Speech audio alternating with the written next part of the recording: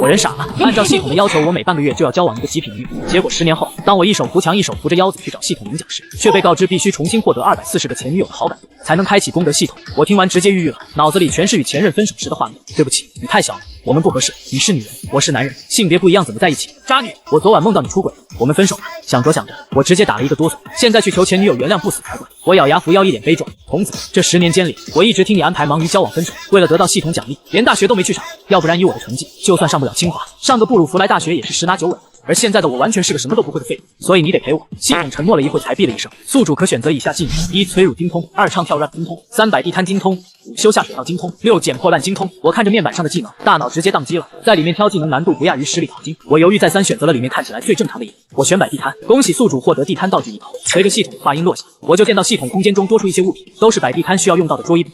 我刚想夸狗系统准备的还算充足，目光就扫到2箱物品，脸瞬间气得铁青。狗系统，你不会是要我摆摊卖这些情趣内衣吧？我满脸震惊，堂堂7尺男儿，岂能去干这等龌龊之事？可任由我怎么呼叫，系统都不再回应。于是为了晚上不睡好我只好默默地在夜市中支起一个地摊，咬着牙把身后一箱子充满诱惑的情趣内衣挪到前面，在摆摊精通的职业本能驱使之下，又从里面取出了几件，熟练地穿在了假人模特的身上作为展示。新的边上同样卖衣服的女摊主张大了嘴，卖情趣内衣嘞，走过路过来看看我家的情趣内衣物美价廉质量好，这一嗓子下去，回头率直接100%，周围人的目光全部都被吸引了过来，小半个夜市直接瞬间安静了下来。卧槽，我看到了什么？只见地摊上摆着一排整齐的黑色蕾丝吊带开头，就连那人体模特在氛围灯光下，竟然都充满了诱惑感，真的是在摆摊卖情趣内衣，这未免也太炸裂了吧！而面对几十上百道目光，我脸上不仅没有丝毫的不好意思，反而拿出一件递到距离最近的一名女生面前：小妹妹要来一件吗？这件非常适合你哦，一件非常诱惑的吊带镂空薄纱内衣，直接把周围人都看懵逼了。女生反应过来，看着眼前堪堪遮住3点的紧身衣物，顿时羞愤不已。我还只是个大学生，变态！看着捂脸痛骂的女大学生以及周围人异样的目光，我有些无奈。好在我脸皮厚，死缠烂打下，终于拿下了第一弹。我刚露出得意的笑容，就突然感觉右眼皮猛地一阵痛。不管了，左眼跳财，右眼跳封建迷信。与此同时，在夜市的另一边，梦梦都2年半了，你也该把那个姓周的渣男给忘了。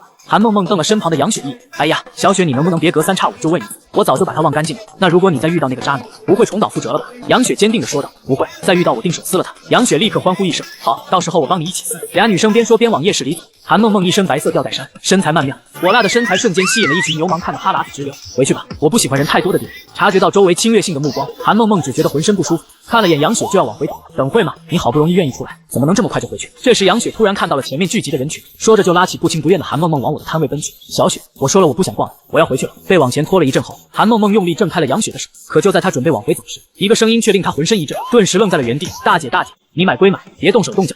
我这边虽然顺利卖出去了几件，但是画风却越来越往离谱的方向发展。那位大哥，那个假人都快给你摸秃噜皮了，口水都流一地了。哎，老妹，你别乱摸我呀！这越来越混乱的局面和咸猪手，还有拿着手机现场直播的，让我一阵头大。梦梦，你怎么了？杨雪看到韩梦梦的情绪突然有些不对，有些关心的问道。没事，那边在卖什么？韩梦梦努力克制住了心底的情绪，听人说好像在卖内衣，韩梦梦这才松了口气。她那么要面子的人，怎么可能来卖那种东西？姐，你轻点摸。哎，那是我胳膊，不是假的，别用手掐呀。韩梦梦刚准备继续往回走，听得这一声嚎叫又令她心头一震。小雪，我们过去里面看看吧。啊！杨雪愣了一下，刚刚还要回去，怎么现在就要往人最多的地方去？韩梦梦看了眼里3层外3层的人群，又往远处看了看，突然朝着人群大喊了一声：“城管来了！”这一嗓子直接让周围的摊主一个机灵，有几家卖小玩意的当即一溜烟跑路。我隔壁卖水果的大哥听到动静后，刚要跟着跑，反应过来后嘀咕了一句：“不对呀，我他喵有证，我跑啥？啥？大哥，这里摆摊要证的吗？被抓了会怎么样？没收作案工具和违法所得的。我去！”我大惊失色，快让我出去！我着急的分开了两边的人，可我刚走出摊位，就看到那一张很漂亮的脸，我瞳孔猛地一锁，心跳都停顿了半拍。不会那么巧吧？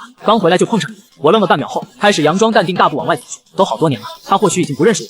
对，过了这么久了，说不定人家孩子都会打酱油了。梦梦，你眼睛怎么红了？你怎么哭了？杨雪看着突然很不对劲的韩梦梦，有点懵又有点急。没事，眼睛进沙子了。韩梦梦擦了擦眼泪，然后怔怔地看着我那张令她在无数个夜里彻夜难眠的脸。就在我准备与韩梦梦擦肩而过时，忽然感觉到了一股杀气。周杰伦！韩梦梦泪花打转，冲着我大喊一声，其中的怨念和恨意让我不禁有点发软。可是他喊的是周杰伦，关我什么事？可下一秒，我就猛地想起自己欺骗人家感情的事。有一段时间就是化名周杰伦，他就是那个渣男。还没等我说话，杨雪先一步惊叫出声，他这一个，周围顿时围过来了一群吃瓜群。此刻我恨不得找个地洞钻进去，但周围人已经将我们围了起来，我只得露出一个看起来很真诚的微笑。嗨，很久没见，你还好吗？脸上笑嘻嘻，心里已经将系统18倍祖宗给骂了个遍。发了这么个禽兽任务，结果奖励啥也没捞着。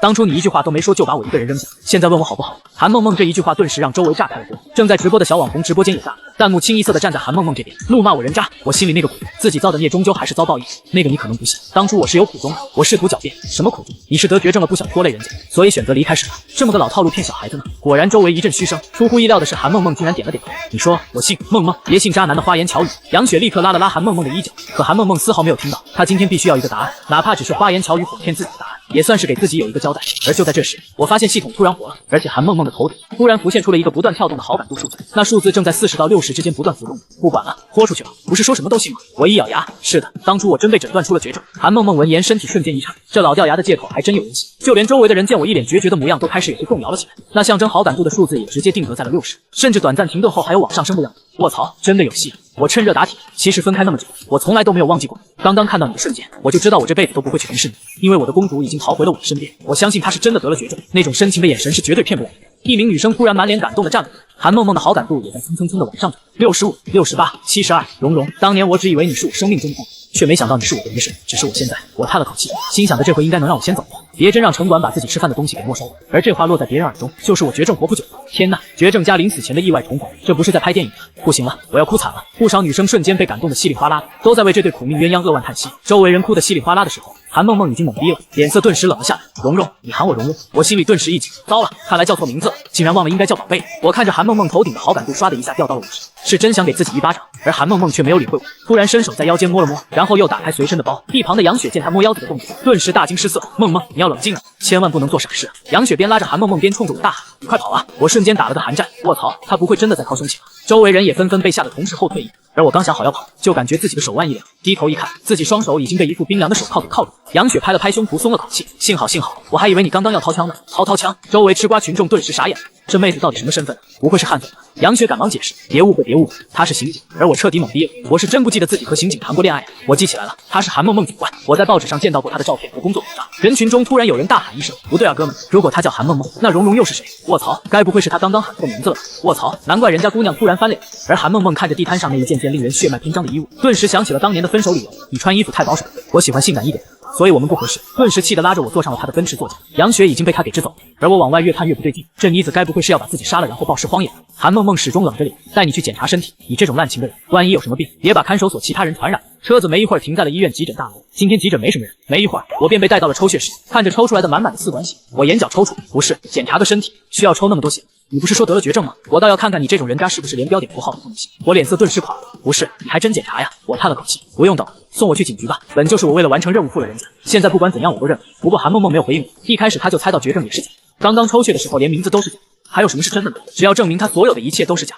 她就能放过自己，彻底和过去一刀两断。她转头看向我，什么穿衣服保守都是借口，你当初离开是因为另有新欢吗？当初就连改的机会都没有给我，你就彻底消失了。等你的化验单出来，我们就永远别见面了。我低着头闭上眼，心中生出一丝内疚。38号，你的化验单好了。韩梦梦接过化验单往值班医生办公室走去，还没等我跟进去，就听见里面一声惊呼：怎么会这样？我赶忙走进去，只看见韩梦梦泪眼婆娑。医生，你仔细说说吧。他早就知道自己的身体情况，是我想知道。医生一脸便秘般难言的表情。2年多前或许还有希望，但现在已经无法手术，最多还有3个月的时间。韩梦梦一个踉跄，2年前不刚好是他们刚分手的时间吗？难道他当时真的是因为我？韩梦梦越想整个人越是站不住。啥？他们在说谁？我还有3个月？我傻眼了。卧槽，这怎么可能？我可是有系统的天选之子。医生见我不说话，将手放到我的肚子上按了按。你现在有什么感觉吗？我感觉你在摸我的肚子。医生一脸笃定的点点头，这就对了，你的癌细胞已经扩散到脑子，好好安慰安慰你女朋友吧。我人妈了，这时候不该是来安慰安慰我。韩梦梦听到这句话彻底大哭起来。你不是说没有住的地方？今晚跟我回家吧。真的没救了吗？不能手术，我们可以化疗、吃药，不管多贵都可以。韩小小不死心，没必要了，她现在感觉不到痛苦就是奇迹了。吃药化疗只会拖垮她现在难得的生活质量。童仔，这是怎么回事？李渊顾不得听下去，慌慌张张跑到厕所。宿主在10年前就患上了绝症，系统用任务延了10年命，以后每当一个前女友的高感度达到 95%， 就能获得功德值，功德可以兑换寿命值。李渊妈了，脑子里又浮现一个个前女友们拿刀砍自己的画面。95的好感度，铺盖仔，不如你现在就杀了我吧。等他从厕所出来，韩小小已经等在外面了，而他头顶的好感度竟然变成了75，而且在见到自己的一瞬间，又直接涨了5点。我靠！有戏啊！这一瞬间，李渊感觉自己又行了。你住了，我送你回去。韩小小一双通红的眼睛看着李渊，我没住的地方，没住的地方，那你昨晚准备睡哪的？摆摊的钱被没收后准备住桥洞。韩小小听完，突然捂嘴转过了身去。跟我回家。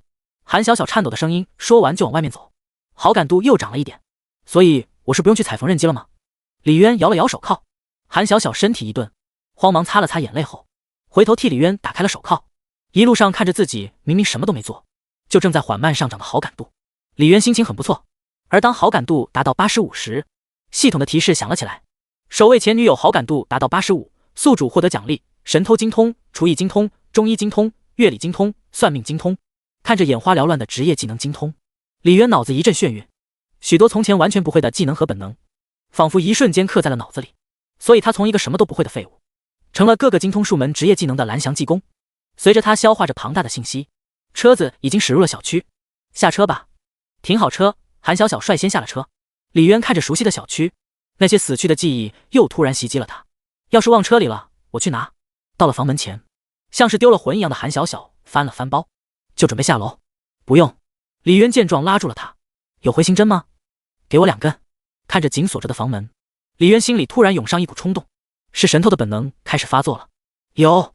韩小小从包里拿出2根回形针，李渊非常熟练地将2根回形针左右开弓，扭成了奇形怪状的模样，然后插入钥匙孔，全程压根不需要动任何脑子，全凭肌肉记忆。咔嚓，门就这样被毫不费力地打开了。李渊心头的冲动也瞬间得到了满足。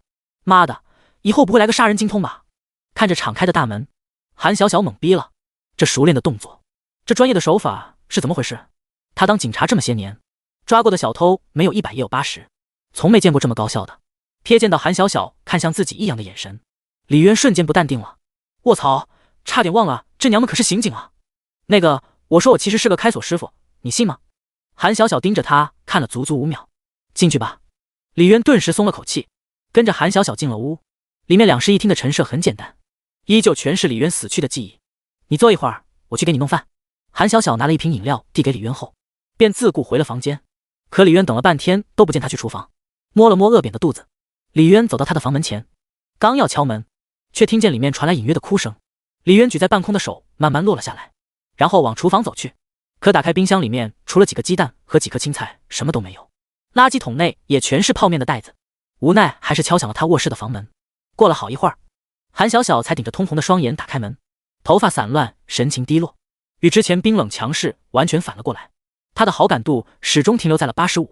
李渊知道自己必须得做点什么才行。我身上只剩5块钱了，能不能借我点钱买菜？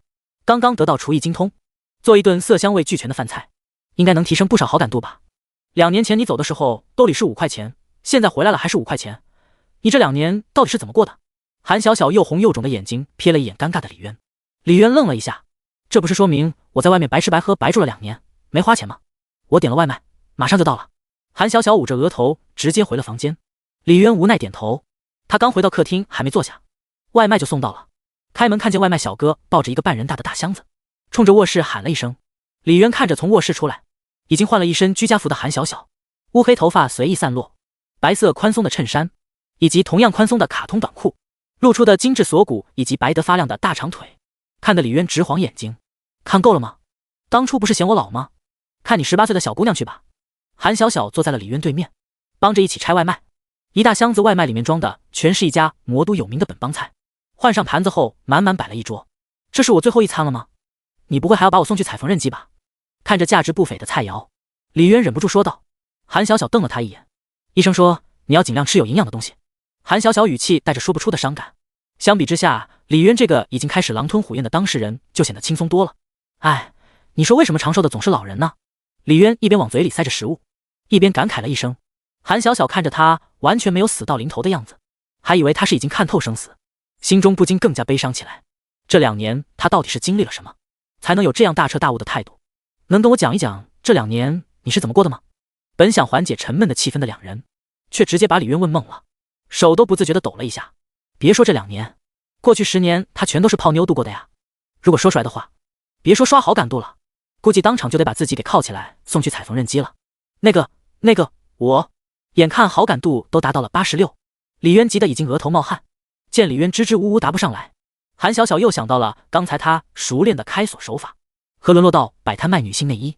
他无法想象一个得了绝症的人到底是怎么艰难熬过来的。对不起，我不该问的。韩小小擦了擦眼角，突然非常温柔的给李渊夹了一大块龙虾肉，好感度又涨了2点。过去的已经不重要了，原来得了绝症就是可以为所欲为啊！李渊心中感叹一声，童仔我错怪你了。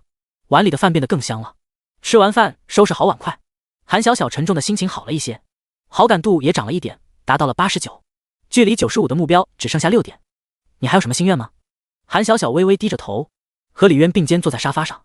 李渊闻着身旁的女人，香心里一动，刷好感度的机会来了。花言巧语攻势已经准备完毕，小小，我的心愿就是能在最后见你一面，这样其实就知足了。他刚一说完，韩小小的好感度立刻就上升了1点。人有生死3000疾，可你知道比绝症更可怕的病是什么吗？是我想你的心病，世间唯有相思不可医。就在李渊趁热打铁，一番肉麻的花言巧语输出，可不能说没有效果，只能说毫无效果。除了一开始的那一点好感度，后面任凭怎么肉麻，都没有再涨一点好感度。好像韩小小完全不吃天底下女人都吃的这一套。我记得你几个小时前说你只喜欢18岁的。韩小小斜了李渊一眼，是吗？那说明我很专一。我记得你以前有个明星梦。韩小小见李渊停下，突然转头说道，最近各种直播类综艺节目很火，我们局里也准备趁着东风和一档综艺联合办一场反扒直播综艺节目，你有没有兴趣上电视？其实我真正的心愿是不劳而获，无功受禄，坐享其成，一步登天。我一个身患绝症之人的羊毛你也薅。最后一个愿望，一步登天，我可以帮你现在就实现。韩小小瞟了他一眼，嘴角露出一丝笑意。反扒综艺，正好你实现一下你的梦想的同时，用你最后的时间为社会做贡献，不是？你要是不想去的话，就在家好好待着，反正你的最后3个月再也逃不出我的掌心。韩小小说完便弯腰起身，瞬间一道又大又白惊心动魄的绝美风景立刻透过宽松的白衬衫映入李渊眼帘。我去，真好，答应了。那我明天给你推荐看。一夜无事，第二天醒来，韩小小已经做好了早饭，只是那味道有点一言难尽。两人匆匆吃过早饭，上了韩小小的红色奔驰。你真的确定自己身上没处理完的案子？启动前，韩小小还是有些不放心。我真没做过伤天害理的事。李渊一脸生无可恋，可他那神乎其神的开锁技能，要说没有经过无数次实战，见过的压根就没人会信。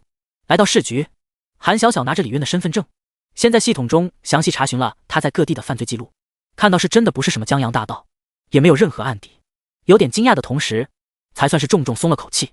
换了身飒爽的警服的韩小小来到车前，饶是看惯了各种美女的李渊，还是忍不住感觉一阵无比的惊艳。而更奇怪的是，好感度竟然又涨了1点，突破到了90。看什么看？我现在长得像18岁吗？韩小小白了他一眼，带着李渊往宣传科走去。果然某些情节只有男人才懂。进门后，这是一间内外2层的大办公室，外面电脑面前坐着5、6个宣传工警员。韩小小打了声招呼后，带着李渊直接往里面走去。徐副科长，人带来了，杨副局也在呢。进到里面的办公室，韩小小直截了当把李渊往前推了一步。哟，小小啊，快请坐。留着小背头40岁左右的徐副科长，脸上带着让人自然亲近的笑容。他就是昨晚你说的那个大盗神偷。徐副科长不动声色地打量了一番李渊。大盗？神偷？一旁的杨局锐利的目光瞬间盯上了李渊。什么神偷啊？杨局在这，徐副科长，你可别瞎开玩笑啊，他是我朋友，只是有这方面的经验，没有做过任何危害社会的事情。韩小小见状，赶忙替李渊解释：哎呀，开个玩笑嘛，大警花这么紧张，看来你们关系不一般啊。终于走出被渣男伤害的阴影了。徐副科长满脸惊喜的样子，仿佛嗅到了八卦的味道。李渊算是看出了韩小小在局里的地位不低啊，可这渣男又是怎么回事？行了，徐副科长你就少贫嘴了，综艺反扒宣传那事，我朋友到底能不能上？韩小小回头似笑非笑的看了眼李渊。小小啊，不是我不信你，这次的反扒宣传上上下下都很重视，你这朋友看起来不太像是偷相关从业者，真有你电话里说的那么神？徐副科长目光重新狐疑的落在了李渊身上。除非你自己能作为嘉宾出席节目，我倒是可以考虑。徐副科长说完，笑眯眯的看着韩小小。这位大警花能在节目露面的话，吸引力是致命的，可就不怕收视率太低，交不了差喽。至于李渊，随便安排几个镜头就成。徐副科长，这次来说的是我朋友的事。韩小小似乎早就知道徐副科长在打自己的主意，并没有上当。而这时，门又被打开了，穿着正装的一男一女走进了办公室，身后还跟着几名扛着摄像机的大哥，显然是电台的人。徐副科长，杨局，两人微微低头打了招呼。怎么样，准备好了？徐副科长起身问道。好了，徐副科长，10大锁王已经都找齐了，现在就在外面呢。短发女子轻声说道。好，那就直接开始吧，别耽误时间了。徐副科长闻言面露喜色，接着又朝外面喊了一声：“小王，把通知一下，人可以过来了。走吧，这里也施展不开，去活动室都已经布置好了。”徐副科长招呼一声：“小小，你和你朋友也来。”一行人便走出了宣传科大门。杨局，这是要干什么？节目不是还没开始录吗？韩小小拉了拉杨副局长。这一期是完成室内录制，主要做科普防盗知识，以广发英雄帖找民间各种疑难杂所。等到正式录制其中一期，就是户外实时直播挑战开锁。杨副局长笑了笑，露出一脸自豪。为了这次的直播综艺，这次局里可费了老大劲，把几名退休道圣都给请出山了，就怕万一有民间高手到时候出糗。李渊听完，在旁嘴角抽了抽，不是经常有锁王争霸赛吗？为什么宁愿费那么大劲，也不请往届县城的冠军？一名新人警员听见后有些不解，因为真正干这行的高手是不会去参加比赛的。杨副局长神秘一笑，而当他们来到活动室，映入眼帘的除了各种防盗门锁和奇奇怪怪的道具，更让李渊脸部肌肉抽搐的是，他竟看见了好几名带着脚镣犯罪人员。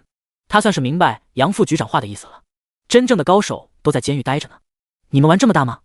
服刑人员不用踩缝纫机吗？也上综艺啊？李渊忍不住对着韩小小吐槽。这次的节目室里很重视，只要技术过关，能用技术回馈社会，就可以戴罪立功，争取减刑。杨副局长笑着解释道：“好好好，还能这么玩是吧？”对着看似离谱的操作，李渊只能感叹一句：论掌握一门技术的重要性，这些是市面上最常见的 B 级防盗门锁，经验丰富的老师傅就算没有指甲刀、掏耳勺等工具，路上随便捡个树枝和袜子也能打开。杨副局长不着痕迹地给韩小小介绍着一排排的门锁，而摄影机也已经对准了这边，准备拍下当做花絮或者片头来播放。有些无奈的韩小小很是无奈，看来是铁了心给自己设套，让自己上节目。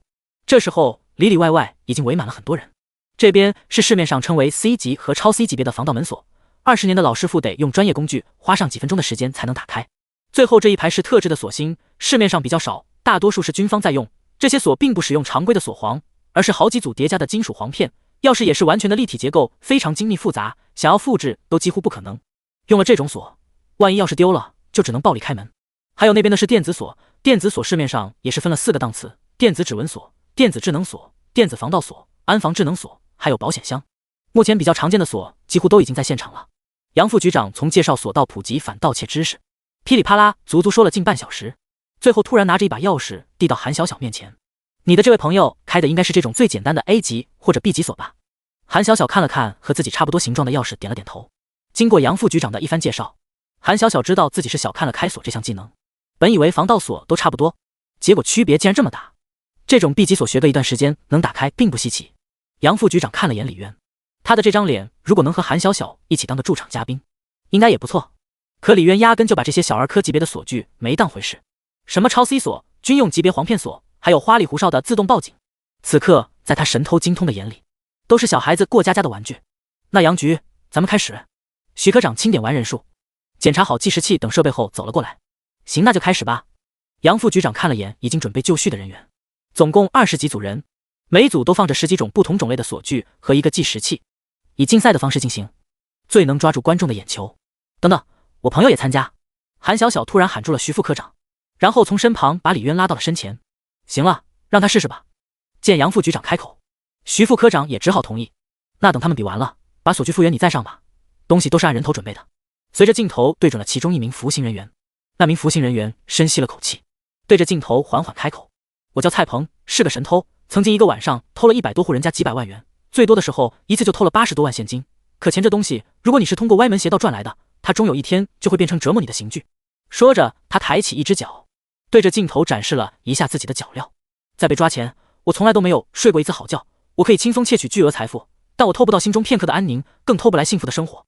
感谢所里能给我这个机会，用我旁门左道的能力来为社会做一点贡献。最后劝有和我一样也走了这条弯路的兄弟，早日收手吧，更好的明天在等你们。伴着舒缓的音乐，那名服刑人员表情动容，真情实感地说完了心中所感。几名服刑人员纷纷讲述了自己不堪的往事。韩小小不自觉地又看向了李渊，李渊这2年过得一定比他们还要艰难，才被迫学会了开锁。等到所有服刑人员讲完，接下去就是正式的比赛。除了最后的军用簧片锁以外，所有的锁必须都在1分钟之内打开，因为现场盗窃开锁时间超过1分钟，风险将大幅提升，并且不能用破坏锁芯和用电子设备的方式开锁，这样非常容易留下痕迹，然后被警方追踪。而且只要锁没坏，并且不要太贪心，很多人短时间内甚至一辈子压根都不知道家里被盗过，这样能大大降低被抓的风险。这2条规则，违者当场淘汰，奖励和减刑也就拿不到了。裁判一声哨响，卯足了劲的20几组开锁巨匠快速动了起来。最开始的几把不同 B 型锁，大部分人只用一根掏耳勺，在5秒内的时间便轻松打开。到 C 型锁则要困难了不少，但也完全难不倒他们精挑细选的开锁大师。只有号称永远不可能被技术打开的超 C 锁，以及经过特殊改造的锁具，让他们稍稍打起了精神。随着脱钩进进出出上下摇后，啪嗒，50秒不到，一把号称超 C 锁便被单钩直接开启。接下去是智能锁。智能锁的本质其实就是机械锁，只是用指纹和面部解锁代替了钥匙。实际上，指纹锁防盗还不如普通的机械锁，因为多了电子设备干扰以及用猫眼开锁。但对于这些大师盗圣来说，完全不屑用那些花里胡哨的方式。同机械锁的原理，一把掏耳勺足矣。只不过当开安全级别最高的安防智能锁时，大部分都不小心触发了报警器，只有4、5人没有发出一点动静，在1分钟内堪堪打开。杨副局长脸上露着灿烂的笑容，不愧是从全国各地的监狱和开锁公司挑出来的。目前市面上最高级别的防盗锁，号称使用最专业的工具也需要几个小时才能打开，而现在全部在1分钟之内被打开，看得周围的人是一愣一愣的。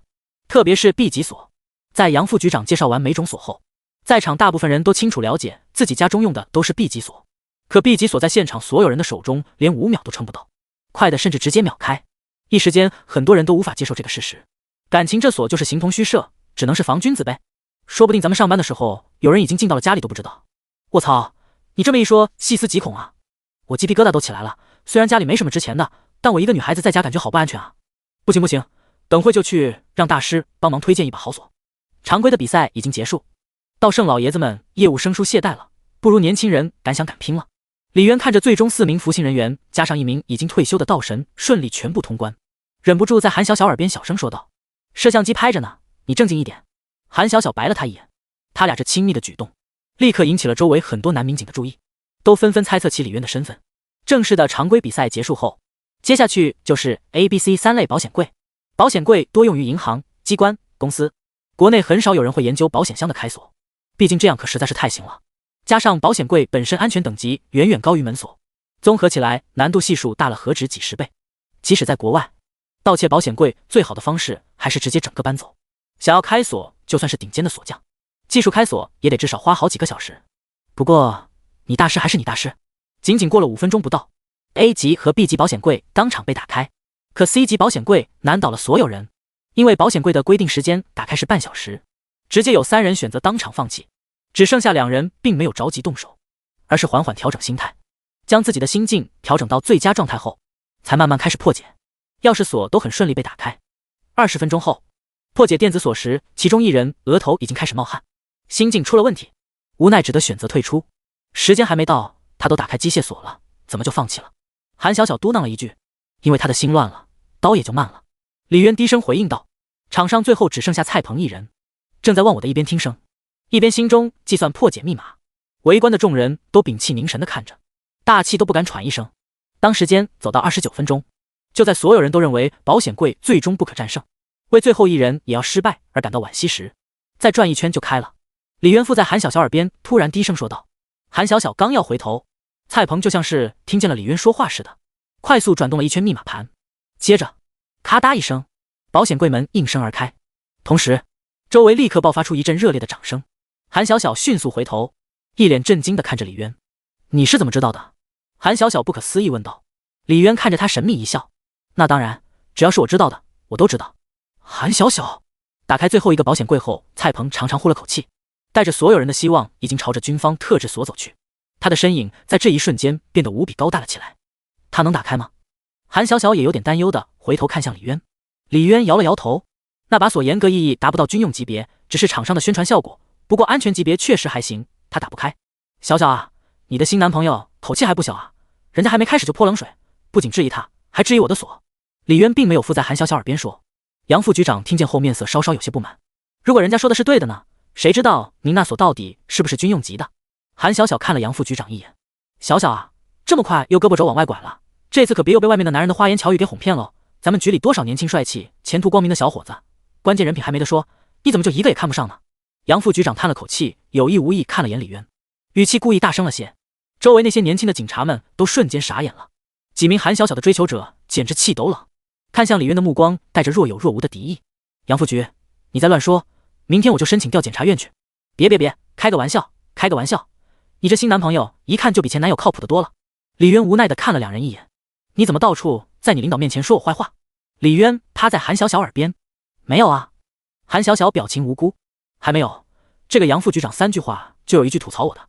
哦，我在所有人面前都说了，算你狠。彼此。他好像真的打不开了。大半小时之后，韩小小回头说道，周围人也都等得有点着急加疲倦。我放弃。等到第40分钟时，蔡鹏才打开了2片黄片，想要在剩下的20分钟内破解剩下的8组黄片，显然是不可能完成的。周围人暗暗叹了口气。那么本次竞赛的第1名就诞生了。徐副科长见状就要上前宣布比赛结果，但却被韩小小给拉住了。他还没比呢。韩小小指了指李渊，看着韩小小一句话，周围所有人的目光都聚焦到了自己身上，议论声渐渐多了起来，几乎全都是质疑李渊的。李渊一边礼貌地微笑着，一边冲着韩小小低声说话，你这么想让我上电视，不会是想让我出糗报复我吧？想报复你需要这么麻烦吗？信不信只要我告诉他们你就是那个渣男前男友，你当场就会被揍成猪头。那个，现在时间已经过了饭点，大家都饿了，要不等吃完饭再来继续吧。徐副科长有些尴尬地看向了杨副局长，你大概需要多久？杨副局长看向李渊问道。几分钟吧。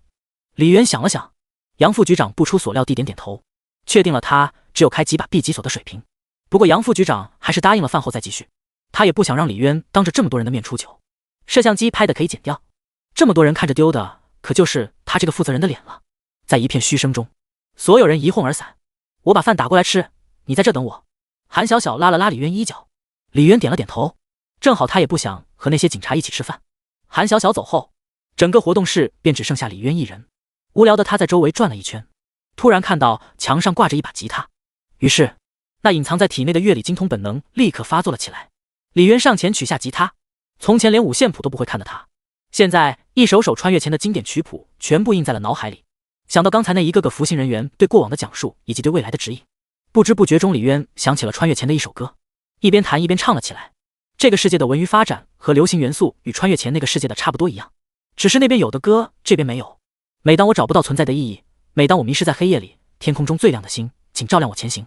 悠扬铿锵的歌声环绕在整个活动室，这首歌帮助无数人度过了人生最黑暗最艰难的时刻，也包括李渊自己。只是他不知道的，其中一台摄影机因为摄影失尿急忘了关。当远处响起脚步声，李渊的歌声戛然而止，做贼一般迅速将吉他放好。见是韩小小拿着2个饭盒走了进来，李渊松了口气，我刚刚怎么好像听见有歌声？韩小小狐疑地看着李渊，不知道，没听见。你要是想听歌，我可以唱给你听。李渊摊了摊手，别，你几斤几两我还不知道，一嗓子我昨晚的饭都得吐了。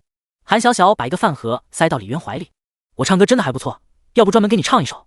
行了，快吃饭，医生说你每天必须按时按点吃饭。韩小小伸手拿过李渊的饭盒，替他打开后，把自己饭盒里的肉夹了一些进去，又还给了李渊。除了我爸妈，就没人像你这样对我掏心掏肺的，以后谁要是娶了你，真是8辈子修来的福气。接过饭盒，李渊忍不住感慨，那你就去缅甸吧，那里有很多人对你掏心又掏肺。韩小小瞪了他一眼，不再理他。你有喜欢的东西吗？李渊看着韩小小头顶90的高感度，许久不动，陷入了沉思。我喜欢日本的蘑菇，你想送我吗？下午还有20几分钟才开始，你先休息一下，我还有些工作要处理。吃完饭后，韩小小收走饭盒，顺便替李渊赶走了外面围观的人。闲得无聊的李渊趁着没人又取下吉他，自弹自唱了一首《桃花弄》。直到时间差不多，陆陆续续有人进来。可让杨副局长没想到的是，本以为下午人会比较少，可谁知道吃个饭的功夫，锦花有男朋友的事就传遍了，直接导致外面全是打着支持局里宣传工作旗号来看李渊的人比上午还多。杨副局长抽了抽嘴角，一脸不情愿地看向韩小小，您可答应让他上的，堂堂大局长总不能反悔吧？张副局长也不好食言，只能让人把锁具复原。李渊一脸淡定地走上前，来到了2名服刑人员的中间身旁。大叔，刚才表现不错。李渊随口打了声招呼，谁知那人立刻瞪了一眼李渊，哥，我00后，今年23。卧槽，你00后？李渊震惊了，看着他稀少的毛发和性感的小胡子，这不谢广坤吗？年纪轻轻的你是怎么做到小年纪就一把年纪的？哥，熬夜熬的。那人挠了挠光滑的头顶，果然黑夜不会亏待晚睡的人，他会让你领先别人10几年。行了，赶紧开始吧，说什么悄悄话呢？徐副科长冲李渊喊了一声，然后又轻咳一声，挤了挤眼。杨副局长允许你可以用别的手段开锁，比如轻微损伤锁芯。哥，徐副科长怕你丢人，刚刚进门的时候让我把这个给你。谢广坤偷偷拿了一把万能工具钥匙递给了李渊。这样的工具虽然有效，但会破坏锁芯，所以已经不算是技术开锁。你给我2根回形针就好。李渊越过他的手，从他面前的工具盒里面拿出了2根回形针，握在手里。杨副局长见状，顿时气得胡子疼，这是存心要打他的脸啊！你看那个小白脸，一看就是吃软饭的，也不知道哪来的勇气，丢咱们警花的脸还不算，还要丢杨副局长的脸。一名20出头的小警员忍不住吐槽，周围人纷纷点头表示认同。电视台的几人从杨副局长的表情也同样不看好李渊，只当他是个没本事还想出风头的现眼包。摄像都懒懒散散的聊着天，压根没正经录，反正也是要剪辑掉的。小小，你这男朋友真不会来事，当着这么多人的面让我难堪。杨副局长看着李渊嬉皮笑脸的模样，心中那个火呀，那是直往上冒。随着哨声响起，李渊才不紧不慢地把2个回形针扭成了钩状和刀状，然后伸进锁芯，咔嚓，回形针还没到底，大部分人还没反应过来，锁已经直接开了，还算是有那么一点实力。杨副局长见状，表情好了那么一些，而随着咔嚓咔嚓的声音接连响起，周围人一个个顿时瞪大了眼睛。有人不过是一眨眼的功夫，李渊面前所有 B 级锁都已经全部开完。卧槽，啥情况？我就转了个头，怎么 B 级锁全打开了？别吵，他去开 C 级锁了，我不信他 C 级锁还能这样秒。咔嚓咔嚓咔嚓，开！在外人看来，李渊手里的2根细铁丝就像是被附了魔法一样，几乎是刚捅进去锁就自动打开了。他们从来没见过这么离谱的开锁，连那群道圣都看傻眼了。杨副局长和徐副科长更是张大了嘴巴。卧槽，哪有这样开锁的？他这是开锁还是变魔术啊？本以为10大锁王5大道圣还有狱中高手已经天下无敌了，没想到竟然还有比他们加起来还要勇猛的。你别开了，我害怕。想到比自己家门锁还高一个档次的锁芯竟然这样被人信手打开，不少独居女同志已经开始为自己的人身安全感到深深的害怕。那些锁是不是都没复原好啊？还是他作弊了吧？怎么可能有人这么强？李渊用那不可思的手法开完 C 级锁后，有人开始提出了质疑。徐副科长也觉得不可能，便暂时叫停了李渊，然后让人仔细检查了锁芯。锁没问题，工具也没问题，只是普通的回形针，已经打开的锁芯也没有被破坏的痕迹。几名道圣仔细检查了接下去的每一个锁芯和李渊手里的铁丝。那重新开始吧。确认没有问题后，徐副科长冲着李渊喊道：我打赌，开超 C 锁肯定不可能那么轻松了。如果之前的锁没复原好的话，超 C 锁别说那么快了，能不能打卡都不一定。然而小声的议论还没结束，咔嚓咔嚓咔嚓，李渊收起锁开，和之前一模一样，一排超 C 锁没有任何阻力的被全部打开。这，所有人愣住了，看他们还没来得及眨眼，咔嚓咔嚓咔嚓，另一边的 ABC 级智能锁连警报都没反应过来，也紧跟着被李渊全部秒开。卧槽，这他妈还是个人吗？这得开多少锁，蹲多少年才有这样恐怖的手法？所有人都傻了，就连韩小小也不例外。他只知道李渊开锁厉害，但不知道这么厉害啊！刚才谁说他是来凑数的？谁说他是小白脸现眼包来的？杨副局长，这难道是你找来的隐藏 BOSS 吗？电视台的几人像是发现了新大陆，满脸的惊喜。刚才的镜头，你们居然都没有给特写吗？2名电视台领导兴奋地跑去查看了拍摄内容，准备把李渊的镜头进行全方位剪辑时，脸色顿时黑了。嘘，安静，都安静！徐副科长突然压低了声音叫道。众人见李渊丝毫不浪费时间，换了2根长一些的铁丝后，直接走向了一排保险柜，立刻闭嘴噤声。刚才开保险柜的困难程度，他们是有目共睹，一点点噪音都会影响到开锁人的心境。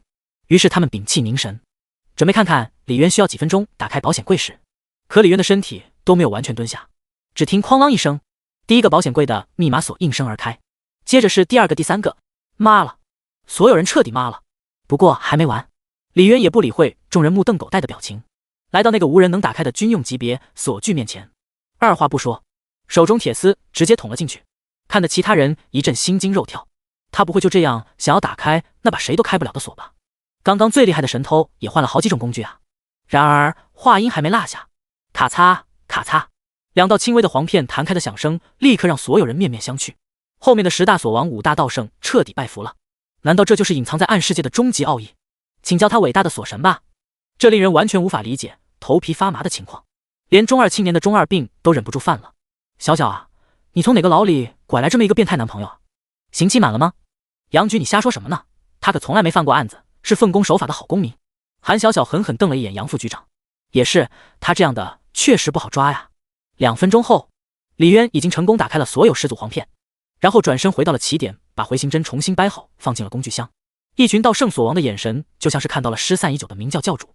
哥，等我出狱了，我拜你为师，咱们师徒联手干一票大的。谢广坤对李渊满脸崇拜。李渊瞥了他一眼，干好了叫我李哥，干不好叫我李某。开个玩笑哥，不过等我出来了，你可一定得收我为徒。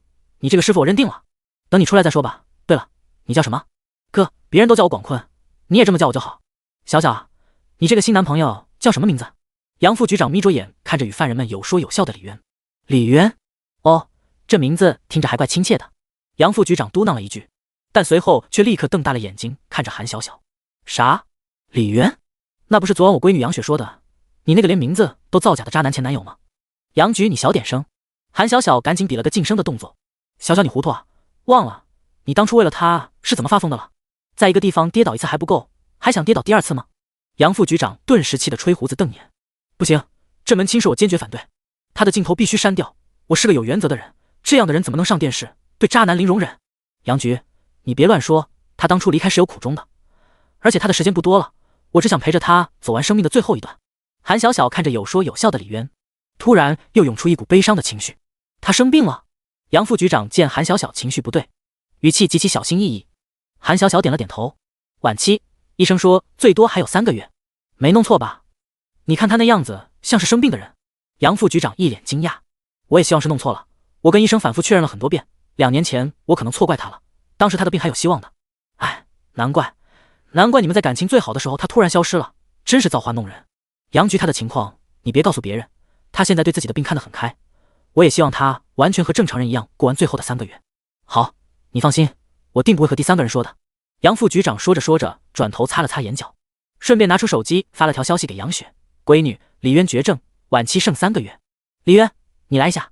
发完消息，杨副局长亲切地朝着李渊招了招手。李渊看着杨副局长那看亲儿子般的目光，感觉一阵别扭。杨局，这次比赛的第1名有特殊奖励，就是可以担任咱们局里的特别反扒顾问，虽然没有工资，但以后你进出单位也能方便一些。杨副局长说着又看了看韩小小，以后没事多来走动走动，看看小小。好的，杨局。李渊有点懵逼，莫名其妙得了个顾问。杨局，徐副科长，时间比较紧，那我们就回去抓紧剪素材去了。电视台2名导演过来打了声招呼，深深看了眼李渊后便离开了。行了，东西收拾收拾，都回去继续工作吧。杨副局长大喊了一声。李哥，我先回家了，你要记得我这个徒弟啊。路过李渊身边时，谢广坤突然对他喊道。李渊愣了愣，你已经刑满了吗？不是，我先回狱里，出来再见。那句话怎么说来着？有人年纪轻轻回监狱，就和回家一样亲切。小小，你给局里找了这么厉害的顾问，下午放你半天假。杨副局长眼睛在2人之间来回扫了扫，看得李渊满是莫名其妙。韩小小点头道了声谢，然后拉着李渊的手，我们回家吧，还得给你买很多生活用品。爸，你怎么能让那个渣男上电视啊？还给小小放假，让他和那个渣男有时间在一起。你不知道当初那个人断崖式分手，差点整个毁了小小吗？李渊和韩小小走后，杨雪突然冲进了杨副局长的办公室。爸，我还想撮合小小和弟弟的，你怎么净给我和弟弟添乱啊？谁说爸爸给你弟弟添乱了？我这是在帮你弟弟知道不？杨副局长不慌不忙点了支烟。你都给他俩制造了机会，怎么就帮弟弟了？杨雪气得把桌上的笔筒敲得砰砰作响。小雪啊，这你就不懂了，我这招叫做以退为进。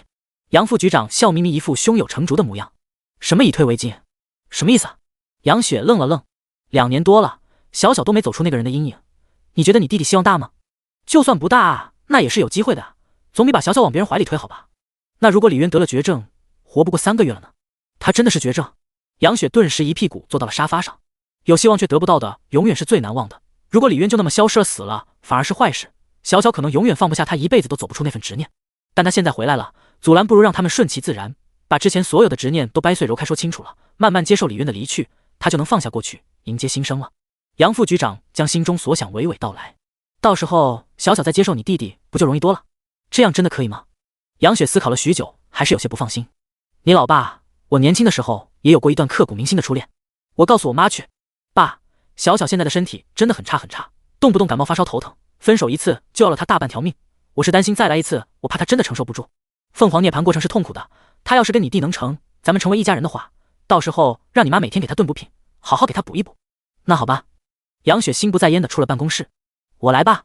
李渊看着满满一后备箱的东西，从韩小小手里拎过一大袋生活用品，手刚碰到他的手腕时，中医精通的职业本能立刻上了头，转而直接给韩小小搭上了脉。你干什么？看着李渊半握着自己的手腕不松，韩小小疑惑的看了他一眼。伸舌头。李渊搭完脉又翻了翻他的指甲。有人看着呢，你要干什么？韩小小脸色一红，但见他不罢休的模样，还是乖乖伸出了舌头。你是不是经常失眠掉头发，早起神经性头痛，姨妈每个月都不准时，而且每次来姨妈都痛得生不如死？检查完后，李渊表情严肃。你是怎么知道的？韩小小呆了一下，然后满脸惊讶。这些症状他连最好的朋友杨雪都从来没说过。我说我有一天在山里遇到了个老爷爷，他看我骨骼惊奇，遂教了我医术，你信吗？不信。那就算了，说了你也不信。实际上比这还离谱，钥匙给我，我把东西搬上去。李渊摇了摇头。你还需要钥匙吗？韩小小白了他一眼，双手拎着袋子直接往楼上走去。进了屋，两人忙了一下午，把原来略显简单冷清的屋子重新布置成了一个温馨的家的模样。你休息一会，我去给你做饭。收拾完后，韩小小拎着菜进了厨房。他已经抽空看了不少做菜的教学视频，决心不能再让李渊这个大病号跟他吃外卖了。要不我来吧。李渊目光有些担忧的看着他的背影，早上像糊糊一样还带着焦味的粥依旧历历在目。你去休息吧，我可以的。韩小小说着，厨房传来一阵乒铃乓啷的声音。李渊又把家里都收拾了一遍。就这样，在各种奇怪的声音中，忙碌了2个小时的韩师傅，看着锅里乌漆嘛黑散发着怪味的东西，默默拿出了手机点了一份外卖。还好你忙碌了2个小时，只是白忙活了。李渊看着乱七八糟的厨房，一阵后怕。幸好这娘们还算有自知之明，放弃了，要不然今天得做一回以身试毒的壮士。我来做吧。李渊将韩小小身上的围裙解下，穿到了自己身上。你不累啊？我腰痛死了都。我点了外卖，别煮面了。医生说你要吃有营养的。韩小小有些心虚，又惊讶地看着干了一下午体力活却依旧生龙活虎的李渊。这合理吗？这是得了绝症的样子吗？你身体太虚了，等会儿给你熬点中药。李渊说着已经在厨房忙活开了。他可是有系统的男人，自从喝了混沌汇元肾宝后，腰不酸腿不痛，一口气爬6楼不费劲。不过韩小小听了总感觉哪里不对劲。身体虚不是形容男人的吗？等会吃完饭把药喝了，然后过1个小时去跑半小时步。不是，你来真的啊？你这2年是去蓝翔进修去了吗？开锁、中医、做饭你还有哪些本事？韩小看着一桌子色香味俱全的饭菜，脑子有点发懵。本来以为他和以前一样煮个泡面就了不得了，哪那么多废话，快吃吧。李渊盛好饭递到韩小小手里，吃了第1口以后，韩小小简直感动的眼泪都要出来了。他已经不记得有多久没吃过有烟火气的饭菜了，而且这饭菜实在是太好吃了，比他去吃过的任何一家饭店的菜都要好吃。慢点吃，吃完记得喝药，整天外卖饮食不规律还熬大夜，要不是你年轻，身体早垮了。李渊看着像个饿死鬼的韩小小，替他把熬好的中药倒了一碗出来。喝完药后1个小时去跑步出些汗排毒，坚持个1个多月，你那些头疼痛经盗汗的毛病就差不多就会好了。听着李渊温柔的声音，韩小小突然有些恍惚，不是应该我照顾你的吗？怎么现在反过来了？看着韩小小的好感度直接增加了2点，到了92点。李渊一阵惊喜，还差3点，他就可以不用去死了。我记得你以前从不跑步。饭后1小时，韩小小和李渊2人换上了运动服，沿着江边并肩慢跑。那是以前专家说坚持跑步能活到100岁，为了活到100岁，冲！李渊说着加快了些脚步。亏你还懂中医，专家的话你也信，跑步怎么可能活到100岁？韩小小也加快了一些。怎么不能？你只要现在开始坚持跑步3万天，就能活到100岁了。韩小小愣了一下，心算完后突然笑着白了李渊一眼，没个正经。后面的综艺直播要是有机会的话，你去吗？韩小小突然问道。有钱拿吗？应该有吧，好像电视台那边会给钱，局里也会有补贴。韩小小想了想，有的话我就去。李渊一本正经道。以前的你可是金钱如粪土，怎么现在变成个财迷了？韩小小笑得更灿烂。以前为了完成半个月分手一个再交一个新女友的任务，连吃饭的时间都得计算进去，时间管理大师见了都得自叹不如，哪有心思赚钱？现在终于完成了任务，不仅要赚钱，还得续命。操蛋的系统，要是没有本系统，宿主在10年前就嘎了。那你系统还怪好的嘞。跑完步后，2人并肩往回走。韩小小额头挂着密密的汗珠，脸色比较之前病态的白，看起来明显健康红润了不少。被汗水打湿的衣服映出了整个曼妙的身材曲线，如杨柳扶风般的腰肢盈盈一握，圆润挺翘的胸膛随着呼吸起起伏伏。李渊悄悄快速往前走了几步，用身体挡在了他身前。我先去洗澡，身上全是汗，难受死了。一进门，韩小小迫不及待地换鞋往浴室奔去。一夜无事。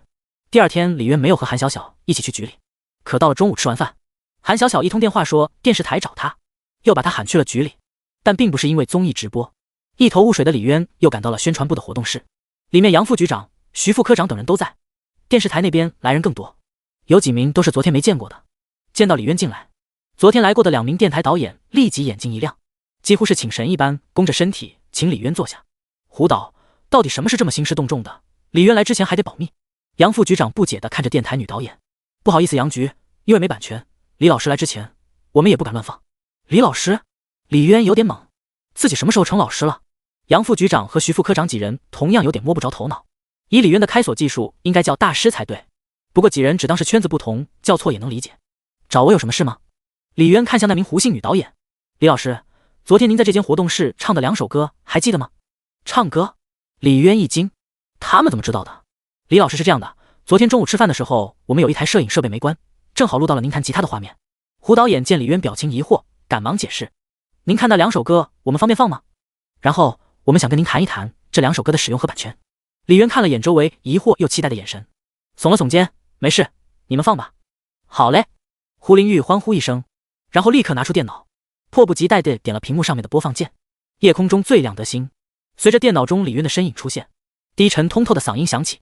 局里的几人都惊讶地看向了李渊，难怪这小子让小小这么死心塌地的，唱歌也有那么一手，看来回去的让宝贝儿子练一练吉他弹唱了。杨副局长腹诽了2句，可是随着歌曲不断推进，李渊的声音越来越清晰有力，情感也逐渐爆发出强大的穿透力。我宁愿所有痛苦都留在心底，每当我找不到存在的意义，夜空中最亮的星，请指引我前行。激情澎湃的旋律，直击心底的歌词，没有太多技巧，却有无尽感染力的声音，在场的所有人都被深深震撼了，包括已经听了无数遍的电视台等人，每个人都仿佛在这首歌中看到了自己曾经迷惘的影子。而当夜空中闪现出那颗指引前方的星星时，一切的孤独、哀伤和黑暗都在一刹那有了直击心脏的勇气去驱散。一曲罢，周围静得落针可闻，所有人都还沉浸在歌声中，久久无法自拔。这首歌让我想起了当初在边境没日没夜的日子。杨副局长抬起头擦了擦眼角，然后不好意思地笑了笑，年纪大了，情感总是比你们年轻人丰富一些。杨局，不怕您笑话，这首歌昨晚我听了一整晚，枕巾都换了好几条。胡林玉摇了摇头，李老师的这首歌实在太有感染力了，它有一种特别的力量，如果我父亲去世的时候能有这样一首歌彻夜陪伴的话，或许那段时间就不会那么难熬。胡林玉说着，语气有些哽咽了起来。这首歌是李渊写的？平复完心情后，张副局长有点不可思议。是的，目前没有任何一首相似的歌曲，可以确认是李老师的原创。台里想要把这首歌当做这次反扒节目的主题曲，今天就是专门来征求李老师意见的。那名男导演目光炯炯地看着李渊，看着一双双炽热的目光。李渊缓缓开口：“给钱吗？”啊！胡林玉掩嘴不可思议地惊呼了一声，瞬间从刚刚沉浸的情绪中抽离了出来。本以为李渊会和大部分歌手写出了好作品一样，使劲吹嘘一番自己悲惨离奇的经历和励志的梦想，毕竟这已经是达成共识的套路了。他都已经想好了，不管李渊怎么吹，指鹿为马的吹，他都会毫无保留的相信。毕竟这首歌足足让他听哭了一整晚，没有离奇的经历，怎么写出这样震撼心灵的歌？再加上李渊打败一众所王道圣的开锁技巧，一段悲惨又励志的身世早已经浮现在他眼前。可谁知李渊却完全不按套路，一句话就直接把他酝酿好的情绪给打消了。胡林玉深吸了口气，默默收起纸巾。李老师，那个钱肯定是会给您的，就看您是愿意卖版权还是歌的使用权，两者的费用相差会很大。胡林玉一脸希冀地看着李渊。李渊听完摇了摇头，版权不卖，版权这东西必须要拿在自己手里。胡林玉闻言脸上忍不住闪过失望。买3年的使用权，给您20万，您看可以吗？丁，擅自倒卖他人版权属于窃取行为，希望宿主恪守底线，做个正直的人，不要沦为金钱的奴隶。就在李渊欣喜即将答应时，系统的声音就像是一瓢冷水当场泼下。那个，我去趟厕所，马上就回来。李渊匆匆起身，见李渊脸色有些难看，胡林玉还以为是自己的价格低了。等他出了门后，连忙拿出电话给台领导打去，准备再多要一些。这首歌他无论如何至少也要使用权。正直，我星号，拜你所赐，我10年间交往了240人女朋友，又甩了240人女朋友。你妈卖批现在跟我讲要正直。厕所内，李渊骂得很难听。宿主可以逾越道德，但是不能触犯法律，即使这是另一个世界。如果我坚决要卖怎么办？系统会无法给宿主发放奖励，这是系统被设定的规则，无法改变。你个铺盖仔！李渊咬牙切齿，但随后脑袋瓜又一亮，试探性问道：“不能卖的话，那我可以自己唱，然后无偿给别人使用吗？”“可以，只要不直接买卖。”搜得斯内，原来你是这样的童仔。系统的回答让李渊瞬间浑身通畅。死鬼系统，怎么不早说？只要不砸在自己手里，可以给别人放的话。至于钱什么的，嘿嘿嘿，有时候免费的才是最贵的，或者变相吃软饭也挺香。所以前女友中有明星歌手吗？童仔，我刚刚错怪你了，你确实是个正直的童仔，我很欣赏。3分钟后，李渊神清气爽回到活动室。李老师，刚刚我和领导通过电话了，费用的话咱们还可以商量，2年30万，到期再续，不限制您在别的平台再发表，您看行吗？胡林玉眸中带着乞求之色，这是他争取来最高的条件了，比很多一线歌手都要好。杨副局长等人都惊讶了，这小子随随便便唱首歌，就卖出了他们几年的工资，还有天理吗？我们真的是带着十足的诚意来的，请您再仔细考虑考虑行吗？我们可以一直等您。胡林玉再次恳求。李渊看到他几乎要哭出来的表情，轻笑了一下，这首歌白送给你们，我不要钱。说完，李渊缓缓坐下。胡林玉一时间脸色惊骇，像是吓到了，又或者李渊的这句话直接把他的 CPU 给干烧了。总之他足足盯了李渊半分钟以上，当掉的脑子才慢慢重新开机。李老师，您说这歌送给我们用？胡林玉捂着因为激动不断起伏的傲人胸脯，低领小衬衫本就遮不住全部，这一揉直接暴露了小半。你们想用多久都行，我1毛钱不收。李渊点头确认。这下所有人都面面相觑，连韩小小都惊讶了，那可是30万啊，不签独家，他还可以去别的平台继续卖，而且要钱不是他自己提出来的吗？怎么去了趟厕所就是金钱如粪土了？李老师，我都不知道说什么好了，这首歌要是能被更多的人听见，一定会给予那些正身处黑暗中的人一点点光明的。胡林玉已经激动得满脸泛红，看李渊的双眼都泛着光。这首歌也曾经激励过我自己，所以现在我也以微薄之力与社会些许力量。李渊面色平和，目视远方，似有千山万水从深邃的眸中呼啸而过。这一瞬间，他的身影变得无比高大了起来。开玩笑，这可是用30万换来的装逼机会，当然得好好的装，使劲的装。一时间，各种崇拜的目光落在李渊身上。张副局长也是一脸后生可畏的目光看着李渊，只是韩小小却突然脸色一白，捂着肚子跑了出去。李渊啊，你现在可是咱们局里的特别顾问。杨副局长突然一脸严肃开口，就当李渊和胡林玉疑惑他要说什么时，杨副局长瞬间又换了一副面孔。你这首歌都免费送给电视台了，那么给咱们狱里当狱歌应该没啥问题吧？也好让那些走了邪路的臭小子们打起精神来。当然没问题，我现在也算局里的一份子，自然是要给局里出一份力，为社会做贡献。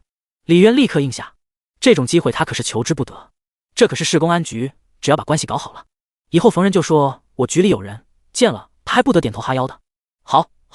好，董烛墨光，增辉日月，现在的年轻人可期。杨副局长连连赞叹，看李渊的目光像极了亲儿子。李老师，前导片今天就能剪好，周5播出，周末开始的反扒综艺直播，不知道您这边有兴趣吗？胡林玉崇拜的目光盯着李渊问道。给钱吗？李渊不假思索回问道。刚刚失去了30万，这回不给钱是坚决不能去。为了摆脱吃软饭，他宁可出去卖艺赚钱补贴家用，毕竟他现在技多不压身不是？胡林玉听罢大脑又宕机了。给的，这次参与的嘉宾都有出场费，虽然比一起参与的明星嘉宾要低一些，但我会给您尽量争取多一些的。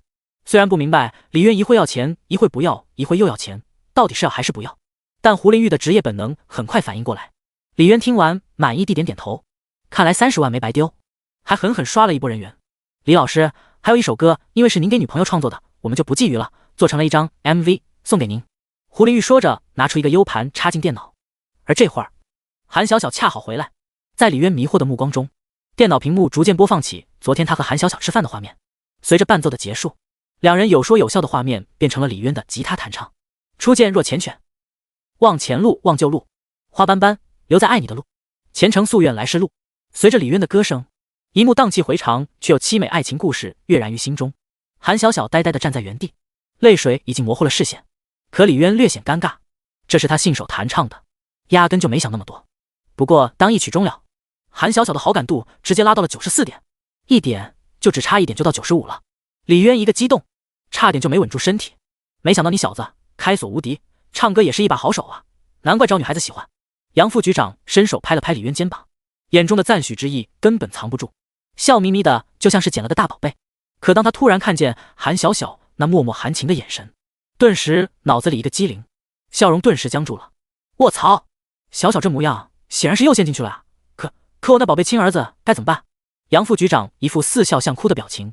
完了，还说什么以退为进，这是直接退回了泉水，眼睁睁看着家都被拆了啊！杨局长，您这是怎么了？胡林玉见他前一秒还春风得意，下一秒直接一副捶胸顿足的模样，不禁有点担忧。没事，胸口疼，老毛病了，我回去喝口水，你们继续。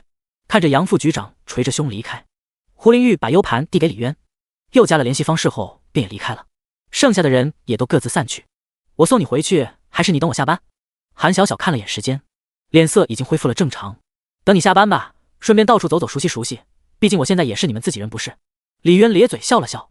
行，那你看吧，不过你小心点，别闯进了刑事科学技术室。韩小小神秘一笑。刑事科学技术室听起来挺酷的，是什么地方？尸体存放和解剖室。那确实还挺酷的。韩小小也离开后，李渊带着从韩小小那里顺来的钱径直出了市局，去买了些中药，又买了一盒银针，还有一些用得上的小玩意，都是以后卖艺的生计用品。等他差不多买完东西回到局里，韩小小已经下班了，一看到好感度还差一点就攻略成功，给自己续上命。走了一下午的李渊瞬间精神抖擞。会开车吗？韩小小晃了晃手里的钥匙。不会。李渊摇头。好吧，你遇到的山里老爷爷都教了你18般武艺，怎么把开车忘了教？韩小小鄙夷地看了他一眼，率先坐进红色奔驰，李渊也紧跟坐进副驾。开车我一直都会啊，哪还用教？说着，李渊目光盯上了韩小小圆润的胸前。大白天的耍什么流氓？回到家，韩小小捂着肚子进了卫生间。过了许久，等到再出来时，脸上已经没有一丝血色，变得煞白。李渊见状，立刻扶着已经站不稳的他进卧室靠着。我没事，每个月都得遭这么一劫。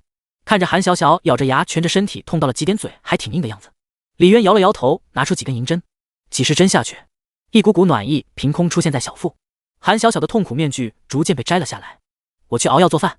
李渊说着就走出了房间，留下韩小小看着自己不知不觉被扎成了刺猬的肚子，陷入了沉思。这家伙不是在报私仇吧？想到白天对他的鄙视以及种种做梦般的场景，小腹不断传来暖暖舒服的感觉，让他很快睡了过去。次日，韩小小去上班后，难得有清闲的李渊去了趟城管，准备把自己被扣留的摆摊家伙事给拿回来。跑上跑下办理了一堆的手续，又交了罚款，耽误了足足大半天的时间。李渊已经有点不耐烦了。在最终拿回东西之前，2名办公室队员高高在上的模样，当着几名领导的面还想要对李渊进行一番教育，什么有损城市形象，破坏文明社会，大道理一套一套的，不准在摆摊卖有伤风化的用品。李渊当即皱眉，这些家伙还当他是那个好欺负的地摊穷小子呢，士别2日当刮目相看。他现在可是市局的特别顾问啊，咱上面有人了。李渊直接霸气地掏出了手机，翻到一个号码便拨了过去。魏阳叔啊，我在城管大队遇到了点麻烦。就是啊，我罚款都交了，人家还是不肯还。嘿嘿，我这不是为了响应国家号召，替社会发展地摊经济尽一份力吗？还有昨天那个哥，我抽空给您润色润色。听着李渊旁若无人地说着电话，谁让他上面有人呢？关系不就是拿来用的吗？办公室内几名队员面面相觑，不知道这小子到底在搞什么鬼东西。哎，你电话先停一停，这里是领导办公室，要打出去打完了再进来。一名城管上前拉了拉李渊打电话的手，可李渊躲开后反而盯着他反问道：你们领导是谁？几人愣了一愣，市公安局杨副局长的电话，找你们领导的。李渊补充了一句，这下几人更加懵了。而靠窗而坐的2名中年男人一听市公安局3个字，立即转过了头来。小伙子，谨言慎行，别因为受了点批评就气急败坏，冒充警察可是要吃牢饭的。一名大腹便便的领导不慌不忙地喝了口茶，然后缓缓冲着李渊好心教育道：他一个摆摊卖情趣内衣的小色胚，认识高高在上的市局副局长，这不开玩笑呢吗？你要是认识市局副局长，我还是副局长他爹呢。一名城管队员见领导发话，立刻就要把李渊推出去。喂，杨叔，不行啊，你的面子不太好使啊，人家还想当你长辈。李渊开启了免提，对着电话大声说道。另一边的杨副局长顿时来了火气，对着电话怒吼一声，让宋志业来接电话。这一句立刻让所有人一个机灵。噗！那边喝茶的领导顿时一口82年老茶喷涌而出，连忙跑到了李渊跟前，表情凝重地看着他手里的电话，接着下一秒变脸似的露着陪笑从李渊手里轻轻接过了电话。不愧是当领导的，宋志业是谁？那可是他们的局长大人啊，能喊出这3个字的哪能是一般人啊？普通人连局长姓什么都不知道。对着电话极为小心地说了几句话，说完他已经能确定对方真真切切的是市局的人，而且地位极高。一时间所有人吓得脸都白了。特别是刚刚说要当副局长他长辈的那人，此时吓得双腿都在打哆嗦。另一名刚才对李渊严肃批评的队员赶忙拿出一根芙蓉王双手递给李渊，连连陪笑喊着自己人自己人。于是不仅把他扣留的东西双手奉还，还专门给派了车给李渊送回了家。哎，权力这东西没遇上市的时候感觉不出来他好在啊，一遇上市了还真他娘的好使。一群城管队员目送着李渊走远，才重重松了口气。你小子当人家的面嚷嚷当局长爹，刚才差点都哭出来了吧？那谁知道他一个摆摊卖情趣内衣的还真是领导亲戚啊。谨言慎行，谨言慎行。两名领导摇着头回了办公室，不过嘴里一直碎碎念着，不应该啊，难道经济形势这么差了吗？怎么市局大领导的亲戚都摆上地摊了？李渊回到家时，恰好遇上韩小小刚下班到家，看到李渊正往家里搬着几箱子的情趣内衣，脸色顿时变得古怪。大色胚，你把这些东西拿回来干嘛？不会是又去摆摊卖色情用品了吧？韩小小嫌弃地看着客厅里一件件极暴露的衣服。没有，之前被城管扣了，今天刚好有空去拿回来。李渊喝了口水，瞥了一眼韩小小，好感度还是94。你穿不穿，送你几件，随便你挑。滚！你们这些俗人就不能用纯洁的目光去看待美好的事物吗？李渊一边把箱子藏好，一边嘟囔。韩小小白了他一眼，又捂着肚子去了卫生间。饭后，韩小小破天荒地打开了几年都没看过的电视机，看着他捂着肚子盖着毛毯缩在沙发上。李渊本想给他再来几针，但当即就被拒绝了。你咂完我就忍不住想睡觉，今天是上次节目开播的时间。韩小小一边戴着痛苦面具，一边盯着电视。李渊在一旁哭笑不得。随着黄金时间到来，韩小小又用手机打开了某音。综艺台的节目是在几个平台同步直播，随着直播间涌入的人越来越多，节目正式开始。你不来看吗？韩小小抬头看了眼李渊。随着开场白结束，画面里出现了张副局长介绍所剧的画面，而所有观众们的视线则第一时间看到了他身旁的韩小小。我靠，兄弟们，快看他身边的那个女警察，好好看！兄弟，我们早就看到了，还用你提醒？嘿嘿，原来大家的注意点都一样啊。这种法制节目我本来是看不下去的，但是他们竟然用美女警察来引诱我，真是可恶。作为 LSP 的我就爱看制服诱惑，可她真的好看啊，我觉得明星都没她好看。市局里竟然有这么好看的警察，兄弟们有什么想法没？想你个头啊！你想闯市局袭警不成？不用闯啊，你还把我家隔壁熊孩子揍一顿，喜提银手镯一副，说不定就能见到警花了。好主意，但只有一个熊孩子不顶揍啊！咱们聚众斗殴，全部喜提银手镯。喂，各位法外狂徒们都收敛收敛，这里是法制节目。随着关于韩小小的弹幕疯狂刷屏，直播间的热度和人数正在越来越高。当张副局长讲完，轮到服刑人员的内心独白。当第一名囚犯开口，那熟悉的旋律缓缓响起，不过只有伴奏。而当最后一名讲完，李渊低沉有力的嗓音瞬间炸响在每个人的心中。夜空中最亮的星，透心歌声伴着刚刚无比真实的讲述，一瞬间不少人直接起了一身鸡皮疙瘩。弹幕开始瞬间变少，最后几十万人的直播间甚至出现了几秒钟的弹幕空白。所有人都被这首直击心灵的歌深深地吸引住了，有的人听着听着突然流下了泪水，有人闭上眼睛用心倾听歌声中传递出的希望和力量。这是什么歌？随着第一遍副歌结束，弹幕又开始比之前疯狂数倍的刷屏，只是与之前全是讨论韩小小不同，这一次清一色的全部都是在询问关于这首歌的信息，连 LSP 们都完全把韩小小抛在了脑后。我妈了，我真的妈了，实在太震撼了，这首歌让我全身都起了鸡皮疙瘩。这首歌让我想起了10年前出国留学的那段日子，一个人在机场，手机没信号，连行李的英文单词都不会说，那是我最无助的一天。我想起了异地恋的女朋友，她明天就结婚了，新郎不是我。我想起了意外去世的妈妈，或许此刻天上那颗最亮的星星就是她正在看着我，替我指明前方的道路。癌症晚期的我已经准备放弃治疗了，但是刚刚在听到这首歌的时候，我觉得我一片黑暗的人生突然出现了一丝动力。明天我就答应爸爸妈妈继续化疗，我不会轻易放弃生命。加油姑娘，一切都会好起来的。我也是晚期，现在已经成功度过了5年生存期，你也一定可以的。加油！所有正在遭遇黑暗或正处于低谷的人们，加油！你们一定会遇到那颗照亮你们生命的最亮的星。说出来你们可能不信，我是个职业小偷，我是来学习开锁技术的。卧槽，狼人自爆了！别误会，看了这么多身怀绝技的前辈都踩了缝纫机，我深刻理解了什么叫身手必备拙。我已经准备金盆洗手了，但是没人知道吗？这首歌到底是谁唱的？谁创作的？是啊，没人知道吗？是不是那位天王的新歌？别吵了，先看节目吧，正片开始了，节目最后应该会有演艺人员名单的，到时候就知道谁唱的了。看着那一把把看似安全无比的防盗锁在那些狱中高手的手下，连5秒都坚持不了，弹幕再次爆炸了。不是，这门真的还有必要装吗？卧槽了，还好我生活在天眼的监控之下，要不然我可能会被偷的连内裤都不剩。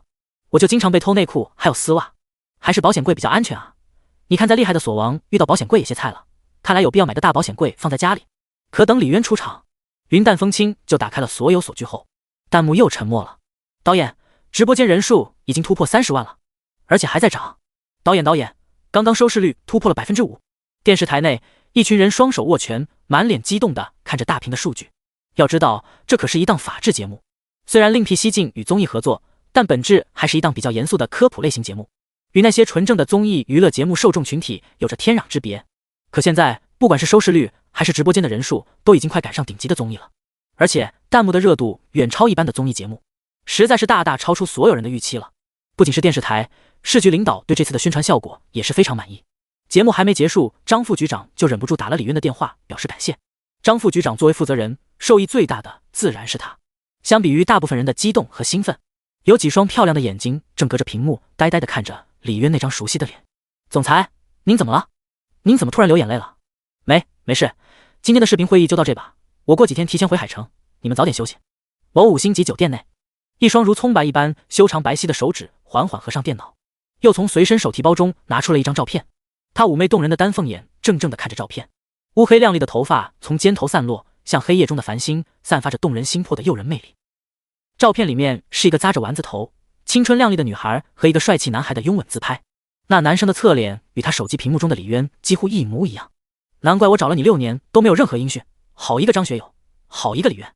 当40分钟的节目结束，屏幕中再次响起那首夜空中最亮的星，所有观众也终于如愿看到了歌曲的创作者。歌名《夜空中最亮的星》，作曲李渊，编曲李渊，演唱李渊。卧槽，作词作曲演唱都是同一个人。李渊，这是哪位天王的新马甲吗？完全没听过呀。但是李渊这个名字我怎么感觉好熟悉啊？是不是哪位过气歌手又卷土重来了？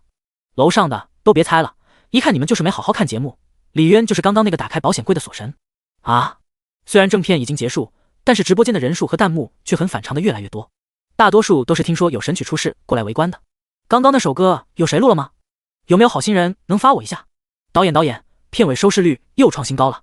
导演，我们的电话已经被打爆了，都是问那首歌会不会单独发单曲的。李渊，你火了。韩小小整个人缩在沙发里，眼眸含笑地看着一旁的李渊。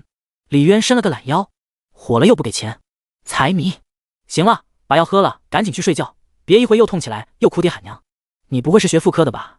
对治疗痛经这么懂。韩小小接过药碗，咕咚咕咚闭着眼睛几口喝完。是啊，我还学过母猪的产后护理，你要不要试试我的手法？滚！洗完澡后，李渊接到了胡林玉的电话，几乎所有音乐平台都第一时间打了电视台电话，想要买下那首歌的播放版权，并且都开出了特别诱人的条件。现在全网都在寻找这首歌的单曲，可以说哪家能拿下播放权，就可以直接收获一大批新用户，都免费开放给他们吧。李渊的一句话，直接又给那边给听懵逼了。当天夜里，各大音乐平台都加班加点上架了那首《夜空中最亮的星》，并且在歌曲特意剪辑说明了李渊无偿开放版权的壮举。一时间，李渊这个名字以及歌曲名字直接冲上了热搜。不过几家欢喜几家愁，李渊这首歌突如其来的爆火，让最近准备要发单曲的歌星一时尴尬不已。而且李渊是直接免费开放，这就更加让那些准备发新歌捞一笔的人如坐针毡。这个叫李渊的到底什么来头？哪家公司的？怎么这么不懂事？某娱乐公司不得不连夜紧急开会，商讨接下去的发歌计划还是否如期进行。没查到关于这个人的任何签约信息，好像是凭空冒出来的。没签约？参会的所有人一愣，那就更要抵制了，通知各家娱乐公司一起对某音乐平台施压，大家联合起来对他进行封杀。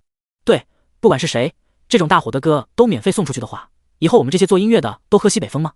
他的这种行为已经严重伤害到了业内所有人的利益，对这种不顾行业发展、公然破坏市场的行为，我们要坚决抵制。会上所有人义愤填膺。不是，那我们可不可以把他签了呀？突然一个弱弱的女声传来，会议发起人听完顿时一拍脑子，然后冲着那女生竖起了大拇指。还是年轻人的脑子转得快啊，我们差点都一条道走到黑了。其他人也立刻反应了过来。对啊，还抵制啥呀？抵制，咱们把他给签了，变成自己人不就行了？他那首横空出世的歌真是可惜了，要是让我来运营的话，保准能我们公司名声大噪。那首歌确实不错，很少有这种能唱进人心底的歌出现了，赶紧联系电台要他们团队的联系方式吧。一时间会议内容由批斗大会突然变成了吹捧会，而李渊早已进入了梦乡。第二天一早，迷迷糊糊的李渊就被各种电话给轰炸了，几乎都是各个娱乐公司想要和他签约的。哟，要成为大明星了呢！听着李渊应付着各种签约电话，吃着早饭的韩小小美眸含笑，想好去哪家了吗？我全都拒绝了。李渊头也不抬回道，他的那些歌又没办法卖成钱，签约不就等于到人家公司去给人白打工？这么愚蠢的事他可干不出来，还不如开个妇科中医馆赚得多。你想无证行医，还是妇科？韩小小眉头一皱，伸手就从腰间掏出一副亮闪闪的银手镯。李渊嘴角立刻抽了抽，女孩子家的，别动不动就掏家伙，影响不好。你要开医馆我不反对，但是不能是妇科。韩小小晃了晃手里的银手镯，露出一丝危险的笑意。为啥？我无证行医你就不管？以前我不信，但你给我扎了几针后，我就想到有很多厉害的中医因为没有行医资格被抓，当地人请愿轻判的事，可能他们是真的有本事救人，只是不符合西医制度下的规定。而且你只剩最后3个。说到这，韩小小顿了顿，反正不管你做什么我都不会反对，要是出了事我会和局里说情。那我看妇科你也不反对了，我会当场把你铐走，这3个月你只属于我一个人。目送韩小小去上班后，李渊开始详细思考起自己以后的赚钱计划。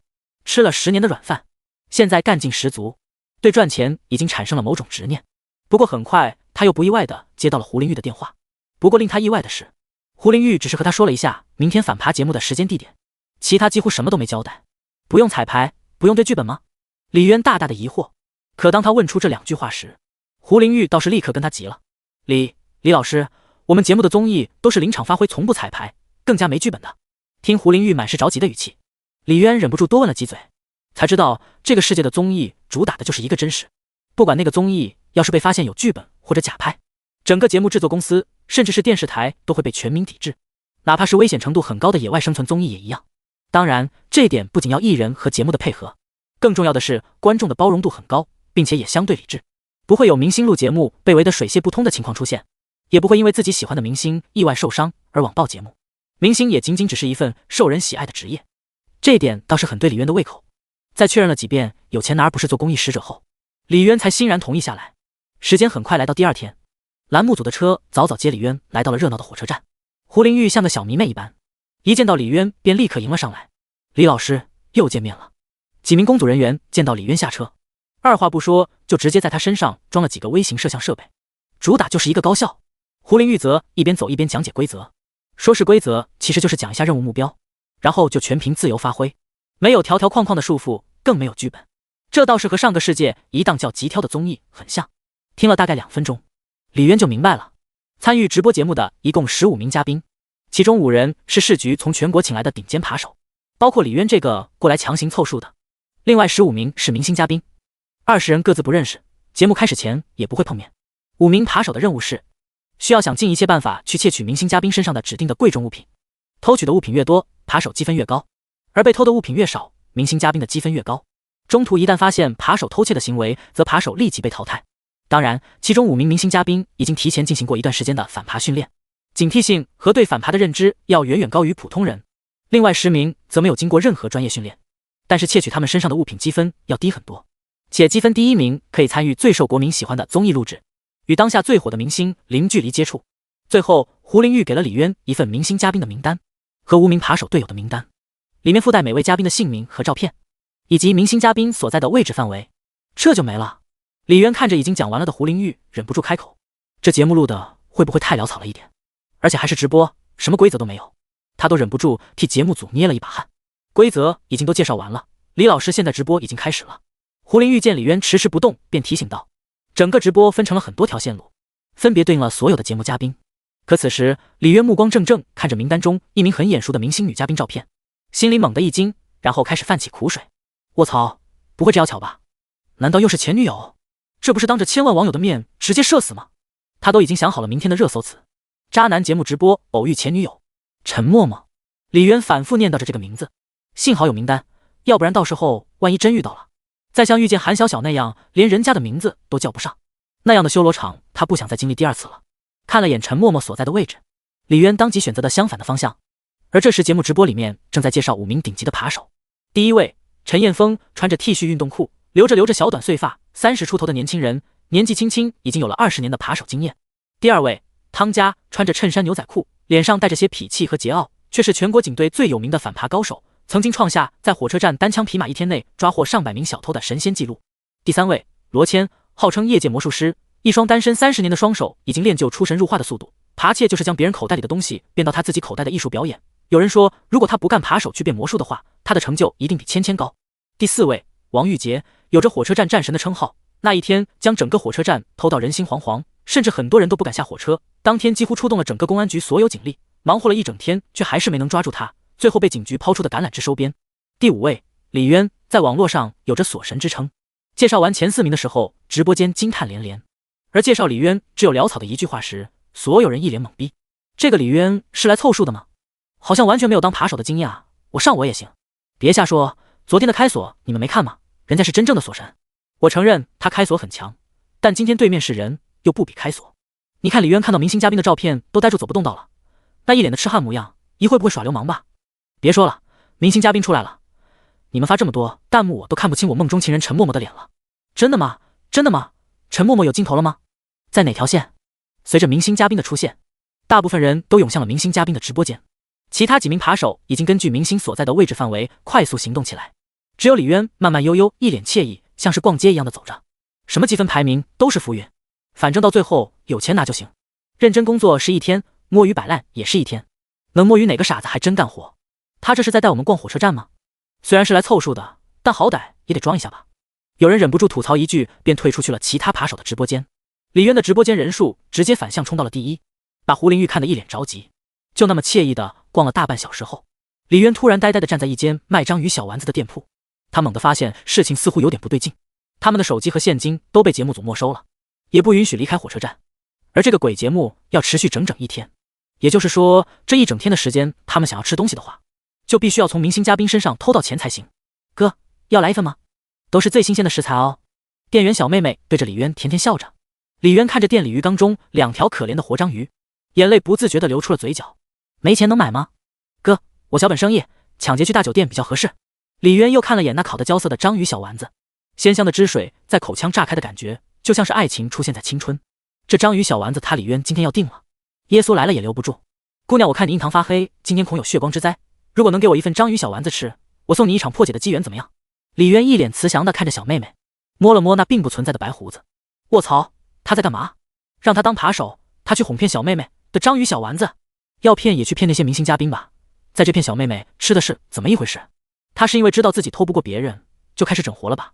卖章鱼小丸子的妹妹露出一脸礼貌的微笑。哥，我今天来例假，是你说的血光之灾吗？啊！看着这尴尬的一幕，直播间众人顿时笑出了猪叫声。你要是能让我以后不来例假，我把店都送给你。章鱼妹妹似乎还想继续打击李渊，但这句话立刻令李渊露出了古怪的表情，看着面前20岁样子的清纯小妹妹，那句虎狼之词他怎么也说不出口。我在想别的办法，你小心刀具。李渊暗骂一声造孽，立刻转身看向了眼周围来往的人流。而丸子妹妹这时候也回味过来了自己话里的歧义，整张脸立刻羞得通红。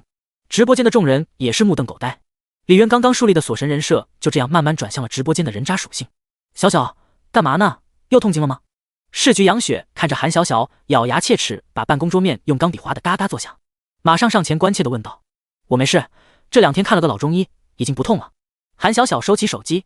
哦，那今天晚上我弟弟约我看电影，咱们一起去吧。杨雪拿出一张电影票放到了韩小小办公桌上，不等韩小小开口就迅速跑了。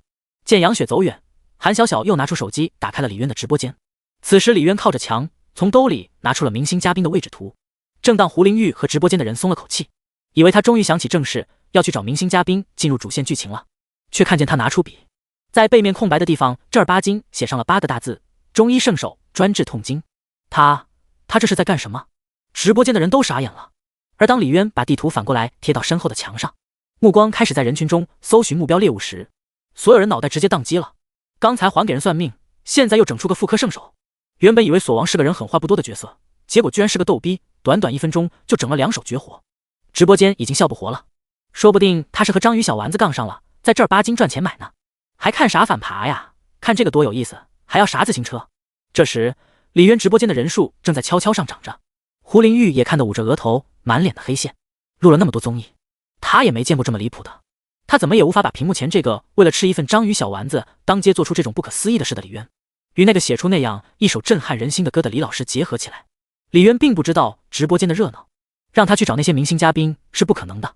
按照节目组给的路线，遇到陈默默的可能性太大了，万一真碰到，真就直接射死了。反正这节目自由得很，靠卖技撑过这一天既合理又安全。而当纸贴上前的那一刻，体内摆摊的本能又瞬间被激活。这位大姐，我看你走路步子虚浮，身体前倾，眉头紧缩。大约1个小时后，这次直播间的人是被他那五花八门、天马行空的叫卖词给震惊了。他这才艺来上综艺，不去摆地摊，真的屈才了，确实牛逼。锁神还有这样牛逼的技能，可惜这里是火车站，他卖的还是复刻。他要是去我家楼下摆地摊，我家的狗高低也得去消费一次。看着李渊正儿八经的叫卖，直播间不知道的还以为他真的懂中医，万一他真的会中医呢？对啊，他揽客那么认真，要是不会的话，真来客人的不尴尬死了。新来的不信邪，一看你们就是新来直播间的，我们可是从头看他到现在，之前他还想给人算命呢，结果把小妹妹的大姨妈算来了，哈哈哈。李渊直播间的人数已经涨了好几倍，但李渊苦恼得很，再不开张他午饭都得饿肚子。可能是皇天不负有心人，正当他准备休息时，一名捂着肚子弯着腰的年轻女人扶着墙一点一点地往他这边走来。李渊只看一眼便眼前一亮，姑娘要帮忙吗？没等李渊行动，一名男士见女子走路艰难，先一步上前询问。女人抬起头，脸色惨白，紧皱着眉头朝他摇了摇头。再看到他那张面无血色的脸，李渊立刻暗叫一声不好，这姑娘不仅痛经的厉害，而且气血严重不足，竟然能强撑到现在。而就在这时，女人晃晃悠悠的突然晕厥瘫倒了下去，瞬间把身旁的男人吓得脸色一白。我没有对她做什么，她是自己倒下去的。惊慌失措的男人赶忙给路过的人解释。慌什么？快打120救人啊！一名热心中年大叔见状，迅速跑上前把女子的上半身扶起，不断的摇晃着女子的身体，试图把她唤醒。不过女子已经完全陷入了昏迷，任凭他怎么摇都完全没有反应。别摇了，她已经晕过去了。这姑娘怎么了？周围的人全围了上来。不知道啊，刚刚看到她情况不太对，突然就晕过去了，怎么叫都不醒。别摇了，你快给她放下，等120来吧，万一摇出事情来，人家得讹上你。一好心大妈上前轻轻拍了拍中年男人的手，示意他把女子放下。中年大叔也是吓了一跳，刚才看见人晕倒，本能跑过来想要救人，压根就没想那么多。120的车开不进来，单价到这起码得半小时，听说黄金抢救时间是晕倒4分钟，我们得给他做急救吧。一年轻女孩焦急地说道。有人懂急救的吗？众人纷纷摇头。面对一条活生生的生命，不少人急得像是热锅上的蚂蚁，却又无能为力。我看过心肺复苏的教学，要不我给他做心肺复苏吧？一名男生有些不确定地说道。那你还犹豫啥？快上啊！一旁的大哥直接扯过男生，把他拽到了晕倒女子的身边。不过正当男生束手束脚要进行心肺复苏时，外面响起了一个阻止的声音。他不是心血管问题导致晕倒，他现在有正常的呼吸心跳，你给他乱做心肺复苏的话，只会适得其反。李渊从人群中快速挤了进来，听了李渊的话，那名男生立刻吓得后退了几步，心中庆幸自己没有乱动手。大叔，你的包借我用一下。李渊看了眼刚刚那名热心大叔身旁的黑色皮包，给。热心大叔直接抓过皮包递给了李渊，将包垫在女子的脚下，使血液能够顺利回流。麻烦帮我去舀一碗糖水来。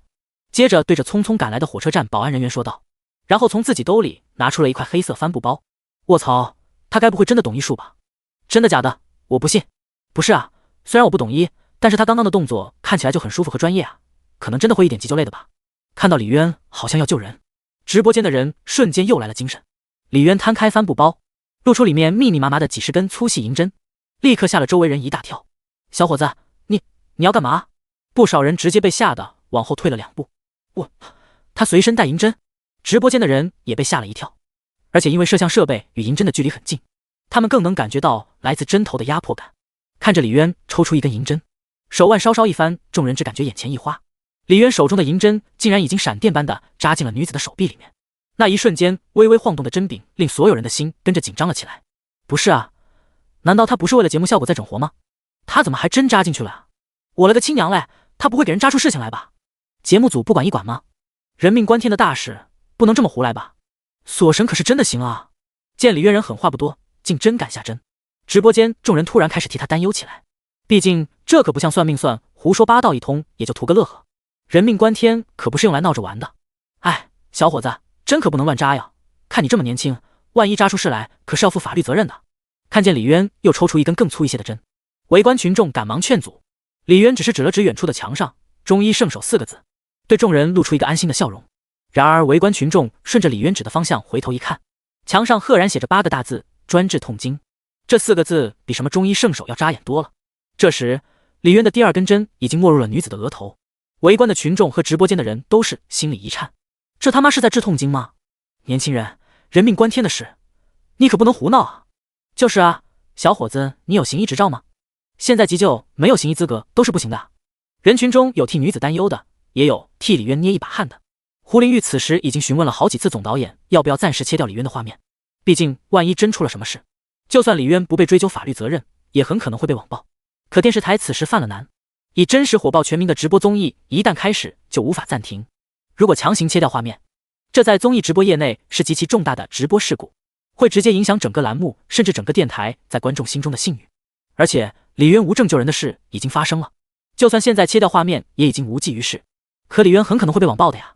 见总导演摇头，胡林玉还想要争取，所有嘉宾都是签了协议的，直播过程中出现任何事故都由个人承担。李渊他是清楚知道的，他不是小孩子了，成年人就要为自己做的事负责。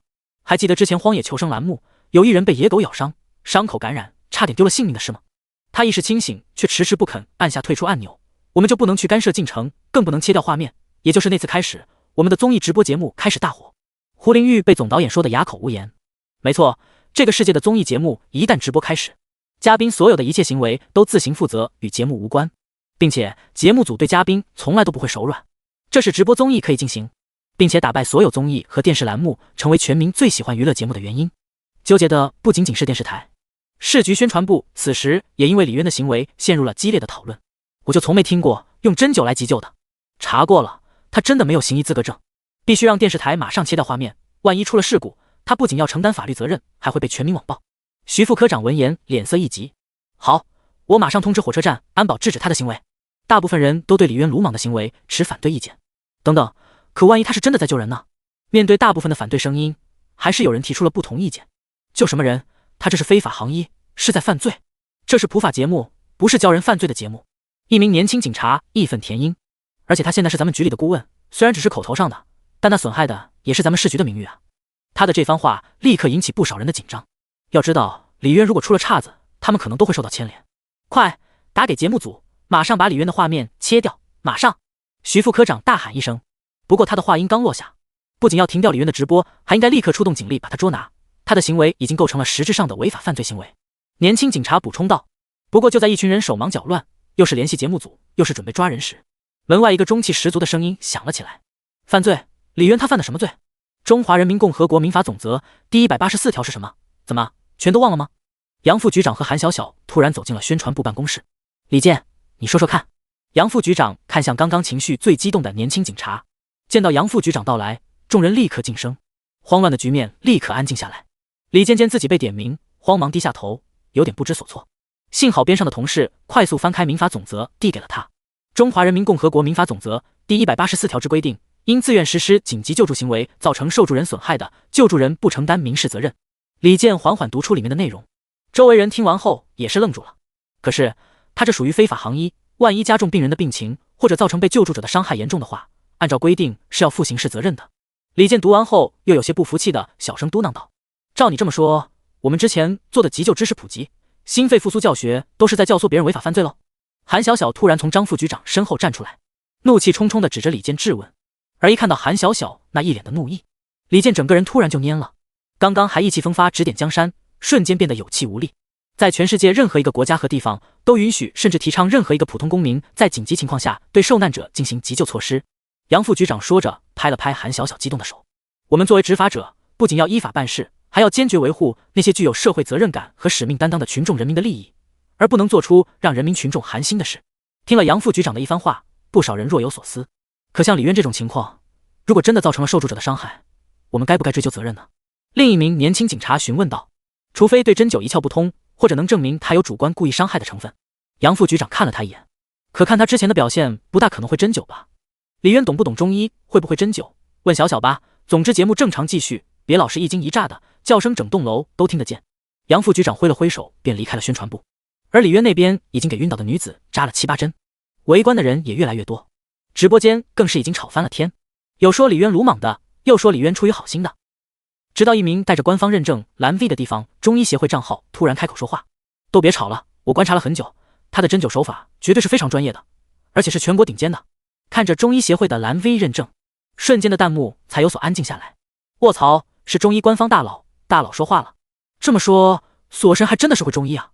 他可不仅仅是会中医，说出来不怕大家笑话。我今年40好几了，但他的针灸的手法之高超，是我生平仅见。蓝 V 大佬的一句话，又把直播间的情绪直接带高潮了。哦，司高一，有这么夸张吗？本来以为锁神除了开锁又会写歌，已经很厉害了，现在居然又精通中医，关键是这仨完全不是一个领域的啊！不是，同样是9年义务教育，他到底是如何做到这般优秀的？小伙子，行不行啊？咱还是等120来吧。不同于直播间有人科普，围观群众还是充满了担忧，因为相比之前几乎是1秒落一针，李渊好像在等什么似的，已经半分钟没有动作了。来了，让一让，糖水来了。2名安保端着糖水挤进了人群，不过看到女子身上的针时，瞬间一愣，还没来得及问发生了什么，手里温热的糖水便被李渊接了过去，同时他手中最后一根针也瞬间落到了女子人中处。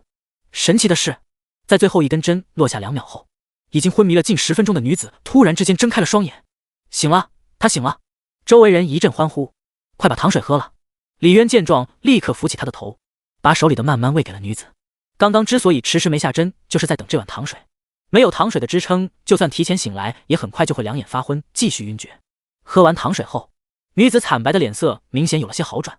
这时，周围人也看出来了，李渊刚刚是在等糖水。姑娘，你感觉怎么样？还有没有哪里痛？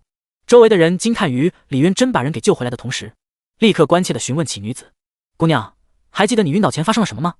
女子摸了摸脑袋，又捂了捂肚子，呆呆坐着，愣了好一会儿都没有缓过来。李渊见她脸色慢慢恢复，轻轻将她身上的针慢慢取下。工作在忙，注意休息，不要等哪天躺在病床上了，懂得珍惜健康的身体。前2天刚有个新闻，一个男的熬夜猝死了。取完针后，李渊看了一眼面前的女子，不过幸好你是女的。听完了李渊的话，女子才像是回想起来了似的，缓缓开口：“我记得公司赶项目，我加班到今天早上，加完班我要去外地和客户谈合作细节。”女子说着，又深深皱起了眉。我记得我半路上我突然来大姨妈了，我只记得这次大姨妈特别痛，最后好像痛晕了过去。可是我现在肚子已经一点也不痛了。女子回忆起来后，慢慢站起身，顿时一脸的不可思议。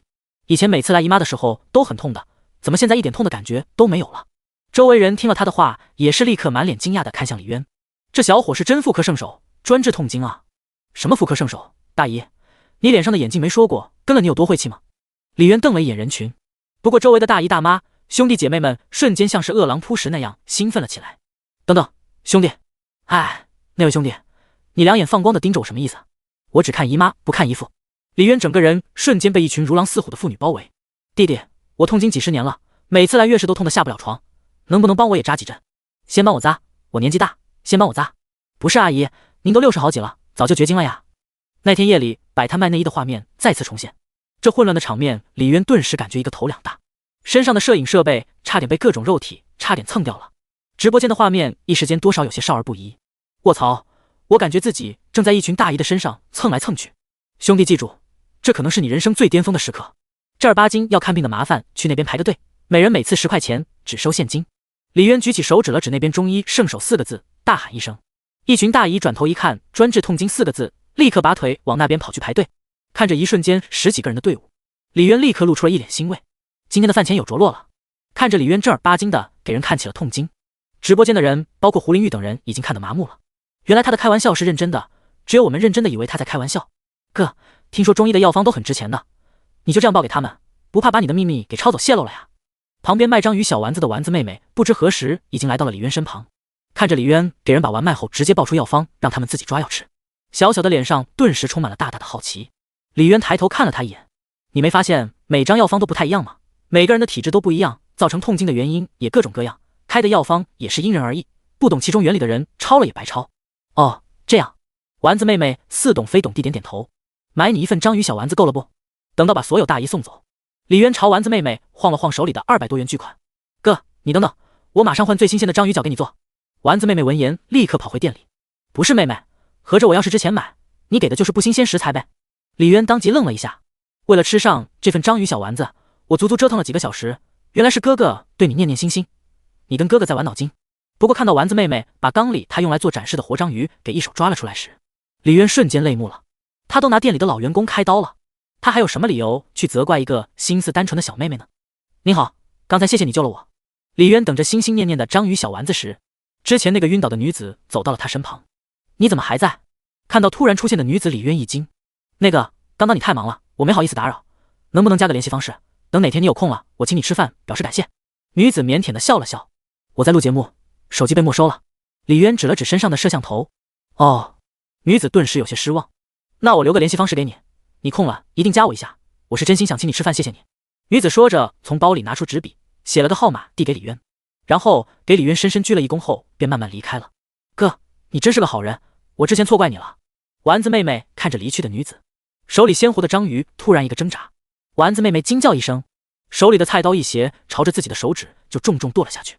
直播间瞬间一片惊呼，面前的李渊眼疾手快，立刻将他的手往边上一拉，不过刀实在太快，躲掉了大部分的伤害，还是被切破了手指，嫣红的血液顿时染红了菜板。你今天的这场结束算是硬了。直播间的人和丸子妹妹还没从惊魂中回过神，李渊从口袋拿出一片创可贴递了过去。刚刚要是没有李渊拉的那一把，恐怕整个手指都得被剁下来。而这时系统的声音传来，宿主功德加1，王德发，合着童仔你还有隐藏功能？哥，你救了我一根手指。丸子妹妹贴好创可贴手，捂着胸口，满脸庆幸。而这时大家都不由得想起了李渊之前说的血光之灾。不会吧，不会吧，难不成他真的还会算命？不可能，不可能，肯定是巧合，一定是巧合，相信科学，大家要相信科学啊。一开始我不信他会开锁，结果他成了锁神，后来我不信他懂中医，结果中医官方称他为先生，现在他说会算命，我是该信还是不信？常识告诉我不该信，但是经验告诉我，那个人压根不能用常识判断啊。算了，看下去吧，反正我已经抹了。其实我都已经忘了这是个反扒节目，可惜他不会扒窃，要不然直播效果可能会更加炸裂。多放辣椒，不要香菜。看着金黄诱人的章鱼小丸子，再看了看菜板上剩下半只老员工的尸体，感动的泪水再次不争气的从嘴角流下。哥，再等一下，马上就好了。丸子妹妹冲他微微一笑。不过就在李渊眼巴巴的盯着滋滋冒泡的章鱼小丸子，身后突然传来一个陌生的声音：你是李渊？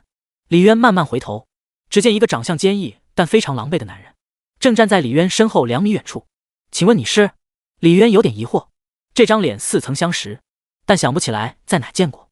那男人见李渊迷惑的样子，顿时翻了个白眼。我是汤家明，和你一样节目组的扒手。哦，是你啊，其实我早就认出你了，跟你开玩笑呢。李渊一听他的名字，脸上立刻露出大大的笑容，热情的往前2步。这家伙可是市局重点培养的苗子，以后很可能是市局领导，如果可以的话，关系那得大大的搞好。你怎么在这站着呢？还没找到明星嘉宾吗？汤家明拖着看起来极其疲惫的身体走到李渊身旁，看着面前的金黄泛香的章鱼小丸子，忍不住咽了咽口水。我正准备吃点东西等下班，你这是怎么回事？怎么弄得这么狼狈？看着他气喘吁吁，满脸的汗渍，浑身也脏兮兮的，李渊忍不住有些疑惑。法制科普节目怎么被他搞得像是野外求生栏目一样？汤家明闻言顿时满脸懊恼，一屁股坐到了李渊身旁的地上。别提了，本来以为我以我常年和小偷打交道学到的技术，应付那些明星嘉宾绰绰有余。然后呢？李渊大概猜到了什么。然后一开始遇到一个没接受过训练的嘉宾，确实挺顺利的。汤家明说着，又忍不住抬头偷偷看了一眼金黄诱人的章鱼小丸子。正当我刚偷了一个手机模型，马上要得手第2件的时候，王玉洁突然从边上冒了出来。那孙子手法太高明了，连我都没看清他到底是怎么偷的，没几分钟就把那明星嘉宾给偷光了，最后还故意拍了明星嘉宾的肩膀，害得我差点被抓。那也不至于这么狼狈吧？李渊忍不住吐槽。你是不知道，后来连续几次都是这样，最后碰到了接受过训练的嘉宾，结果汤家明一脸受打击的模样，与一开始的意气风发完全两回事。结果没人干扰，也一件都没偷到，还当场差点被逮到。李渊一脸笑眯眯的看着他。汤家明点了点头，他身边有好几个警队同事，要不是我常年在一线体能好，要不然根本就跑不掉。李渊看着他这模样，恐怕受的打击远不如他自己说的那么简单。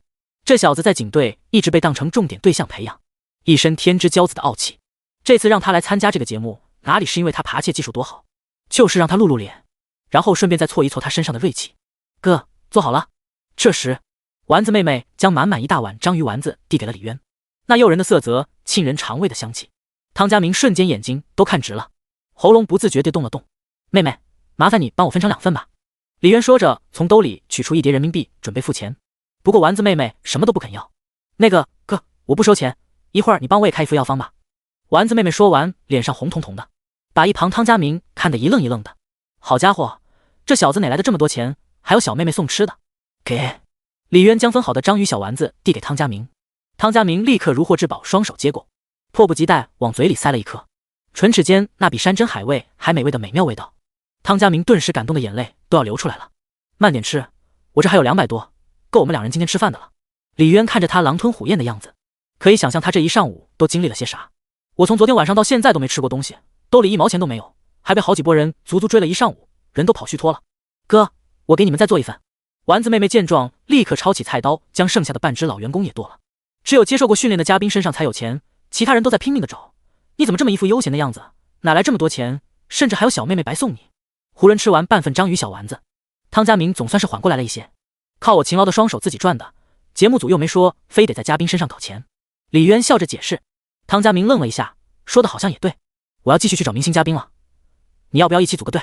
汤家明缓缓爬起身，有钱了还找啥嘉宾啊？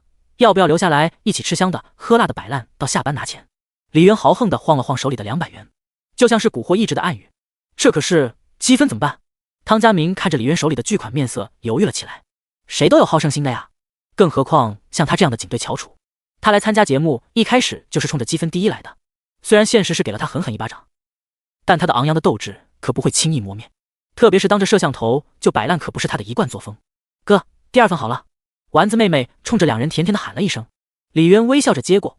汤家明看着诱人的章鱼小丸子，听着依旧在咕咕叫的肚子，再看丸子妹妹甜美可爱的笑脸，去他的斗志昂扬不灭。作为警队的精英，他什么都能抵挡，除了诱惑。给李渊笑着递了半份过来。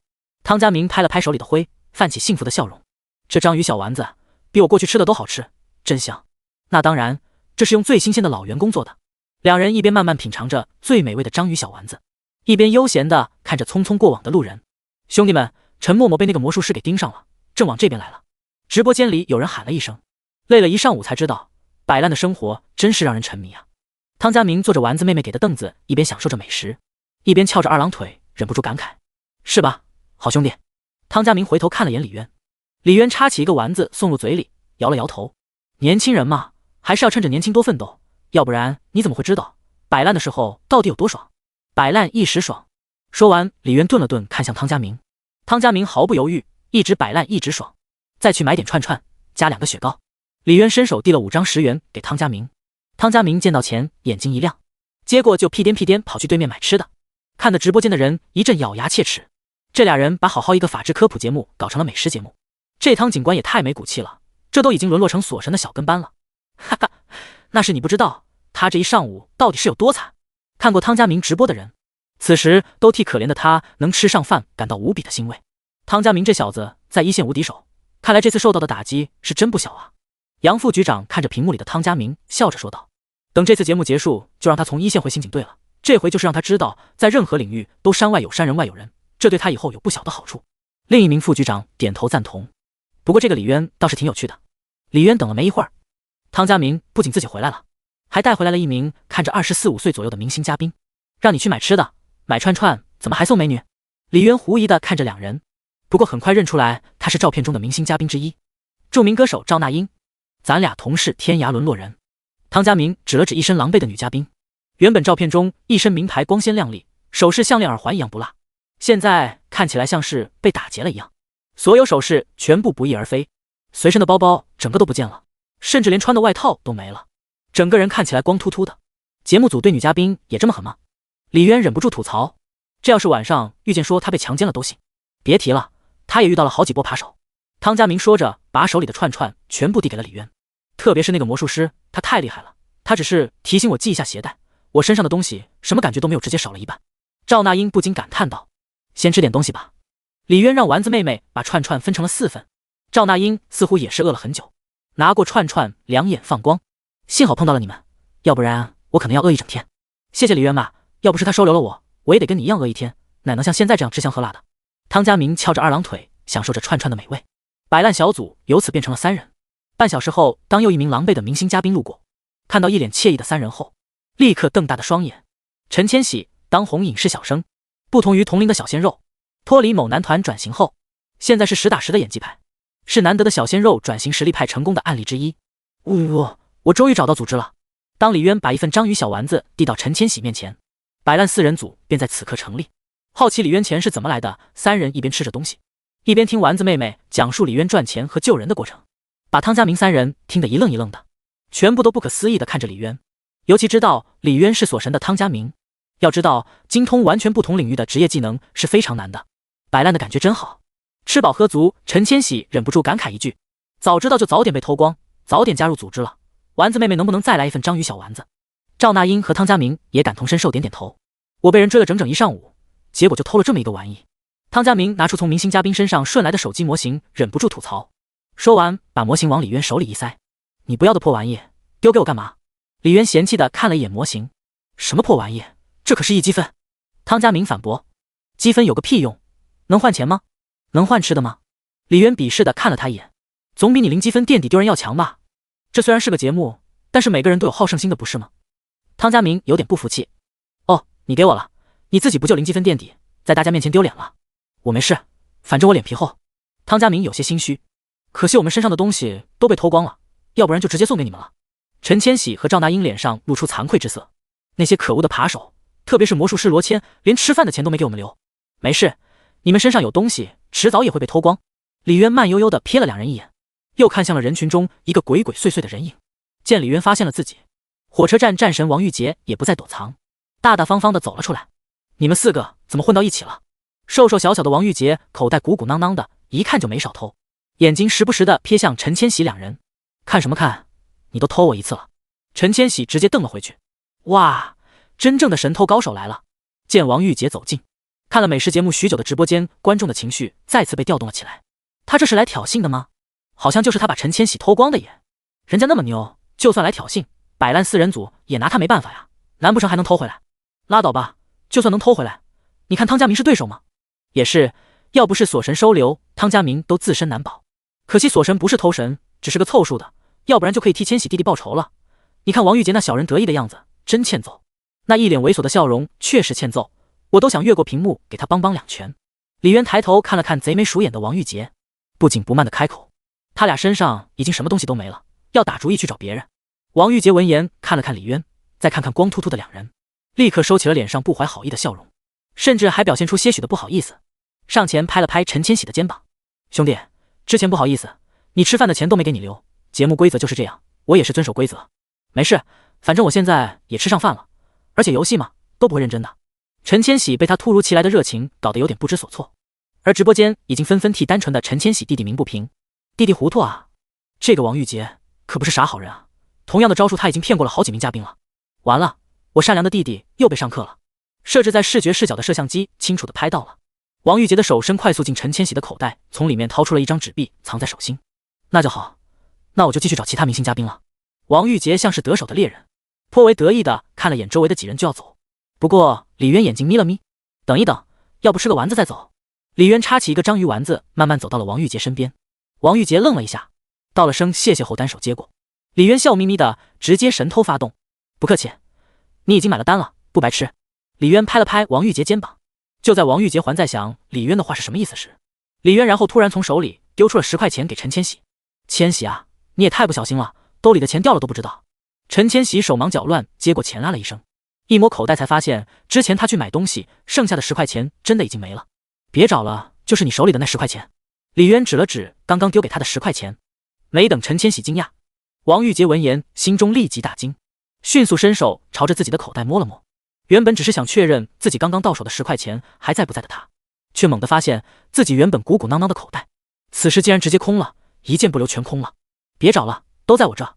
看着李渊从兜里一件一件往外丢着东西，手机模型、口红、钱、TT 等等，看得所有人都得瞪大了眼睛。直播间的人也都懵逼了，他兜里什么时候有这么多东西的？难道说锁神把王玉洁这个火车站战神给偷了？透过镜头，所有人都看到了王玉洁愣在原地那不可置信的表情。我操，不可能吧？我不信，我不信，大家要相信科学啊！刚刚镜头明明什么都没拍到啊！千玺、小娜，来看看哪些是你们的东西，自己领走。李渊指了指地上那一堆东西，陈千玺两人才从震惊中回过神来。这样真的可以吗？陈千玺有些不敢确定地看着李渊。李渊无所谓的摇摇头，节目组又没说扒手之间不能互相偷，更没说扒手的东西不能归还给嘉宾。陈千玺想了想，好像也是这个道理，便一脸惊喜的去拿回了被贴了标签属于自己的东西。要知道，为了防止明星嘉宾摆烂，每位明星嘉宾只要身上的东西少于几件，就必须要接受节目组的惩罚。而以节目对艺人那股狠劲来看，惩罚往往不会轻。不可能，我明明做了戒备，不可能一点感觉都没有。这时，王玉洁从口袋中拿出一根折断的牙签，这是他多年的习惯，只要有人神不知鬼不觉把手伸进他的口袋，就一定会碰到牙签扎到他的大腿，引起到警觉。可刚刚他明明什么都没有感觉到，看到王玉洁都有点怀疑人生了。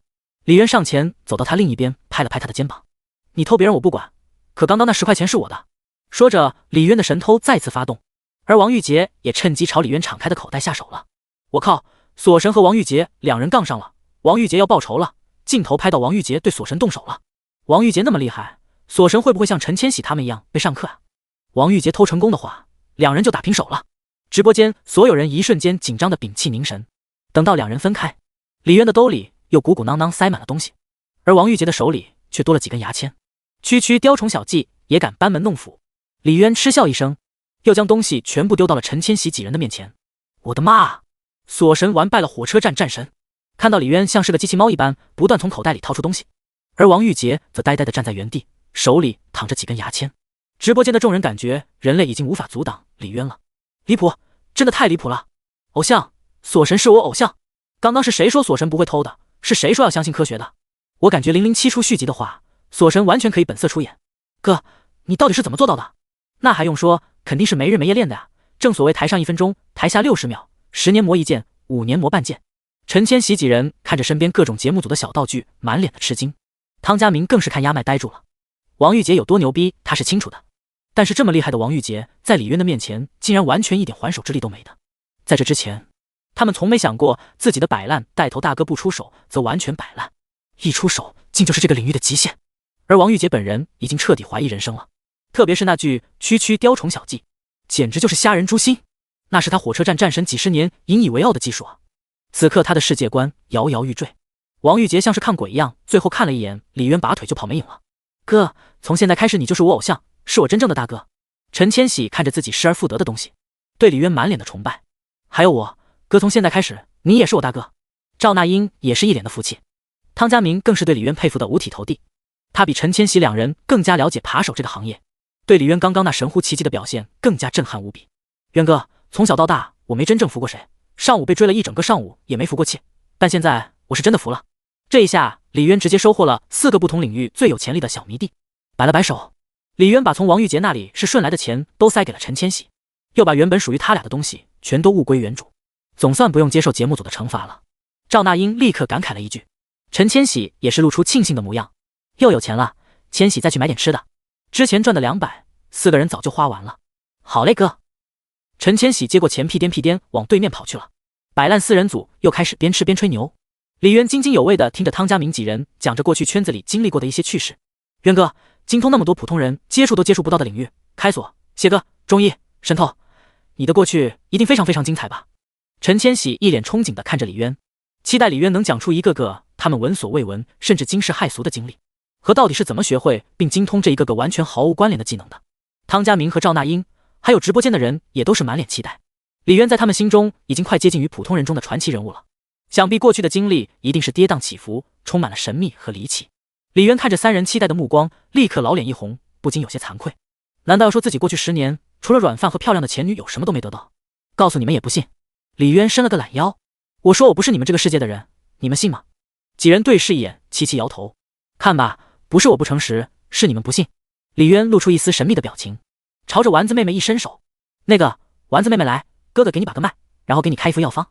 丸子妹妹没有任何犹豫，乖巧地伸出白嫩纤细的手在李渊面前，那细白的手臂令直播间的 LSP 们一阵眩晕。玉足、欧布、玉手，这手要是能让我牵住的话，把我的手砍了，我也不愿意不松开。直播间的 LSP 们流下了羡慕的眼泪。李渊慢慢握住丸子妹妹的手，开始一脸认真的搭脉。渊哥，我们再去买点吃的。陈千玺和汤家明馋虫上来，又朝着对面的串串店走去。而直播间弹幕直播被一片羡慕刷了屏。放开那个妹妹，我来。不过就在李渊认真把脉时，一个穿着白色露肩上衣、百褶收腰裙、窈窕身段、鹅蛋脸、长相漂亮如照片里走出来一般的女人，在路过时不经意瞥了一眼李渊的背影。就是这一眼，瞬间令他整个人如遭雷击，呆呆地愣在了原地。哇，是我的梦中情人来了！直播间的 LSP 们的注意力瞬间都集中到了陈默默的身上，一个个双眼放光，盯着陈默默精致脸蛋、白皙的香肩和盈盈一握的腰肢。可他为啥盯着李渊的背影不动了？明星嘉宾不是应该不认识扒手扮演者的吗？可能他也想吃章鱼小丸子了，看的是章鱼小丸子吧。陈默默，一声惊呼在陈默默身旁响起。汤家明确认是小国民女友陈默默后，眼睛瞬间瞪得老大，怀里那一堆吃的差点都掉了下去。请问你是？陈默默收回那双震惊又疑惑的双眼，看向汤家明。我叫汤家明，那是李渊，还有陈千玺和赵那英，我们都是和你一个节目的，我是你粉丝。汤家明眼神放光，指了指李渊和赵那英以及身后的陈千玺。哦，好的。陈默默和陈千玺与赵那英都认识，不过不是很熟，礼貌性的和几人打过招呼。听见汤家明喊那个人叫李渊，眼神瞬间暗了暗，果然只是背影有些相像罢了。他都失踪几年了，怎么可能在这遇到呢？李渊，快转过身来看啊，小国民女友陈默默在你身后。汤家明突然冲着李渊大喊，而直播间这时候又被羡慕刷了屏。锁神的运气真好啊，有机会能和小国民女友陈默默那么近距离接触，太羡慕了。说不定两人一会儿还能说上话呢，要是我的话该多幸福。怒了。可李渊此时哪里敢回头，他心里正不住的在祈祷着陈默默赶紧离开。可是兴奋的汤家明以为李渊没听见，更加大声的朝他喊了起来，李渊你快来啊，赶快回头啊，是小国民女友陈默默。李渊心中瞬间1万头草泥马奔腾而过，汤家明这玩意怕不是缺心眼吧？机会难得呀，锁神不会是看到陈默默害羞不敢过去了吧？很有可能啊，要是我的话估计也会激动到走不动的。直播间的人七嘴八舌讨论起来，而这时丸子妹妹突然忍不住好奇歪过头，越过李渊的身体遮挡，看清汤家明身旁亭亭玉立的陈默默，瞬间兴奋了起来。是陈默默，真的是陈默默耶！陈默默，我是你的女粉丝。好死不死，丸子妹妹怎么也是个该死粉丝？你这个年纪和性别，不应该是陈千玺的粉丝吗？李渊满脸黑线，陈默默也看向了丸子妹妹，冲她美美一笑，谢谢你啊，小妹妹，你是节目组请来扮演扒手的吧？别人都在到处找人，你们怎么这么悠闲，和明星嘉宾在一起，还吃上雪糕和串串了？陈默默一脸古怪的看着汤家明，嘿嘿嘿，我们不找别的嘉宾，我们都是来摆烂的，待到节目结束就好了。汤家明有点不好意思的嘿嘿一笑，陈默默似乎也是没想到这节目还能摆烂，表情顿时愣了1秒。那你在我面前暴露身份，就不怕我让身后的特警把你俩给抓喽？陈默默指了指身后不远处的2名特警，嘿嘿嘿，我吃饱饭了，他们跑不过我。汤家明自信一笑，陈默默顿时翻了个白眼，那好吧，就不抓你们了，我先走了，后面好像有人跟着我。陈默默冲着汤家明挥了挥手，李渊听见瞬间松了口气，可谁知汤家明这猪队友又朝着李渊大喊起来，李渊，陈默默要走了，你真的不看一眼啊？错过了这次以后就没有机会和小国民女友这么近距离接触了。李渊，我星号。而丸子妹妹一听，立刻又歪过头朝着陈默默弱弱的喊了一句，默默姐姐，我可不可以跟你合个影？陈默默停下脚步，冲着丸子妹妹笑着回道，当然可以啊。李渊，星号，你俩可真是我的好队友啊！啊，哥你说什么？丸子妹妹看着李渊咬牙切齿的模样，满脸迷惑。陈默默一边往丸子妹妹走去，一边盯着表现有些不正常的李渊。看到李渊的手搭在丸子妹妹的手腕，眉头微微一皱。我去趟厕所。感觉到背后的压迫感，李渊想也没想拔腿就走。这举动陈默默更加怀疑了。等一下，我感觉你的背影很像我的一个朋友，你能不能转过身来？李渊一听脚步更快了，你要是个男人的话就转过身，你现在跑了我一样可以通过节目组找到你。陈默默的语气突然带着些颤抖。李渊一听当即停下了脚步，逃不掉，根本逃不掉。这两人是唱的哪出呢？丸子妹妹和汤家明4人那充满疑惑的目光在两人之间来回巡视，直播间的人也是无数脸懵逼。好久不见啊，陈默默。李渊一脸讪笑着转过身面对陈默默，见到李渊转过身的那张太过熟悉又陌生的脸，猝不及防之下，陈默默大脑瞬间一片空白。好久不见，这两人难道之前就认识？估计也就是打过招呼的那种吧，我以前也偶遇过大明星。直播间有人解释道。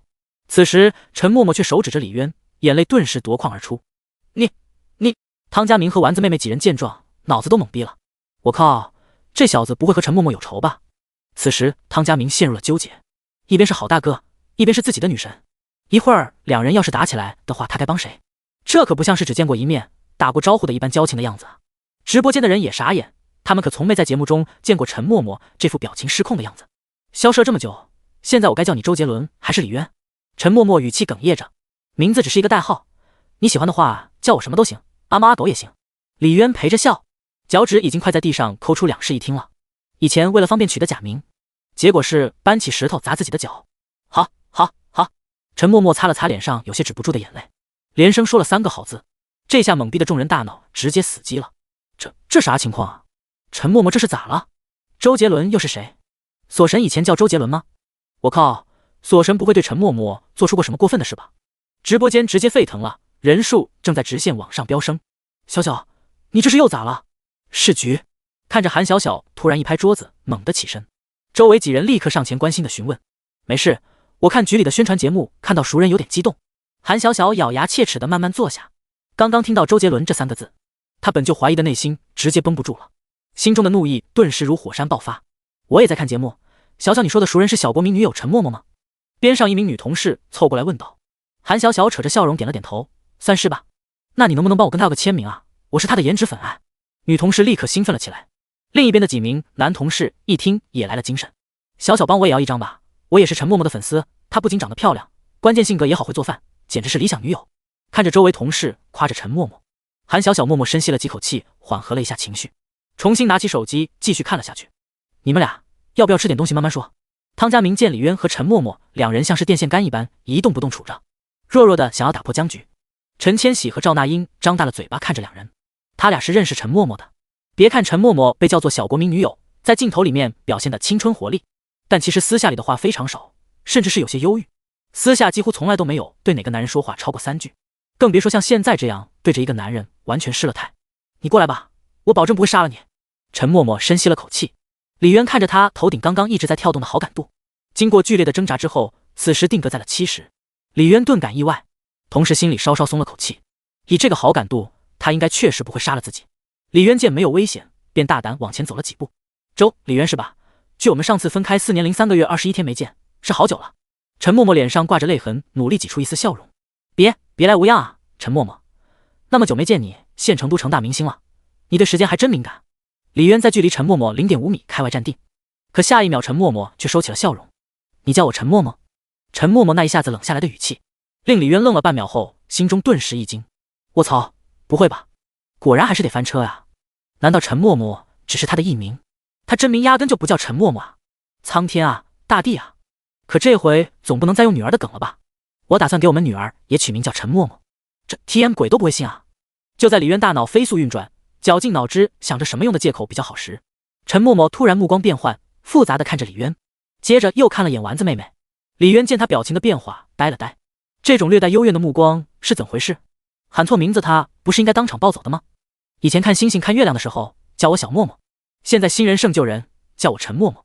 啪嗒，一瞬间，无数台手机平板同一时间掉在地上。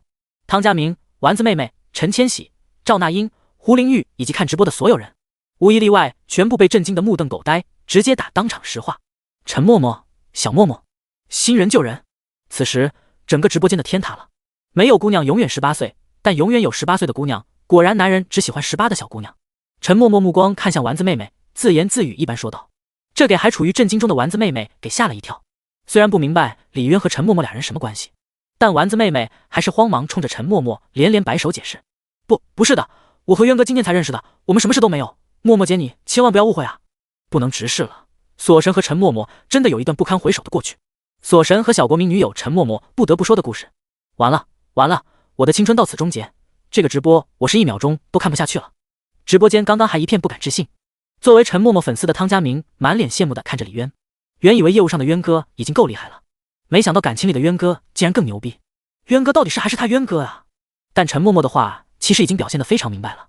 陈千玺的脑袋这时候也已经重新开机了。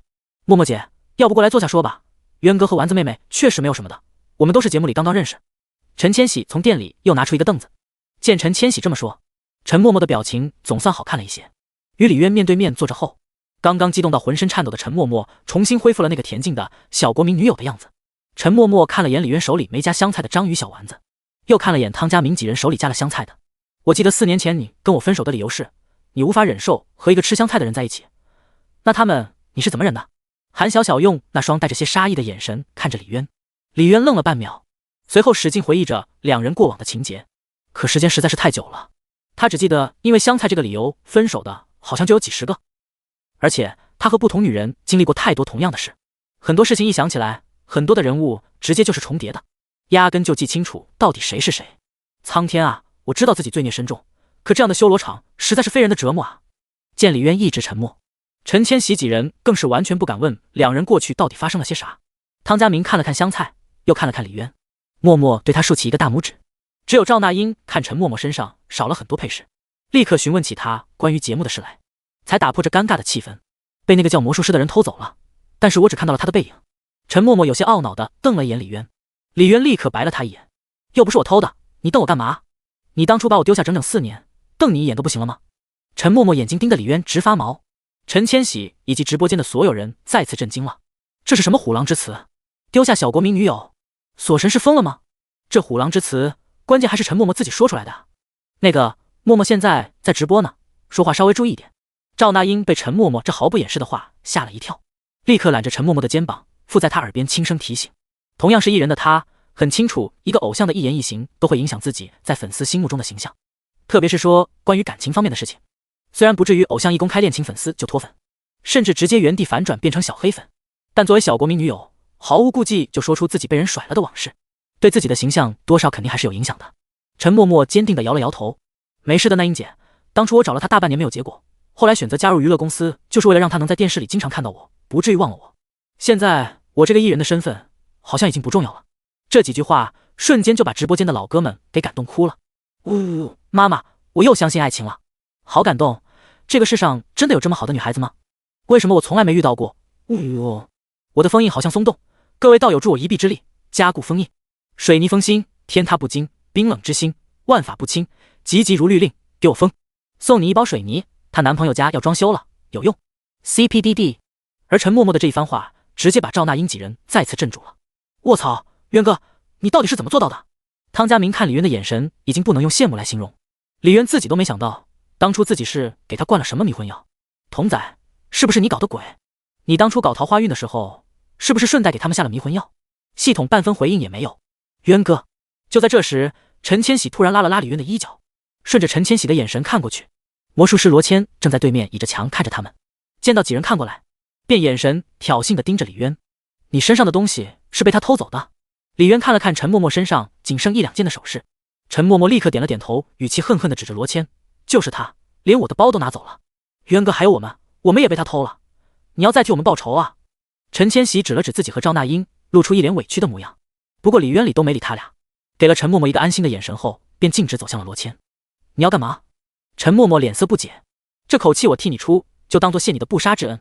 说着，李渊与罗谦已经四目相对，直播间的话题终于再次从陈默默转移到了罗谦这个最强扒手和李渊的对决。我是专门来找你的，我刚刚遇见王玉洁了，他说已经不敢见你了。罗谦饶有兴致地看着不断靠近的李渊，已经很多年没遇到过对手了，不知道你会不会让我失望。等到两人的距离不足0.5米时，罗谦眼中瞬间燃起一股战意。我劝你把陈默默的包还给我，不然一会别后悔怀疑人生。李渊笑了笑，我过去看看。陈默默见两人似乎有种剑拔弩张的感觉，生怕两人一言不合就打起来，立刻起身就要过去。不过他刚站起来就被赵那英给拉住了。默默别担心，渊哥好像比那个魔术师厉害多了，应该很快就会回来的。渊哥？陈默默不解地看着赵那英，他记得赵那英虽然年纪不大，但在圈里的地位可不小，而且一直心高气傲的他从没有当面夸过谁。是啊，默默姐，我们3个现在都是渊哥的小迷弟。陈千喜回头指了指自己和赵那英以及汤家明，语气莫名带着一股深深的自豪，这让陈默默有点小小的懵逼了。当初陈千喜出道的男团可以说是国内火的不能再火，虽然现在转型单飞，但人气一直都非常的高。赵那英也是圈内公认的小天后，他俩认李渊做大哥，这个世界这么疯狂了吗？你们4个不是才认识半天吗？怎么给我的感觉好像认识了很多年似的？陈默默脸上尽是不解。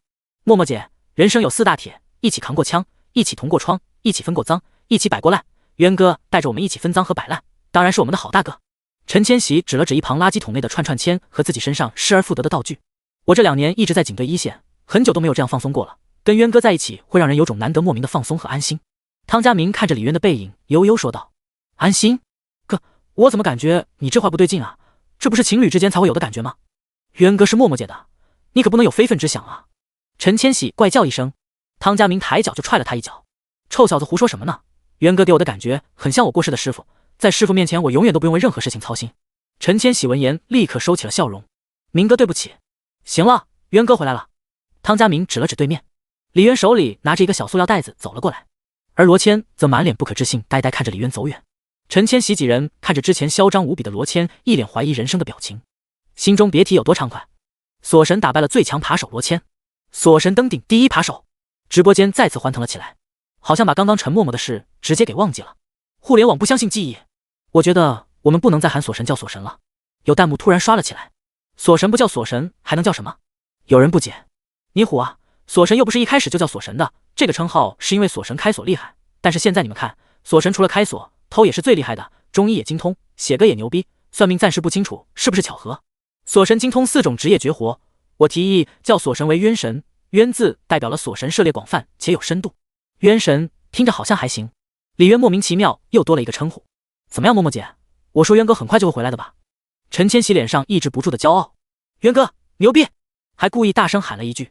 对面的罗谦闻言扭头就走，只有陈默默不可置信地看着李渊，他怎么不记得他有这样的绝活？你看看这里面哪些是你的东西？李渊将塑料袋递到陈默默面前。哦。陈默默接过塑料袋，猛猛地应了一声。你的手提包被罗谦藏起来了，他现在去拿，马上就来。李渊补充道。陈默默接着迷惘的点头。陈千喜和赵那英也在袋子里找起了自己的东西。过了大概1刻钟，罗谦领着一个淡黄色的女士宝宝走了过来，不过包上面却被上了好几把锁。我只答应了把包还你，但是没答应给你解锁。走到近前后，罗谦把陈默默的包递给了李渊。想要我帮你打开的话，用里面一半的东西来交换。罗谦一脸的不服气，等着李渊开口求他。可他这样的行为在直播间中已经乐开了花。魔术师这不是打着灯笼上厕所在找屎吗？锁神的外号刚刚变成渊神，就来挑战渊神的本命绝活。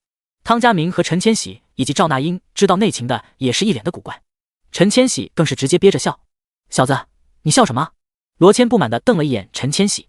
这是我找了全国最有名的锁匠定制的改良锁，安全程度比市面上任何一款锁都高出几10倍，而且精钢制作，你也砸不坏。罗谦一脸的迷之自信，就等着李渊答应他的交换条件呢。看着他迷之自信的样子，陈千喜直接捂住了嘴，不让自己笑出声。李渊则慢悠悠地从陈默默头上取下一根细发簪，朝着锁眼就捅了进去。这一幕直接令罗谦的眼皮一跳，这锁全国最顶尖的锁匠也得花几个小时才能打开，你就别白费劲了，还是乖乖。可没等罗谦的话说完，只听咔嚓一声，大黄锁应声而开。这怎么可能啊？罗谦傻了。陈千喜再也憋不住了，直接笑出了猪叫声。就这样，只有罗谦受伤的世界达成了。直播间的所有人也都笑不活了。刚刚有多自信，现在就有多懵逼。罗谦又开始怀疑起了自己的前半生。你到底是谁？江湖中怎么从没听说过你的名号？罗谦指着李渊，情绪突然有点失控。李渊上前拍了拍罗谦肩膀。一入江湖岁月催，天下风云出我辈。加油吧少年，回去好好磨练，江湖是你们年轻人的。可我俩差不多大。文道有先后，术业有专攻，年龄不过是数字罢了。去吧，回去吧。看着罗谦一脸茫然的离开，李渊松了口气。这家伙受到打击太大，万一发起神经可就危险了。千喜，再去买些吃的。李渊从包里把钱全部拿了出来，递给陈千喜，然后将包还给了陈默默。不过陈默默却没有接。怎么了？还少什么吗？李渊拿起包翻了翻，陈默默却把身上的首饰等东西全部取了下来，放进了包。你们扒手不是要赚积分的吗？都给你。陈默默说着看了眼时间，李渊还是把包还了回去。我反正有钱拿就行，积分垫底都无所谓。你们明星嘉宾也要积分，落后的几名要接受惩罚。你不想去参加后面的综艺直播了吗？只有积分最高的扒手才能直接参加。陈默默脸上露着奇怪，不参加了，我得去赚钱，还得付房租。李渊摆了摆手，你来参加节目就是为了钱吗？陈默默更加奇怪，不然呢？我现在兜里只有5块钱。可是那档综艺是国内出场费最高的综艺。陈默默沉默了一会儿说道。李渊一听立刻来了精神，给多少出场费？看难度，录一期从100万到500万不等。那个千玺，那我看你们也用不着那么多积分吧。2个小时之后，节目正式结束，嘉宾们按照约定来到火车站外面的广场。除了摆烂4人组和陈默默以外，几乎所有人都是一脸的疲态。不少嘉宾捂着咕咕直叫的肚子几乎是爬过来的，看得李渊不得不再次感叹，这个世界的艺人可真是不容易啊。综艺节目终于没有被完成一个非常友善又有爱的节目。你们怎么这么精神？满脸倦容的嘉宾们看到摆烂4人组和陈默默一脸精神抖擞，都是有些不可置信。因为我们有个摆烂的好大哥。陈千喜得意一笑，我们又累又饿，导演赶紧结束吧，我要回家吃饭。周围一片哀嚎。总导演张译看了眼李渊身上的大包小包，脸上一阵抽搐。王玉洁和罗谦辛苦了一天的成果都被李渊给摘了桃子。张译也没有多余的客套，将每个人身上的道具清点完毕，直接宣布了结果。李渊毫无争议是积分最多的。李渊看了眼积分板，王玉洁在所有人当中，包括明星嘉宾，直接0积分垫底。罗谦要好一些，还进了前20。这小子精明得很，估计还私藏了几个道具。看到李渊遥遥领先的积分，大部分人都有点懵逼。我好像没遇到过他，我的道具积分都是被罗谦偷走的，但是他的积分怎么只有这么一点？我也没遇到过他。大部分明星嘉宾都表示自己压根就没见过李渊这个人，怎么李渊莫名其妙就第一了？难道是黑幕吗？不可能啊！综艺节目多少年都没有内幕了，除非节目组不想在圈子里混了。罗兄，我记得你们的积分远远不止这些。王兄，我俩还交过手，你的积分怎么会是0呢？你们俩是被李渊打劫了吗？怎么不跟导演说？唯一不知道情况的扒手陈彦峰一脸震惊的在3人中间不断看来看去。王玉洁和罗谦2人听着周围的窃窃私语，脸上一阵发烫，只想快点离开这个让他们职业生涯受到重创的伤心之地。幸好导演宣布完名次后直接宣布结束，如坐针毡的2人节目组的车都不坐，直接头也不回离开了，让本还想交流技术的陈彦峰完全摸不着头脑。哎，只能去看直播回放来学习他俩的手法了。李渊，你住哪啊？李渊和陈千玺几人互留了联系方式后，陈默默拉着李渊直接往停车场走去。我自己开车了，去你家认个门。我现在住在别人家，恐怕不太好吧？李渊突然想到韩小小，再想到他俩见面的场景，立刻打了个冷战。你跟别人合租吗？没事，我买点东西给你室友，我就去认个门，不会打扰别人。陈默默死死拽着李渊的胳膊，那模样生怕他又像以前一样消失了。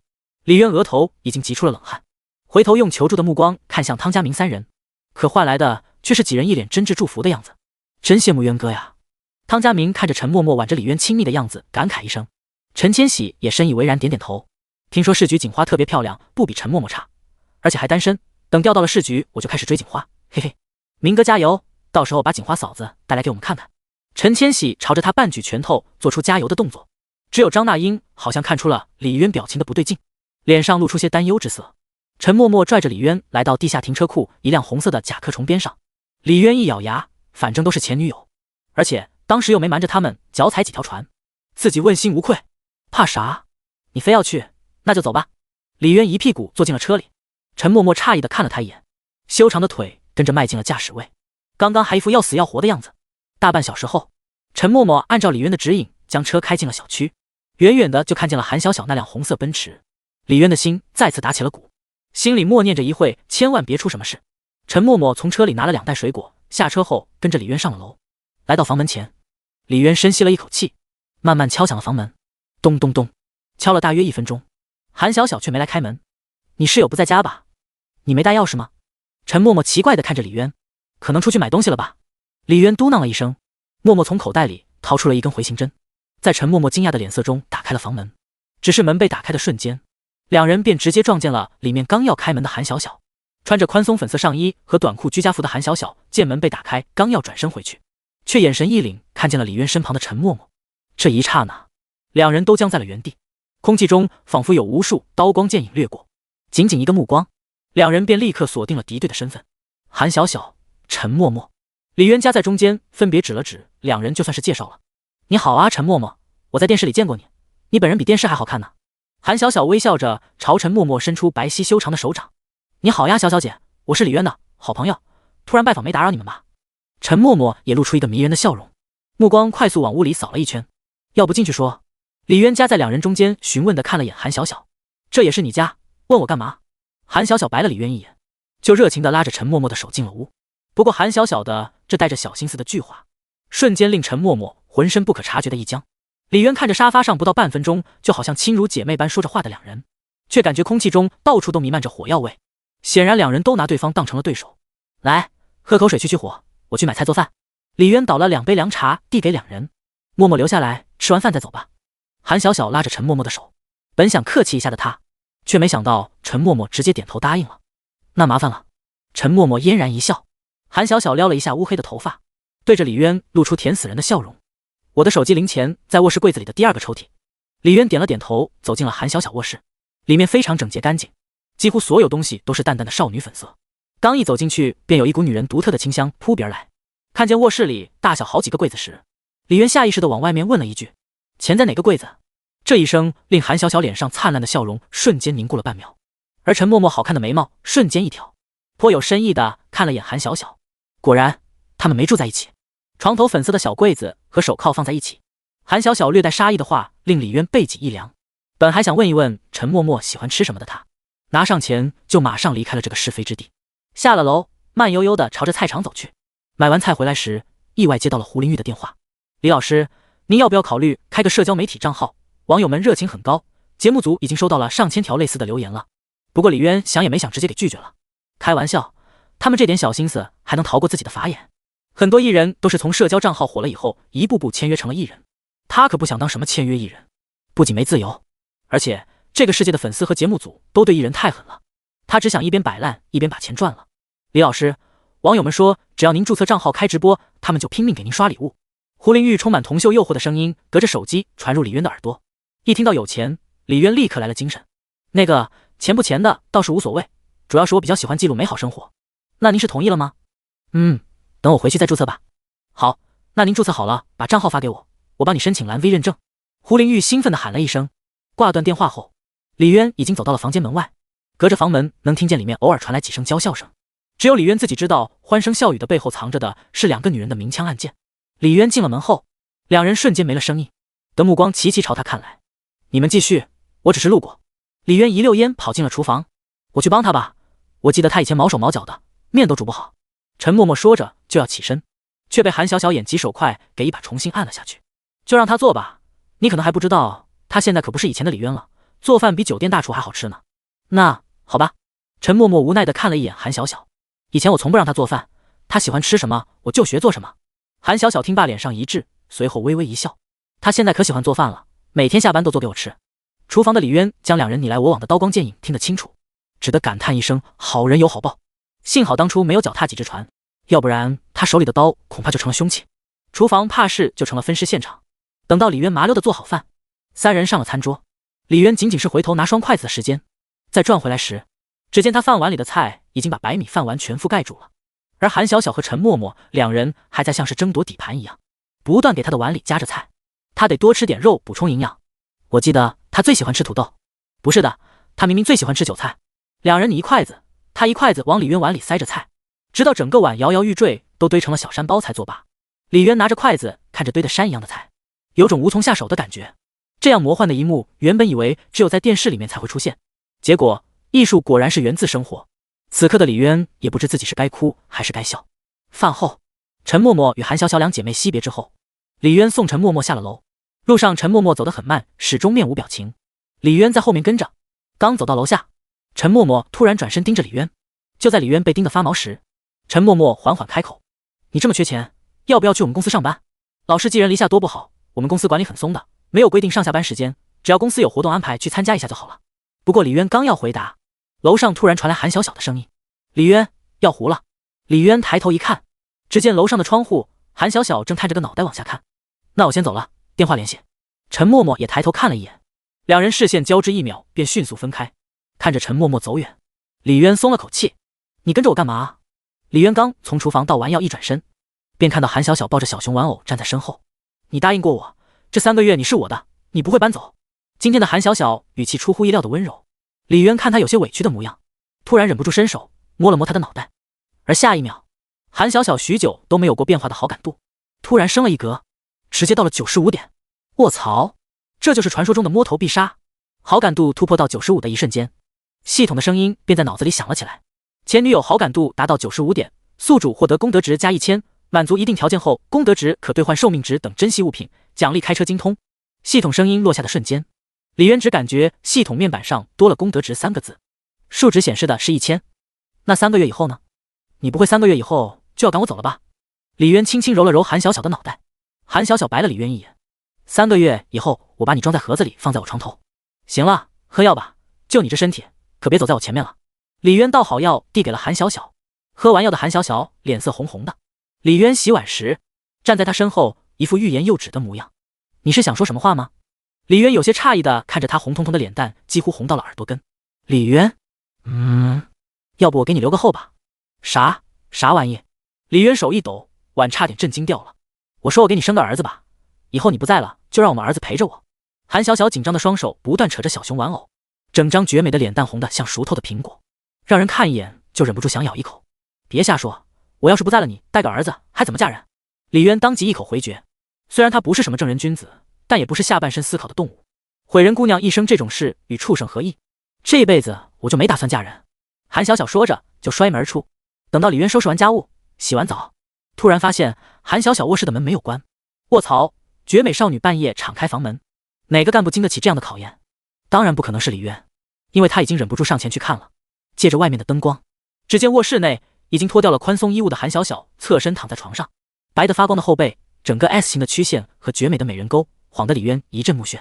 这 TM， 这到底谁顶得住啊？李渊裤腰带那根已经蠢蠢欲动了，手不自觉的就伸进了裤子口袋，从里面掏出一根最粗的银针。哎，这么漂亮的背，不扎几根实在是浪费了。你站在外面做什么？韩小小的声音突然响起。李渊吓了一哆嗦，赶紧收起银针。你睡觉怎么不关门？你要是有心做点什么的话，我关门还有用吗？一夜无事，是真的无事。第二天早上送走韩小小，李渊看到胡林玉的消息，才记起自己昨晚忘了注册某音账号。为了打赏，李渊几乎用最快的速度注册好，并将账户发给了胡林玉。过了大约1个小时，李渊的账号就直接变成了蓝 V。几乎是同一时间，胡林玉所在的公司账号发了一条视频，专门艾特了李渊。一时间，看过昨天直播的网友们直接把李渊的私信给冲破了，关注也是蹭蹭蹭的往上涨，仅仅10分钟，粉丝便直接涨到了5万，而且还在以恐怖的速度在增长着。李渊惊讶之余，李渊开始跃跃欲试开直播了，毕竟开了直播才有打赏不是？至于直播内容，主打的就是一个随缘。没有任何犹豫，李渊直接打开了直播按钮。刚刚关注李渊的粉丝们一见到李渊闪闪发光的直播头像，立刻就点了进来。渊神，你终于有社交账号了，终于开直播了，一晚不见，甚是想念啊！渊神终于等到你，还好我没放弃。楼上的这几位大兄弟，你稍微忍一忍，不要这么激情四射的。就在直播间弹幕乱飞之际，一个嘉年华的特效突然飘进了屏幕，一时间所有弹幕都看不到了。卧槽，好兄弟，有礼物，你们是真刷啊！李渊赶忙点开礼物界面看了看，没错，一个嘉年华足足3000块。卧槽，大佬啊！渊神刚开播几秒就直接刷嘉年华，大佬名字叫夏天的清宁，好像是个小姐姐。就在弹幕纷纷惊讶李渊女粉丝有钱时，屏幕又一连飘了3个嘉年华的特效。随着这几个嘉年华的效果，直播间的人数从几百人蹭蹭蹭的往上涨，加上原本关注进来的人，总人数已经到了近小万人。第一次开直播就有这么多人，这是妥妥已经是一个小网红的待遇了。我靠，原来是富婆姐姐，医生说我的胃不好，要吃点软的。上天对我不薄，我小小年纪就已经遇到了想要托付一生的女人。姐姐，我一个月生活费1500，我把1314都给你，剩下的180是我的身高，6块我的腹肌。看着这一个个的嘉年华刷屏弹幕，直接就炸了。李渊也震惊了，我了个槽，原来做主播这么赚钱的吗？难怪那些小姐姐一个个的都削尖了脑袋脱了裤子也要去干直播，比卖白粉还赚。这他妈要什么自行车？从今往后他李渊靠卖艺为生。而弹幕还在继续，你们这群不要脸的，不恶心？还有没有一点男人的风度？怎么能喊一个18岁的小妹妹叫姐姐呢？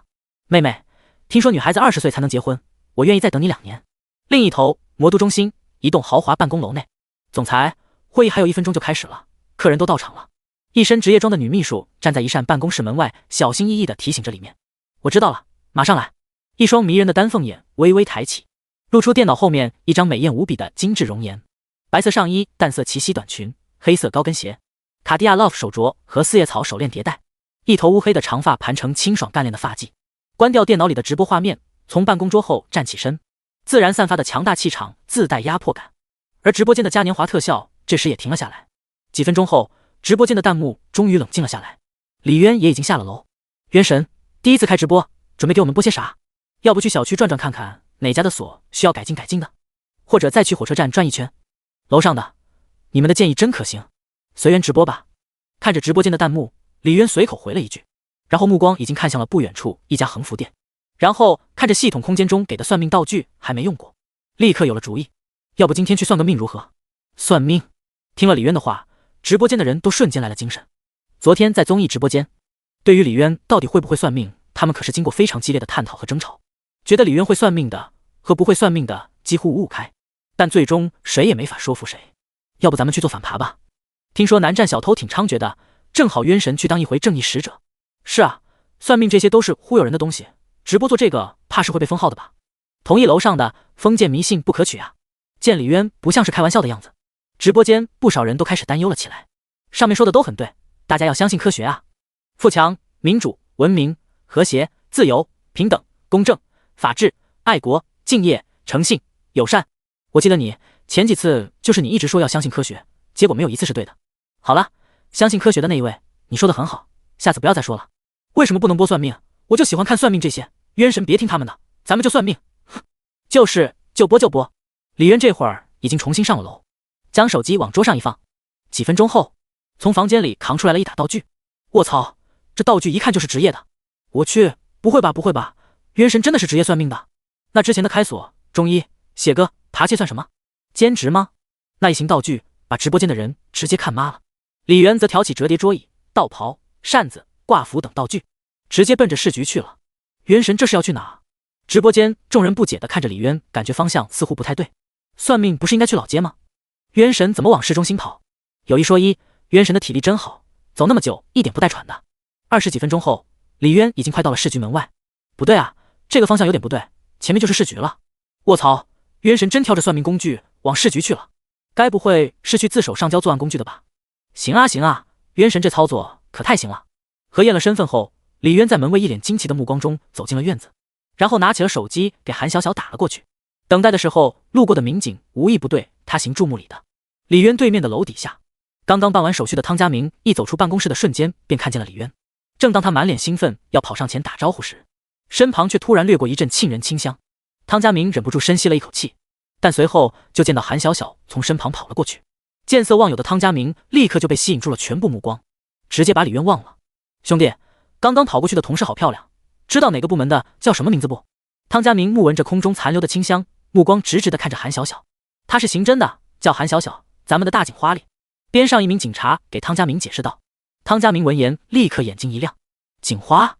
卧槽，巧了，那不正是他要准备发起攻势的目标吗？这该死的缘分，来得真他妈的是时候，嘿嘿。这一瞬间他忽然明白了什么叫爱情来得太快，就像龙卷风，第一天报道就和他擦肩而过。这不和电视里狗血偶像剧男女主偶遇的桥段简直是一模一样啊！果然就是这样吗？他注定就是我生命中的命中注定吗？缘啊，妙不可言。汤家明想着，幸福的笑容不自觉从嘴角直接裂开到了耳朵根。这一刻，孩子的名字他都想好了。走吧，带你去刑侦，见一见新同事。边上的警员拍了拍汤家明的肩膀，兄弟，等我一下，我要等我的真命天女一起回去。汤家明笑呵呵地盯着奔跑中的那道美丽的倩影，可2秒后，他眼睁睁地看着韩小小迫不及待地跑到了自己好大个李渊面前。你这是干嘛呢？韩小小将车钥匙递给李渊，指着地上的东西一脸好奇。李渊指了指屏幕，朝着大门正在直播的手机。直播呢？这是给观众老爷们准备的才艺表演。好吧，那你注意安全，感觉累了就马上回家，听见没？韩小小看了一眼手机屏幕，有些不放心地叮嘱着。直播间内因为画面对着大门看不见里面，不过在听见韩小小声音温柔的叮嘱，直播间的观众们立刻浮想联翩起来。这个声音不像是陈默默的吧？我靠，冤神外面有狗了！我要去陈默默的账号底下留言。而汤家明乐呵呵地看着这一幕，灿烂的笑容渐渐凝固了。兄弟，他俩认识吗？汤家明转头对着带他报道的警员问道。认识啊，听宣传科的人说他俩好像是情侣关系，具体我也不太清楚，反正关系不浅。哦，原来只是情侣关系。啥？情侣关系？汤家明震惊的整个嘴巴张成了一个O。是啊，只是不知道真假，不过我只知道警花对他上心的很。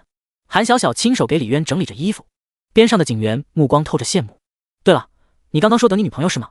她在哪呢？没有，我胡说的，其实我在等大嫂，呵呵。汤家明目光复杂的看着自己的好大哥，那表情几乎就要哭出来了。到底谁懂啊？前一秒还是真命天女，下一秒就直接变成了大嫂。李渊，你这是在干嘛呢？要帮忙吗？韩小小走后，李渊正准备去停车场，路过的宣传部徐副科长一脸古怪的上前打招呼。徐副科长，没事儿，我借用一下韩小小的车。李渊笑着回道。哦，你确定不是来上交违法工具的吗？徐副科长看着李渊脚下一面写着祖传算卦秘方的红黄色旗帜。李渊见他眼神不对劲，立刻护住了自己的作案算命工具。这可是我吃饭的家伙，你算命？徐副科长瞪大了眼睛，不可思议地看着李渊。是啊，生活不易，赚钱卖艺啊。李渊一边摇头一边叹气。直播间的人见他一本正经装可怜的样子，都乐了。哈哈，生活不易，渊神叹气。就你这开锁的手艺，还能缺钱喽？徐副科长，照您这么说，哪天我要是不缺钱了，那可就得缺自由了。李渊做了个踩缝纫机的动作。徐副科长哈哈一笑，正准备要走时，突然回过头，心血来潮，笑眯眯看着李渊脚下的算命工具。要不你给我算上一卦，看一看我今天的运势。李渊看着红光满面的徐副科长，呵呵一笑。徐副科长今天一看就是喜事当头的征兆，今天的事保准10拿9稳，但凡有意外，那都是有惊无险。徐副科长听完哈哈一笑，行，那就借你吉言。别过徐副科长，李渊径直来到市局停车场，找到韩小小的红色奔驰后，把东西一股脑塞进了后备箱。这一天直播说不定得换好几个地方，没车的话实在太不方便。直播间的人见到这辆明显不属于男人的红色奔驰，双眼都在放光。卧槽，渊神不会吧？你不会这么快已经傍上了刚刚刷嘉年华的富婆了吧？我们还停留在口嗨，渊神竟然已经直接行动起来，并且获得了阶段性的成功。渊神就是我辈楷模，汝之秀，无不及也。李渊看着乱七八糟的弹幕，知道这时候自己解释也没啥用，索性就懒得管，开着车顺便去了趟胡林玉那边，要了一套能带在身上的轻便直播设备，然后便出发，兜转了几条老街。但是咨询了管理方后都被拒绝了。我就说吧，海城这样的大都市，怎么会允许算命这样的封建迷信存在？算了，渊神，要不咱们直播其他才艺吧？你这道具一拿出来看着，确实挺尴尬的。碰了2次灰后，李渊突然想到了一个地方，于是大手一挥，那不行，说好了直播算命，大丈夫生于天地之间，岂能言而无信？直播间观众感觉的一股真男人的王霸之气从李渊身上散发，转眼便看到他一屁股坐进了车里。那明晃晃的象征富婆和软饭的奔驰车标晃的人睁不开眼睛。卧槽，要不是看到了你面前的奔驰车标，我差点还真信了。谁说吃软饭没有骨气的？渊神即使吃上了软饭也霸气不减，乃吾辈软饭男之楷模。壮哉我大渊神，西格玛男人，男人中的战斗男。李渊开着车直奔上次的地摊一条街。虽然是大白天，人有点少，但算命这种事不讲人多人少，只说缘分深浅。由后面的行车道进去后，李渊径直开到了上次的摊位后面，周围稀稀拉拉的摊位。我靠，渊神不会要去摆地摊吧？是真的，渊神已经停车在取东西了。啊，我感觉好尴尬呀。看着李渊快速支好了算命摊，并且插好了红黄色的挂旗，甚至还给自己披上了一件道袍。直播间的众人直接不忍直视了，好羞耻！要是内向的我的话，已经开始尴尬自卑到想找个地洞钻进去了。虽然渊神这一套确实像那么回事，但放在这个地方确实是有点尴尬。楼上的你错了，来人不会同时拥有奔驰和自卑，好有道理的样子。但是这个时间点人好少，放眼望去，整条街人影寥寥无几，而且来这里的人要么是本地人，要么是长期在本地工作的，哪有老街的游客好骗哦？作为粉丝注意言辞，渊神这是祖传算命，怎么能说是骗呢？对，反正算命不都是乱说一通，没发现就不是骗。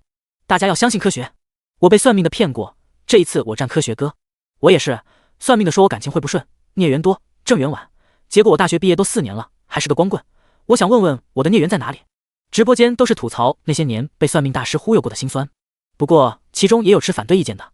那是你们没遇到靠谱的大师。小学3年级我算过一次，算命大师可厉害，20年过去了，说的到现在为止全中。啊，真的有人这么准吗？你算的都是啥？当时大师开口就问我，你爸爸是男的，你妈妈是女的，对不对？我当时就觉得卧槽，遇到真高人了，真他娘的好准。后来大师说我能活到30岁，我老婆是女的，我会当爸爸，我爸爸会当爷爷，全都说中了。那确实挺准的，居然能算到你这智商能活到30岁。上面的不算，我才是真的准。小时候算命的说我长大了掏大粪，于是我发愤图强，终于学业有成，名校医学硕士毕业后成为了一名肛肠科医生。这该死的宿命感，算的还真他妈的准。反正我相信渊神不会骗人的，你要相信科学。李渊从支好摊位开始，一直过了整整1个半小时，终于迎来了他人生中的第1位顾客，只不过看起来有点像找茬的。祖传算命，什么年代了还能遇到算命的？年纪轻轻的不学好，下午开奖的彩票能算吗？30几岁模样光头男人从头到尾打量了一番李渊和摊位，兄台今日走财运，当然能算。李渊放下扇子，微微一笑，看的男人和直播间的人一愣一愣的。进入了营业模式的渊神还真有几分仙风道骨的模样啊！不错，换成10年前的我可能就被忽悠住了。哟，怎么个算法？没想到李渊还真敢答应，男人立刻来了些兴致。直播间的人也是没想到李渊敢答应下来。算命不都是算什么事业爱情、婚姻小孩那些几年甚至10几年之后才能验证的东西吗？是啊，渊神胆子也太大了，这都敢忽悠，这大哥看着气势汹汹的，也不怕挨揍。可能冤神这次算完，压根就没打算再来这儿，所以才敢答应。敢问兄台贵姓？李渊一边扇着扇子，一边悠悠开口：我姓朱，朱姓在百家姓中排第17位，那么彩票号码前2位就是17。李渊扇子顿了顿，说道：啥？男人大脑袋凑近了些，还以为自己听错了。我去，冤神这么儿戏的吗？直播间的观众也是熟脸懵逼。今年多大？李渊没有理会众人的震惊，继续问道：周岁33。光头男子按耐着性子答道。完了又补充了一句：要是你今天你算不准，以后别让我在这看到你，要不然见你一次我掀你一次摊。李渊像是没听见后面威胁的话，自顾点点头。33属马，马在12生肖排第7位，第3和第4位号码是3和7。家里几口人？算上我爸妈老婆孩子一共5口，长着个小白脸的模样，老子最恨的就是你们这些小白脸，没少霍霍小姑娘吧。光头男依旧骂骂咧咧的。那么第5个数字就是5，每周和老婆平均几次性生活？李渊这问题说出口，光头男立刻愣了半秒钟。直播间的人也是没想到他会问这样的问题。冤神这是看大哥凶神恶煞的态度极差，故意的吧？哈哈哈，我估计是，但是看冤神这么一本正经的胡说八道，我怎么这么想笑啊？完了，你看那个光头男好像要动手了，冤神不会第一天直播就挨打吧？算不准的话，晚上或者明天来掀我的摊也不迟。见光头男满脸煞气盯着自己，李渊不紧不慢地说道：4次。光头男咬牙挤出2个字。李渊满意的点头。那么第6个数字就是4，结婚以后被发现戴过几次绿帽？李渊这最后一个问题一出，光头男的血压连同愤怒值直接蹭蹭蹭的飙升。你 TM 的在玩老子是吧？光头男一巴掌拍在了桌子上，就要直接动手。直播间的观众也当即被吓了一跳，不少人已经打开拨号键盘，准备按下110。可李渊还是一副仙风道骨、不紧不慢的样子，已经回答了6个问题，这最后一题不答的话，岂不是全都白答了？或许是被李渊淡定的样子给唬住了，也可能是怕踩缝纫机。光头男最终还是没有动手，凶神恶煞的狠狠瞪了一眼李渊，丢下一个0次以后扭头就走。那么最后一个数字就是0，今天兄台走财运，别忘了去兑奖。李渊笑眯眯的朝着他的背影喊道：兄台今日还有一血光之灾，不过遇到我算你走运。我靠，真的好惊险，刚刚要是动手的话，不知道冤神能不能应付。最后那个问题也太尖锐了，要换了是我肯定也生气。冤神，你可长点心吧，可别直播第一天就你进医院，他进监狱的了。除了弹幕替李渊担心以外，不少人都自觉地给他刷起了礼物，毕竟他们的冤神是真的用生命在给他们做直播啊。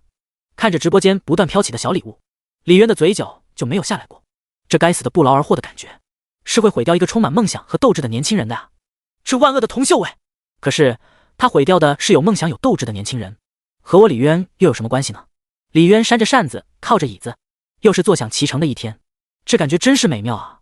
又过了大约1个小时，直播间突然有人喊着：富婆又来了。李渊一看，果然榜一变成了夏天的清明。他慢慢支棱起了身子，点开榜一的资料，头像是一个用手挡着半个眼睛的可爱娃娃，背景是一幅街景图，没有发表过作品，喜欢等也都是仅限本人可见。退出之前，李渊顺手点了个关注，而这时他的算命摊子又来了客人，是一位长得还不错，27、28岁样子，关键是波涛汹涌的妹子。妹子一上来就从边上拖了把凳子坐在李渊面前。卧槽，此妹子有大凶之兆！李渊看着直播间刷屏的弹幕，再看了看面前身体前倾的妹子的波涛，也跟着嘀咕了一句：确实是大凶兆。看着那近在咫尺的呼之欲出的波涛，直播间的 LSP 又开始蠢蠢欲动了。你们别看这妹子看着大，其实一点也不小。弹幕怎么突然少了这么多？人都干嘛去了？茶房都把手拿上来，双手打字以证清白。啊！对面的妹子却瞬间被李渊的话吓得满脸着急。大师，我身上真的有大凶兆吗？看着那不像是装出来的表情，李渊哭笑不得。这位姑娘想算什么？我想算一算姻缘。大熊妹子满怀期待的开口，把手伸过来放在桌上。李渊敲了敲桌子，大熊妹子立刻伸出手掌。李渊看了一会儿后连连摇头：姑娘，你工作的地方可不兴找姻缘啊，你的姻缘线已经快被孽缘磨平了。随后一抬头，目光又直直撞上了那幽静不知深处的沟壑。不过姑娘，你的事业线深不见底，非常适合现在的工作，要不我给你看一看事业线。看着那深深的沟，事业线，直播间的观众表示看得真他妈准。而李渊的话音刚落，直播间突然之间飘起了一个嘉年华特效。卧槽，富婆又刷了！富婆介意除了冤神以外再多一个男朋友吗？李渊也看到了直播的画面，突然感觉有点不对劲，但又说不上来。算命者无法自算，要不然高低给自己算上一卦。大师，我只想算算姻缘，现在的这份工作我也不太想干下去了。大熊妹子摇了摇头，胸前的波涛跟着节奏直晃的直播间的 LSP 们心神荡漾。姑娘恐怕孽缘缠身，最近又有个小伙子被你的凶手一折服，想要把技术娶回家是不是？是啊，大师你真准啊！昨天有个19岁的男生在公司拿花向我表白来着，边上还有同事和按摩的顾客看着呢。大熊妹子两眼放光看着李渊，我想问问，我跟他要是成的话，以后能好吗？而这时直播间弹幕又炸了，啥玩意？我勒个擦，这妹子是技师啊！卧槽，恕我眼拙，可是渊神，能不能帮我一个朋友问一问，妹子在哪家几号？兄弟们别误会啊，只是帮朋友问的。兄弟，我懂你，因为我也有个朋友想知道。不是，你们连文案还是武案都不先问一问吗？一听说大熊妹子的职业，直播间的 LSP 们更加肆无忌惮起来。可是表白的那小子真狠啊，拿到了驾照，还想把教练车都给直接开回家，这怎么能行？那小子也太自私了，把教练车都开回家了，让别人还怎么练车？人间自有真情在，技师也是值得拥有爱情的。姑娘，既然是孽缘，自然不会有什么结果。李渊冲着大熊妹子摇了摇头，这样吗？那我该怎么办？难道我这辈子要孤独终老吗？大熊妹子眸中的神色暗淡了下来。李渊见状轻摇了摇扇子，属于你的姻缘远在天边近在眼前。啊！大熊妹子懵了，直播间的观众也懵了。我尼玛，渊神该不会说的是他自己吧？好家伙，不愧是渊神。大师，你说的不会是？大熊妹子左右看了看，最后目光落在了李渊身上。别误会，你最近老家有来人吧？李渊一脸黑线。有的，我叔叔家的孩子来过一趟。大熊妹子点点头。你有很久没回老家了吧？如果真心不想做这份工作了，不妨回老家走走，姻缘近在眼前。李渊说完，大熊妹子低下头，陷入了沉思。等一等，这情节我怎么感觉好熟悉？你是想说失足妇女回乡找老实人接盘？卧槽，被渊神那么一绕，好像就是这么回事。大师，我懂了，其实我身边所有小姐妹都是像你说的一样，只是我本想在最后尝试一次。大熊妹子抬起头，眼神清澈了许多。明白就好，他们看上的是你的凶手义和服务。谢谢大师，我过2个月就辞职回老家了。大熊妹子慢慢站起身，不经意之间露出的球体让直播间的 LSP 又是一阵目眩。大师，算一次多少钱？大熊妹子拿起手机准备扫码。哎，遇见就是缘分，咱们不谈钱，谈缘。李渊摆了摆手。哦，那大师多少元？30。好的，大师，给您扫过去了。直播间的众人也是无语了。不过，难道你们没发现吗？渊神给大熊技师算的不是很准吗？别说，刚刚忽略了，你这么一说还确实啊。怎么回事？难道渊神真的会算啊？不过渊神怎么不多问几个问题，给大熊技师算的太快了，可惜球还没看够呢。我家哥哥的球，你看不看？呆，小黑子，终于露出马脚了吧？兄弟们，要相信科学啊！依依不舍地目送完大熊妹子，时间已经到了中午时分，街上的行人和摊位也慢慢多了起来。正当李渊准备去买午饭时，边上传来一个有点熟悉的声音：卖情趣内衣的小兄弟。只见上次卖水果那大哥开着他的敞篷大3轮，一个帅气的甩尾，将车直直停在了李渊身旁的位置上。大哥，李渊笑着打了声招呼。我靠，真的是你啊！你不是去踩缝纫机了吗？这么快就出来了？卖水果的大哥看着李渊一脸惊奇。啥？渊神卖过情趣内衣，还踩缝纫机？渊神，你到底还有多少不为人知的秘密？踩缝纫机我能理解，但是摆摊卖情趣内衣是什么鬼？渊神整得这么花吗？大哥这么早就出摊了？李渊呵呵一笑，没有解释，毕竟谁还没有过一段不堪回首的过去不是？刚吃完饭不早喽，家里的娃娃还等着奶粉钱呢。卖水果的大哥下了车，突然看清了李渊身旁的旗帜标语。小兄弟，你咋不卖情趣内衣，改算命了？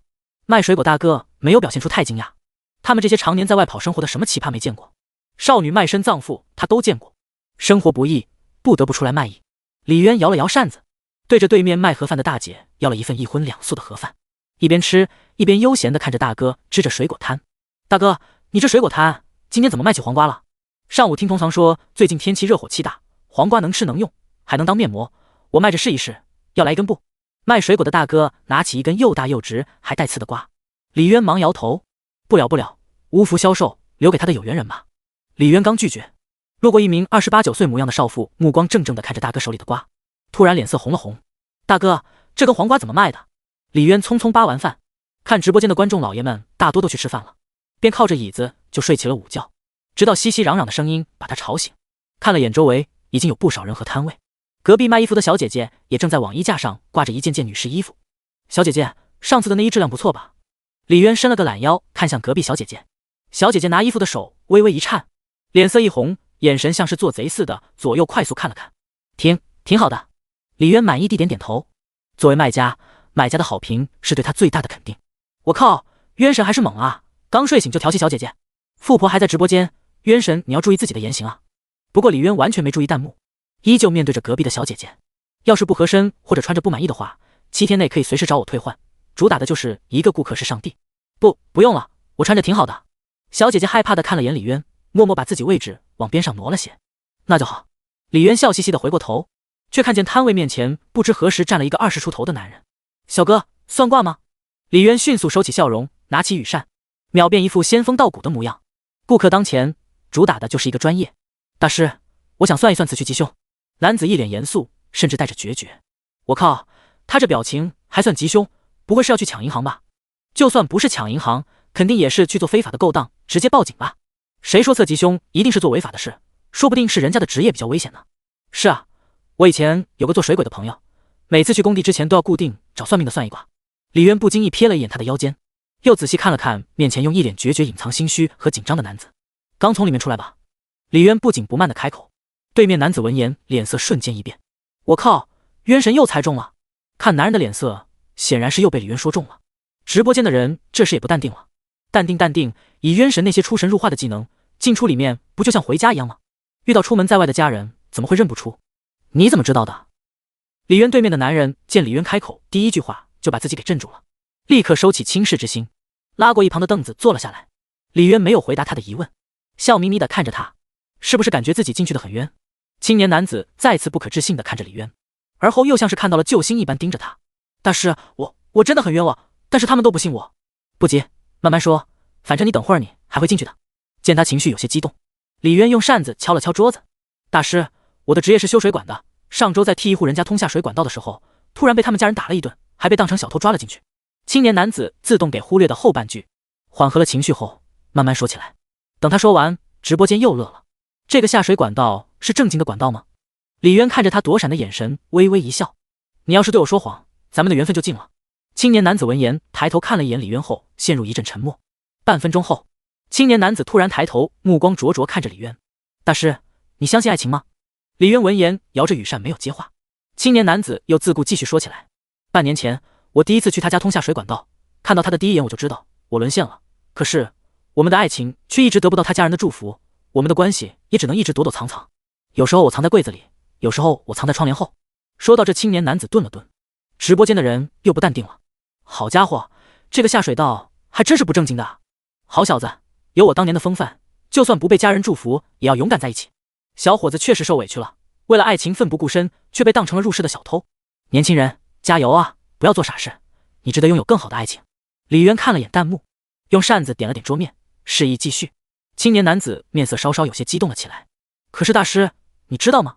爱一个人的眼神真的是藏不住的，就好像我上一次藏在他的床底，却终究还是被她老公发现了。王德发？直播间满是脸黑人问号。我尼玛，这小子说的家人是他妈的人家老公。好，你小子把偷情说的这么清新脱俗是吧？行，我刚说你小子冤枉，结果你转身就给我整这死出。不是，我感觉这也不能全怪小伙子，毕竟谁能挡住成熟少妇的魅力？我曹某人有个朋友想问一问大家，通下水道需要考证吗？不需要，需要有一副抗揍的身体就行。大师，我准备去找那对狗男女要个说法，你帮我算一算，今天是他们死还是我活？青年男子前倾着身体，眼含期待看着李渊。尼玛，狗男女应该形容他自己才对吧？绝了，怎么渊神算命竟遇到奇葩？那可不，这年头正经人谁算命啊？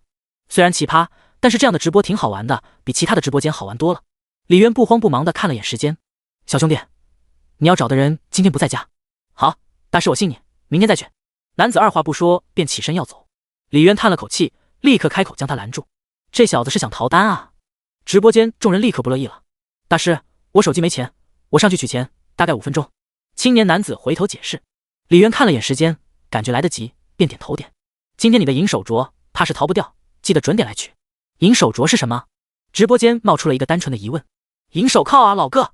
而青年男子刚前脚离开，一个熟悉的身影突然气喘吁吁的快步跑了过来。大师，中了，彩票中了。李渊目光看向上午算彩票的光头男人，直播间的人也看到了他手里兴奋的拿着一张彩票往这边奔来，顿时都是大吃一惊。什么？那光头大哥说什么？彩票真的中了？不可能吧！上午渊神明明是乱说一通的数字啊，怎么可能会中啊？肯定假的，那个光头估计是气势汹汹来掀摊子的，害怕冤神看到他就跑了，才故意这么喊稳住冤神呢。卧槽，那冤神还不赶紧跑啊！冤神，快跑吧，那光头一看就不是好惹的，万一打起来你要吃亏啊！一时间，直播间几乎所有人都在劝李渊赶紧跑路，没有哪怕一个人是相信那一串彩票真中了的。无妨，我说了他今天走财运。李渊看了眼弹幕，回了一句，眼神中透着的那股自信，差点就让直播间的人真信了那串随意报的数字能中奖。完了，冤神太自信了，这回可能要翻车了。大师，大师，中了！光头男跑得满脸是汗，把周围人的目光都吸引了过来。但跑到摊位面前，光头男大声喘了几口粗气后，原本兴奋的脸上却露出了一副不知该开心还是悲伤的表情。彩票的前面5个数字都对，中了3等奖，1万块。缓过劲来的光头男一口气说完后，表情复杂。这下直播间不淡定了，我勒个去，还真中了呀！谁查到了这期的开号码？发一下。本期的开奖号码是1737518，冤神算的是1737540。沃日，这么玄学吗？这也能蒙对5个数？还好是5个数，要不然我真的会相信冤神能掐会算。还好，冤神不用挨揍了。冤神说他今天走财运，还真是啊，乱说一串数字都能中，这说明冤神算的还是有点准头的。但是他那个猪肝一样的表情是怎么个事？虽然不是大奖，那也是1万啊，我得搬多少块砖？大师，我错了。这时，光头男突然毫无征兆地对着李渊径直跪了下去，中了1万块就给冤神下跪，这是个知恩图报的好光头。看到光头突然痛哭流涕的样子，直播间的人动容了。在这个扶个老奶奶都要担惊受怕的时代，难得还有人拥有这样一颗感恩的心。可光头男人的下一句话又让直播间所有人瞬间呆住了。大师，我真的错了，其实我和我老婆平均每周只有1次性生活，我抓了他8次给我戴绿帽的现行。光头男子跪在地上抱头痛哭。等一等，让我捋一捋冤神的那几个问题。性生活是第6个问题，那第6位数正确应该是1，绿帽是最后一个问题，正确应该是8。最后按冤神问的问题得出的正确数字应该是1737518，对吧？所以本期开奖号码是多少？本期开奖号码是1737518。沉默，死一般的沉默。只有几个新进来直播间的观众在好奇，为什么直播间几万人弹幕这么少？弹幕这么少，都是主播买的机器人吗？一个刚进直播间的忍不住问道。鸡你妈的头，冤神他猜中了头奖啊！卧槽啊！别急，你先别急，不可能的。冤神的几个问题分别是什么来着？让我再算一遍。别算了，冤神是真的说对了头奖。刚刚那一阵沉默，你以为都在干嘛？我看了几遍录屏，都已经算了7、8遍了。我星号，我已经说出话了。所以，我见证了一个头奖的诞生，又与之失之交臂。这时候我应该说什么？冤神，跪求帮我算一卦下一期的彩票中奖号码。直播间这回是彻底疯了，一瞬间，刚刚还冷冷清清的弹幕，瞬间汹涌而来，直接飘满了整个屏幕。我刚刚这是捅了弹幕老窝吗？刚刚的新人害怕的瑟瑟发抖。兄弟们，要相信科学啊！大师，能帮我再算一次吗？下次的彩票中奖号码，这次我肯定不会再说谎了。光头男子捏着皱巴巴的彩票扑倒在李渊的摊位底下，一把鼻涕一把泪，万分懊悔的哭诉着自己弄丢了500万，哭得像个200斤的孩子，时不时还扇自己一个巴掌。我去，现在算命的都这么拼的吗？请的演员这么专业的吗？现在连算命的都这么卷，我们有什么理由不努力？光头男浮夸的样子，看得周围路过的群众啧啧称奇。那可是1000万奖池的头奖啊！我要是那个关头，我比他还夸张。何止，要是我可能就承受不住打击，当场去世。直播间众人从震惊开始接受，转而带入自己的视角，同情起光头男来。大师，可以吗？光头男看着李渊，刚要站起身，却听见身后一声怒喝：“狗男！”所有人往光头男身后一看，呵，不正是刚刚算完命回去取钱的青年男？此时的他正一脸怒容，死死盯着光头男。光头男转身一看，目光顿时也要喷出火来：“是你，狗奸夫！我了个槽，这俩人认识啊？我靠，现在是什么状况？我 CPU 开始发热了，看冤神的直播真长脑子啊！桥豆麻袋，我需要捋一捋，这俩人一个被人绿，一个绿了别人。卧槽，所以那小子绿的是这个光头男，他要去找的也是光头男。我弟妈，首尾呼应，形成闭环了。不行了，我需要缓一会儿。看冤神的直播也太刺激了，比我过去20年的所有经历都刺激。短短大半天的时间，直播内容的精彩程度却让观众们仿佛过去了好几年一样。而这时，情绪激动的青年男人突然从腰间抽出了一把明晃晃的菜刀，周围人见状顿时一片惊呼：“冤神快跑！”直播间观众也被吓了一跳。李渊无奈地摇了摇头，看向光头男：“不想见血就来我身后。”光头男也被吓到了，闻言赶紧跑到了李渊身后。青年男子走到摊位面前，却收起菜刀，从兜里拿出了一张100元大钞。大师面前我不动刀，有本事别当缩头乌龟，你出来啊，单挑啊！青年男人说着，把钞票递给了李渊。不好意思大师，这是之前算卦的钱，我还没去找你，你还有脸来找我，还想砍我？光头男看了眼他放在身后持刀的手，虽然愤怒，但也不敢轻举妄动。卧槽，你搞别人老婆还要砍别人，天底下还有这样的道理吗？直播间的老哥们淡定不了了，明明是你老婆主动勾引的我一开始根本不知道她有老公，她欺骗我感情，还报警抓我，害得我工作丢了，亲戚朋友都看不起我有什么错？青年男子本想提刀上前，但看到李渊后又立刻忍住了。我这个人信命，我不会当着大师的面动手，有本事你躲一辈子。青年男子手指着光头男，语气满是悲愤和委屈。他好像说的也有点道理，他不过是犯了天底下男人都会犯的错而已。抛开事实不谈，错的难道不该是那个女人吗？她也只是个被少妇欺骗感情的纯情小伙呀。可是我也想要被少妇欺骗感情啊。突然之间，直播间的舆论又开始两极反转。李渊还是一副仙风道骨的模样，夹在两人中间，一边听着八卦，一边看弹幕。那个女人太可恶了，不仅绿了老公，还毁了一个相信爱情的小伙。还好我们00后从不相信爱情，主打的就是一个无房、无车、无女人。你问我老了怎么办？我只能说，拿我骨灰糊墙都没事。我也是00后，我比较内向，可不可以不要把我糊外面？那你确实很内向，请把我糊在高中班主任的家里，让他看看烂泥到底能不能浮上墙。弹幕开始逐渐离谱，你俩都没错，怪就怪你们都命中犯女人。李渊摇着扇子，一句话把所有人都说懵了。啥玩意？听说过命里犯小人、犯煞、犯太岁的，还是头一次听说犯女人呢？是命犯桃花的意思吧？不一样的，命犯桃花是指异性缘好，感情纠葛，他俩显然不符合这样的情况。不同于直播间的叽叽喳喳，光头男两人听了李渊的话后，却立刻陷入了沉思。原来是这样，难怪第一任老婆和第二任老婆卷我钱跑了，第三任和现在的老婆又绿我。光头男喃喃自语，难怪我明明只想要一份纯粹的爱情，可遇到的每个女人都只想玩弄我的身体。青年男子恍然大悟，所以每一段和女人发生的关系中，受伤的只会是你们。李渊继续说道，那大师，我们该怎么办？可有破解之法？两人几乎是异口同声问道。李渊朝着青年男子招了招手，先把你的刀给我。青年男子看了一眼光头男，犹豫了片刻后，还是把刀恭敬敬地递给了李渊。光头男见状，腰杆子顿时直了起来，甚至朝着青年男直接瞪了回去。看什么看？要不是那婆娘主动勾引的你，你还有机会拿刀？老子当场就把你给剁了。光头男慢慢从李渊身后走了出来。老子也不是不讲道理的人，这件事错在那个婆娘，但你也不是一点责任都没有，进去蹲7天算也不算很冤。我靠，这种事竟然还能讲道理，这光头大哥是真男人啊！好理智，好讲道理的大哥，真的，我泪目了。大哥的境界太高了，换成我遇到这种事，就是他进医院，我进监狱。好大哥，有某音号吗？我一定要关注他，这气量肯定是成大事的人。我想知道大哥家的地址，别误会，只想给大哥送点心意。楼上的，你怕不是想送一顶绿帽给大哥？不过大哥确实是真男人，一般人做不到。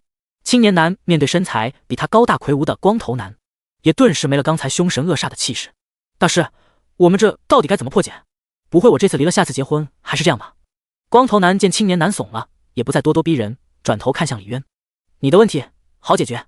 李渊看着他悠悠开口，结了那么多次婚，还没结够吗？光头男闻言愣了一愣。大师，你的意思是我以后都不能碰女人了？光头男弱弱地问道。我靠，真是好家伙，渊神太狠了，上来就让大哥进一辈子狱。这有什么的，现在科技那么发达，各种替代用品，猫女机器人都要生产了。说的也是，五指姑娘都退休了，现在拼夕夕的硅胶都接近真人触感了。不过李渊却摇了摇头，不结婚不代表不碰女人，你命里生财。李渊指了指他手里的彩票，意味深长地说了一句，就好像在说，你懂我意思吧？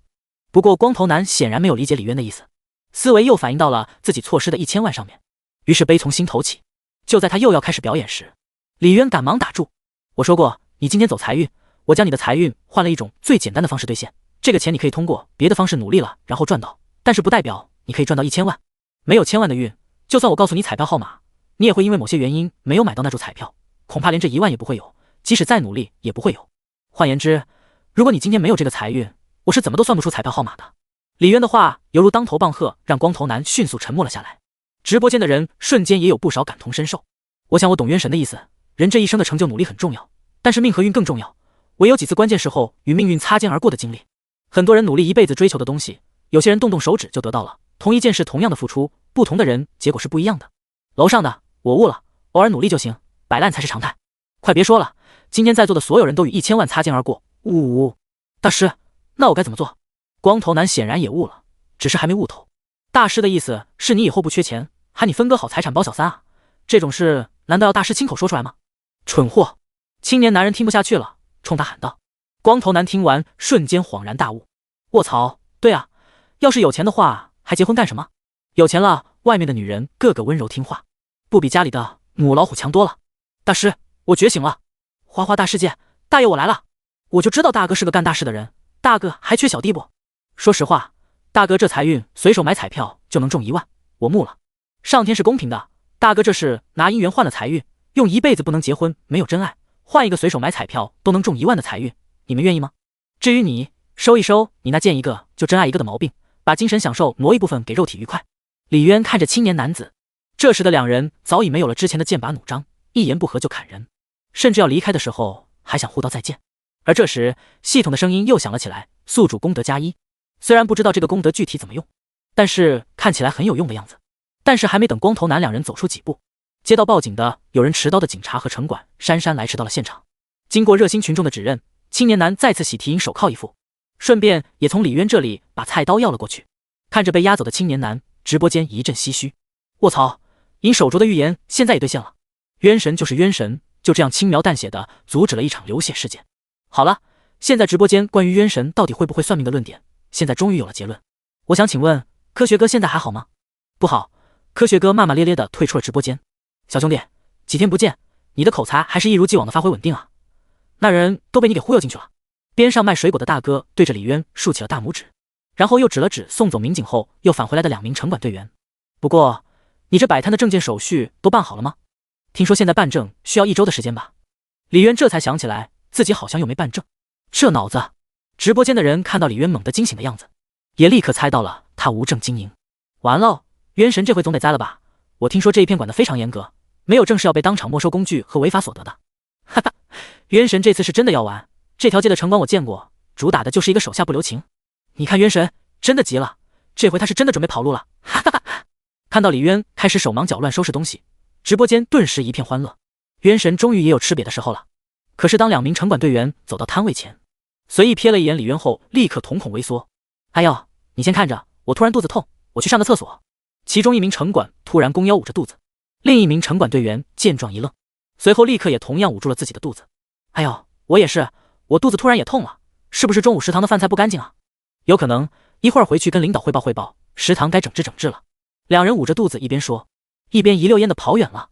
好家伙，刚查到冤神这里就突然肚子痛了，还是2个人一起痛，这也太假了！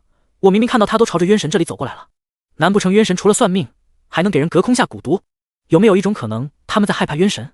李渊也看清了2人，真是冤家路窄，不正是上次在城管大队办公室故意为难他的那2人吗？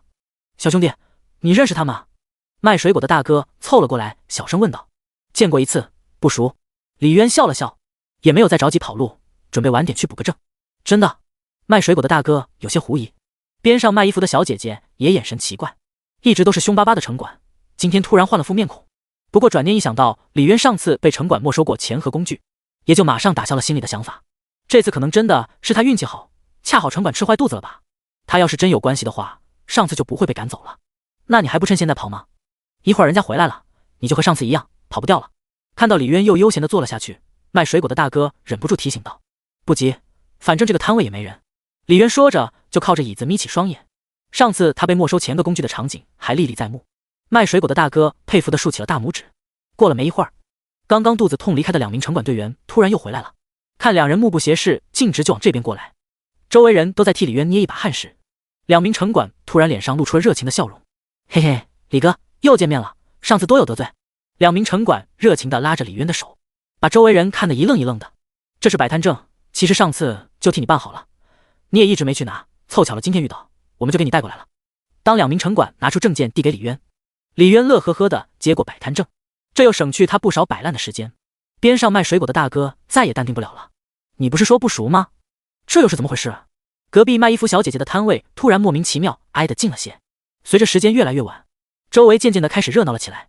李渊这个尤为显眼的算命摊吸引了不少人的注意，虽然大部分人都是匆匆看几眼便离开了，但还是有那么几个手贱忍不住算一卦的。等到韩小小下班的时间，李渊今天算命进账300元，加上直播间几千的打赏，今日收入已经足够抵得上别人1个月的收入了。小兄弟，怎么走了？现在才是人流量慢慢变大的开始。卖水果的大哥惊奇地看着李渊，开始收拾东西。不了，我这个人习惯摆烂，今天赚了300足够了。李渊摆了摆手，和卖水果大哥和卖衣服的小姐姐道了别，抱着自己的工具就往停车位走去。各位哥哥姐姐、弟弟妹妹们，今天的直播就到这里了，明天同一时间再见。进了市局后，李渊直接关了直播间。几分钟后，韩小小出现在了视线里，此时的她已经换掉了警服，上身穿着白色收身 T 恤，勾勒出的那柔软纤细的腰肢让人看一眼就心跳加速，下身一条鹅黄色短裙，那双修长浑圆的大腿白得发亮，让人完全挪不开眼睛。在远远看到李渊后，脚步不自觉加快了，最后直接小跑了起来，一头自然微卷的黑发在风中跳跃着，整个人美得惊心动魄。火辣女警花，这他妈谁看了不迷糊？韩小小上车后，李渊的眼睛也随着那双雪白光滑的大腿收回了车里，一直盯着我大腿看。你礼貌吗？韩小小跑得脸色微红，原本要放在大腿上的包包不自觉就放到了身侧。李渊轻咳了一声，但并没有立即收回目光。虽然不礼貌，但碍于本能，人的内心总是趋于美好的事物。太阳留有余晖，此刻不多看几眼，倒显得我不解风情，内心还不够坦荡。看够了没？我肚子饿了。韩小小白了一眼李渊，李渊这才恋恋不舍地收回目光。而两人回到楼下，陈默默拎着大袋小袋的东西已经在底下等候多时。韩小小与陈默默两人四目相对的瞬间，李渊只感觉头皮一阵发麻，脸皮真厚。韩小小极为不满地嘀咕了一声，但并没有拒绝陈默默进门。晚饭又在奇奇怪怪的气氛中结束。不过惊喜的是，仅仅是吃了2顿饭的时间，陈默默的好感度竟然直接就达到了85%。他发誓除了做饭，自己几乎什么都没有做。看着面板上系统的奖励，赶尸精通、捞尸精通、缝尸匠精通、入殓师精通，而且系统空间中突然多出了一些道具，道袍、桃木剑、黄符、朱砂、铜钱、黑狗血等等。要不是韩小小和陈默默还在，李渊差点就失去了表情管理。这 TM 这都是什么硬件技能？地摊、开锁那些接地气也就算了，现在又整这死出，整这些接地府的玩意儿是怎么个意思？怎么了？你脸色不太好？韩小小往李渊已经堆满了的饭碗里又加了些韭菜。你老往他碗里加韭菜干什么？陈默默皱着眉，目光在两人之间来回巡视。因为我睡觉不关门啊，怎么样？气死你！韩小小扭头就对陈默默露出一个大大的微笑。韩小小何止是睡觉不关门，就连在家穿的衣服是越来越大胆了，甚至有时候假装不小心掉了东西，故意在李渊面前俯下身，露出领头一道绝美风景。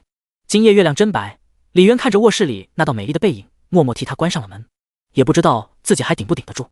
第二天，李渊送韩小小到市局后，如期开启直播，开始进行新一天的赚钱计划。点开直播按钮的瞬间，便直接有几百人涌入了直播间。渊神终于开播了，今天还算命吗？不到5分钟，直播间的人数竟然直接达到了几千人。显然李渊昨天的算命直播效果非常的好，直接收获了一大批忠实的直播粉。从市局开车出来后，李渊正在纠结去哪里摆烂时，系统的声音突然响了起来。功德值兑换寿命已为宿主开启，宿主每使用职业技能赚取1000元，可兑换1点功德值，每1点功德值，宿主可兑换1天寿命。功德值换寿命，李渊听完瞬间激动了起来。卧槽，靓仔终于开始干人事了。他现在有1002点功德，就是1002天的寿命，1000大洋等于1点功德值，等于1天寿命，听起来似乎还挺划算的。而且自己这个得了绝症的，寿命就是他的生命啊！而且就算没绝症，谁还会嫌自己的命长呢？延年益寿，那可是人类从古至今最终极的追求。能用金钱买寿命，那是多少人想都不敢想的事。想想多少富豪花几十几百亿研究延缓生命的药剂，还有顶级富豪忍受着折磨，全身换血换器官，也要延续自己哪怕1年的寿命。但很快李渊冷静了下来，因为这个铺盖狗系统还给设定了条件，这个钱只能用技能去赚。童仔，直播打赏的钱算吗？李渊想了想，开口问道。直播展示获得的打赏兑换功德值时按1/10兑换，且技能获得的金钱兑换功德值有冷却时间，昨天已经使用过的技能，今天继续赚的钱无法兑换功德。1/10，李渊立刻打开手机计算器，啪啪啪一顿按。也就是说，直播获得1万块，可兑换1天寿命。扣掉平台的抽成的话，2万打赏，6.6个嘉年华才能换1天的寿命啊！换算过来的话，一个嘉年华就是3.8小时寿命啊！而且一个能快速赚取的技能还不能一直使用。李渊的脸瞬间垮了下来，这也太难了吧！铺盖仔，你还是现在就杀了我吧。李渊整个人往后一靠，我选择摆烂。渊神这是咋了？怎么发了那么久呆还不出发？渊神今天继续算命吗？我想看昨天的大熊妹妹。渊神今天不会摆烂不出去了吧？别呀，我想看渊神算命啊。只因你太美，打赏了一个跑车。渊神打起精神来啊，不要因为被富婆包养了就丧失斗志啊。渊神，求求了，咱们去算命吧，不行带我们逛街也行。实在是抱歉，我今天身体有点不舒服，可能要停播一天。李渊有气无力地看着不断闪现的弹幕，只是他的话还没说完，屏幕突然出现一个炫酷的嘉年华特效。夏天的清明打赏了一个嘉年华。哇哦，富婆来了，富婆真早啊，这就是富婆的快乐吗？一出手就是嘉年华，羡慕渊神的第二天。直播间的注意力瞬间被嘉年华吸引了过去，而李渊整个人瞬间支棱了起来。在他眼里，这个嘉年华显示的就是寿命加 3.8 小时。可惜今天渊神身体不舒服，不直播了。富婆要不要去看看别的小鲜肉直播？可嗨嗨，那个，其实我可以坚持带病营业，别误会，我不是那种见钱眼开的人，只因为我对直播事业爱的深沉。李渊看着一本正经的看着直播屏幕，哈哈，果然还得是富婆才行啊。我看渊神是胃痛吧，吃点软的就好了。软饭的味道我也想知道。海城市中心某高档写字楼，白衬衫黑丝高跟鞋的女秘书手里捧着文件，有点不敢置信的看了眼办公室内，正对着电脑旁屏幕，嘴角露着一抹笑容的女总裁夏清明。她给总裁当秘书1年多了，见得最多的就是面对客户的职业礼貌假笑，可从来没见过总裁像这样自然走心的笑过。总裁，您要的资料。女秘书小心翼翼的敲了敲门，进来吧。夏清明瞬间收起迷人的笑容，整个人立刻恢复成了气场十足霸道女总裁的模样。李渊没有理会弹幕的嘲笑，接着直接打开了某招聘 App， 在里面搜索了火葬场日结工后，瞬间跳出了一堆信息：招聘火葬场临时工，白班610天，晚班1001天，现金日结，非诚勿扰。在李渊眼里，就是白班获得寿命加 14.4 小时，晚班获得寿命加 28.8 小时。这报酬确实是比其他工作高得多了啊，虽然有点接地府，但架不住人家给的多呀。谁能拒绝这样一份高薪日结的工作呢？反正李渊拒绝不了。李渊当即就选了一个看起来比较靠谱的，发消息联系好了以后，刹车一松，油门一踩，直接奔着火葬场的方向就去了。1个小时后，看着车外面越来越偏僻，甚至是荒凉的景象，原本高楼大厦直接变成了荒野山丘。放眼望去，除了零星的几个平房以外，能看到的建筑几乎只有信号塔。直播间都开始好奇李渊到底要去哪。随着车子突然拐进了一条非常偏的小路，直播间的人纷纷惊奇了起来。渊神这是要去哪啊？怎么往这么偏僻的地方开？今天不算命吗？兄弟们，我刚刚查了地图，这条路继续走下去只有一个目的地。什么目的地？火葬场！我擦，真的假的？火葬场？真的，我也查了，真的是通往火葬场的。我靠，这路可不行走啊！渊神你身体不舒服不去医院，直接就奔火葬场了呀？我猜渊神可能是牙疼，我牙疼的时候也恨不得把自己当场火化了，只是没想到渊神的执行力这么强。那渊神你还回来吗？渊神，富婆你也不要了吗？又1小时后，李渊都不知道自己绕着小路走了多远，前面越来越荒凉，甚至有点莫名的阴森了起来。这里好吓人啊，我怎么感觉随时有一具尸体从草丛中窜出来？啥尸体啊？你说的那种生物怕不是叫盖伦？尸体怎么会动？是阿飘才对。此时李渊瞥了一眼弹幕，心里也在打怵，他也是第一次来这种地方，这他妈的也太瘆人了，早知道不该被金钱冲昏了头脑的。伴随着几声乌鸦的叫声，李渊瞬间手一抖，副驾驶不知什么时候多了一把桃木剑。你们别说了，都把渊神给说害怕了，哈哈哈！卧槽，副驾怎么多了一把桃木剑，还有黄符？哈哈，渊神的脸都绿了，渊神是真的害怕了。第一次看到渊神露出这样的表情，哈哈哈！今天的直播看到这都值了。在满屏的弹幕下，李渊终于到了方圆几公里一个人烟都没有的火葬场。妈妈耶，这地方看着就感觉阴风阵阵，特瘆人。难怪都说火葬场工资高，要是我的话，半路上就害怕的被吓回去了。怕啥呀？我穷都不怕，还怕鬼？停好车，李渊打了个电话。半分钟后，一个穿着灰色制服、40几岁模样的男人匆匆跑了出来。李渊是吧？先换上，干到明天白天给你2000，没问题吧？男人一边说着，一边着急的把一套制服丢给了李渊。李渊有点懵逼的接过了工作服，然后被男子带到了只有员工才能进的更衣室。看到李渊接过工作服，直播间的人才恍然大悟。卧槽，他竟然是来火葬场当员工的！卧槽，工作1天给2000，一天快顶我1个月工资了。渊神帮我问问，火葬场还缺人吗？我抗尸体贼带劲，跑了也能追回来。我也可以，要是火葬场缺业绩的话，我还可以躺进去凑个数。你们想来的话，等我走了，替你们问问。李渊一边回应弹幕，一边走进了更衣楼。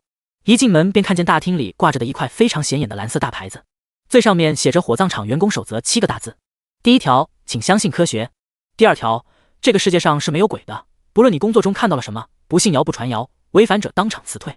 第三条，与尸体独处一室时，不论看到什么，听到什么，都不能回答，也不能自言自语，违者后果自负，与本火葬场无关。第四条，切记环城没有山，火葬场周围更没有山，如果你看到了山，请假装看不见。第五条，禁止私下盘点无人认领的尸体，如有违者后果自负，如发现数目对不上，请务必保守秘密，否则后果自负。第六条，值夜班时，请时不时确认与你一起的同事还是不是人。我日，我头皮炸了，这他妈确定只是员工守则？这是正经火葬场吗？这员工守则好吓人啊，我手心已经出汗了。这什么鬼？怎么会有这样的守则？这火葬场是出过什么不干净的事情吧？阿弥陀佛，弹幕护体。李渊这时候脸色已经成了苦瓜，他已经后悔来了。这守则第一条和后面的全部冲突阿位，特别是最后一条，不是人还能是东西什么？到底怎么个事？说清楚阿位。我想回家。李渊看了看外面等他的灰衣服大哥，可是他给2000啊，2天的寿命啊！一咬牙还是换上了员工服。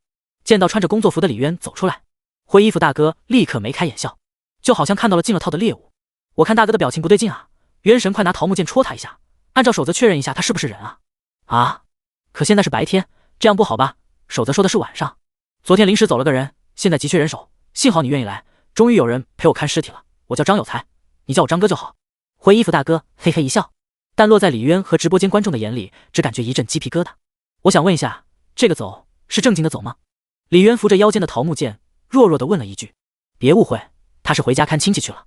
张有才的话让李渊缓缓松了口气，可张有才的下一句话却瞬间令李渊汗毛炸竖，感觉一股凉气从脚底板直冲天灵盖。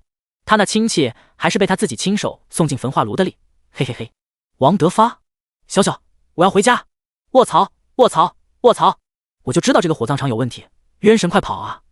渊神要完，这是家黑火葬场。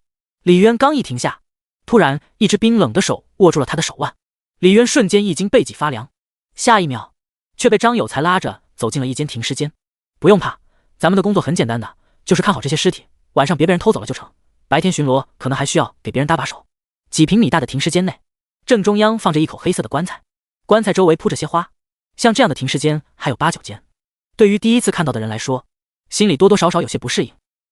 张哥，回家看亲戚那个人是怎么回事啊？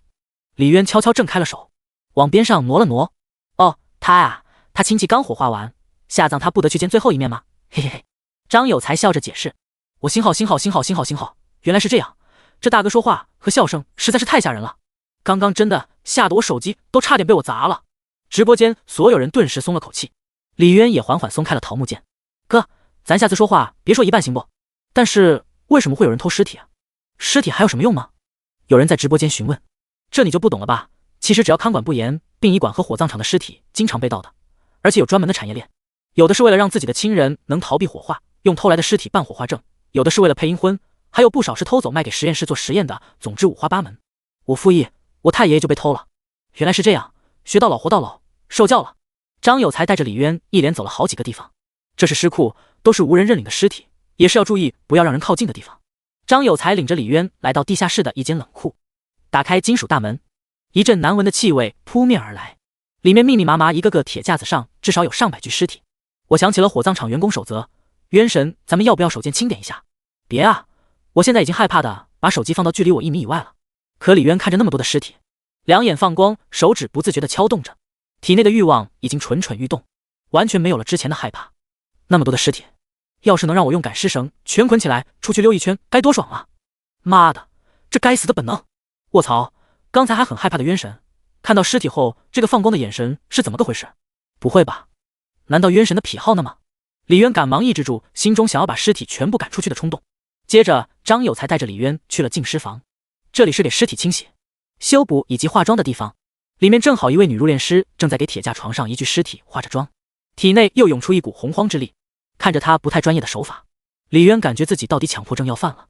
女孩一边画一边频频皱眉。张大哥，来帮我一下好吗？女孩见到李渊两人后，缓缓停止了手里的动作，看向张有才，帮我把他的头抬起来一点吗？我不敢动他。张有才立刻应了一声，往里走去。李渊也迫不及待走了进去。铁架床上是一具40几岁的男性尸体，其他地方都完好无损，唯独脖子处是断裂的，好像是被车子碾压挤断了脖子，只是潦草的跟身体拼接到了一起，连线都没有缝合。这怎么抬，头都没有缝合啊？你老师今天没在吗？张有才有些不知从何下手，只要轻轻一动，这整个头颅怕是都会掉下去。老师今天有事来不了了，让我替他一天。女孩声音弱弱的，光看外表真的无法想象，这样一个温文弱弱的女孩竟然做的是整天和尸体打交道的职业。要不说这接地府的职业他给的多呢。让我来吧。李渊二话不说上前2步，直接把尸体的头部给扶正了。直播间胆子小的瞬间喷了出来。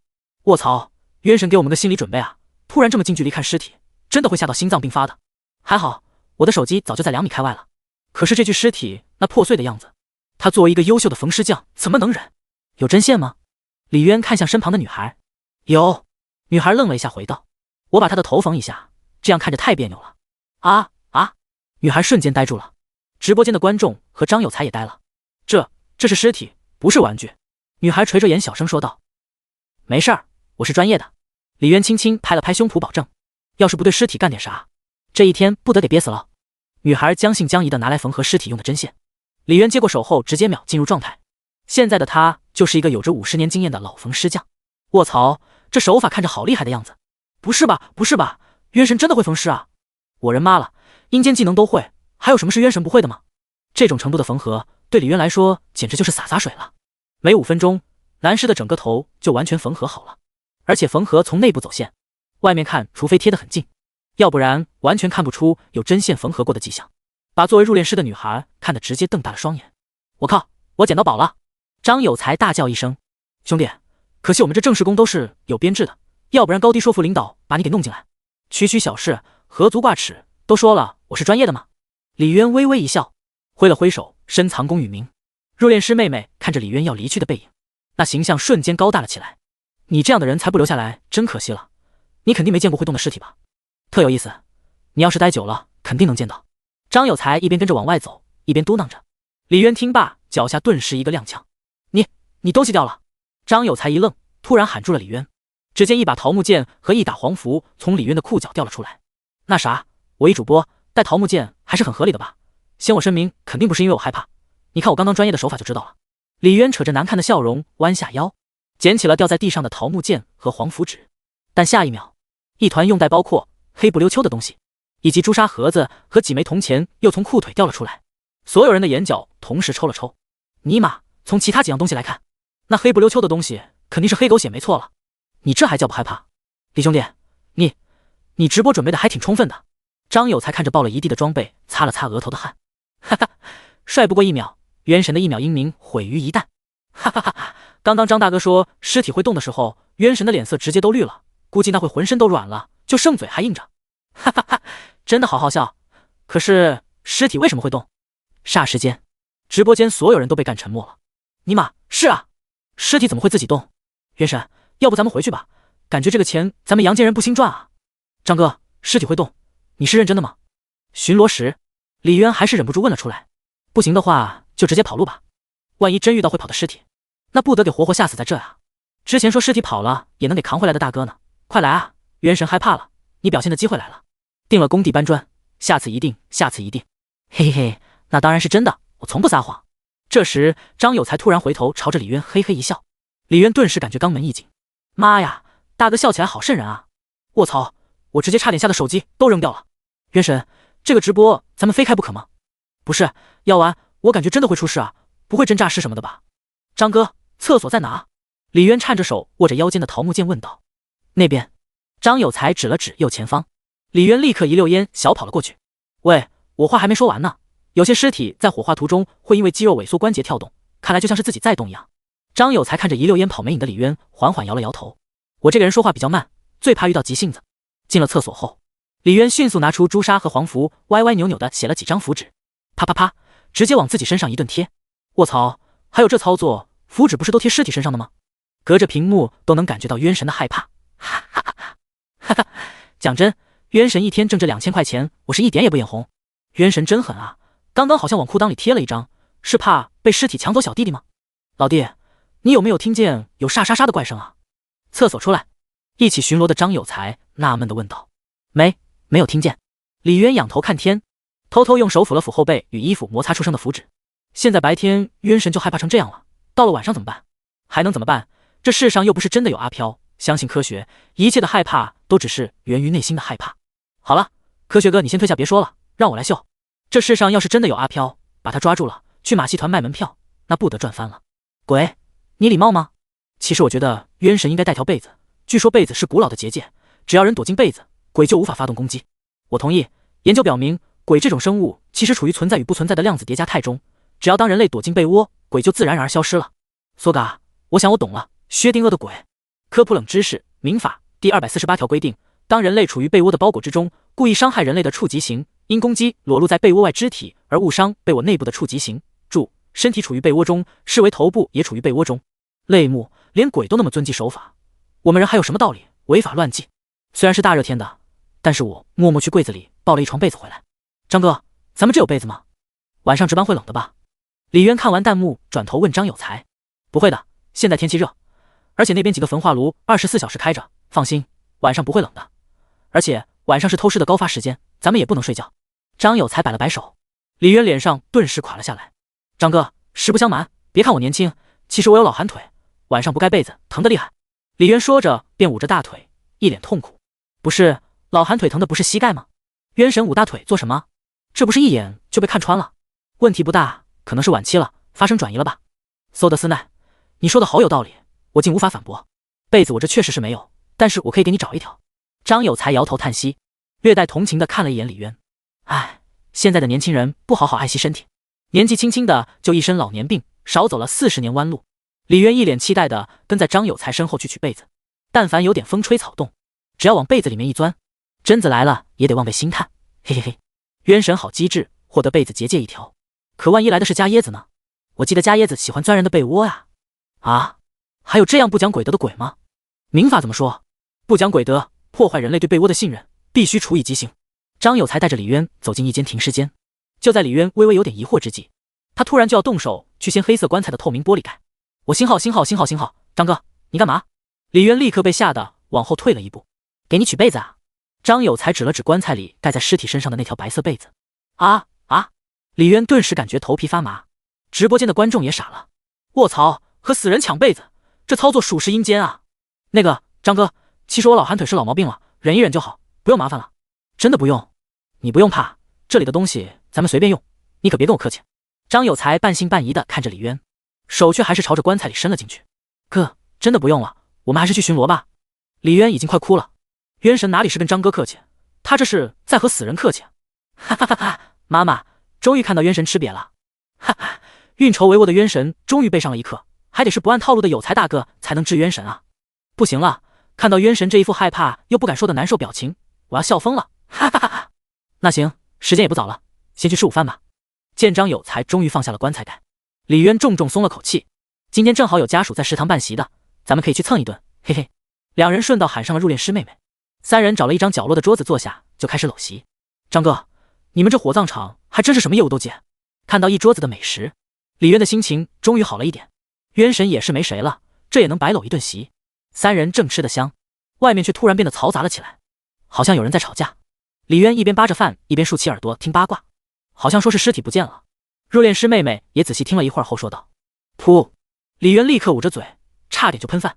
啥？尸体跑了？啊！尸体跑了！直播间的人也瞬间懵逼了。卧槽！我尼玛，还真有尸体逃跑啊！那可不，有啥大惊小怪的？活人都怕火，难道死人就不怕被烧了？那冤神还不快追，跑掉一直是要扣钱的啊！你们够了，别整活了，我都害怕的大热天躲进被窝了。姐妈，你才躲进去啊！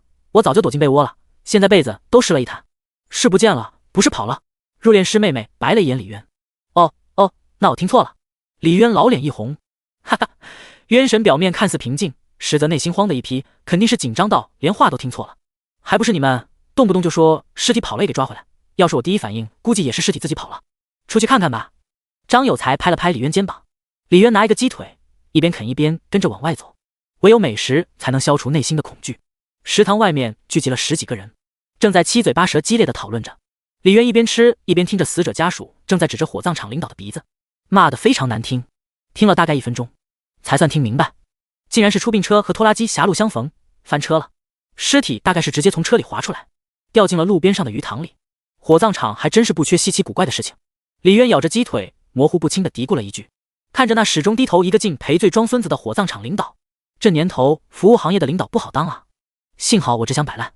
老张，一名领导模样的男子冲着张有才招了招手，拖拉机师傅受伤去医院了，你会开拖拉机吗？张有才摇了摇头，我没开过，但是拖拉机应该和手动挡的车差不多吧？领导，应该差不多，都是油门刹车离合器，你去找个会开手动挡的过来。李小兄弟，会开车吗？手动挡的？张有才冲着李渊招了招手。李渊一听，点了点头，会。开玩笑，自己可是开车精通，区区手动挡而已。好，你们跟我一起去。领导冲着李渊善意的点点头，然后立刻安抚起家属来。你们别着急，我们已经联系了捞尸队过来，开拖拉机的人也有了。啥？开拖拉机？李渊小小的脸上大大的问号。没事儿，拖拉机和汽车手动挡是一样的，你熟悉几次就会。张有才拍了拍李渊肩膀，三人立刻被带上一辆小巴车前往事故现场。话说，拖拉机和手动挡的汽车真的一样吗？感觉冤神必翻车。哈哈，冤神这要是翻车了，就是真翻车。别担心，原理上拖拉机和汽车手动挡确实是一模一样的，只是拖拉机一般4个档位。不过现在会开手动挡的人确实不多了。哦，那就好，我感觉这火葬场对冤神不那么友好。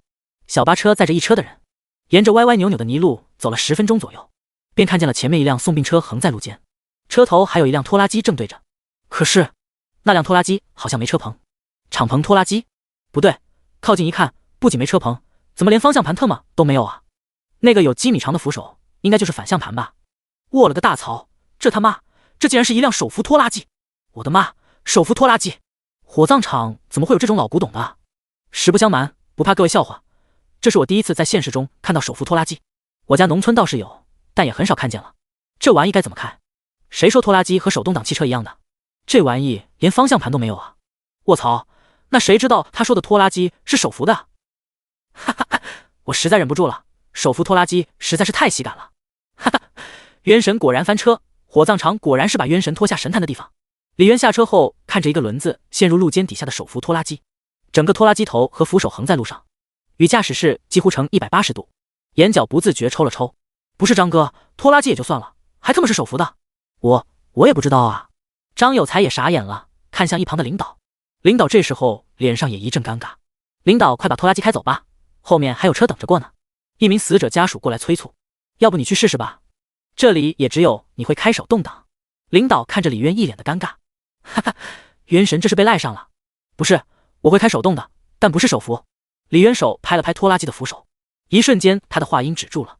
刚才碰到拖拉机的瞬间，一股熟悉的感觉从心头油然而生。开车精通，我勒个去，怎么没想到拖拉机也是车啊，虽然是手扶的。李渊瞬间恍然大悟，卧槽，所以只要带轱辘的不都是车吗？其实让我开也不是不可以。李渊的语气突然暧昧起来，眼睛直勾勾地看着火葬场领导，但是工资除外，得加钱。火葬场领导和张有才同时一愣，当然愣住的还有直播间的观众。冤神这是财迷心窍了啊，手扶拖拉机都敢开？假的吧？冤神的年纪应该跟我一样，是第一次见到手扶拖拉机，怎么可能会开？但是只要是冤神亲口说他会的，有让我们失望过吗？可是这也太不科学了吧？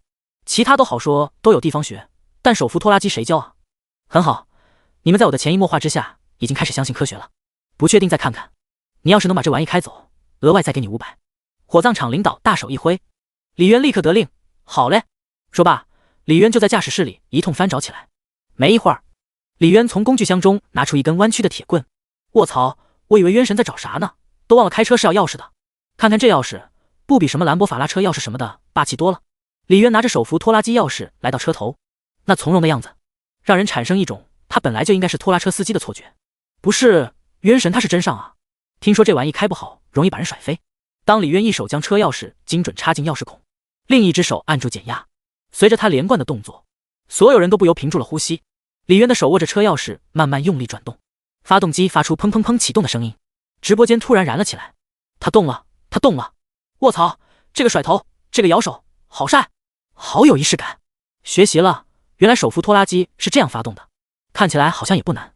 不难，不是我针对你，我只想说，在座的各位90%的人都发动不了，不仅发动不了，还会被钥匙打到下巴，哈哈哈。李渊随手一扔，将钥匙丢进工具箱，然后慢慢扶正扶手，在周围一阵惊讶目光中翻身坐上了驾驶位。我靠，好帅啊！渊神还真会开手扶拖拉机，看着还挺有老司机的模样的，不确定再看看。调整了一下扶手角度，李渊二话不说，右手扶着把手，左手猛一拉离合，右脚同时对着王字换挡杆轻轻一踹，挂挡，再回正离合，一套帅气的动作如行云流水。加油门松刹车，手扶拖拉机前轮开始慢慢转动，瞬间便完成起步动作，顿时看得人赏心悦目。卧槽，真的帅炸了！这机械感，这潇洒的动作，原来开手扶拖拉机竟然这么帅吗？我不行了，太帅了！我决定了，一定要去学手扶拖拉机，这是属于男人的浪漫和帅气。李渊已经完全与手扶拖拉机融为一体，此刻他就是车，车即是他。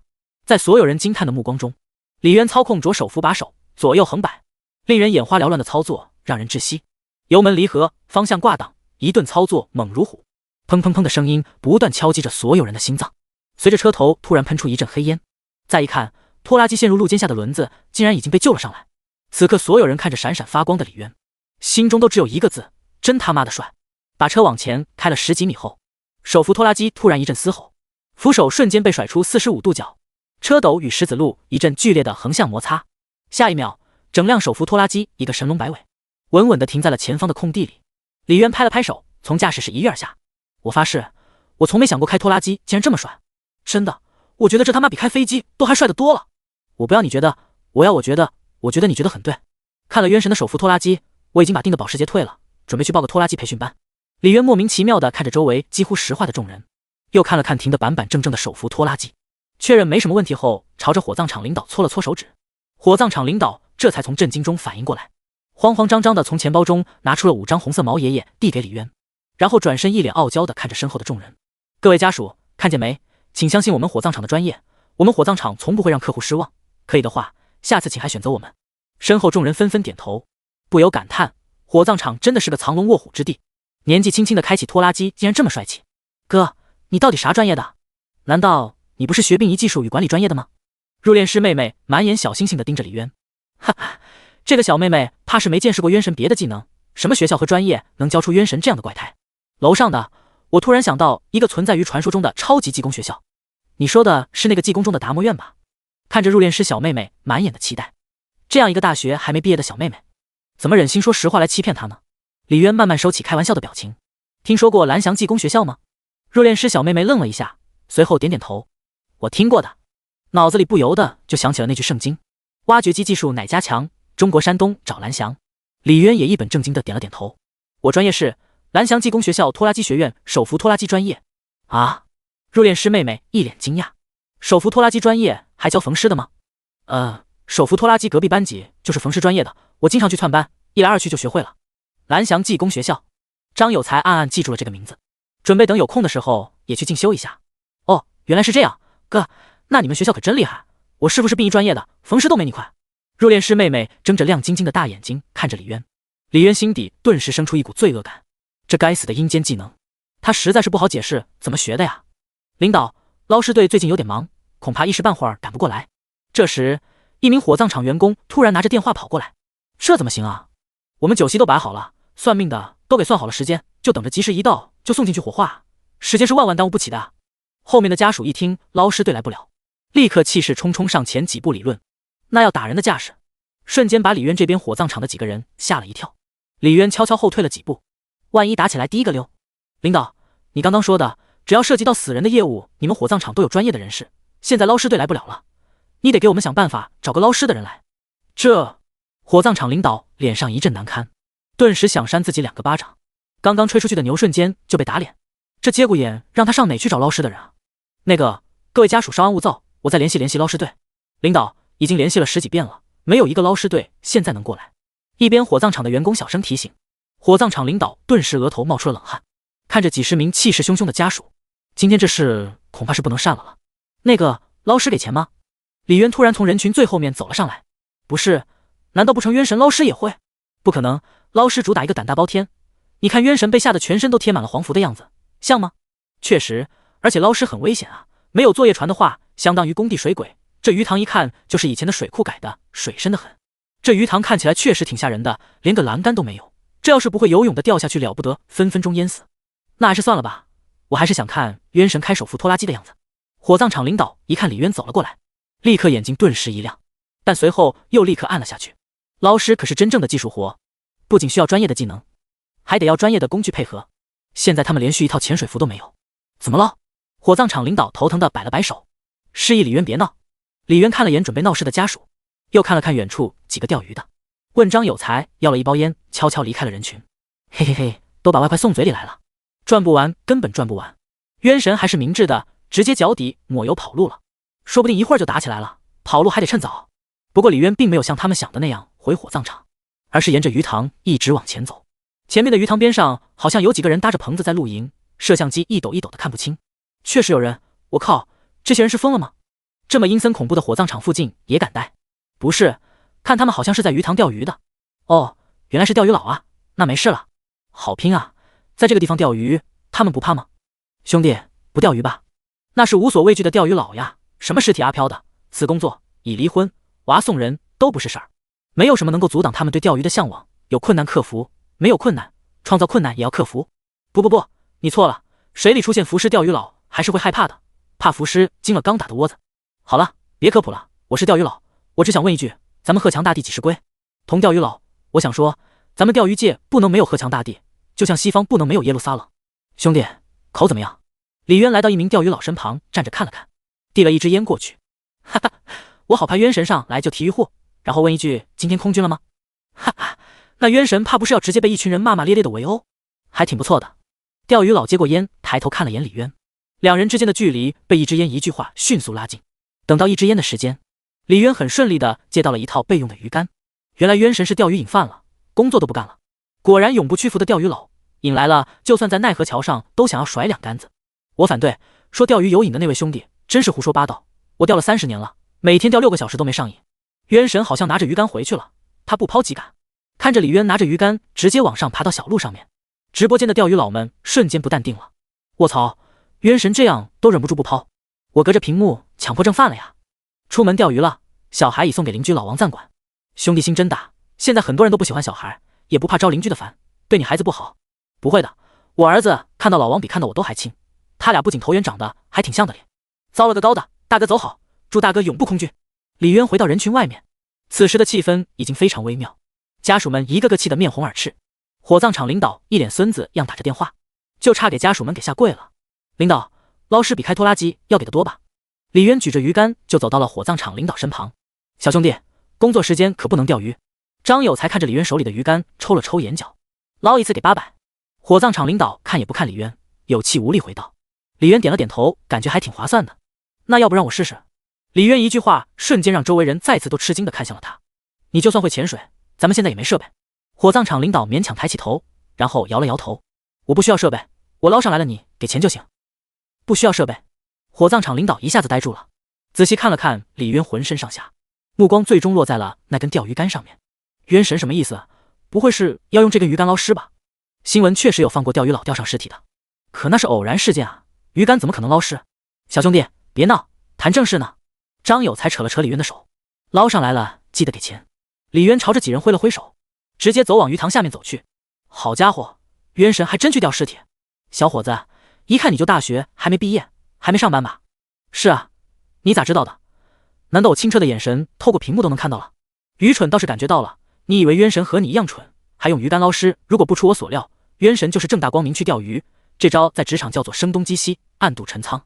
所以当别人以为渊神要钓鱼的时候，渊神立刻借口在捞尸；当别人以为渊神在捞尸的时候，其渊神真正的目的就是钓鱼。好厉害，虚虚实实，实实虚虚，让领导也无法捉摸。看着李渊找好位置后一本正经的抛竿，给上面的人都是看得一阵眼角抽搐。过了没几分钟，李渊已经空抛了10几竿，把会钓鱼的和不会钓鱼的都看得有点懵。不过几分钟后，李渊面前的湖面突然开始翻滚冒泡，只见一个黑色的影子慢慢从水里浮了出来，把人看得愣了片刻。渊神牛逼，这条鱼个头看起来不小啊，这也行？就没见过这样钓鱼的，这是什么神仙手法？直播间观众瞬间瞪大了眼睛。然而下一刻，等到当那个黑影逐渐变得越来越大，所有人都开始意识到事情开始有点不对劲。这钓的不像是鱼吧？好像是个人形塑料袋子。塑料袋，人形？难不成那是？鱼塘上面此时也又有发现了李渊这边的情况。当那个装着尸体的袋子慢慢被李渊拉过来，渐渐露出真面目，立刻有人大喊了一声：“尸体！尸体被吊上来了！”接着，所有人的目光都朝着李渊这边看了过来。尸袋已经缓缓靠近岸边，李渊一边控制着鱼竿，一边用超网将尸慢慢滑到岸边。疯了吧！渊神真的钓到尸体了！我星号，这到底是什么操作啊？渊神，求求你别秀了！他真的做到了，我真的头皮都在发麻。霎时间，钓鱼的和不钓鱼的再次沉默了，沉默的震耳欲聋。快去帮忙啊！火葬场领导从震惊中反应过来后，大喊一声。张有才瞬间手忙脚乱地往下跑。这个李渊确定不是上天派来拯救他的吗？就这一天天的，实在是给他太多惊喜了。这时候，大部分人的脑子还是懵的，毕竟这种操作实在是太浮夸了一点啊！兄弟，你真捞上来了呀！张有才从李渊手里接过超网，慢慢将尸体打捞到岸边。两人把尸体抬上岸时，数名家属激动地握住了李渊的手。领导啊，刚才实在抱歉，错怪你了。你们火葬场还真的是卧虎藏龙啊！火葬场领导脸上尴尬中透着一丝庆幸。没事，记得以后多多照顾生意就好了。一定。一场危机就这样被以奇怪的方式给化解了。李渊也如愿赚到了额外1300的外快，那可是一天的寿命啊！一群人怀着轻松的心情回了火葬场。火葬场领导直接开高价要李渊留下来，不过被李渊给狠狠拒绝了。兄弟，太牛逼了！你没看到，你真吊上那具尸体的时候，岸上足足沉默了10秒钟，所有人都看傻了。你到底怎么做到的？张有才对着李渊狠狠竖起了大拇指。无他，为手熟耳。李渊嘿嘿一笑。哦，那你一定没女朋友吧？女人只会影响手速。一旁的入殓师妹妹眼睛一亮。不过当夜幕降临，周围热闹的人群散去，李渊的手不自觉又重新抚上了腰间的桃木剑。喂，小，今晚不回去了？我在火葬场。李渊打了个电话给韩小。不是，我真没想不开，身体也没不舒服。解释了半天，才打消了韩小马上赶过来的冲动。可几个小时后，陈默默的那辆白色甲壳虫歪歪扭扭的驶入了火葬场。你行不行啊？怕成这样的还逞强，刚刚差点就掉进鱼塘了。下车后，韩小白了一眼陈默默，早知道就不告诉你，让你在楼下等一晚上。那谁知道这地方这么吓人？你当刑警的当然不怕，我长这么大都没见过死人，我又不敢中途下车换你开。陈默默嘟囔了一句。此时，李渊正在和张有才寻着罗。你很害怕呀？张有才看了眼身旁的李渊。没有，我是冷得有点发抖。李渊左手桃木剑，右手黑狗血，与张有才可以保持了点距离。渊神，是时候用桃木剑戳一戳他了。员工手则说了，到了晚上要时不时确认身边的同事还是不是人。李渊看了眼手机弹幕，又看了看身旁的张有才，心里一阵犹豫。你戳我屁股干什么？走在前面的张有才臀部突然猛地一缩，捂着屁股一阵龇牙咧嘴。李渊手持桃木剑，脸上有点尴尬。兄弟，你不会是有龙阳之好吧？张有才回头看着李渊，往后退了一步，把屁股捂得更紧了。我还想把我闺女介绍给你，你竟然打我的主意。李渊刚想解释，电话却响了起来，是韩小打来的。什么？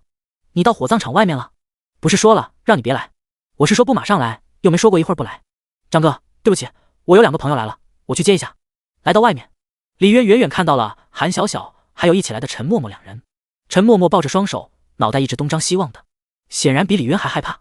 李渊将身上的微型摄像头转了过去，画面拍不到两人后，立刻上前把手里的黑狗血塞到陈默默手里。这东西可以防身。陈默默好感度+1。你怎么跑这地方来直播了？韩小白了一眼这两人，看着李渊手里的桃木剑和陈默默视若珍宝的黑狗血，明明怕得要死，还非得来。说来话长，李渊领着两人来到休息室，正喝着水的张有才突然见到韩小和陈默默两人进来，顿时惊得下巴都差点掉了，恨恨擦了擦眼睛后，张有才指着陈默默，还是不敢置信。你是陈默默？陈默默点了点头。李渊咂了咂舌，陈默默名气还真不小，我大儿子比你大3岁，他特别喜欢你。张有才眼睛一眨不眨的盯着陈默默，就差把我也喜欢你3个字写在脸上。李渊轻咳了一声，张有才回过神来，你们是有亲人过世来吊唁吗？张有才给两人搬了2张凳子。不是的，我们是来找朋友的。陈默默指了指一旁的李渊，这再次让张有才张大了嘴巴，目光在陈默默和韩小这2个大美女身上来回看，最后又看着李渊，默默对他竖起了大拇指。兄弟，错怪你了，有这样的大美女在身边，360度麻花状的钢筋也得给掰直喽。张有才话刚说完，转身要去给陈默默两人倒水，突然感觉屁股又是一阵刺痛。该死的员工守则，只提醒要时不时确认，又不说隔多久确认一次。看着张有才龇牙咧嘴的样子，李渊很放心，毕竟脏东西应该是不会怕痛的。陈默默见李渊突然用桃木剑戳张有才，也不管3728，立刻举起手里的黑狗血，也要朝着张有才发动攻击。韩小小见状，无奈地摇了摇头。夏青宁听着直播间内传来几人打闹的声音，微微皱起了眉，拿起手机打给了助理。上次那档直播综艺节目谈好了吗？总裁，您给的赞助价格，他们没有理由拒绝。这不知道你这么怕，还来这里干嘛？这3个月你就不能老老实实的别瞎折腾？韩小小看着李渊身上的符纸，突然有些心疼。3个月？什么3个月？陈默默抱着黑狗血，偷偷从李渊身上拽了一张黄符下来，贴到了自己身上。没什么，好好当你的明星，别人家的事情少打听。韩小小瞪了一眼陈默默，还想继续薅符纸的陈默默顿时缩回了手。你们又没睡一起，什么时候李渊成你们家的了？陈默默忍不住嘟囔了一句。你说什么？韩小小柳眉一皱，抬手从陈默默额头拽下一张黄符，顺便露出了腰间银闪闪的手镯。张有才一见到那副手镯，瞳孔顿时一缩，手里的水杯都差点直接掉了。小兄弟，咱们还是去巡逻吧，被领导发现摸鱼的话要被扣工资的。张有才拉着李渊就往外面走。韩小小和陈默默见状也赶忙跟了出去。有了韩小小和陈默默在，李渊的恐惧感瞬间消除了不少。一直到第2天天亮，并没有发生什么离奇和恐怖的事情。李渊叫醒了熟睡的韩小小和陈默默，3人便原路返回了。张有才悄悄松了口气，因为是周末。回到市里后，看着李渊依旧精神抖擞的样子，韩小小不禁纳闷了，他这有一点身患绝症的样子吗？身体比谁的素质都好，难道是回光返照？韩小小和陈默默2人去上班后，李渊收到了胡林玉的电话，是关于下一期的大型综艺真人秀节目的。下一期的主题已经差不多定了下来，是关于野外生存的。这次胡林玉打电话过来，就是慎重的询问李渊要不要参加的。毕竟野外真人秀不比城市，在野外时时刻刻都有危险，而且之前的求生节目出意外的不在少数，甚至还有差点搞出人命的。正因为危险系数大且不可控，所以关于野外求生栏目节目组都会非常慎重，并不多见。但是不得不说，这类节目收视率却一定是最好的，是一些小明星和过气明星想要爆红的不二之选。当然同样的也有非常高的几率直接塌房，毕竟这类节目一不小心就会暴露出人性最黑暗的那一面。李老师，关于野外生存型的节目危险程度刚刚跟您说明了，您要是退出的话，我们会给您一笔额外的补助。胡林玉给李渊详细说明了节目的危险程度。补助是多少钱？介于您是上一期节目的积分第一，加上上次的出场费，一共可以给您10万。10万对于现在一穷二白的李渊来说是一笔不小的数目了，而且他只是摆烂了1天而已，就能拿这么多钱，难怪人人都挤破头想要当艺人，只怕那些明星拿的是他的好几倍。如果我参加节目的话，能拿到多少钱？李渊想了想，还是放弃了。这10万能不能用来兑换功德值都不好说。自己如果去参加节目的话，用从一开始就获得的荒野求生技能精通，那还不是轻轻松松的摆烂？只不过是摆烂的地方从城市换成了野外，而且获得的金钱是一定可以兑换功德值的。这个要看最后的人气和积分情况，因为节目的危险程度，这次被邀请的嘉宾像您这样没有签约公司，也不是艺人的话，最少也可以拿30万的出场费用。胡林玉耐心的解释，好像每次和李渊通话都绕不过这个钱字，所以这次他特意仔细询问过才打了这通电话。其实能参加这档节目的嘉宾都不会在乎多少钱，最重要的是能靠着节目再火一把，后续的收获远远大于节目给的。李老师，其实我建议您别参加，我打听到这次节目的安排比之前几次的荒野求生都要来的危险。上一期就有一名嘉宾因为被咬伤迟迟不肯退出，差点丢了性命，这次恐怕还要更危险。胡林玉的语气有点担忧，毕竟在他看来，李渊既不是签约艺人，也不是什么过气明星，真的没必要为了那点出场费而参加这么危险的节目，对他来说非常划不来。不过李渊压根就没把危险放在眼里，刚刚胡林玉对他说的那些狗熊、饿狼、有毒的果子等等危险，他压根就没听。系统给的荒野求生技能，最次也得是堪比贝爷才行吧？就那点危险，只能说让暴风雨来得更猛烈些吧。我去。隔着电话，李渊斩钉截铁地回道：谁不去谁是傻子，那是几10万啊，能换多少天的寿命？那个李老师，是不是我刚刚没跟您讲清楚节目的危险程度？不仅仅是那些食人的野生动物，如果没有经过特别的培训的话，光是第1天建立庇护所对普通人来说都是不可能完成的。在野外没有庇护所的话，那危险程度是几何倍数的增长。而且在节目正式开始直播之前，所有嘉宾都是必须要签生死状的，直播过程中的一切意外和危险都由嘉宾自己承担。胡林玉还想要劝说李渊，但是落在李渊的耳朵里就只听见了阿巴阿巴阿巴，压根就不关心什么危险不危险的。最后见实在是劝说不动，胡林玉也只好放弃了。那等到几天后，节目组确定好参加的嘉宾了，会对所有人进行为期半个月的野外生存特训，到时候我再通知您，中途您要是不想参加了，就随时联系我。挂断电话后，李渊接到了陈默默的电话。我刚刚收到的消息，上次我们参加的那个反扒综艺，下一期的主题是野外生存，节目组联系你了吗？陈默默的语气比胡林玉还要着急一些。和节目组的刚刚通完电话。那你拒绝了没？没有，我答应参加了。什么？你答应了？他们没跟你说野外生存有多危险吗？陈默默的嗓音瞬间提升了几个8度。我去找他们节目组导演去，这么危险的节目组怎么能不跟你讲清楚？太不负责任了。陈默默说完就直接挂了电话。李渊赶忙回拨了过去，这种摆烂就能拿一大笔钱的好事，要是让他给搅黄了，自己还活不活了？你干嘛？我正要打给他们总导演。电话接通，陈默默语气带着抑制不住的怒气。我说姑奶奶，你能不能别那么激动？你听我把话说完。李渊语气有些无奈。我为什么不激动？你不知道荒野求生栏目有多危险？我是知道的，他们不把危险程度和你说清楚，为了流量连脸都不要了。陈默默越说越激动，人家敢去参加的艺人都是提前找生存专家培训了几个月的，就那样危险程度还是很高。你这样的去参加和送有什么区别？喂，我啥样啊？怎么就去送了？你至于把我说的那么差劲吗？李渊看了眼，时间已经是中午了，便开着免提一边做饭一边讲话。节目的危险程度他们已经跟我讲清楚了，而且只有夸大的成分。李渊想到胡林玉给他描绘的那些恶劣条件，那你还去？你是不是疯了？你连火葬场值班都怕成那个样子。姑奶奶，昨晚是有原因的，我要是带你去看一眼他们的员工守则，保准你吓得当场尿裤子。我呸，你才尿裤子。行了，我要准备睡觉了，节目我已经答应了，你就别去瞎搅和了。李渊做完饭终于有了些困意。你非参加不可。那我也去，我以前参加过类似的节目，到时候你就听我的就行。陈默默沉默了一会儿后突然说道。行吧，到时候你照着我点。李渊随便应付完陈默默后，吃完饭便沉沉睡去了。等到醒来时，天色已经暗了下来，外面传来韩小小和陈默默两人说话的声音。起床后，李渊揉着惺忪的睡眼来到客厅，迎面就撞上了穿着瑜伽服的韩小小。那浅色紧身的瑜伽服将她整个凹凸的曲线完全展现在了李渊面前，小蛮柳腰大长腿，还有圆润挺拔的酥胸，顿时让李渊只感觉鼻腔子一热。你不是还在姨妈期吗？怎么做起运动来了？李渊捂着鼻子赶忙跑进洗手间。今天已经走干净了，你鼻子怎么了？是撞到门了吗？韩小小关切地跟着进了洗手间，先一步帮他挤好牙膏。没事，最近天气比较热，火气大。哦，听默默说你要参加野外求生节目。韩小小将挤好的牙膏和水递给李渊，又将毛巾微微打湿在一旁等着。我已经答应节目那边了。李渊点点头。吃饭了。这时，陈默默在厨房喊了一声。韩小小闻言转身应了一声，便去帮忙收拾桌子。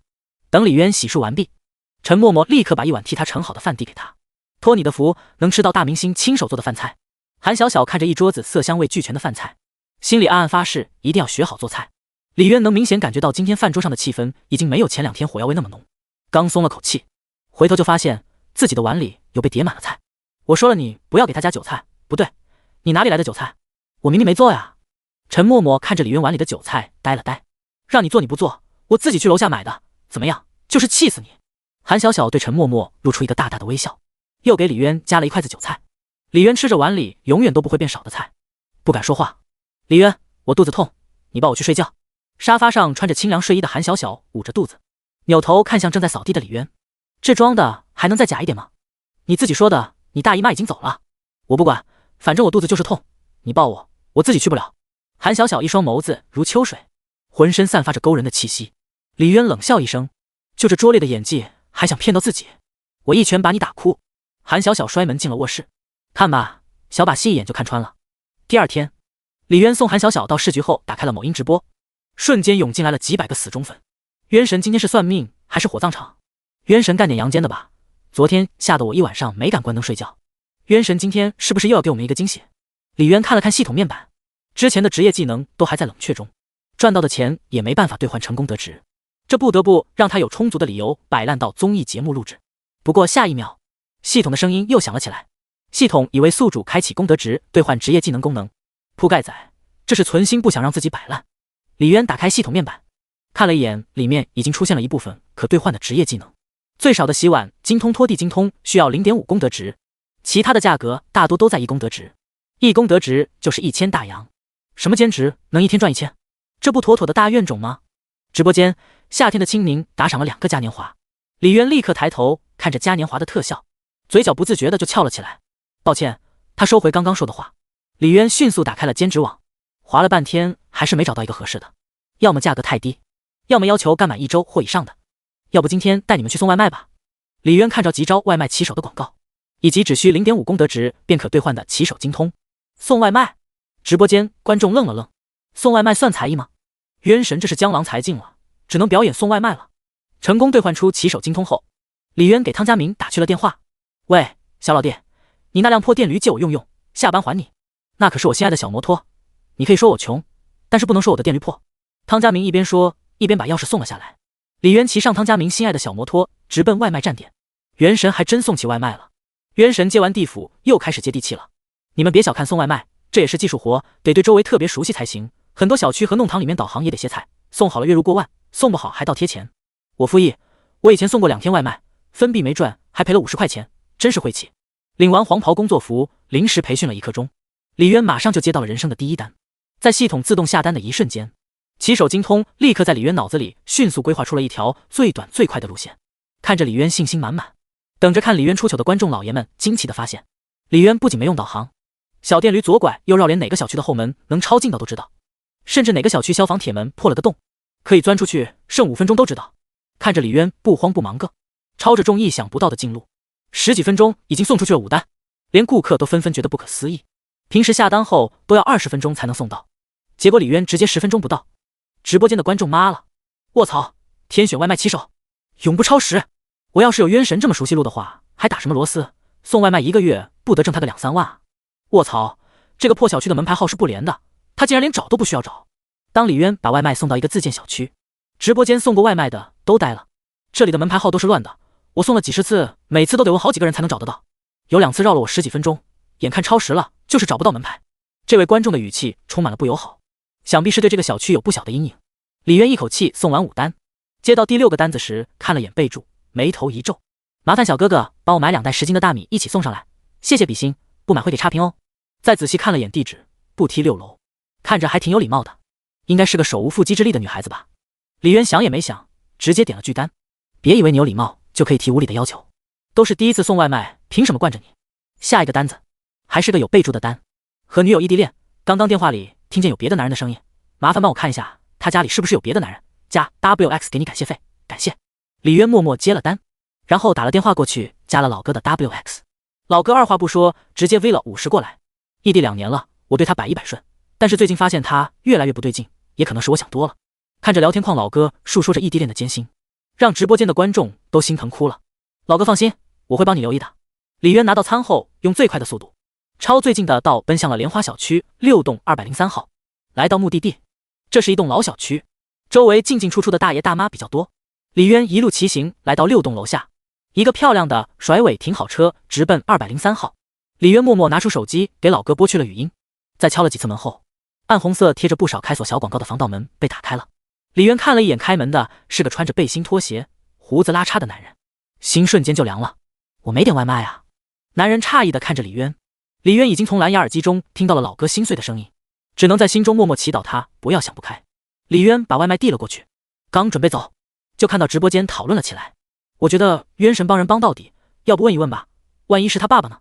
老爸不可能，他看着也才30出头而已，是哥哥的可能性比较大。不管是爸爸还是哥哥，老哥这么深情，万一弄错了就拆散了一对鸳鸯，渊神要不确认一下吧？李渊看着感觉也有道理，于是转身看向有点懵逼的男人，那个可能是屋里的那位女士点的。女士，我屋里没有女人啊，你是不是送错了？男人闻言更加懵逼了，直播间的也懵逼了，这大哥不像是说谎的样子，渊神是送错了吧？还是地址写错了？是莲花小区6栋203号，对吗？李渊看了眼门牌号，对啊。对面的男人和耳机里同时传来肯定的声音，我之前给他点外卖一直都是这个地址，从来没错过。点外卖的老哥补充了一句。李渊瞬间想到了一种可能，背过身小声对着耳机说话，哥，你俩异地2年见过面吗？没有。打过视频吗？没有。他说要保持女孩子的神秘感。那你怎么确定他的性别的？兄弟，你什么意思？我们每天都有发语音，他是不是女孩我能不知道吗？点外卖的老哥语气瞬间带上了杀气，万一是变声器呢？你现在打个电话给他看是不是这个男人接的就知道了。于是当男人兜里的手机 VX 语音响起来，他拿出来看了一眼，没有当着李渊的面接起来。李渊已经知道了怎么回事了，我知道外卖是谁点的了，我拿进去了。男人说完就关上了门。随后李渊隐约听见一个女人的声音从门内传来，瞬间起了一身鸡皮疙瘩。异地恋要谨慎啊！直播间也是一阵沉默。不过万幸的是，老哥没有被绿不是，发了个消息给点外卖的老哥。李渊下了楼，刚骑出小区，又接到了一个新单子，是送到某星级酒店的。正当他取完餐，哼着小曲来到酒店前台，放完了餐，准备离开时，突然瞥见了一旁的三角钢琴上面放了一块2000招调音师的牌子。李渊顿时来了兴致，打开系统界面，兑换钢琴精通需要1功德值，修好钢琴能赚2点功德值。小学生来算也是赚的。心仪，看什么呢？一边角落的休息区，一个穿着蓝色连衣裙、气质优雅清冷的漂亮女生突然看着李渊的侧脸愣住了。身旁与她一起的男子从没见过她露出过这样的表情，顺着她的目光也注意到了李渊。不过看到李渊穿着外卖服，松了口气的同时，眼中闪过一丝不屑。没什么，可能是看错人了。夏心怡嘴里敷衍的回了一句，眼睛却半刻都没离开过李渊的背影，表面还算镇定，心里已经翻起了惊涛骇浪。真的只是像吗？李渊此时看向前台妹子，小妹妹，这架钢琴是需要调音吗？李渊说话的声音带着一股莫名的自信。前台妹子意外的看了眼李渊，点了点头，是的。得到了肯定的回答后，李渊立刻惊喜的从系统兑换出了钢琴精通，这又是送上门来的寿命啊！仅热流划过脑袋的一瞬间，各种关于钢琴的知识便直接印在了脑子里，从对钢琴一窍不通，直接成为了顶尖的专家。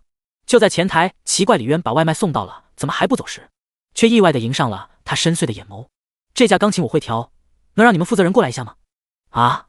前台妹妹闻言顿时愣了，看了看李渊身上的黄袍骑手服，又看着李渊迷人的笑容，前台小妹妹顿时小脸一红。你稍等一下，拿出对讲机低语了几句。如果不看这张脸的话，李渊那股迷之自信的样子，他愿意称之为普信。2分钟后，穿着白衬衫挺着啤酒肚的大堂经理走了过来。谁会调音？大堂经理来到前台往周围看了一眼，视线并没有在李渊身上停留。前台妹妹手指了指李渊，大堂经理这才对李渊多看了2眼。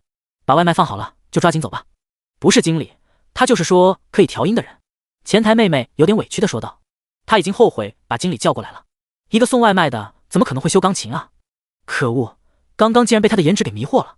果不其然，大堂经理听完后狠狠地瞪了他一眼，我忙得很，竟给我瞎捣乱。前台妹妹害怕撞吐了吐舌头。好了，外卖送到了就快走吧，年轻人好好送外卖，好好赚钱，别整天瞎想。大堂经理一手拿着对讲机，一手拍了拍李渊的肩膀，一副语重心长的样子。这个人看起来好装逼啊！大酒店的经理当然要逼格高一点。哈哈，我感觉这个经理等会儿要被李渊反上一课。要是换成是第一天看渊神直播的话，我也不信他会修钢琴。别说了，我们这些老粉已经麻了。我真会修钢琴，让我试一试吧。李渊无奈的耸了耸肩。好了，有梦想是好事，但也要看清现实，看清自己，痴心妄想就不好了。大堂经理朝着李渊挥了挥手，示意他可以出门了。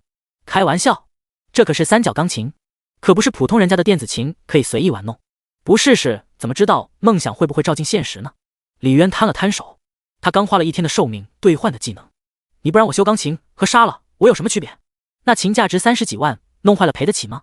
你的梦想值得了那么多钱吗？大堂经理已经开始有点不耐烦了，对着门外的保安眼神示意了一下，2名保安立刻朝着李渊走来。一个送外卖的也想当个钢琴师，还在那谈梦想，真是可笑。夏心怡身旁的男人看李渊眼中的不屑之色更浓。沈聪，你乱说什么？人家送外卖怎么了？夏心怡突然回头瞪了一眼沈聪，看到夏心怡那双不仅凶狠，还带着些厌恶的眼神，让沈聪瞬间就愣住了。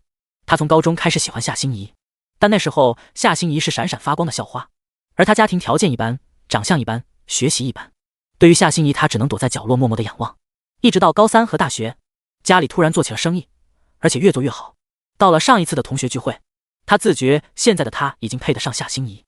你认识那个送外卖的？沈聪对刚刚夏心怡对他那不友好的眼神没有表现出丝毫的不满，语气小心中甚至带着一丝讨好。虽然他自我觉得现在的他已经配得上夏心怡，但多年的舔狗气质一时半会儿还是没法改掉。只要夏心怡一个眼神，就会让他心慌不已。你不觉得他很像李渊吗？夏心怡没有回头，目光依旧注视着李渊的背影，语气有些颤抖。他并不能通过一个侧脸和说话的声音就判定那个人就是李渊。距离上一次分别，他们已经足足10年没见了。整整10年的岁月变迁，太久的时间，足够一个人从内到外发生翻天覆地的变化。李渊，沈聪仔细回忆了一会儿这个有点陌生的名字，才从记忆深处的角落勉强回忆起了一个高中3年不爱说话、默默无闻的同班同学，但是自己都快忘记的人。夏心怡怎么对这个人会记得那么清楚？哦，我想起来了，就是那个高中3年都不怎么说话，有些时候还突然自言自语的李渊吧？真是他的话，那还真巧啊！沈聪做出一副恍然大悟的样子，同时看着了渊身上的骑手服，在心里油然升起一股优越感。他现在知道为什么李渊从来都不参加同学聚会了。可夏心怡从始至终目光都在李渊身上，压根就没再搭理他。作为资深舔狗的他，对于夏心怡不搭理自己的行为并没有觉得不妥，毕竟不高冷怎么能叫女神吗？女神不高冷他还怎么舔？早已习惯了女神的高冷，热情的女神会让他无所适从的。心怡，要不我们过去看看吧？见夏心怡对昔日的落难同学这么关心，沈聪心中有些感动。果然女神的内心是善良的，她这么多年没有喜欢错人。你也觉得他是李渊吗？感觉到夏心怡语气中带着深深的惶恐和不安，甚至嘴唇还有些微微的颤抖，让沈聪突然感觉到有点不对劲。该死的，怎么回事？女神这种带着些卑微和不确定的语气，她怎么有种莫名的熟悉感啊？我也不确定，要不我去问问。沈聪见夏心怡这么关心那个人是不是李渊，几乎是本能脱口而出。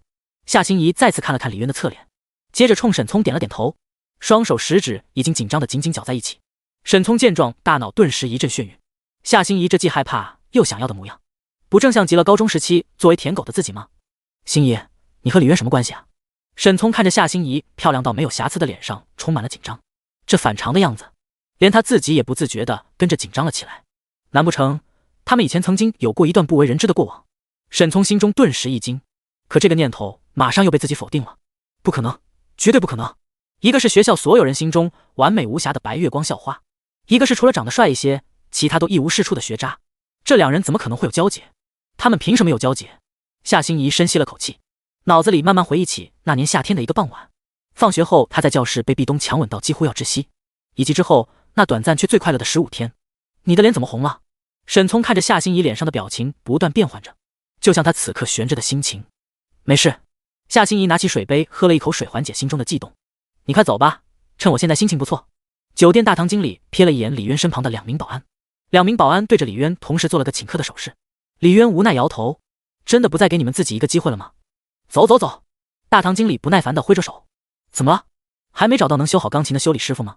夏心怡起身准备上前时，一个穿着中式旗袍、戴着金项链、金手镯、金耳环的中年妇女走了过来，身旁还跟着一个穿着白色连衣裙、20出头的女生，看起来应该是一对母女。2人的穿着看起来都价值不菲。林女士，今天已经来了好几波了，看过之后都说没有办法。大堂经理见到来人苦笑一声，姓林的妇人整张脸顿时垮了下来，手指着大堂经理，语气咄咄逼人。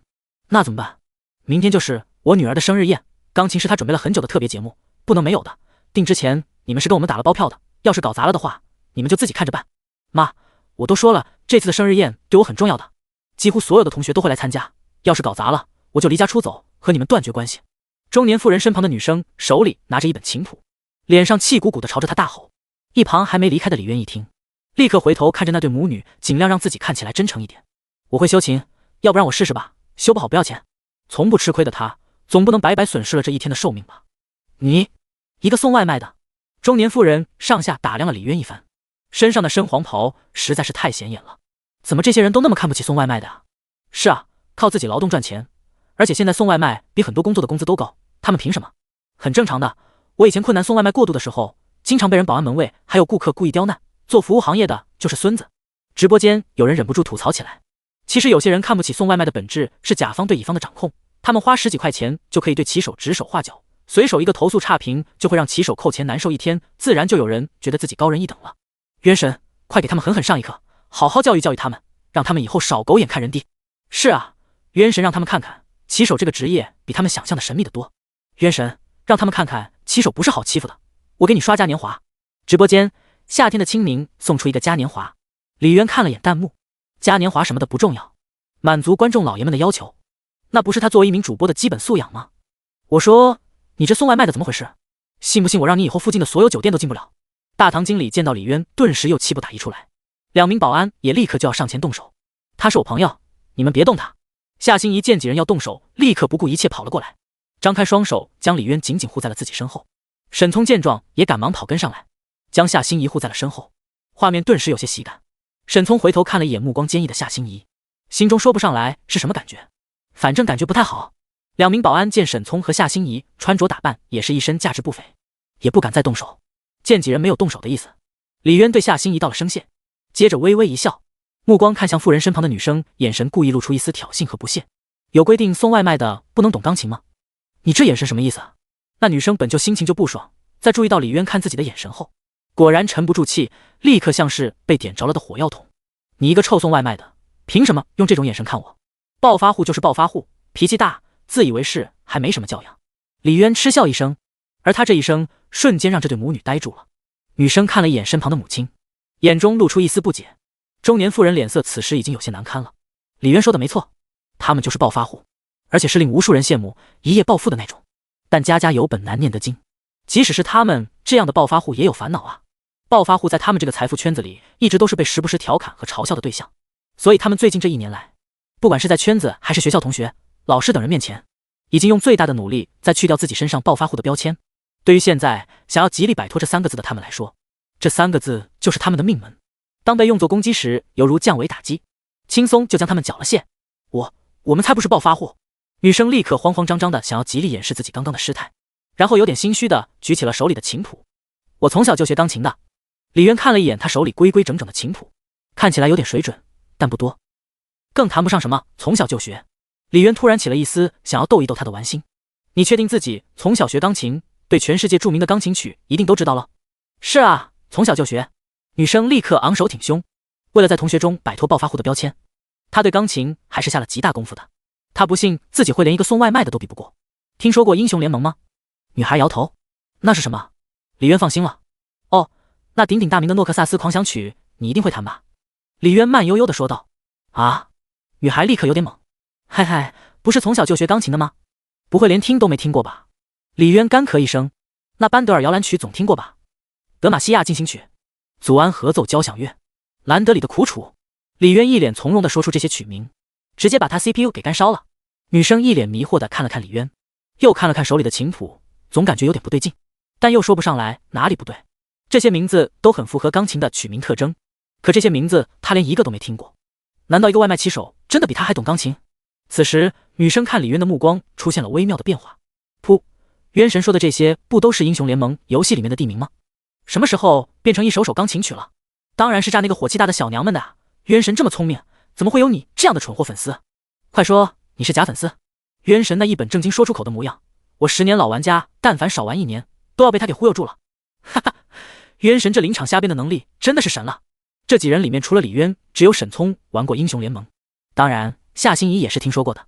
沈聪刚想上前拆穿李渊的把戏，却立即被夏心怡拦住了。迎上夏心怡那你胆敢说一个字就绝交的目光，沈聪立即把到了嘴边的话给生生憋了回去。不会吧，我说的这些著名曲目你不会一个都不会，甚至连听都没听过一个吧？李渊故作惊讶看着女生。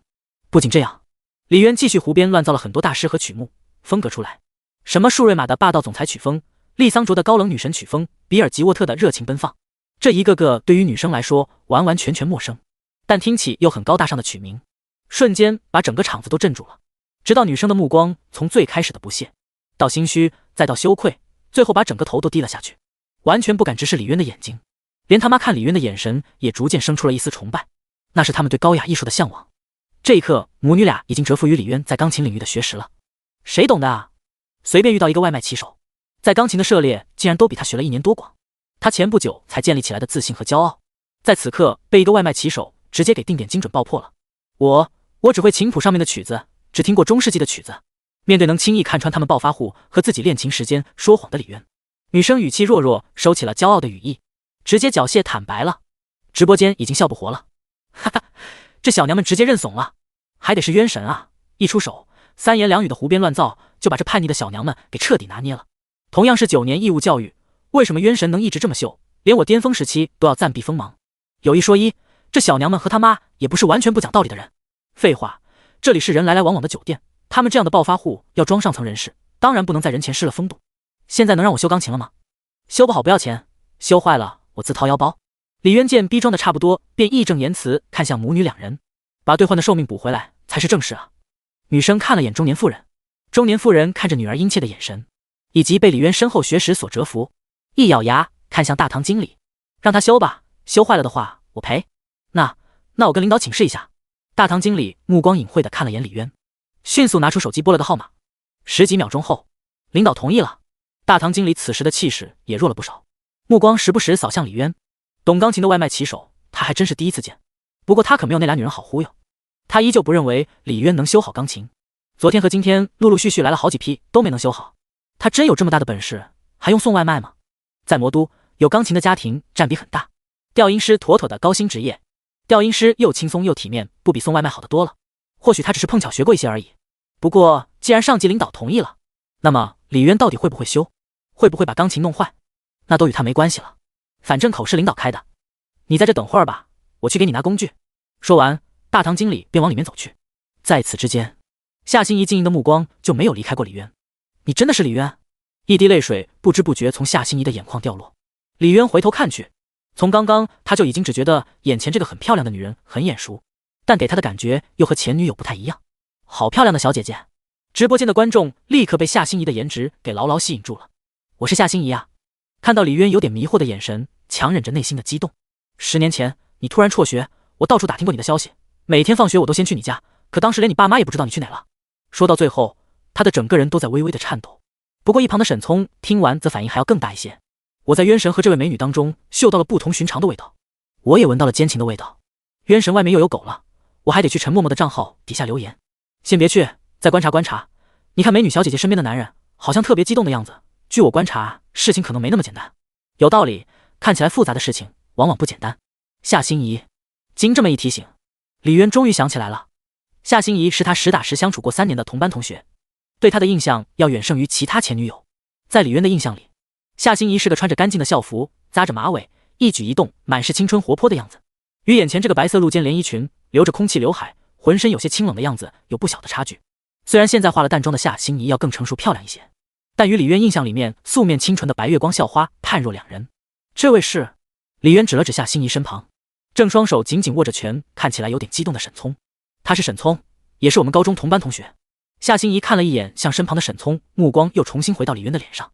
李渊点了点头，看着眼前一身大牌、举手投足有股莫名自信的沈聪，不得不感慨10年时间真的会彻底改变一个人。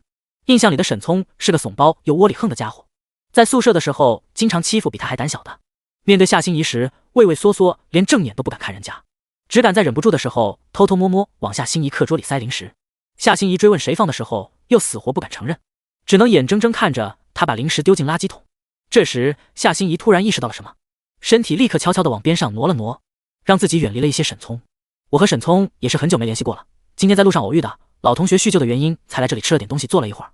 此时沈聪压根就听不见李渊说了什么，他所有的注意力都在夏心怡身上，听着他那急于和自己撇清关系的解释话语，以及那与自己偷偷拉开距离的小动作，他忐忑的内心瞬间颤了颤。你推半步的动作认真的吗？小小的动作伤害还那么大。我们的距离在眉间皱了下，迅速还原成路人的样子，我只能扮演个小丑绅士。可夏心怡的下一句话却又是刀子戳心窝。你这10年一直在魔都吗？我偶尔还会去你老家看看，可是叔叔阿姨也都早就搬走，联系不上了。追了他那么多年，他家的猫喜欢什么牌子的猫砂，他打听得一清二楚。可他别说去我家看看，他连我家地址、家里有几口人、父母还健在否都不知道。气都冷。看着夏心怡雾气萦绕却闪闪发光的眸子正盯着李渊看，以及他离自己越来越远，离李渊越来越近的距离，他突然想起了一句话：喜欢一个人的眼神是藏不住的。沈聪满眼愤怒地看向李渊，可当看到他那身晃眼的黄色外卖骑手服，立刻想起了学生时期自己没少在私底下嘲笑除了长得帅一无是处的李渊。现在看来自己当初的眼光是多么的毒辣。10年过去了，大家都有了各自的家庭事业，而李渊则被他说中了。事实证明他真的是一无是处，白长了一张那么好看的脸，竟然连软饭都不会吃，当起了外卖骑手。沈聪缓缓松开握拳的双手，自信而从容地理了理自己价值大几千的阿玛尼衬衫。刚才的阴霾瞬间一扫而空，天晴了雨停了，感觉自己又行了。他只是个臭送外卖的呀，自己一出手就是几千的香奈儿，几万的宝格丽，他凭什么和自己争舔狗位置？但是出了点意外，离开了魔都2年。或许是与夏心怡恋爱以及不告而别分手时两人都还小，对他造成的伤害并没有那么大，也或许时间已经抹平了当初的伤痕。李渊看着夏心怡头顶高达80的好感度，心里一阵欣慰，这是唯一一次不那么紧张尴尬的前女友偶遇事件。哦，那你以后应该待在魔都，不走了吧？夏心怡不断搓着小手，脸上露出期待又害怕的神色。应该不走了。李渊点了点头。夏心怡闻言立刻松了口气，但两人毕竟是前任关系，简单的问候过后，气氛突然变得有些尴尬起来。那能加个联系方式吗？以后要是有什么事的话，同学一场可以互相照应。夏心怡从随身卡其色包包里面拿出手机，看着在李渊面前完全褪去了女神的矜持的夏心怡，沈聪只能安慰那是自己多年同学未见的客套而已。一定是的。好。李渊自知自己当初对不起人家，遇到每一任前女友，除了对方主动说话，以及满足对方的所有自己能办到的要求来弥补以外，都尽量不敢多乱说一句话。这种场合不被处刑已经是上天眷顾，说多错的多。夏心怡对于两人之间现在的距离感，脸上有些明显的失落和黯淡。两人互相加了联系方式。夏心怡呆呆看着李渊的头像，是想起了什么，他的表情反而变得愧疚了起来。看到夏心怡的表情，李渊顿时有点懵。什么情况？他这个一副欠我钱的表情是什么意思？该内疚反省的不应该是我吗？难不成这是什么新型的处刑方式吗？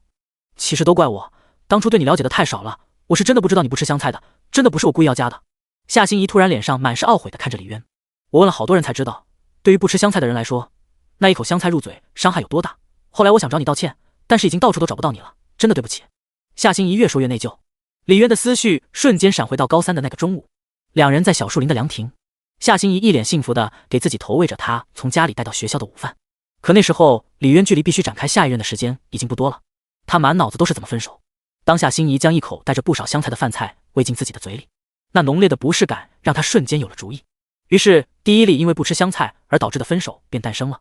可他怎么也没想到，夏心怡竟然为了这件事耿耿于怀了10年，而且10年后的今天还为了这件事专门道歉。想到分手时他当时错愕的眼神和现在这愧疚的表情，李渊瞬间感觉自己真他妈不是个人啊！我他妈真的是该死啊！不过从那以后我已经戒掉了香菜，我爸妈做菜也都不放香菜了，以后我喂你的饭你可以放心的吃。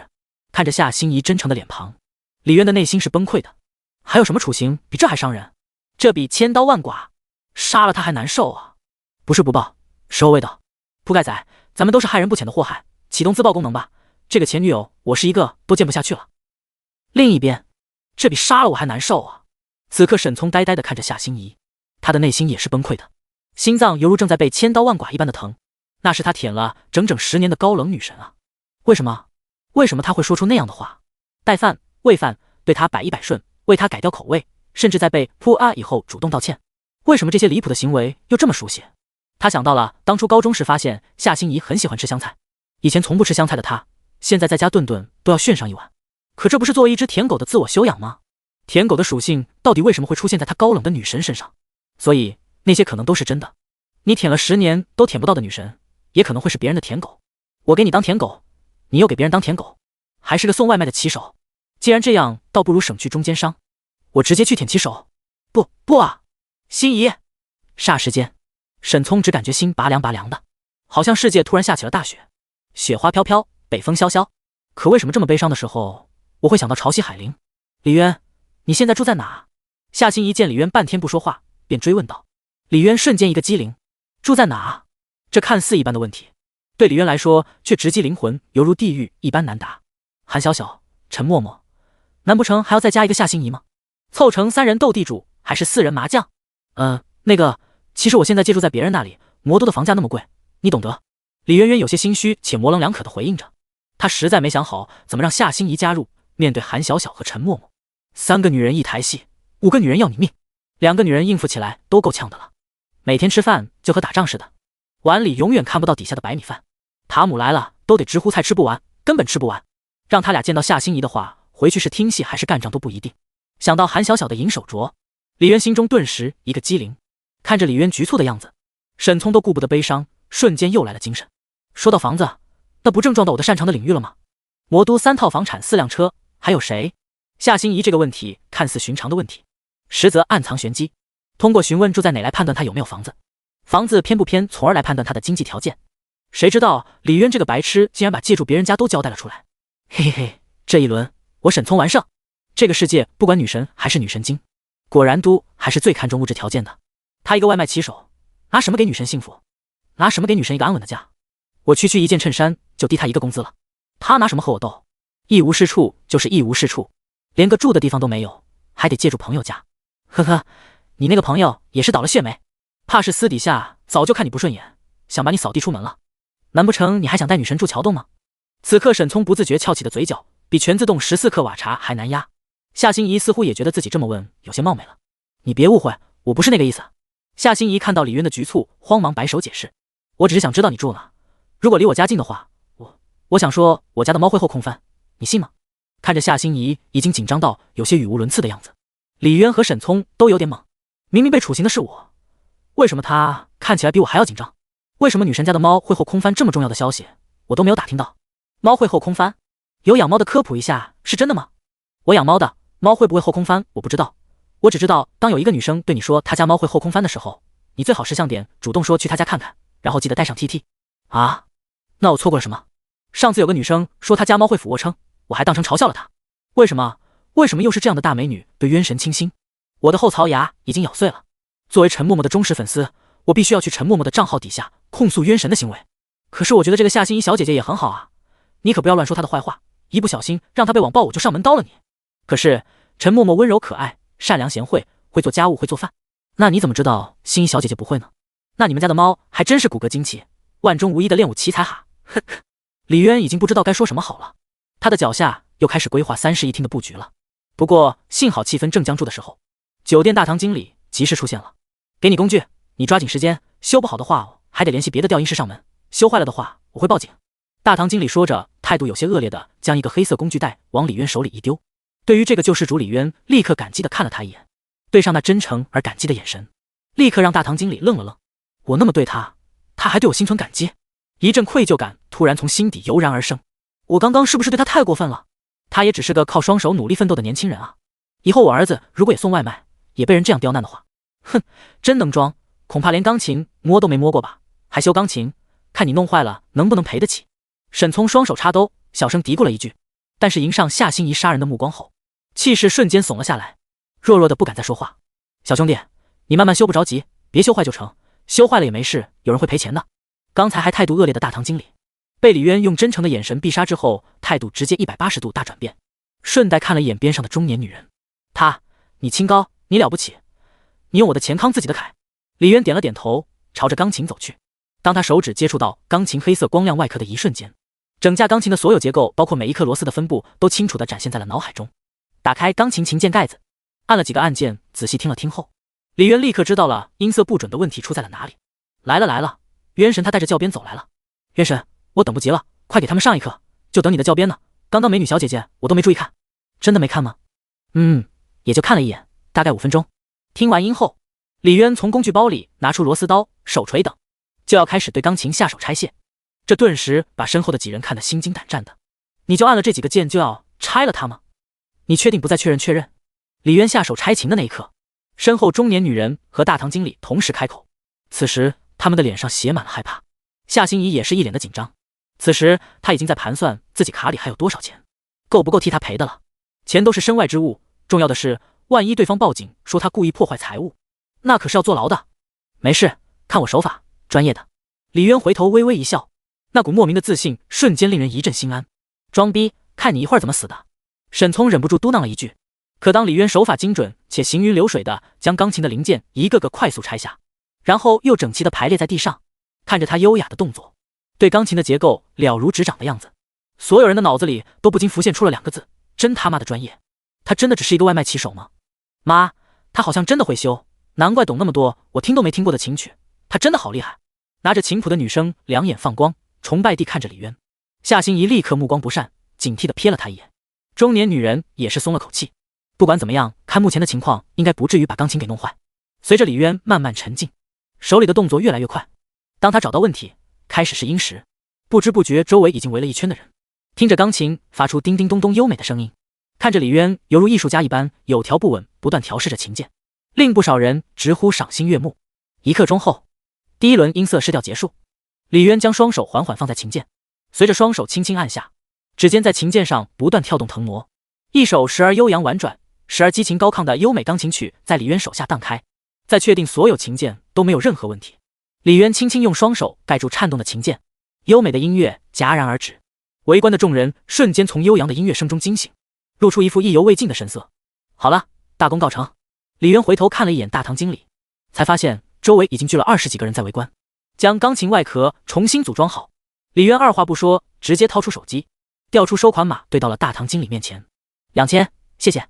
大堂经理一副像是见到了鬼一样的表情看着李渊，不会是想赖账吧？李渊皱了皱眉，2000可是他2天的寿命，敢赖1毛，高低都得跟你拼命。不是的。大堂经理慌忙摆手，您稍等一下，按规矩我得去喊专业的人来检测一下。李渊闻言收起凶神恶煞的表情，点了点头，迅速切换成温和的样子。早去早回，我还得去送外卖呢。大堂经理顿时嘴角抽了抽，你是在体验生活来的吗？有这隐藏的本事还送外卖？妈，我能听得出来，他的钢琴弹的比我老师还要好得多得多。拿琴谱的女孩两眼刚刚已经听得痴了，回过神来后迫不及待地拉着妈妈的手缓解情绪。等到大堂经理带着人过来检查完没问题，很爽快的便付了李渊2天的寿命。小兄弟，不知道您有没有兴趣留下来，我们这还缺。付完钱后，大堂经理按照领导的指示，刚想要说高薪留下李渊，李渊的手机却在这时候响了。喂，是李渊吗？你怎么回事？我是站长，你为什么把接单功能给关闭了？李渊一听是外卖站长，立刻收起了笑眯眯的表情。这2天平台缺人，才让你临时来顶1天，现在又是高峰时期，你不接单现在是在做什么？实在不好意思，站长，刚刚修了台钢琴，我马上就开始接单。李渊赶忙解释，这送外卖也是在赚寿命啊。唉，打工人不得不低头。让你送外卖，你去修钢琴？你知道钢琴长什么样吗？隔着电话，李渊都能感觉到站长暴跳如雷的样子。你最好现在立刻马上就开始接单，要不然把衣服还回来，别他妈干了。老子要是被扣绩效，你吃不了兜着走。说完最后一句，电话直接被挂断了。剩下焦急打开软件，点击开始接单按钮的李渊和周围一群已经完全石化了的群众。怎么回事？不是你不是钢琴大师吗？刚刚围观过来不明所以的众人还以为这是哪位钢琴大师在穿着外卖服在进行艺术表演，可刚刚那通咆哮的电话却告诉他们，事情好像并不是想的那样。感情你他娘的真的是个送外卖的骑手？他们是彻底震惊了，比刚刚听到曲子时还震惊。刚刚弹了一半的那首曲子明明就是大师级的水准啊！你现在来告诉我你特么的是个骑手？退一万步说，就算你确实是个骑手，就是说这个外卖真的还有送的必要吗？小兄弟，我们领导愿意每次出这个数，请你们当我们的专属调音师。酒店大堂经理两眼放光，伸出了5个手指头。嘿嘿，他既然有那么暴脾气的站长，挖过来还不是轻轻松松？领导交代的任务又轻松完成。5000，李渊皱眉看着他，你嫌少的话，我可以和领导说说，再加点，嘿嘿。大堂经理赶忙拿出手机准备打给领导。不是，那你怎么只给了我2000？是不是吃我回扣了？啊！大堂经理懵了，没有啊，价格都是领导定的，你最好是，要不然……李渊眼神不善，话没说完，手机突然响了起来。某团外卖，你有新的订单啦，请及时查收。这清脆的声音令周围人再次嘴角一阵抽搐。我要去送外卖了，谢谢你的2天寿，2000块钱。李渊快速看了眼手机，就要往酒店外面走。那个大师，调音师领导说可以给你6000一次。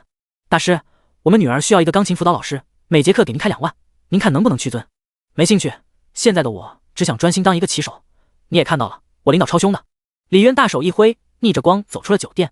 看着他被光照亮的那伟岸的背影，震撼了在场每一位的心灵。骑手这2个字深深刻在了在场每一个人的心里。舍弃轻松高薪的调音师和钢琴辅导老师不做，也要去干风里来雨里去，被领导骂得狗血淋头的活。骑手有什么致命的吸引力？骑手这到底是一个什么样神秘的职业？妈妈，我在某音看到过，外卖骑手是一个非常神秘的组织，个个身怀绝技。一个7、8岁的小女孩突然拉着妈妈的衣袖，声音清脆地喊道。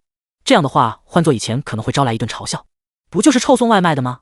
都身怀绝技了还能去送外卖？可看着李渊越走越远的背影，他们无法反驳，所有人都沉默了。眼前不就是一个身怀绝技的外卖骑手吗？妈，你以后可千万不要再嘲笑和为难外卖云了，万一……拿着琴谱的女生转头看着自己母亲。中年妇人闻言深以为然地点点头，同时点头的还有酒店大堂经理。这年头骑手都惹不起来啊。心怡，走吧，我的奔驰大 G 停在车库，我送你回去吧。沈聪恨恨地看了一眼出尽风头的李渊的背影，不过幸好女神还在自己身边，正好趁机送女神回家，嘿嘿。李渊，你等等我，我还有话跟你说。你电动车后座还能坐人吗？我跟你一起送外卖。这时夏心怡突然慌慌张张地追着李渊跑了出去。沈聪懵了，这算什么意思？我措手不及，只得愣在那里。心怡，你干什么去啊？看到夏心怡拉着李渊的小电驴不撒手，沈聪现在已经快哭出来了。他不信他不信女神真的会去送外卖。姑奶奶，后座确实还能坐个人，可你坐我后面，我还怎么送外卖？李渊看着一脸倔强不肯松手的夏心怡，李渊完全没有办法，带个校花女神在后座送外卖，还有比这更离谱的吗？我不管，反正我今天赖上你了。你送外卖上楼的时候，我坐你车上还能替你看着外卖，别被小偷偷走了。夏心怡微微撅着嘴，这架势是死活不会放跑李渊了。可我没有多余的头盔了。李渊只得妥协，遂指了指夏心怡的小脑袋。夏心怡听罢眼珠子转了转，突然看到了不远处跟着追出来的沈聪。沈聪，我记得你上次说要骑摩托车带我去兜风的。沈聪闻言立刻惊喜万分，以100米冲刺的速度跑来了过来。是啊，你现在有时间了吗？哦，那你的头盔在哪呢？在家还是在你的车里面？沈聪微微一愣，猜到了夏心怡的意思，立刻露出一副便秘的表情。他车里确实有头盔，就是之前买摩托装逼用的。可是他自己都还没约到女神一起骑摩托兜风，现在就让他把头盔借给李渊，还让他带着自己的女神去风吹日晒送外卖，开什么玩笑？不可能，绝对不可能！他对天发誓，这样的事是绝对不可能发生的。我是舔狗，又不是傻狗。沈聪，你的头盔就借我用一下行吗？等我明天自己买一个，就马上还你。夏心怡看到他的表情，就猜到了头盔一定在车里。他一手扯着李渊的衣角，生怕他趁自己不注意跑了，一边回头一副可怜兮兮的样子看向沈聪。夏心怡露出那可怜巴巴表情的一瞬间，沈聪只觉得眼前一黑，一股气血从胸口上涌。原来我的女神是会对我笑的，原来女神也是会用这样温柔的语气来对我说话的，行吗？我明天肯定还你的。夏心怡见到愣在原地既不动也不说话的沈聪，用手在他眼前晃了晃。好，我马上去拿。你等我呀。沈聪顿时一个机灵，女神的要求他赴汤蹈火，刚才飙升的肾上腺素令他现在浑身充满了力量，反应过来后迅速朝着地下车库弹射起步，那速度把李渊都给看愣住了。这小子练短跑的吧？体育生吧？不是吧？我记得他大学读的金融啊。夏心怡也愣了愣，说完夏心怡的表情又变得惶恐了起来。你别误会，因为他老是在我面前提起他的大学，我才有印象。此刻极度敏感的夏心怡害怕自己的每一句话都会引起李渊的误解，再次造成10年前的悲剧，连忙慌里慌张的连连摆手。毕竟10年前他们就是因为香菜的误会导致错过10年时间，但心越急话越错。他刚解释完又觉得自己似乎解释的更加黑了。我们没有经常见面，是因为我也是学的金融，他经常发消息给我，问我一些问题。夏心怡急的小手已经不知道该怎么放了，紧张到已经不知道怎么组织语言，脸上的表情更是像要哭出来一样。李渊见状立刻安抚的轻轻拍了拍他的手，这熟悉又陌生的感觉立刻让夏心怡的心间剧烈颤了颤。下一刻他是再也压制不住自己内心汹涌的情感，情绪大爆发了。从酒店见到李渊那一刻起，压抑的内心在这一刻瞬间爆发出来，或者说已经压抑了10年的内心终于再也绷不住了。他再也顾不得什么女孩子的矜持，不管什么大庭广众之下，张开白嫩的手臂就狠狠扑进了李渊的怀里，纤细的双手用力死死地抱住他的腰，豆大的泪珠像是断了线的珍珠一般从眼眶中不断滑落。你当初消失的那么彻底，在我彻底爱上你，满眼都是你，已经离不开你的时候，你知道这种突然之间的消失是会把人逼疯掉的。我疯了一样的到处找你，可全天下都没有你的任何消息。后来我每天都去你家，去你房间对着墙壁发呆，吃你妈妈给你做的饭，他们一直劝我，可我真的走不出来。再后来叔叔阿姨搬走了，他们没有给我留下任何联系方式，我以为这辈子我再也见不到你了。10年后，夏心怡像是终于找到可以宣泄的口子，终于可以彻底撕下了他清冷的伪装，死死搂着李渊，一边嚎啕大哭，一边断断续续地发泄着情绪。李渊闻着他发梢的清香，轻轻拍着他的后背。这一天天的又是被反复处刑的时刻。童仔啊童仔，当初年少无知的我，硬是被你给训练成了一个害人不浅、不折不扣的死渣男。这个前女友，我真的是可以不见了吗？宿主可以选择避免和所有前女友见面。来自系统的温馨提示：当一段时间内没有新的前女友好感度达到95，宿主将不可使用金钱换取功德值。如果宿主嫌命长的话，好，你个铺盖仔，我星号你星号铺盖仔，我怀疑你在故意搞我，但我苦于没有证据。系统已经给宿主最大程度的放宽条件。你怎么了？是不是我把你累得喘不过气了？夏心怡感觉到李渊的情绪突然有点不对劲，赶忙松开了他，擦了擦脸上的眼泪。那白皙无瑕的脸蛋上面满是梨花带雨。饶是经历过无数大场面的李渊也不禁心神一荡，刚要本能的伸手去替他擦掉脸上的泪珠，不远处却突然响起一声暴怒：放开那个女孩！沈聪一手抱着头盔，一手愤怒地指着李渊。没想到他只是离开了那么一小会儿，他百般呵护的女神就这样被人给弄哭了。看到夏心怡那张满是泪痕的脸蛋，他的心当场就碎了。她一直都是一个非常坚强的女孩啊，和家里闹翻，甚至断绝关系都没有流过一滴泪。那个禽兽得做了多过分的事情，才会把她弄哭成这样？李渊被这陆剑不平一声吼，刚举起的手立刻僵在了半空。原本脸色娇羞、眼含期待的夏心怡见他的手突然停下，眼中瞬间有杀机一闪而过，立刻回头带着要杀人的目光看向坏了自己好事的沈聪。刚才还梨花带雨的娇羞脸色也在一瞬间完全黑了下来。心怡，他是不是欺负你了？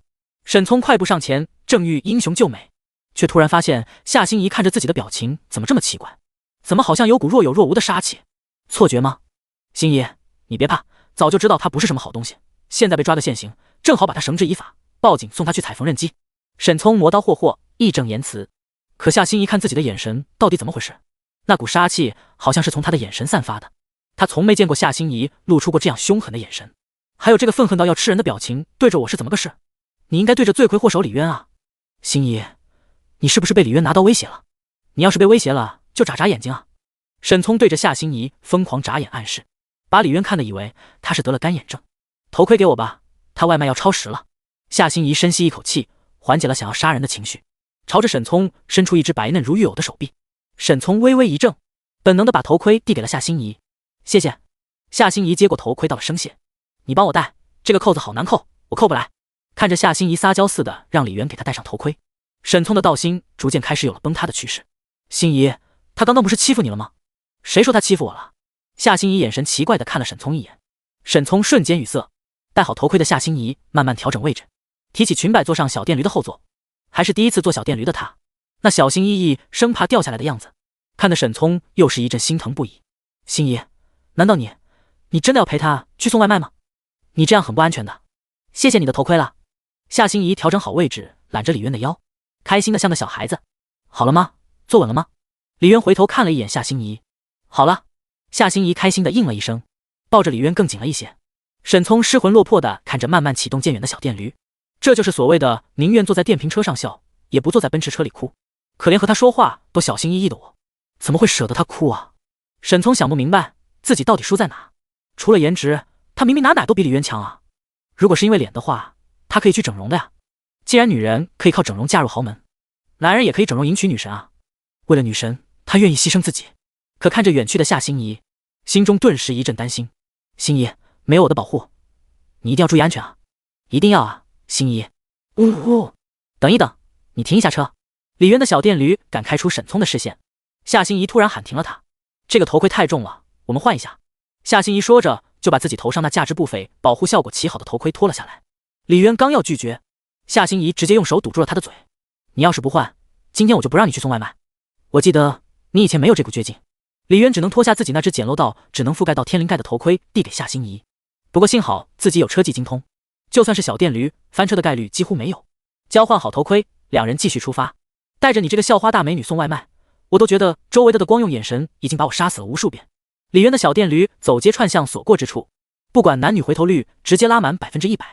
那个堪比电视明星一样漂亮的女孩子，一脸开心的坐在外卖小哥的电动车后面，搂着外卖小哥的腰子。这是刘慈欣的三体摄制组已经开拍了吗？不，相比眼前这科幻的一幕，刘慈欣三体都写得过于保守了。外卖骑手真的是个神秘的组织，看到他们，我那颗沉寂已久的心好像又相信爱情了。这才是爱情本来的样子，好羡慕。羡慕个屁，那是个渣男啊！自己戴那么好的摩托车头盔，给人家小姑娘戴那么破的烂头盔。唉，恋爱脑女生实在是太惨了，被渣男骗了还那么开心。哼，就是啊，那么好看的姑娘，连头盔都舍不得买给她，太可惜了。反正杀的是你，又不是我。夏心怡紧了紧抱着李渊的胳膊，一脸舒服的把脑袋换了个角度，靠着他的后背。有这一瞬间，李渊突然感觉自己梦回高三。我怀疑你是故意交换头盔，说我给你戴破头盔虐待你，让我被千夫所指的。当小电驴停在取餐的商家店门前，李渊只不过是进去了一小会儿。夏心怡的周围已经有10几人驻足，个个都瞪着好奇的大眼睛看着这位坐在外卖小电驴上面的大美女。而当看到李渊走出来骑上电驴，瞬间又是一片讨伐渣男的大声研讨会。10几人在一旁就差对着李渊的脸说他渣了。李渊也是一刻都不敢停顿，生怕那帮人越说越来气，直接上来群殴揍他。在夏心怡一阵悦耳的娇笑声中，抄起小电驴就跑。你还有脸笑？把头盔换回来吧。李渊无奈地听着后座乐得咯咯直笑的夏心怡，笑声越来越放肆，越来越的开怀。李渊突然有种错觉，这丫头好像那一阵嚎啕大哭以后，又回到了高中时活泼爱笑的样子，那个所有人心中的白月光。我不，这个头盔戴着舒服。夏心怡用力的摇头，你的这单从酒店接到，耽误了那么久的时间，已经超时了吧？没有，还剩3分钟。哦，那和超时也没区别，反正我脸皮厚，到时候我帮你去和顾客道歉。夏心怡大手一挥，3分钟可能是车的极限，但还远远不是我的极限，做好了。说罢，李渊在夏心怡的一声惊呼中，突然将小电驴直接拐进一片小树林，穿过树林，直接进到一栋老小区。在夏心怡极度吃惊的表情中，李渊就像是人形导航一般在里面七扭八拐。你是送了多久的外卖了？怎么对路这么熟悉啊？李渊那熟练到让人心疼的车技和对路的熟悉程度，让夏心怡慢慢收起了笑容。这么多年，他一定过得很不好吧？他一定吃了很多苦吧？小电驴在夏心怡对李渊无尽的心疼中，停在了小区后面的围墙边上。两人怔怔地看着围墙底下不到半人高的狗洞。钻过去的那个小区就是目的地了。哈哈，你平时就钻狗洞送外卖啊？夏心怡笑得前拥后仰，表情古怪地盯着李渊。这才叫使命必达，永不超时。怎么，钻狗洞你害怕了？李渊从保温箱中拿出外卖，这时候手机却响了起来，看了一眼来电显示，李渊瞬间手一抖，是韩小小打来的。我靠，他不会今天在看直播吧？李渊只觉得手腕莫名的一凉凉意，不自觉就回想起了那天晚上被手铐铐了一晚上的情形。夏心怡怕不怕他不知道，他现在是很怕。李渊犹豫了半秒才接起来。喂，李渊的声音有些发抖。你在哪呢？我和默默约了下午逛街，你要不要来？韩小小带着些霸道的声音在电话里响起。不过李渊瞬间松了口气，整个紧张的身体立刻软了下来。幸好，看来这丫头估计忘了能看直播。那个，我就不去了，我在忙着赚命赚钱呢。李渊看了一眼夏心怡，顿感心虚。那好吧，你记得早点回来，今天我和默默给你做大餐。你做大餐？李渊瞬间想到了他上次下厨做的那一团乌漆嘛，黑不知道是什么的东西。另一头的韩小小大概也是想到了自己那完全没有天赋的厨艺，脸色一红。我给默默打下手不行吗？隔着手机，李渊也能感觉到韩小小凶狠的表情。总之，你早点回来。说完，韩小小便挂断了。李渊松了口气的同时，突然有点纳闷，韩小小和陈默默这俩人不是见面就掐架的吗？怎么突然之间关系这么融洽了？挂了电话同时，李渊立刻顺带先关了直播画面。被处刑这种事能拖1秒钟都是好的，你再不去就要超时了。夏心怡低落的声音在一旁响起，此刻她的表情已经变得非常不自然起来，一双手局促的已经不知该往哪里放。显然她是隐约听出了电话那头是个女生，而且听出了对面女生与李渊的关系匪浅的样子。被韩小小的这一通电话犹如一瓢冷水，将她从头浇到脚。她才恍然大悟，先前她只顾发泄着自己的情绪，却忘了问她这10年间她是不是已经结婚了，或者有可能的话，她的孩子都已经可以打酱油了，所以她的孩子一定是非常可爱的吧。一想到有一个粉雕玉琢、瓷娃娃般好看的小孩喊自己阿姨的画面，夏心怡顿时脸色一阵发白，一阵头脑发晕，无尽的罪恶感袭上心头，感觉自己就像是个插足别人婚姻、破坏人家家庭的第三者。李渊看出了他状态的不对劲，猜到了他是因为韩小小的这通电话，又心里难受了。顿了半秒后，李渊上前轻轻拉起了他无处安放的小手。别愣着了，钻狗洞有什么好怕的？以前他没得选，现在他只想给所有女神一个家壳，一双温暖的大手，至少不让他们在自己面前那么难过吧。夏心怡呆呆的任由自己被李渊拽着钻进了狗洞，握着他温暖的手，就好像握住了全世界。这一刻，他突然感觉自己无所畏惧，哪怕是当小三被所有人唾弃又怎么样呢？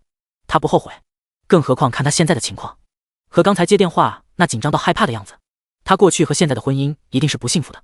想到李渊可能娶了个母老虎，整天虐待他，夏心怡不禁又是一阵无比的心疼。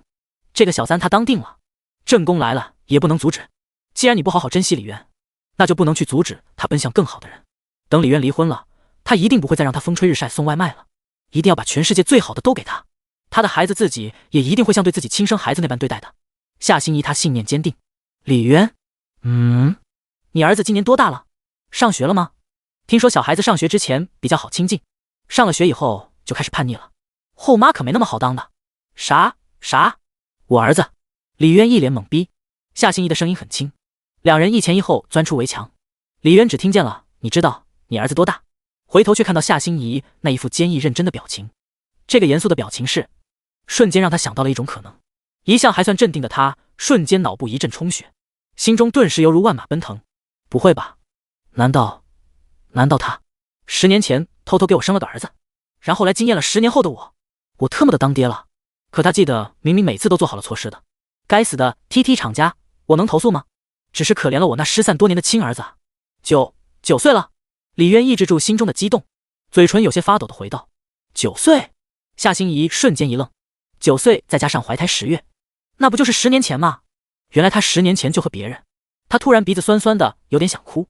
原来10年前他突然消失，竟然是去怀孕生孩子了。所以什么香菜什么的全都是借口。李渊，你当初是不是背着我脚踏了2条船？眼瞅着夏心怡一脸委屈又要哭出来，李渊见状立刻对天发誓，他是真的从来没有脚踏2条船，这种事他是真的没有干。看他满脸真诚，不像说谎，夏心怡暂且信了。那孩子他妈呢？夏心怡惶恐地问道。万一是他认识的，甚至是同班同学的话。孩子他妈不是你吗？李渊脱口出答道。夏心怡瞬间就红了脸。你给我点时间，我还没准备好。夏心怡没想到他会这么直接，但随后又默默叹了口气。孩子都已经9岁了，连亲妈都管不好的年纪，他这个后妈怎么管啊？看来今天回家要去买一套育儿手册了。唉，可怜他苦苦等了10年，以为终于等来了结果突然就当了后妈，多了个9岁的儿子。这10几秒的时间，夏心怡已经脑补了几十出当后妈被活生生气死，还被别人说成是恶毒后妈的画面。唉，希望小李渊能乖一点吧。还有这10年的独守空房，一定得加倍要回来。我明白，我会给你们母子时间的。那边的李渊也一脸认真地点点头。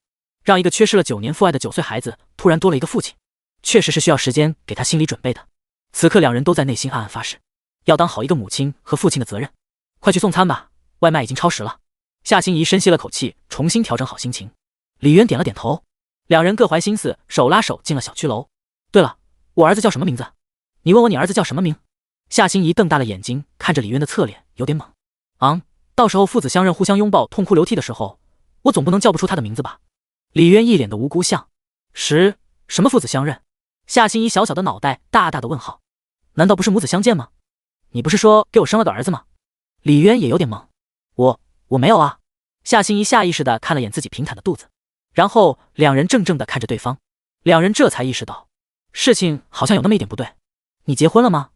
夏心怡突然明白过来，有可能是不是自己刚才有点紧张到脑补过头了？李渊摇摇头，也没有儿子或者女儿。李渊继续摇头，所以之前两人的那番对话就是鸡同鸭讲，压根不在同一个频道。不过夏心怡的眸子此刻肉眼可见的明亮了起来，所以她可能不是小三，更不用当别人口中的恶毒后妈了。那刚刚电话里的那个母老虎是谁？是你女朋友，还是别的什么关系？夏心怡蹙了蹙好看的眉毛，语气又带着些杀气。都不是人家老婆，她凭什么让李渊那么害怕？就算是女朋友也不行啊！老娘和李渊处的时候对她百依百顺，什么大事小事都听她的，说话都得注意分贝。我当成宝贝的人，凭什么被别人欺负？母老虎。李渊抽了抽嘴角，你好像很怕他的样子，他是你什么人？夏心怡牵着李渊的手更紧了一点，他已经下定决心，这个墙角他挖定了，不管他是女朋友还是结婚了，那样的母老虎根本配不上李渊。他是我房东。李渊也实在是不知道怎么解释好了。房东？夏心怡愣住了，怎么现在包租婆都这么拽吗？你是不是欠房租了？没有，他不要房租。李渊摇头，不要房租。夏心怡瞬间想到了什么，用手捂着嘴。难道你用身体？看着夏心怡那突然嫌弃的眼神，李渊顿时一阵白眼。你想哪去了？总之很复杂，一两句讲不清楚。就像我如果住在你家，你会找我要房租吗？不要。夏心怡立刻摇摇头，随后脱口而出反问了一句，那如果我说让你用身体来补偿我的话，你会拒绝吗？夏问完，心怡红着脸左右上下看了看，幸好没人路过听见他这虎狼之词。你是在考验本干部？我明确告诉你，本干部经不起考验，忘了10年前我一夜7次。夏心怡听完像是回想到了什么少儿不宜的画面，瞬间脸红到了脖子根。那是10年前了，现在的你不可能那么厉害。李渊一听正要反驳，他的2颗肾现在可是永动机呀。手机里外卖已经超时的提醒突然响了起来，李渊也顾不得其他，拉着夏心怡就往楼上跑。所以你到底有没有用身体抵房租？倔强的夏心怡很是倔强，被拽着跑还不忘追问。没有。李渊还是摇头。我不信，等你今天送完外卖了，我跟你一起回去，你带我去见见他那个母老虎。夏心怡一脸的狐疑之色，特意将母老虎3个字咬得很重。他能感觉出来，刚刚那个电话里的女生和李渊的关系绝对不一般。李渊一听瞬间头疼，带他回去，那不又是妥妥的大型处刑现场了吗？而且是终极刑场，地狱修罗场。韩小小和陈默默俩人的关系好像刚有所缓和，这个时候再突然又来一个夏心怡，3个女人一台戏，3个前女友，那又是什么？那不直接掀台子了？一想到夏心怡进门与韩小小和陈默默碰面的情形，李渊瞬间打了个冷战。要不等2天，等我把厨房的不锈钢刀都换成熟料的。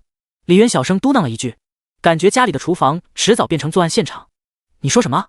没什么，他叫韩小小，你如果看到他的话，记住可千万别喊他母老虎。李渊苦笑一声，哦。夏心怡点了点头，我会听你的话的。两人来到3楼302门口，敲开门后，里面的男人满脸怒意，刚要张口国粹，但在看到外面瞪着大眼睛、一脸无辜且无敌漂亮的夏心怡的瞬间，几乎出口的脏话瞬间被活生生的拍晕吞了回去。没事，不就是花了1个小时吗？小意思。其实我早饭才吃完，一点也不饿，再晚1个小时都没啥事，真是辛苦你们了。呵呵。李渊道歉的字一个都还没说出口，穿着背心裤衩的男人大手一挥，顶着咕咕直叫的肚子，表示这份外卖送的太早了，他还没饿就送到了，然后反手就是一个5星好评，表示今天这个餐实在太美太好看了，依依不舍地目送夏心怡下楼。商家，以后你家的外卖我天天都订。商家，懂了，感情你喜欢吃变成面糊的面条，下次做完放1个小时再给你送去，谢谢支持。你看，带上我有好处的吧？没有我你肯定要挨一顿骂。回去的路上，夏心怡拉着李渊的手，笑得像个90斤的孩子。是，你刚才那一副可怜无辜的样子，可以秒杀99%的男人，还有1%是男童。又带着夏心怡顶着一众杀人的眼神，接着送了几单。坐在后面的夏心怡则一直盘算着要怎么对付李渊身后的那只母老虎。饿了吗？吃饭去。李渊送完高峰期的单子，看了眼时间，已经是快下午2点。两人找了一家还算不错的餐厅，反正有一部分钱没办法换成功德值，花了也不心疼。只是两人刚坐到靠窗的位置准备点菜，一道吃惊无比的目光从两人进门起就一直盯着他们看。自李渊两人进门起，就有无数道目光落在他们身上。一个明星级的大美女挽着一个外卖小哥的组合，对于眼睛的震撼比野兽与美女的组合还要更具有杀伤力。更何况夏心怡这样的美女，此刻完全不顾及女孩子的矜持，整个人几乎恨不得把自己身体每一寸地方都完全贴在李渊身上。夏心怡拉着李渊并排靠窗坐在一起，整个人依旧死死地贴着他的身体。我怎么感觉这里面这些人看我们的眼神比外面的人格外凶狠？外面那些人的眼神只想刀了我，现在这架势怎么好像连你都想刀了？李渊看着一双双杀人一般的目光，浑身不禁有些打怵。现在他俩的仇恨值已经上升到无差别刀人了吗？夏心怡也忍不住往周围瞄了一眼，里面人的表情好像是比外面的人不太一样，店里的装修摆设也有点奇怪，桌子大部分都是单人卡座和7、8个人的长桌，还有这个菜的名字更加奇怪，黯然销魂饭、伤心断肠粉。夏心怡翻开菜单看了一眼，满脸的惊奇。你们俩是故意的吗？这是失恋主题餐厅啊，这里面全是刚刚失恋来找共鸣、互相安慰受伤心灵的人啊！你俩狗贼一进来就秀我们一脸恩爱。他俩身后突然传来奇奇怪怪的声音：禽兽、畜生、人渣！满眼都是李渊的夏心怡自然没注意到身后的动静，已经习惯了挨骂的李渊这种程度的普攻压根就破不了他的防。今天什么情况？我怎么一进来就看到常威和来福在秀恩爱？一名刚进来的顾客不满地看了一眼服务员，语气有些阴阳怪气的。2名服务员也是满脸的尴尬。店里本来是不接受情侣就餐的，只怪夏心怡长得太好看了，本来老板娘已经是他们见过的女生中最好看的，现在进来的那个女生竟然和他们老板娘比一点也不差，以至于李渊和夏心怡进门的时候，他们一时间竟然忘了阻拦。可现在人家都坐下了，再把人撵出去，要不你去吧，这人都进来了，我实在说不出口把人赶出去。还是你去吧，那桌还等我去结账呢。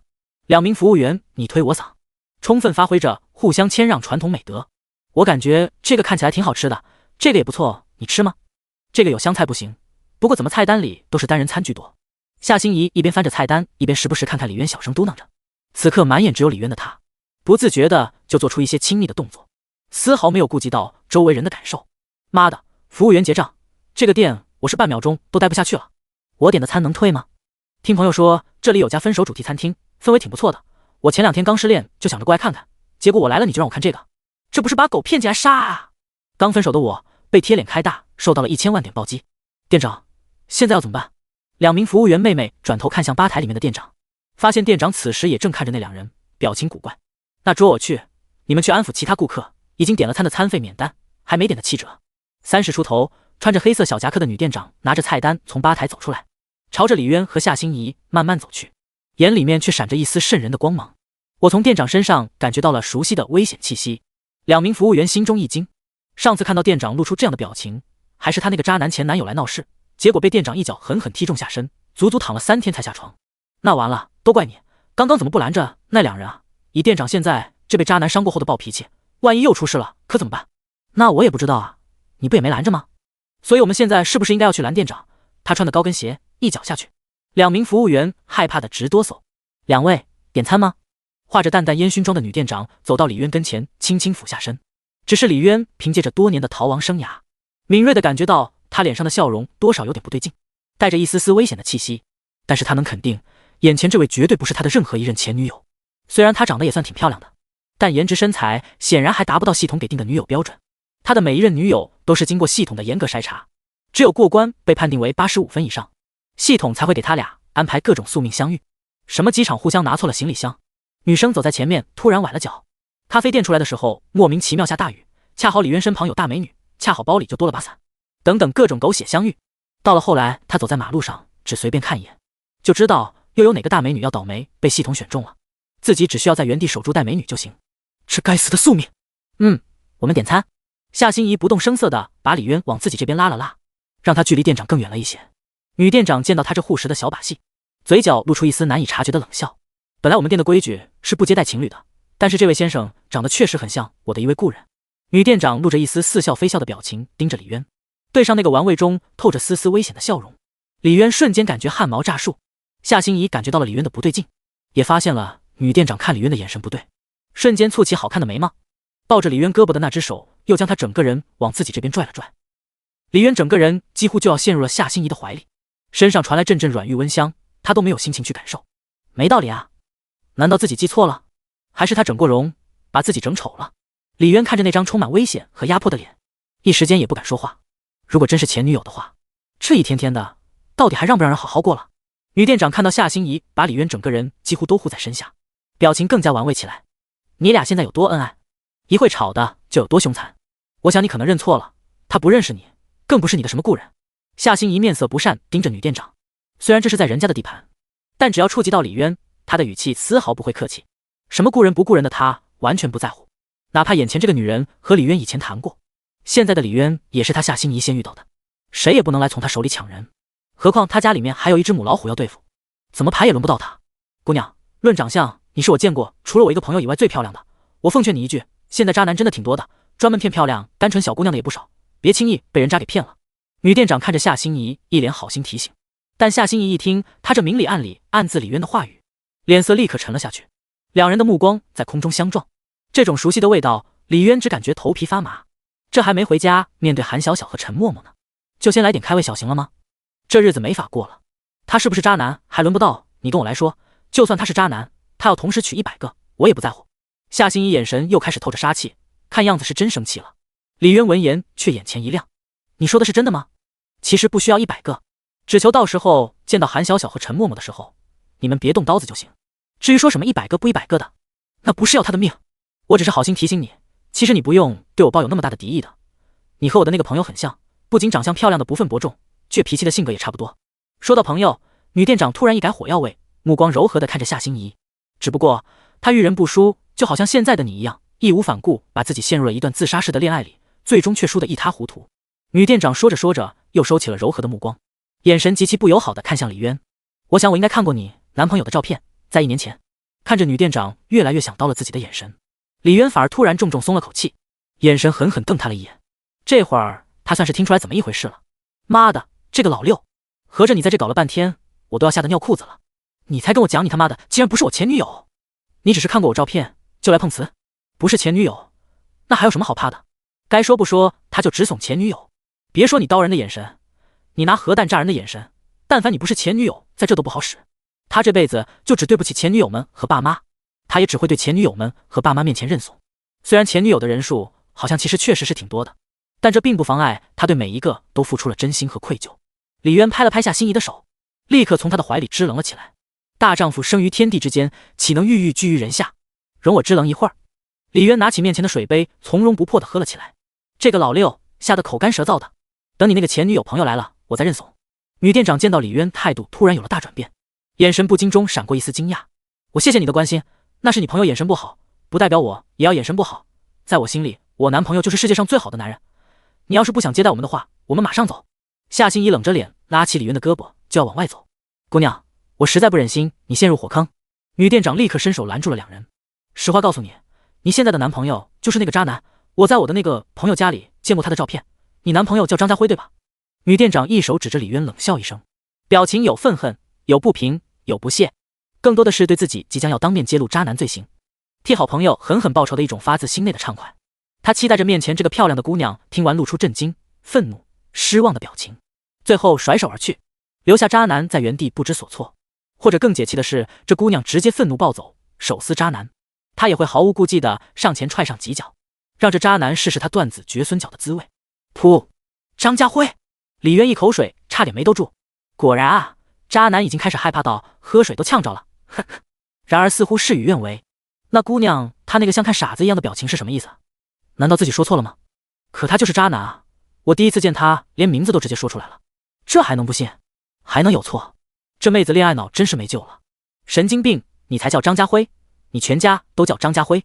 夏心怡像是看白痴一样看了一眼女店长，你们不接待情侣是你们的权利，也没必要非要把人拆散了吧。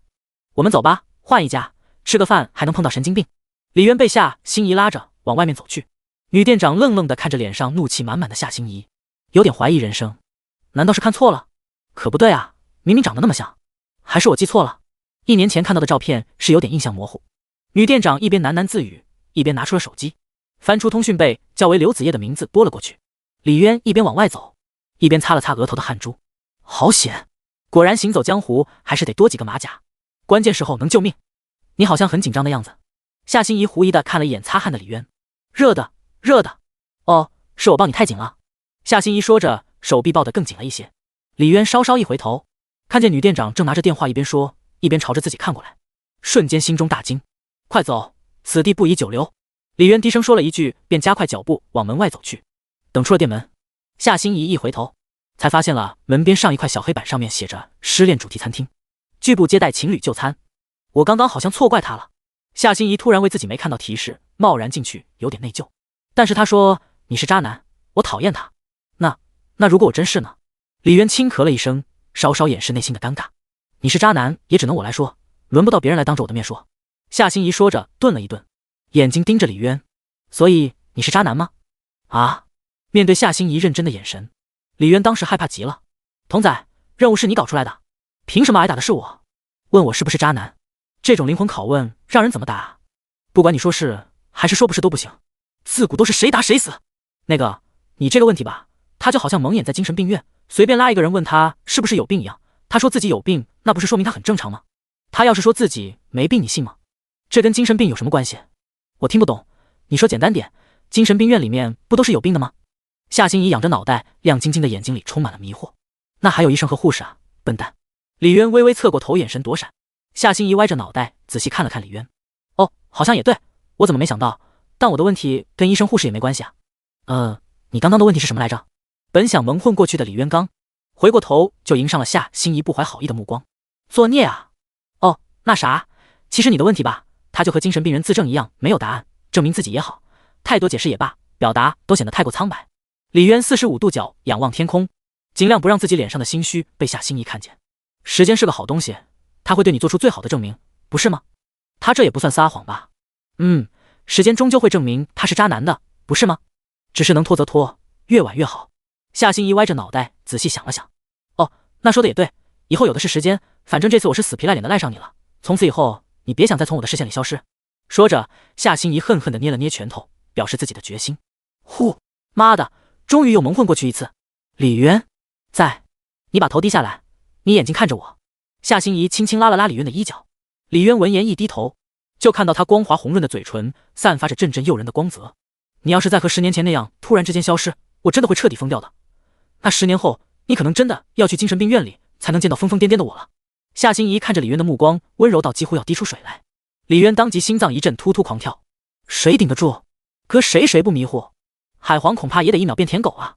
不会了，以前我没得选，现在不会再跑了，就算是被你们分尸剁碎我也认了。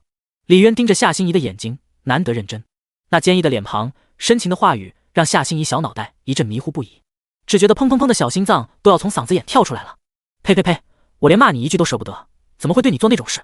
夏心怡轻轻拥着李渊，此刻她粉扑扑的脸上一副动情的模样，比刚才目光如水的样子还更具数倍的杀伤力。顶不住，根本顶不住。看得李渊刚要动手，仔细回味着刚才李渊那句话的夏心怡却突然眼神一变。我们除了我还有谁？夏心怡突然抬头看着李渊，李渊举起的一只魔爪顿时僵在了半空，另一只手急中生智，快速伸进口袋，偷偷瞄了一眼后，靠着肌肉记忆盲打，一通乱按，按出了外卖接单按钮。幸好平台缺人手，刚按下去，手机就响了起来。某团外卖，你有新的订单了，请注意查收。这接单的提示音此刻在李渊耳中犹如天籁之音。我要去接单了，已经超时了一单，一会儿站长得打电话过来骂人了。你知道他贼凶。李渊低头看着夏心怡，轻轻拍了拍他的脑袋。哦，你说的是你的那个房东，那只母老虎吧？夏心怡有些不舍得把脑袋在李渊胸口蹭了蹭，然后松开了他。小小的脑袋瓜子里又盘算着要怎么对付那只母老虎。李渊看他一副若有所思的样子，只感觉浑身凉飕飕的，完全不敢吱声。李渊，你住他家多久了？夏心怡戴好头盔，坐在李渊的小电驴后面。一辆白色宝马车从两人身边疾驰而过，不一会儿，又有一辆黑色保时捷疾驰而过。1周左右。李渊算了一下时间，他回眸都也差不多是1周。1周？你们才住一起1周？夏心怡微微吃了一惊，但随后嘴角浮现出一抹微笑，瞬间信心满满。原来才1周的时间，如果是1年以上，或许他还需要略微出手。毕竟男人是个念旧的生物，想要彻底忘掉一个陪了自己几百个日夜的人，不用点手段是不可能的。但仅仅是1周而已。呵呵，1周，那只母老虎他拿什么和老娘斗？是拿他100分贝的嗓音，还是拿他200斤的体重？夏心怡低头看了看自己的脚尖，C， 虽然不算特别的大，但胜在挺拔且形状好看。幸好那么多年他一直都坚持健身和练瑜伽。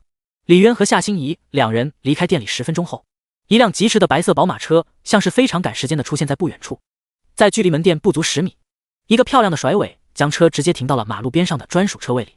车子刚刚停稳，车胎还冒着白烟，驾驶室的车门就被快速打开，露出里面一个瓜子脸、长相极漂亮的女人，穿着米色的一字肩长袖上衣、白色运动长裤，带着些许奶奶灰的长发随意散落在精致的香肩，浑身散发着一股冷漠却不失性感迷人的气息。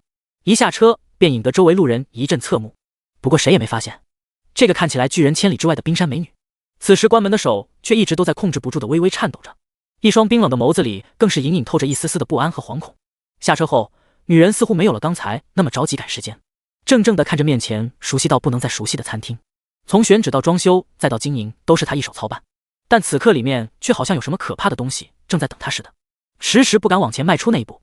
直到2名服务员妹妹发现了她，两人一脸惊喜和崇拜，羡慕地冲着她呼喊了一声，才深吸了一口气，迈着沉稳的步子朝着门店走去，脸上依旧是那副拒人千里的冰冷模样，只是那双颤抖得更加厉害的手出卖了他心中无处安放的紧张。叶子，你来晚了，他人10分钟之前已经走了。女店长见到进门的刘子叶无奈一笑。刘子叶闻言脸色瞬间白了一白，一双冷艳的眸子在店里快速扫了几圈，在确认没有见到那个人后，眼神迅速暗淡了下去。他真的在送外卖吗？刘子叶的声音很平淡，听不出多少情绪。女店长点了点头，但是我也不确定到底是不是他，长得和照片里很像，身边那个姑娘漂亮的比你也差不了多少，所以他还是找了一个能24小时陪着他，哪怕是送外卖也寸步不离的女孩，而不是我这样一个永远都放不下事业心的女人。刘子叶慢慢低下了头，眼睛不知怎么的就进了沙子。叶子，你果然还是忘不掉他。女店长叹了口气，他是唯一一个走进我心里的男人，也是唯一一个完全拥有我的男人，你说我怎么能忘掉他？就连这家店也是因为他开的呀。刘子叶说着说着突然想到了什么，对着女店长情绪有些激动地问道，那个女孩是不是穿着一身蓝色连衣裙？是的。女店长点点头。刘子叶一听立刻转身往外面跑去，所以刚才在路上他们已经碰过面了，只是他匆匆一瞥并没有认出来那个穿着外卖服的人就是李渊。你要去哪？女店长见刘子叶匆匆往外跑，立刻大喊一声，我去找他，最少也要见他一面。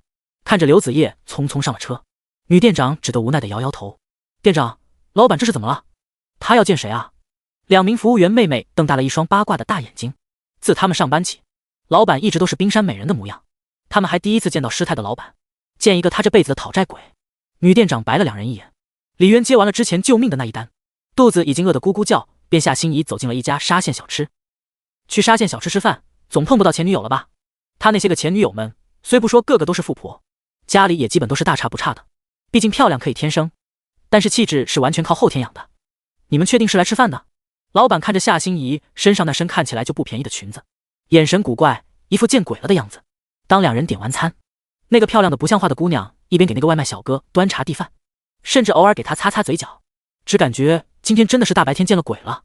吃完饭，李渊依旧骑着小电驴载着夏心怡穿梭在大街小巷，又送了10几单。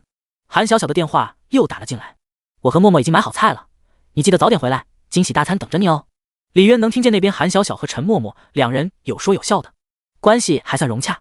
你们的惊喜还会不会成为惊喜不知道，我可能是要给你们带一个惊吓回去了。李渊看了眼身后的夏心怡，夏心怡装作一副无所谓的样子，你住哪？时间也不早了，我送你回去吧。挂断电话，李渊看着夏心怡装作啥也不知道的样子，不是说好了去你那看看吗？夏心怡摇了摇头，一只手悄悄地抓住了车座架子，真的不改天？不，我就要今天，除非你跟我回我家。夏心怡死死抓着车后座，一副你赶我走就死给你看的样子。反正李渊是没辙了，我先去把钱结了吧。简单算了一下今天的收入，加上站长给的临时补贴，送外卖的收入和成本差不多刚好抵消，还多一点。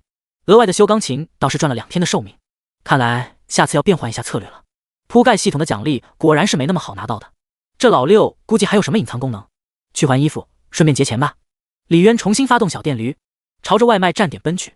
等会回去，不管你看到了什么，先别激动，一定要冷静。一路上，李渊不断给夏心怡打着预防针。我听你的，今天我不会做什么的，反正你迟早都是我的，不差1天2天的。夏心怡满口答应。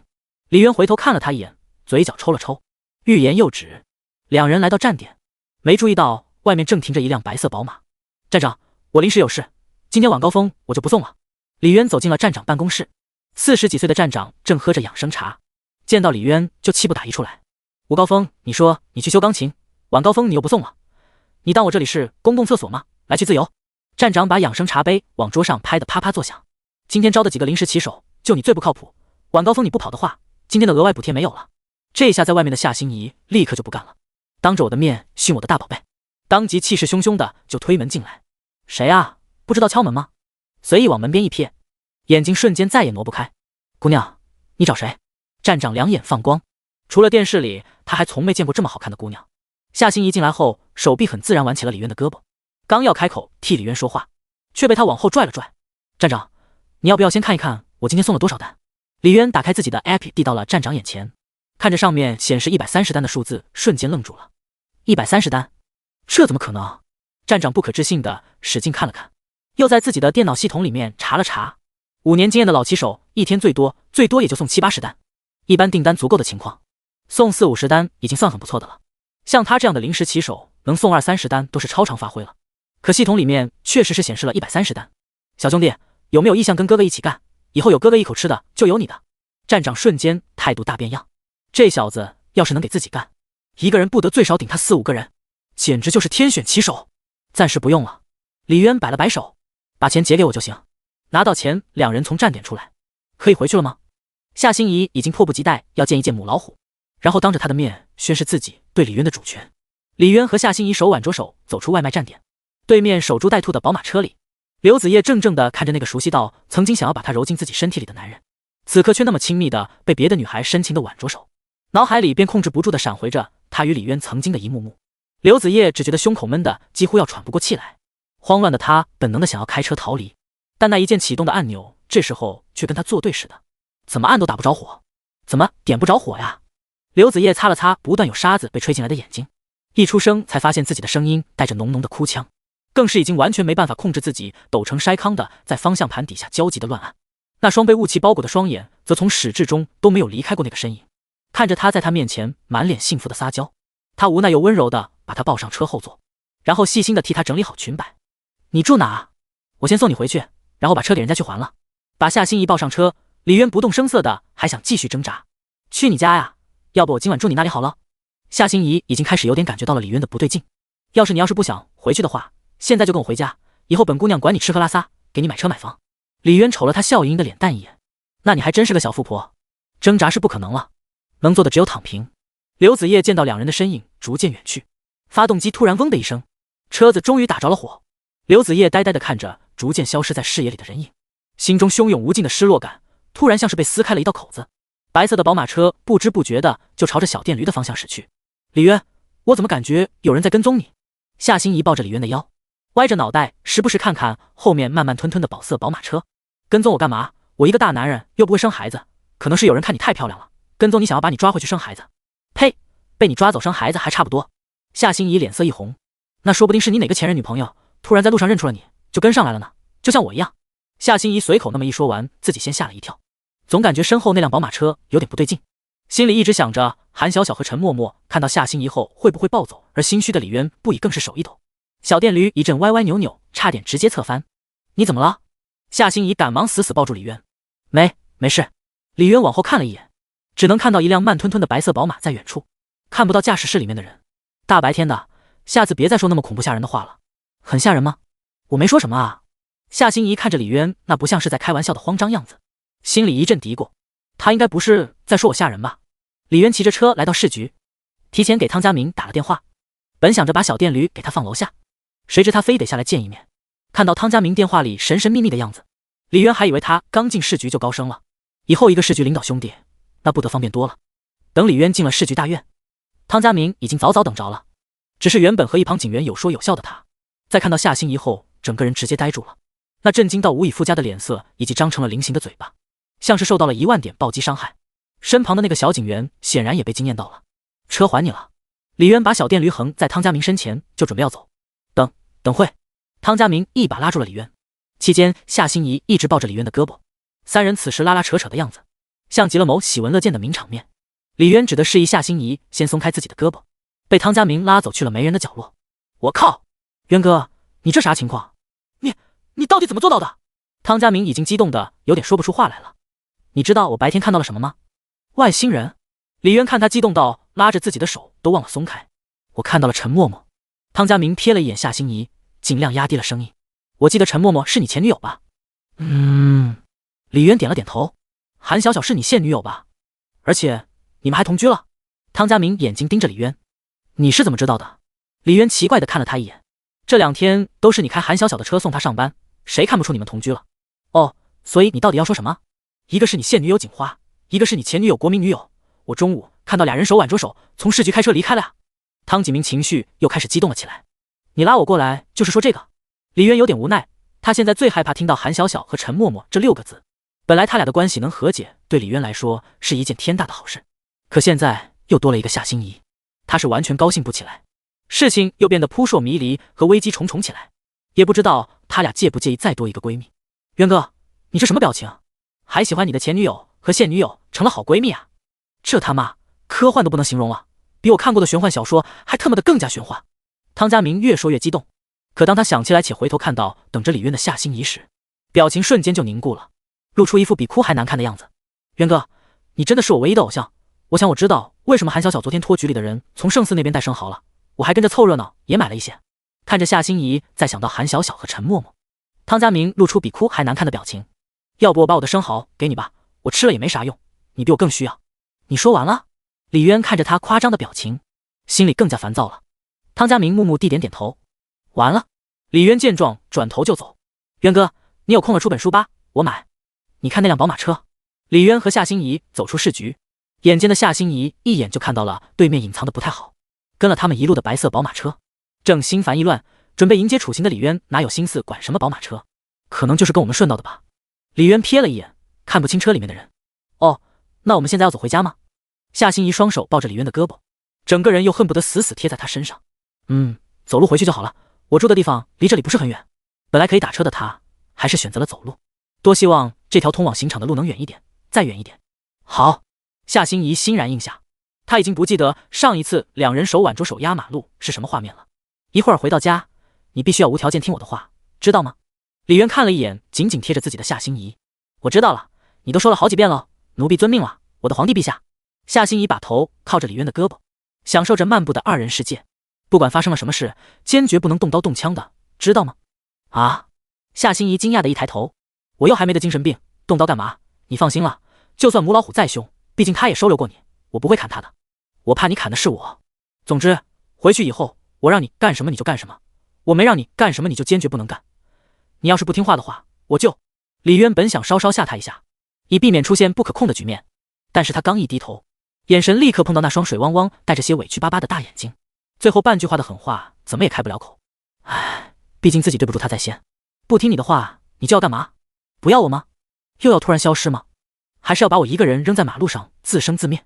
夏心怡说着说着，乌黑眸子开始逐渐泛起雾气，红润委屈的嘴巴也瘪了下来，豆大的眼泪眼看着就要掉下来。只是他一双手勒着李渊的胳膊，倔强的勒更加紧实了。李渊隔着衣服都能感觉到手臂与夏心怡胸口紧贴着的地方传来一阵惊人的弹性触感，那种触感是夏心怡被压扁的感觉。李渊看着那双没有安全感的眼神，缓缓伸手替他擦了擦脸上的眼泪。说什么呢？你又不是我养的阿猫阿狗，现在的我怎么舍得丢下你不管？听着李渊温柔的语气，夏心怡不安的内心稍稍平稳了一些。只要你不离开我，我愿意当你养的阿猫阿狗，狗粮猫粮我都自己赚钱买。你都成阿猫阿狗了，还怎么赚钱？去马戏团给人表演吗？李渊哑然失笑。反正我有钱的，我爸退休以后，我姐接手了家里的公司，他对我可好了，我要多少他都会给的。夏心怡把没擦干净的眼泪往李渊身上蹭了蹭，重新露出了甜甜的笑容。所以你以后就不要当骑手送外卖了，我养得起你，看到你那么辛苦，我会心疼。这样的虐心场面，一直跟他俩身后在不远处的刘子叶已经默默下过了10几次决心要回去，可那双脚就是怎么都不听大脑的使唤。夏心怡回头看了一眼，见之前的宝马车没有在身后，轻松了口气，看来是多想了。从上帝视角看的话，很容易误以为刘子叶是正宫在抓拍渣男出轨的证据。不知不觉三人已经走到了荷塘小区外面，看着眼前的刑场，李渊从来都没有感觉这将近1小时的时间过得那么快。前面进小区就是我住的地方了。李渊和韩小小来到旧小区外面停了下来。记住我跟你说的话了吗？李渊一脸认真的看着夏心怡，夏心怡也认真的点头。记住了，不管看到什么，不管发生什么，我都要克制自己的脾气，一定要听你的话，可以动口，不能动手。乖了。李渊满意的摸了摸夏心怡的脑袋，心里还是一阵发怵。你等我一下。夏心怡看了眼小区对面的水果店，我去买点水果。虽然他要去拜访的是情敌死对头，但是该有的礼数还是不能少，不然有失他的风度。情敌见面这种事，谁先急眼在李渊面前失了风度，谁就先输一招了。李渊和夏心怡两人进到对面的水果店，40几岁的中年男老板见到夏心怡这样的大美女，瞬间眼睛一亮，看到李渊后眉头瞬间就皱了起来。韩小小同样作为难得的大美女，还经常来买水果，她肯定是认识的。连带着这些天与韩小小关系亲密的李渊，他同样也是很眼熟。对上水果店老板那双怀疑的眼神，脸皮已经刀枪不入的李渊倒是不觉得很尴尬。他有预感，以后这样的事可能还会出现。每次都尴尬社死的话，他的命也太不值钱了。母老虎喜欢吃什么水果？正挑着水果的夏心怡回头看了一眼李渊。葡萄、猕猴桃和香蕉吧。李渊眼角一阵抽搐，想了想韩小小每次回来买的水果，不假思索答道：那不都是你喜欢吃的水果吗？夏心怡眨了眨眼睛，突然猜到了什么，低头挑了一个榴莲和一些其他的水果。好了，买好水果，夏心怡很自然的又一只手挽着李渊的胳膊。水果店老板见到两人的时候，原以为碰到渣男劈腿，但李渊那淡定的样子把他看的是一愣一愣的。有渣男出轨，碰到熟人还这么淡定的吗？难不成是兄妹？不过就在李渊和夏心怡前脚离开，后脚又是一个超级大美女进了店里。看着这个气质有些冷冰冰的美女，水果店老板惊艳的同时，心里一阵惊讶和嘀咕。韩小小那样级别的大美女，他半辈子就只见过那一个，怎么今天这是什么情况？这种平时压根见不到的大美女，难道都烂大街了？一下子这么突然，直接就连着冒出来了2个。刘子叶看了看琳琅满目的水果，老板，帮我称一些葡萄、猕猴桃和香蕉吧。选这几样水果的时候，几乎没有做任何思考，像是刻在了本能里面。我怎么感觉你比我还紧张？进小区后，夏心怡明显感觉李渊整个人都开始紧绷了起来。你一会儿可千万别再顺口母老虎母老虎的喊了，知道吧？哦，好吧，我听你的就是了。夏心怡无所谓的撇了撇嘴，不当面叫母老虎就不叫呗，反正他的目的已经达到了。母老虎这个称呼在李渊面前他已经慢慢的接受了，至于当面喊不喊的，那都是迟早的事，不是吗？只要李渊不阻止他，他扛着核弹也迟早要把那只欺负李渊的母老虎给他灭了。两人缓缓走到楼下，李渊心虚的抬头看了一眼窗户，深吸一口气后，领着夏心怡走进了楼道。你这样子好像电视里古代的囚犯砍头上刑场，母老虎真的有那么凶吗？夏心怡心疼的看着无比紧张的李渊，想着他平时一定是被母老虎欺负惨了吧，才会这么怕他。夏心怡心里暗暗发誓，一定要把李渊从母老虎的虎穴里面解救出来，最好是今天就带着他私奔。你上楼就知道了，到时一定记住我的话，可以动口，但是绝对不能动手。李渊看着夏心怡再次叮嘱。好啦好啦，我肯定会听你的话，不知道的还以为里面住着什么吃人的怪物。夏心怡抬起细嫩的小手，替李渊擦了擦额头的汗珠。你再这样，我都有点紧张了。一会儿母老虎要是打我的话，你不会不管我吧？夏心怡突然拉住了李渊，瞪大了眼睛盯着李渊。李渊看他也有些紧张的样子，心里的紧张突然就稍微缓解了一丝。所以紧张也是守恒的，你也会紧张害怕，我还以为你天不怕地不怕。李渊安抚地揉了揉夏心怡额头，我可不是怕那个母老虎，我是怕你，怕你会。心情突然紧张的夏心怡突然想到之前没想过的一种可能，万一李渊要是帮着母老虎的话，那他该怎么办？要不我不上去了。夏心怡踌躇不已。李渊一听这话，瞬间来了精神，刚要心花怒放，可一看夏心怡的表情和那压根就没有转身下楼的意思，得，又是一句典型的女人专属反话。好了，一会儿你躲在我身后，他们要砍的话就先砍我好了，我给你当肉盾。李渊轻轻地揉了揉夏心怡的脑袋，这一幕恰好被突然转进来的刘子叶撞了个正着，心里又是一阵绞肉一般的生疼。他不知道自己为什么会出现在这里，甚至不知道自己刚才买水果是为什么，一切都是那么的鬼使神差，身体就像是不受控制那般，每次回过神来，李渊就在眼前不远处，好像只有这样，他的精神才不至于崩溃，才能维持身体的运转。那可不行，要是有危险的话，你就丢下我自己先跑，知道吗？夏心怡轻轻把头靠在李渊的胸膛，可他一转头，突然看见楼底下一个人影一闪而过，楼底下好像有人在。夏心怡狐疑地拉了拉李渊的胳膊，这是居民楼，没人才奇怪。李渊朝下面看了一眼，眼皮莫名其妙又剧烈跳了起来，没等他想起来右眼跳的到底啥，恰好夏心怡的手机突然响了。夏心怡把水果递给李渊后，从包里翻出手机，看了一眼来电显示，夏心怡立刻露出一脸开心的模样。接起电话的一瞬间，李渊只感觉眼皮跳得莫名其妙，又更加厉害了。可惜不能给自己算命了，要不然高低也得给自己算上一卦。喂，姐，我今晚不回家吃饭了。夏心怡的语气有些甜得发腻。好的姐，我自己会注意安全的，你也必须要记得按时吃饭，公司有什么事交给小陈他们去做，你自己千万别那么拼命了。夏心怡对着电话叮嘱了好几句，就好像她才是姐姐，电话里的事需要照顾的妹妹。好了，我们走吧，去打老虎。挂了电话，夏心怡一脸信心十足，元气满满。你姐应该都30多了吧？怎么你还像个小孩子一样，吃饭都要你哄着她？我看你自己都还像个小孩子一样。李渊看他一副大人的模样，忍不住伸手捏了捏他滑嫩的脸蛋。没有，我姐比我大2岁，28的生日还没过呢。夏心怡很轻地摇了摇头，乖巧的任由李渊捏着自己的脸。哦，大2岁，28。等等，28大2岁，那你10年前岂不是才16岁？李渊一瞬间只感觉脑子一阵发懵，愣愣地看着夏心怡。是啊，10年前我跟你在一起的时候，都还没过16岁的生日。看着夏心怡乌黑明亮、漂亮极了的大眼睛，那时候我一直以为你也18岁啊。你怎么上学那么早的呀？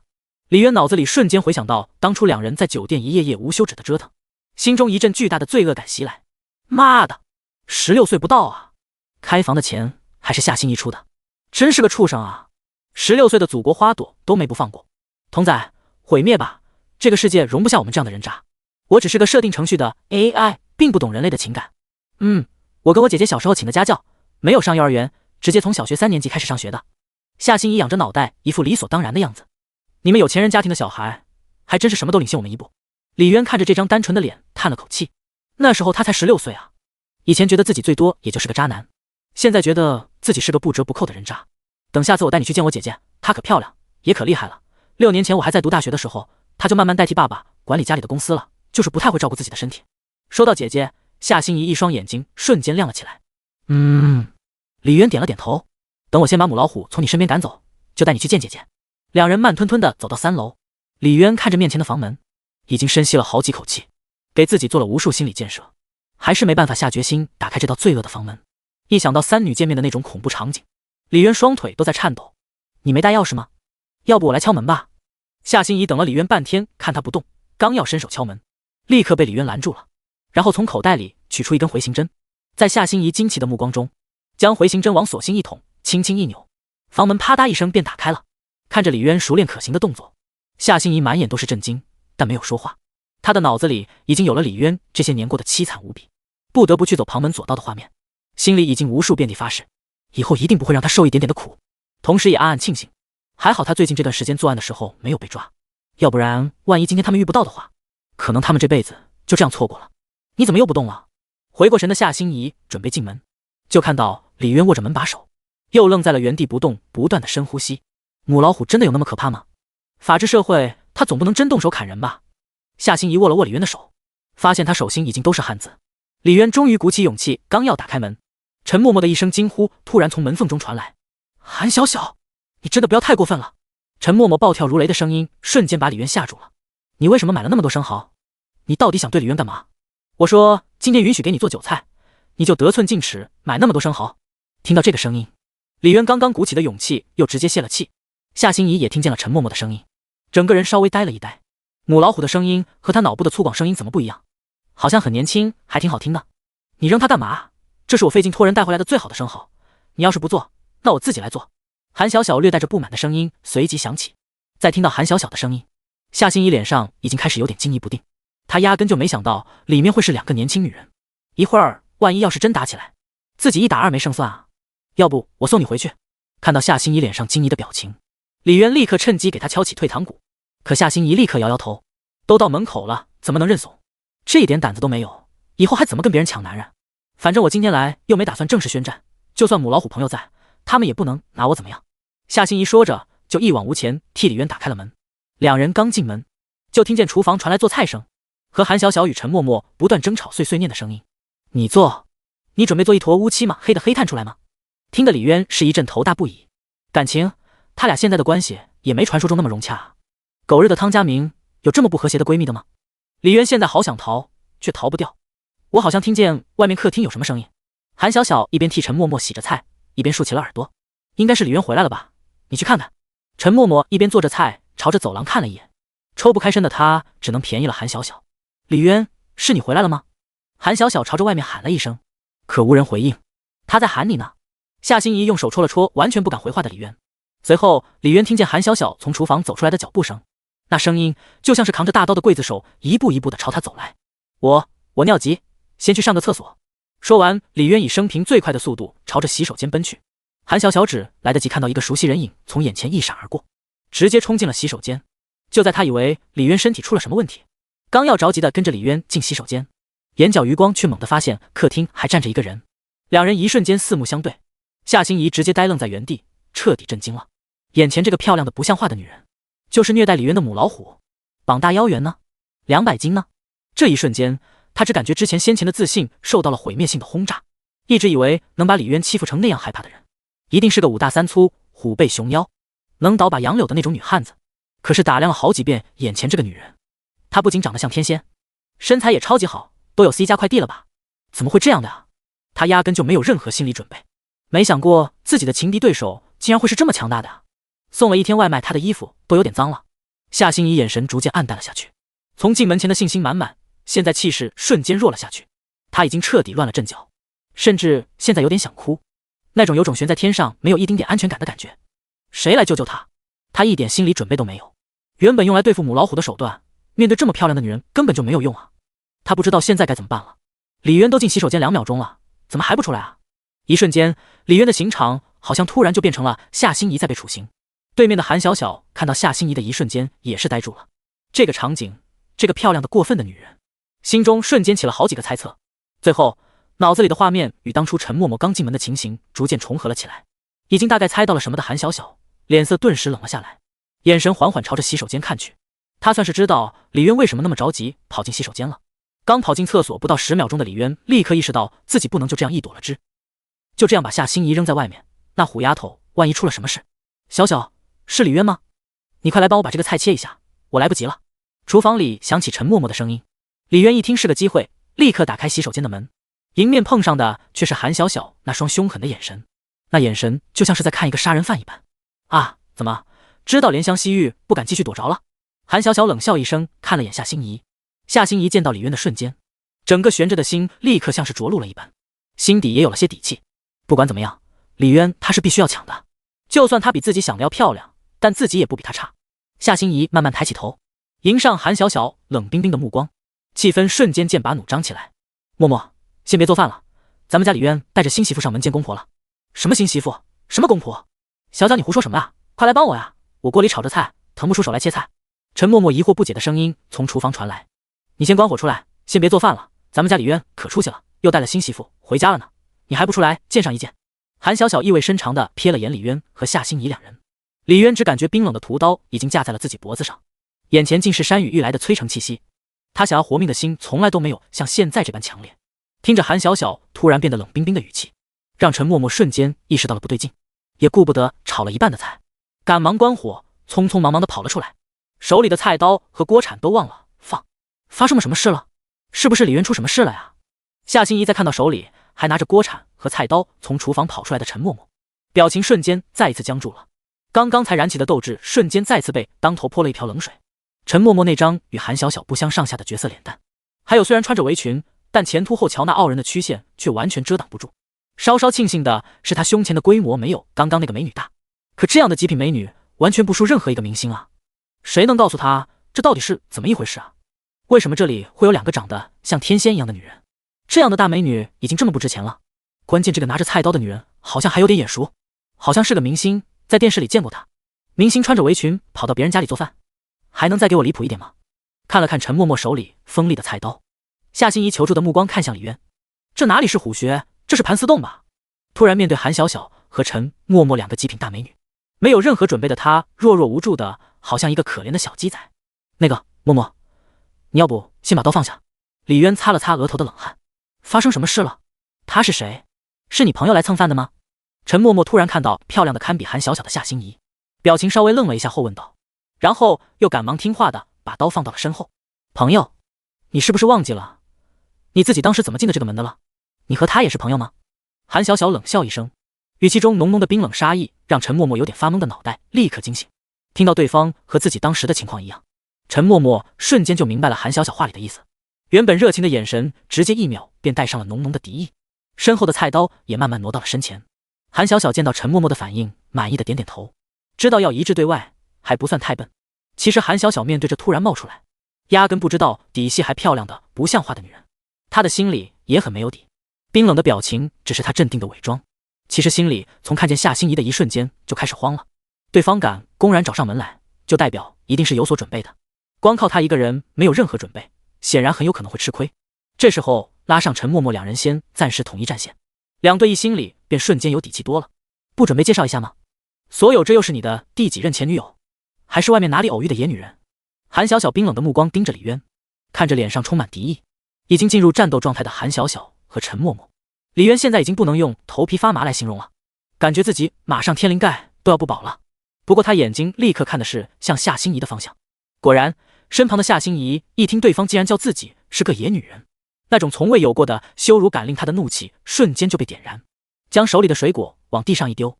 长这么大还从来没有人敢这样说过他，被捧在手心长大的他哪里受过这样的委屈？母老虎又怎么样？蜘蛛精又怎么样？眼看着夏心怡就要暴走，李渊赶忙上前2步，直接将他挡在了身后。你答应过我不轻易发脾气的。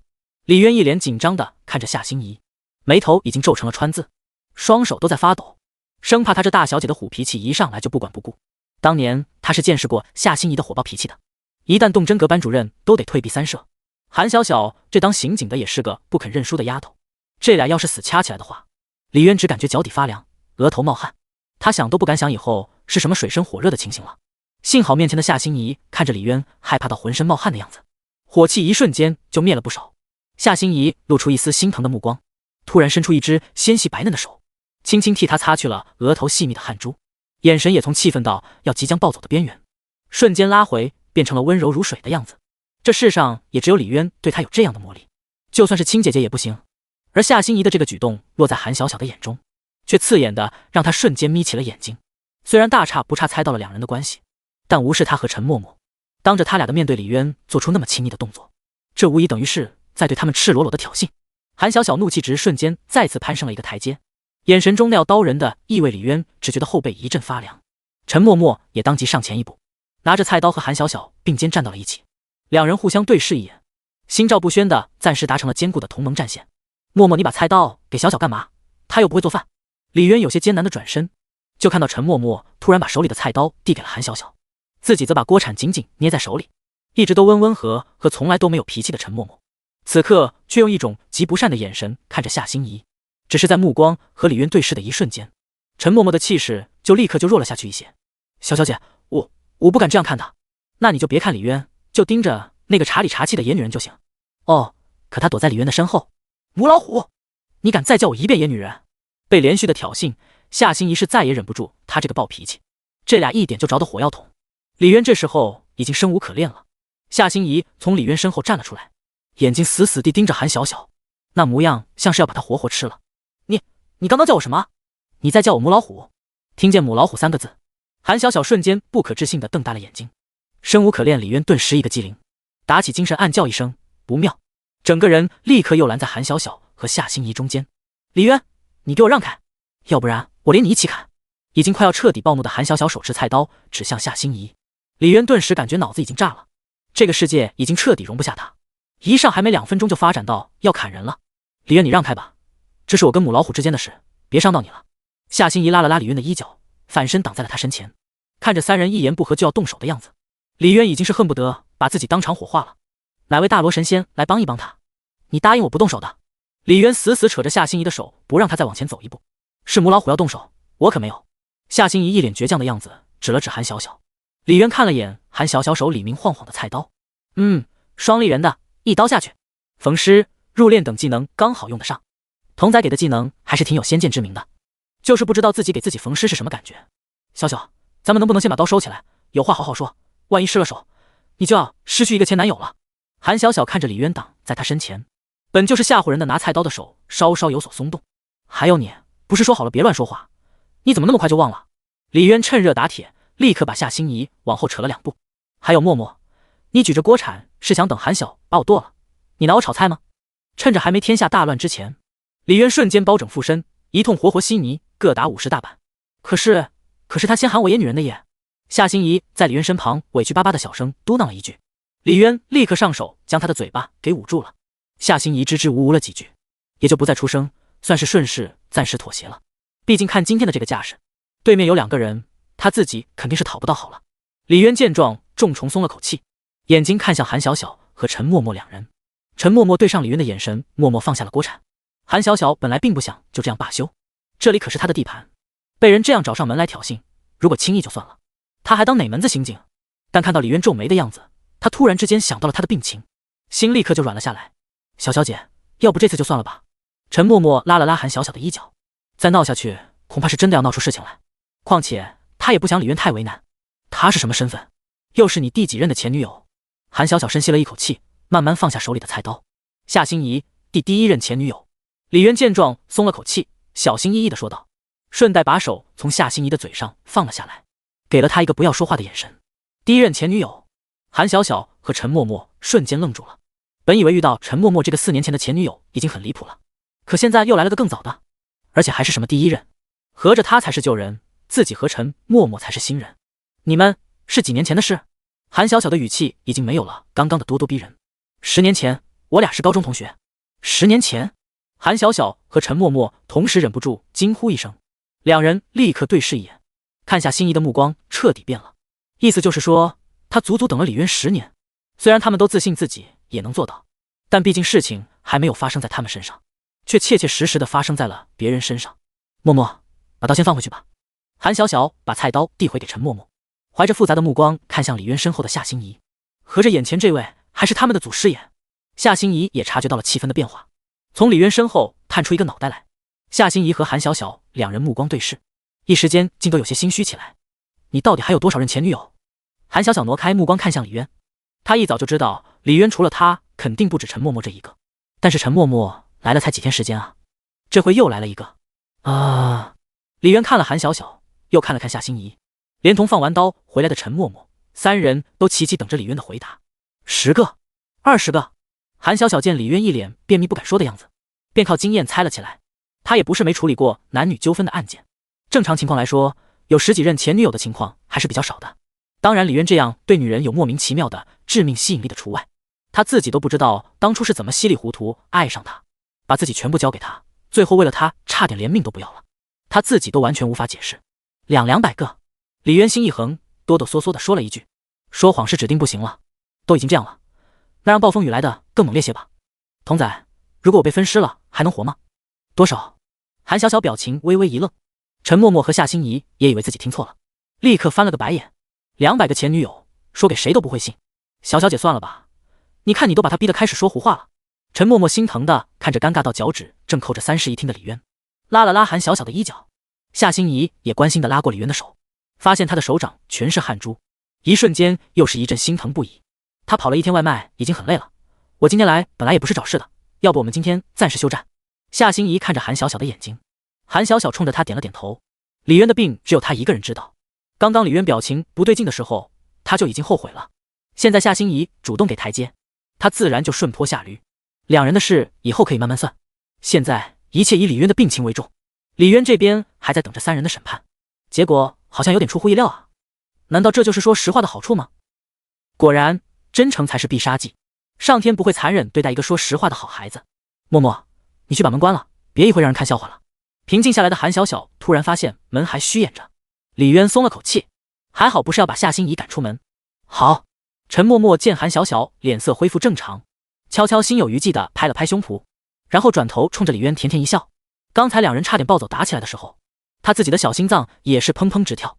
他可不像韩小小当了2年刑警，什么大场面都见过，从小到大她都是一个乖乖女。她所有的一切，大到人生规划，小到放学几点到家，整个人生都在家里的安排下按部就班的进行。人生枯燥到就连那些喜欢她的那些男生，都像是被她日复一日枯燥乏味的生活感染，对她都是那样的死板无趣。她本以为自己的一生都会在这样的安排下，毕业结婚生子中度过，而这一切按部就班且枯燥无味的生活，全都在4年前的那一个下午，被一个突然出现在她生命里的男人给彻底击碎。在那个无数次一成不变的枯燥回家路上，她骑着电动车经过，车轮突然的打滑侧翻，令她措手不及。她一脸慌乱的像上了发条似的，不断重复着说不用去医院，不用医院。可她就好像个聋子一样不讲道理，把自己硬扛上了电动车，送去了医院检查。虽然最后检查的费用是她自己出的，但从此以后她一成不变，没有任何波澜的生命里却突然多了一束打破规则的光。每天准时准点的回家路上像是被铺满了彩虹，不再枯燥。渐渐的她开始尝试打破枷锁，不再准时准点回家。从那天以后，她生命里面几乎所有的第一次都毫无保留的给了她。虽然只有短短10几天，但却比她过去10几年还要精彩的太多。对她来说，李渊就是那束光，只要能每天看到，其他的她都可以不在乎。当然如果可以的话，争还是要争一争的，要不然别人都以为她好欺负呢。陈默默走到门边上，轻轻把露着一道缝隙的门轻轻关上。咔嚓，面前突然被关上的房门让呆愣在外面的刘子叶浑身一惊。刚才里面3个女人发生的争吵，他听得一清二楚。3人为了李渊激烈的争夺，突然让他的内心也产生了一丝莫名的渴望。中途他甚至产生了一种强烈要推门进去加入他们的冲动。他也是李渊的正牌前女友啊，可他终究没能鼓起那个勇气推门。离开李渊后，已经很少与人沟通的他，不知道该怎么面对里面那样的场景。他现在还没有那个勇气，但这一趟他也不是没有收获，至少里面的3个女人替他证明了自己还有机会，不是吗？就算最后只是1/4的感情，他也视若珍宝。过去3年的日日夜夜太长，他已经快熬不下去了。刘子叶深吸了一口气，刚要转身下楼，准备下次再找机会过来制造偶遇。咔嚓，面前门却突然又被打开了。这次从门缝里面突然探出来一个特别好看的小脑袋，一双乌黑明亮的大眼睛正惊讶地盯着他。这突如其来的状况让刘子叶浑身瞬间紧绷紧张了起来。陈默默看到刘子叶的瞬间也明显呆了一下。小小姐，外面还有一个。陈默默呆了1秒，仔细看了看刘子叶，快速回头看向韩小小。还有个什么？韩小小、夏心怡和李渊都朝着陈默默这边看了过来，还以为他们刚刚太激烈，把邻居引过来了。韩小小刚准备过去道歉，陈默默的下一句话又直接令他血压飙升。外面有个很漂亮的小姐姐，长得特别好看呢，我感觉她好像也是钱。陈默默说着说着，就看到韩小小刚缓和的脸色又瞬间阴沉了下去。陈默默赶忙直接把后半句话给吞了回去。所以你是真把这当盘丝洞了？你到底带了几个蜘蛛精前女友回来？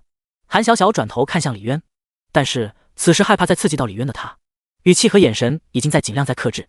李渊无辜的眼睛看了看忍着怒意的韩小小，和皱着眉的夏心怡，以及一脸好奇冲他眨眼的陈默默。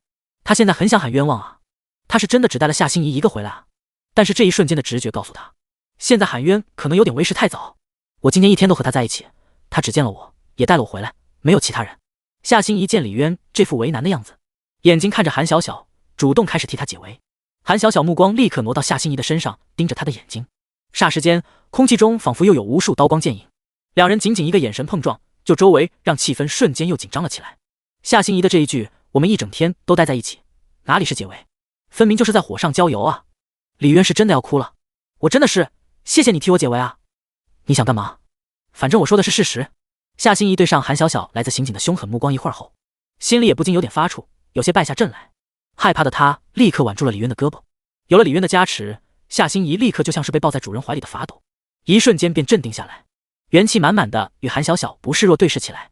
两人的战火直接又烧到了李渊身上，夏心怡偏偏这会儿把他胳膊抱得更紧了，接着又抬头看了他一眼，那意思好像在说我替你解围，你感动不？李渊艰难地扯了扯嘴角，这虎丫头，你引战真的是一流的。他这会儿已经是完完全全的不敢动。毁灭吧，累了。默默把门打开。韩小小看着李渊僵直的身体，深吸了口气，心中默念着一切以他的身体为主，没有选择再与夏心怡纠缠下去，咬牙切齿地朝着陈默默喊了一句。陈默默赶忙应了一声，把原本只露出一个门缝的房门直接打开了半扇。四人同时朝着门外看去，手里拎着水果袋，一脸手足无措的刘子叶就这样猝不及防之下和四人见了第一面。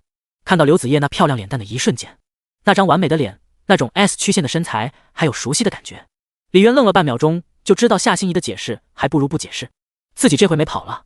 可是为什么门外的那个前女友他明明没有遇到过呀？真是作孽啊！幸好刚刚没有着急撇清关系，要不然现在不等韩小小三人动手，他抹脖子自杀算球了。身旁的夏心怡看了看刘子叶，又看了看李渊，脑子里不知怎么的，突然就想起了先前一直跟着他们的那辆白色宝马车，还有楼道那个一闪而过的人影。此刻完全没有准备的刘子叶就这样愣愣地待在原地，看着那三张绝美的面孔，还有那个他3年来每个日夜每一分每一秒都会猝不及防出现在他脑海里的身影。他不知道自己脸上现在是个什么表情，也不知道自己是该哭还是该笑。如果仅仅只是他们两人的话，或许他早已经忍不住扑进他的怀里痛哭一场。韩小小看了眼刘子叶漂亮的脸蛋，还有手里的香蕉、葡萄和猕猴桃，瞬间便确认了他的身份，目光一冷。夏心怡和陈默默此刻都不敢出声，李渊更是连呼吸和眨眼都得小心翼翼。看得出来，眼前的3个女人除了替自己开门的，其他2人都不欢迎自己。刘子叶整个人僵在原地，走也不是，留也不是。作为一向是顺风顺水创业公司老板的他，哪里有过这样尴尬的处境？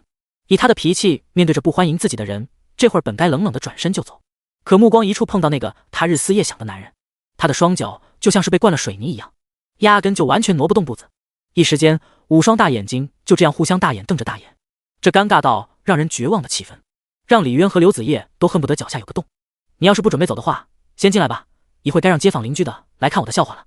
韩小小看了看李渊和刘子叶2人，冷笑一声。刘子叶一听这如蒙大赦的声音，脚里的水泥像是瞬间被抽走了一般，双脚突然又可以动了。刘子叶从喉咙里挤出谢谢2个字，现在的他就像是个受气包，慢慢挪着脚步进了门，浑身拒人千里之外的冷傲气质早就无影无踪。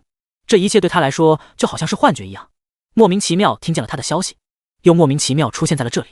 默默去外面看一看还有没有了。刘子叶进门后，韩小小冷着脸指了指门外，陈默默点了点头，马上溜出门外，在楼道上下仔细找了找，确定没有前女友了后，回来给韩小小比了个 OK 的手势。行了，关门吧，别一会把邻居引过来了，我还要脸。韩小小揉了揉太阳穴，饶是他这个刑警在队里什么离奇的案件和故事都听说过，但像眼前这么离奇的事情，他是这辈子都没想到会发生在自己的身上。说说吧，这又是第几任，叫什么？韩小小语气平静，都气得已经有些麻木了。可李渊一听直接就懵了，他是真没想到前女友这种生物竟然会自己突然刷新在家门口，这种非人类的问题他怎么可能答得上来？那可是足足200多任前女友啊，别说第几任，连名字都不可能记得，这已经完全超出了人类的极限。但这种情况如果自己答不上来，不仅自己要死，恐怕那个新来的前女友更加社死。李渊求助的目光看向陈默默，这时候自就是绝对不可能的。1对1他有办法拿下，但是1对4，除了躺平别无选择，现在只有陈默默能救他了。至于夏心怡是不指望，这丫头别再捣乱，把她往火坑里推就求神拜佛了。陈默默第一时间接受到了李渊的眼神，冲他俏皮的眨了眨眼。小小姐，要不咱们坐下说吧，我做了那么久的菜，腿都酸死了，你再不让我做，我以后就赖着不走了。陈默默瞪着无辜的大眼睛看着韩小小，说着又从刘子叶的手里拿过了水果袋子。开门的时候他也是看到了这袋子全是李渊爱吃的水果，才猜到了这也是前女友之一。陈默默拉着刘子叶的手往沙发走去，夏心怡看了看韩小小，又看了看刘子叶和陈默默，自己默默地捡起了地上刚刚被他扔掉的水果，留下一脸尴尬和凌乱的李渊不知所措。不过很快，陈默默与刘子叶窃窃私语完了后，走到了他的身边。陈默默柔软的小手握着李渊的手，温柔地替他擦了擦手心的汗，悄悄在他耳边说了刘子叶和3年前几个字。李渊一听，瞬间就松了口气，还好有陈默默这个贴心的小棉袄在，要不然这个台他是真的下不去。小姐，别生气了，气坏了身体还怎么和他抢男人啊？此时的陈默默就像化身了救世主，替李渊解了围后，又上前对着韩小小私语几句，拉着他坐到了沙发上，气氛一时间也暂时稍稍缓和了下来。夏欣怡捡好水果，刚拉着李渊的手，要把他拉着坐到自己身边，迎面却又对上了韩小小冰冷的目光。得，4个女人，除非把她切成3瓣塞到4人中间，不然她现在是坐哪都扎屁股。李渊赶忙挣开夏欣怡的手，二话不说，直接从餐桌搬了个小板凳，像是个犯人一样坐在4任前女友面前迎接审判。犯错就得有个犯错的态度，不是？连态度都放不下，那以后还怎么左拥右可，左右逢源？韩小小目光看了看李渊，又看了看刘子叶。刘子叶，3年前。李渊迅速抢答，说完和陈默默交换了一个默契的眼神。刚刚那个野女人不是说你只带了她回来吗？看不出来她还挺大方的吗？所以你是不是该编个号？毕竟号码比较好记，以免到时候你像忘记我和默默的名字一样。韩小小眼神玩味地看着李渊，李渊瞬间语塞。不是的，其实我这次来他真的不知道，我是在路上突然看见他们，偷偷跟着他们过来的。一直都没说话的刘子叶突然开口，其实一开始我只是想来看一眼阿辉，本来听见韩小小又喊自己野女人的夏欣怡又要暴走，但一听见阿辉2个字又愣住了。阿辉？阿辉是谁？夏欣怡皱起了眉头，脸上全是问号。这姑娘不会是认错男朋友了吧？夏欣怡的目光不断在刘子叶和李渊身上来来回回，韩小小和陈默默对视一眼，则瞬间猜到了，当初他们也是被李渊用假名糊弄过来的，现在又来一个受害者，而且名字竟然还不一样，只是他们做梦也想不到这样的事会发生在自己的身上。李渊一听阿辉2个字，算是想起来这个刘子叶是从哪冒出来的了。之前在那家失恋主题餐厅，那个店长喊他张家辉，小号马甲能保命也能自裁啊。韩小小这时候看他那看人渣的眼神，连带着陈默默也有点无语的瞥了他一眼。李渊只能默念自己的犯下的错，吃下这恶果自己活该。怎么了吗？一开始我真的只是想看一看阿辉，没想过要跟你们争，只是刘子叶感觉到身边3个女人看自己的目光都有点不对劲起来，有心解释，但现在好像也没那个必要，因为他已经下定了决心要争上一争，就算抢最后不过，至少不让自己后悔。夏欣怡一听又来一个跟他抢男人的，立刻就忍不住了。小姐，我说你是不是认错人了呀？他叫李渊，可不是你的什么阿辉。夏欣怡的语气有点不客气。刘子叶听罢立刻皱眉看向夏欣怡，你才是小姐，你全家都是小姐，他就是张家辉，我不会认错人的。刘子叶目光瞥了一眼他日思夜想的人，这个人除非化成灰他都一眼能认出来的人，他怎么可能会认错？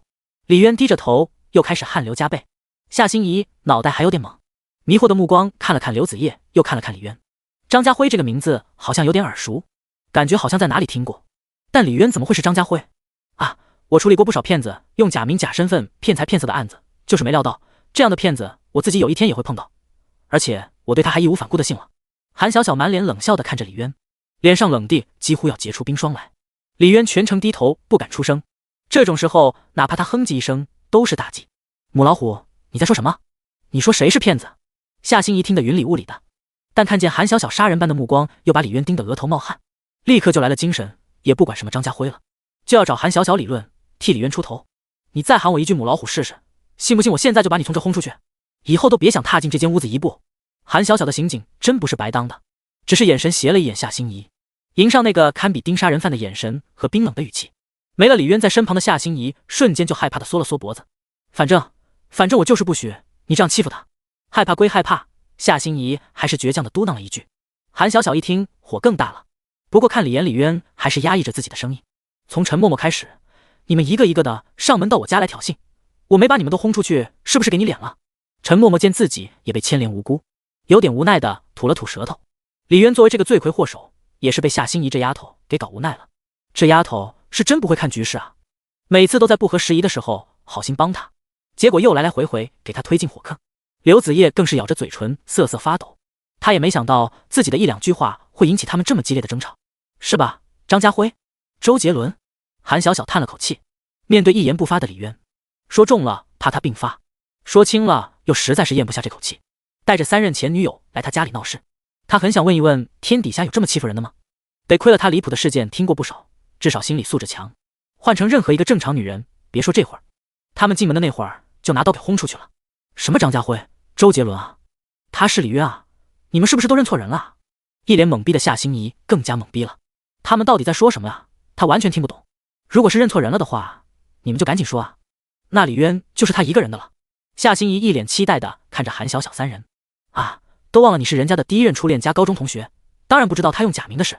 韩小小冷笑一声，你可别这样看着我们，你心里的小九九要让你失望了，我们都没认错人，张家辉、周杰伦、李渊都是他一个人。韩小小指了指李渊，这一下不仅夏心怡懵，连刘子叶也懵了。假名？张家辉是他用的假名？刘子叶瞬间一个机灵，感觉恋爱脑瞬间都清醒了一些。你当初跟我在一起的时候用的真的是假名吗？阿辉。刘子叶深吸一口气，目光灼灼看向李渊。李渊看着刘子叶不断颤抖的嘴唇和骤降的好感度，以及虎视眈眈的韩小小，无奈地点点头。刘子叶见他没有丝毫犹豫的就直接承认，直接噌的一下从沙发上站了起来。他从没想过自己日思夜想的人竟然会是个连名字都作假的骗子，浑身那股拒人千里的冷艳气质再次由内而外的散发出来。而夏心怡在愣了2秒后，脸上却立刻忍不住露出一丝惊喜和雀跃的表情。如果刘子叶要是就这样一走了之的话，他可就直接少了一个竞争对手了啊，那可是大好事啊。什么假名不假名的他才不在乎，反正他只知道要是没有李渊的话，他压根就活不下去。夏心怡一脸期待的眼神的看着刘子叶，就差要起身亲自恭送他出门了。韩小小见状也把腿侧放到一旁，给他让出了一条道。只要他出了这个门，就算是和李渊彻底划清了界限，就算再反悔也不可能对他们造成一点威胁。今天这个摔门而出就是污点，要我去帮你开门吗？要我送你出门吗？韩小小难得有一丝温和的声音在一旁响起。还没抬起一只脚的刘子叶立刻浑身一僵，他看了看韩小小三人，又看了看正虚心接受批评的李渊。清醒过来后，他知道今天这个门他要是走出去了的话，以后想要再来就是不可能的了。他扪心自问，自己真的做不到。他做不到名字日思夜想的人就在这里，他却没办法来看一眼。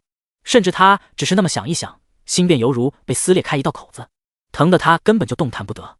他只是用了假名而已，而且他也已经虚心接受过惩罚了，不是吗？再说他们3个都不在乎啊。刘子叶想着想着，心中懊悔不已。今天之前的他明明没有那么冲动的，可眼下他站都已经站起来了，总不能又直接坐回去吧？腿麻了的话，我和默默2人可以抬你出去，顺便帮你叫车送你回去。韩小小说着就要站起身，顺带着给陈默默使了个眼神。他是已经看出刘子叶已经反悔了，但就算你反悔，现在可由不得你了。就在陈默默和韩小小起身要送他出门，夏心怡再也压不住翘起的嘴角。刘子叶突然一脸镇定地看向韩小小，那个卫生间在哪？我想上个厕所。韩小小闻言一愣，陈默默也无奈耸了耸肩，默默的又坐了回去。韩小小只得黑着脸给他指了指卫生间的位置。刘子叶慢慢往卫生间走去，背着几人重重松了口气，差点，就差一点，自己还没开始就被踢出局了。幸好他脑子转得快。夏心怡已经傻眼了，他现在很想掐着刘子叶脖子问他为什么不摔门出去。李渊这时倒显得有些多余了，这最难的一道关终于算是迈过去了。韩小小的气应该也撒得差不多了。李渊缓缓松了口气，错了就得认，挨打的立正。既然以前是自己真真切切的对不起他们，什么苦情戏、欲擒故纵啥的套路都不好使。想要这事过去，有且只有虚心的挨一顿毒打。刑警面前只有真诚才是最好的通行证。被今天这么一顿毒打处刑过后，这事也就算是正式翻篇了。大丈夫之志，应如长江东奔大海。现在他只是想拥有和大海一般广阔的胸襟，然后给他们一个温暖的怀抱。以后他们5个人应该可以愉快的玩耍了。野女人，你这么看着我干什么？见夏心怡一脸不爽的看着自己，韩小小忍不住又与他眼神交锋起来。你刚刚为什么不把他送出去？夏心怡眼神有些躲闪，不太敢看韩小小的眼睛。那你又为什么不把他插出去？怎么，你是想看鹬蚌相争，然后你自己坐收渔翁之利？韩小小眉毛一竖反问道。见自己的心思被拆穿，夏心怡顿时有些吃瘪，但嘴里依旧倔强的不肯认输。可这里是你家啊，我怎么好赶他出去？哟，你还知道是我家？我现在倒是可以把你从我家赶出去。见这2人莫名其妙又掐了起来。得了，李渊是一阵头大。默默，你把小小的要熬下去了吗？李渊见韩小小有些发白的脸色，赶忙转移话题，目光立刻看向陈默默。我不知道，小小姐没给我说。陈默默摇了摇头，厨房还有很多菜都没做呢，本来小小姐还说担心吃不完呢，现在又来了2个人，刚好够吃的。李渊听着陈默默既转移了话题，又能充分正当的能留下心怡和刘子叶下来吃饭的神助攻，简直就是自己的救命小天使，真想把他狠狠抱起来亲一口。我去熬药，然后顺便一起把剩下的菜做了。李渊笑着冲着陈默默招了招手，有陈默默这个小棉袄的神助攻，他今天在这个家里算是可以彻底制冷起来了。好，陈默默甜甜的应了一声，然后转头看向韩小小，小小姐，你刚刚吵架吵累了，你先休息一会儿，我们去给你们做好吃的。韩小小看了一眼陈默默和李渊，无奈地点点头，他确实没力气了。面对李渊这种明明犯了错，打不还手，骂不还口，他实在是没招，脾气也差不多消了大半。如果李渊是那种一点担当都没有，犯了错只会选择一味逃避，甚至耍心眼用套路来糊弄他们过去的话，他或许现在也不会对他爱的那么死去活来的。只能说都是自己活该，当初招谁不好，偏偏去招了他，这辈子也就这样，只能栽在他的手里了。心怡，你坐到这里来。李渊有些不放心，把夏心怡从韩小小身边拉到了他的小板凳上面。这俩人要是离得太近，指不定一会儿闹出什么动静来。还记得上楼前我跟你说的话吧？见李渊表情突然严肃起来，夏心怡只得乖乖点头。我都记得的。你既然都记得，那刚刚做到了吗？可是他先骂我是野女人的爷，我是被迫反击。夏心怡瞪着一双乌黑的大眼睛，无辜地看着李渊，还顶嘴。李渊立刻用手在他脑袋上轻轻敲了一下，你就在这乖乖坐着，要是再乱说话乱动的话，别说小小不让你进门，下次我都不让你来了。面对这个引战小能手，不说点狠话的话，说不定一会儿就又给一个大大的惊喜了。哦，不说话就不说话，反正我听你的话，母老虎再凶我也乖乖闭着嘴，一言不发。夏心怡捂着脑袋，一脸委屈巴巴的样子。李渊瞪了他一眼，然后又无奈地替他揉了揉脑袋，乖乖坐着，等着吃大餐。陈默默在一旁掩嘴直笑，拉着李渊去了厨房。到了厨房，看着桌上地下全是各种食材，陈默默则满脸幸福地看着他捣鼓着食材。就在李渊刚准备大展手脚，用一顿极致的美味来给自己罪恶的一生消点孽障，系统不合时宜的声音响了起来：一名前女友好感度达到95，奖励功德点加1000，产后护理精通，催乳师精通，精油按摩精通。李渊惊奇地看了一眼面前陈默默头顶95点的好感度，上次只是给他顺带做了2顿饭，他对自己的好感度就达到了85。现在在4个前女友都上门闹得不可开交的修罗场里，他只是简简单单的准备陪她一起做一次饭，这丫头的好感度就直接飙升到95点了。李渊都有点不敢相信自己的眼睛，这小丫头也真是太容易满足了吧。再想到上次两人重逢时，他连两人分开的具体天数都像是刻在脑子里一样记得一清二楚。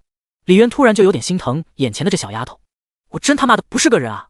这样的一个人间小天使，当初竟然就那样狠心的把他丢下。童仔，虽然你只是个 AI， 但是这顿毒骂不吐不快。默默，李渊看着这张微微泛红的绝美脸蛋，心里陡然产生一股冲动，忍不住放下手里的韭菜，双手突然揽过他瘦弱的肩膀，将他轻轻拥入了怀里。陈默默猝不及防之下，只来得及瞪大了眼睛，下一刻便被一个温暖舒适到足以让他忘却一切的怀抱所包裹。陈默默忍不住嘤咛了一声，双手便自然地攀上了李渊的腰间，紧紧环抱着他的腰子，整个躯体又瞬间像是被抽掉了全身的骨头一般，瘫软在了李渊的怀里。这一阵软玉温香入怀，李渊只感觉心神一荡。你上一次你这样抱着我还是4年零4个月以前，我都快忘了这个感觉了。陷入了巨大幸福感当中的陈默默，嘴里发出呢喃不清的声音，双手死死缠着李渊的腰，贪婪地呼吸着他身上的味道，像是要把李渊整个人都塞进自己的身体。李渊轻轻摸了摸他的脑袋，童仔啊童仔，虽然你是个 AI 不懂感情，但还是忍不住要日常骂你狗贼几句。凭什么让这么好的姑娘苦等了4年？如果有可能的话，他真的不想再辜负他们的任何一个。可当然，前提是他不被剩余200多位还未蒙面的前女友们给剁成肉泥，冲进化粪池。一想到有可能还得面对200多次今天这样的修罗场，李渊顿时忍不住打了个寒战。今天能化险为夷，不说有陈默默这个最容易满足的小天使的神助攻，和夏心怡这个为了他可以抛弃所有底线的丫头，就算是脾气最火的韩小小也是很讲道理的。今天这个处刑虽然过程一波三折，也确实很折磨身心，但是最终结果终究是好的。虽然还远远没能达到接纳彼此，但也算是都互相认可了彼此的存在。万里长征都已经迈出了最难的第一步，以后只要慢慢磨合，铁杵终究还是会被磨成针的，不是？可剩下的200多前女友怎么办？虽然之前在一起的时候每一个都如胶似漆，巴不得把彼此化成灰装在一个盒子里再摇一摇。那么多年过去了，他真的不确定里面会不会出几个因爱生恨，苦等自己5、6年不为复合，而是只等着哪天遇到了就把自己分尸剁碎喂狗。怎么了？你是不是刚刚被小小姐他们给吓到了，还没缓过来呢？陈默默注意到李渊的身体有点发抖，立刻将他抱得更紧了一些。其实小小姐也是爱你爱到那种没有你就活不下去的样子，只是她不像心仪那样可以肆无忌惮地黏着你的性格。而且你带了2个女人回来，换做不管是哪个女人都会受不了的。小小姐已经非常非常好了，要是一般人哼哼，你现在可能都已经住院了。那你呢？对我带他们回来就不生气吗？李渊低下头，恰好陈默默也刚一抬头，那双水汪汪动情的眼神令两人之间的气氛变得无限暧昧起来。我反正没什么追求，能经常看到你就好了。陈默默说着，突然感觉后背一凉。李渊的一只魔爪不知不觉已经习惯性的从他上衣下面伸了进去，滑腻柔软，没有任何瑕疵的惊人触感，让李渊也不禁开始浮想联翩。什么被230几任前女友拿刀砍，什么分尸剁碎啥的，明日仇来交给明日仇。微微红起脸的陈默默也没有阻止他的魔爪在自己身上游走，毕竟以前也是不管场合，只要有机会他都会这样动手动脚的。可，你们两个做的什么饭，需要抱在一起才能做吗？正当两人情到深处，韩小小不合时宜的声音突然从厨房外面传来，要不我把卧室让给你们俩，去床上坐好了。陈默默浑身立刻像是突然被针扎了一样，瞬间从李渊的怀里弹了开来，脸色唰的一下从脸上红到了耳朵根。韩小小瞥了一眼李渊，你的心仪妹妹又和你的子夜妹妹吵起来了，他们好像之前有恩怨，我反正管不了他们。李渊一听，立刻一拍脑袋，马上跑去客厅。只见夏心怡一脸愤愤不已地盯着刘子夜，而刘子夜此时的状态和之前受惊的小白兔的模样完全像是换了一个人，脸上没有多少表情，浑身散发着冷冰冰的气息。心怡，你俩又干什么？李渊赶忙上前拉住了夏心怡。见到李渊过来，刘子夜脸上立刻闪过一丝慌乱，浑身那散发着冷冰冰的气息也顿时偃旗息鼓。他就是那个分手餐厅的老板。夏心怡拉着李渊小声地说道，他家的那个店长骂过你。对不起，他是无心的，他不知道我具体的情况。刘子夜赶忙道歉。看着他一脸真诚的样子，李渊倒是有点不自在起来。他本来就是渣男啊。韩小小也是直接翻了个白眼，这群恋爱脑真是没救了。可随后又想起了他自己好像也好不到哪里去，只能默默叹了口气。看来这屋子以后是没得清静了。行了，让你乖乖坐着，你又给我惹事。李渊把夏心怡重新按到小板凳上面，你们仨要是闲得无聊，可以斗斗地主。李渊随口一句，立刻迎来三人杀人般的目光。得，革命尚未成功，同志仍需努力。李渊灰溜溜地跑回了厨房，看着陈默默依然通红的脸颊，李渊忍不住上去捏了捏。还是他的默默小天使最乖。麻溜地把韩小小的中药熬下去后，李渊和陈默默两人开始互相配合着做起了大餐。只是这个过程多少有点眉来眼去，把偶尔过来看一眼的韩小小喉咙都可冒火了。他从来都没有像现在这样痛恨自己不会做饭。当香喷喷的大餐端上桌，夏心怡和刘子夜几乎完全不敢相信自己的眼睛。这真的是你做的？夏心怡瞪大了眼睛看着一桌子色香味俱全的菜，刘子夜也是目光闪烁的看着李渊。中途他们都去过几次厨房，看见陈默默在给李渊打下手后，都不禁对今天这顿晚饭产生了深深的担忧。他们清楚记得以前的李渊压根就不会做饭，心里早就暗暗发誓，一会儿不论多难吃都得面不改色的吃一大碗。看着一桌子闻起来就香迷糊的饭菜，简直比刘子夜店里大厨的水平还高了不止一个档次。看着还在发呆震惊的夏心怡和刘子夜两人，韩小小和陈默默立刻一左一右抢先在李渊的身旁坐下。等两人回过神，已经晚了。夏心怡只得咬牙切齿地坐到了韩小小的身旁。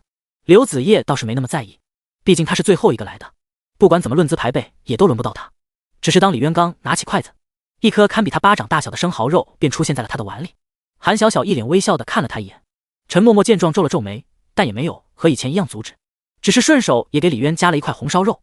夏心怡见两人这样玩，哪里会示弱，直接又加了一大只生蚝肉放进了李渊的碗里，把陈默默看得眼皮一跳。你这姑娘一上来就乱加菜，怕是不知道生蚝补的是啥。韩小小眯着眼睛看了看满脸难受的陈默默，夏心怡只感觉一阵奇怪，怎么刚刚还看他不顺眼的韩小小，他争抢着给李渊加了菜，反而对他笑了一下。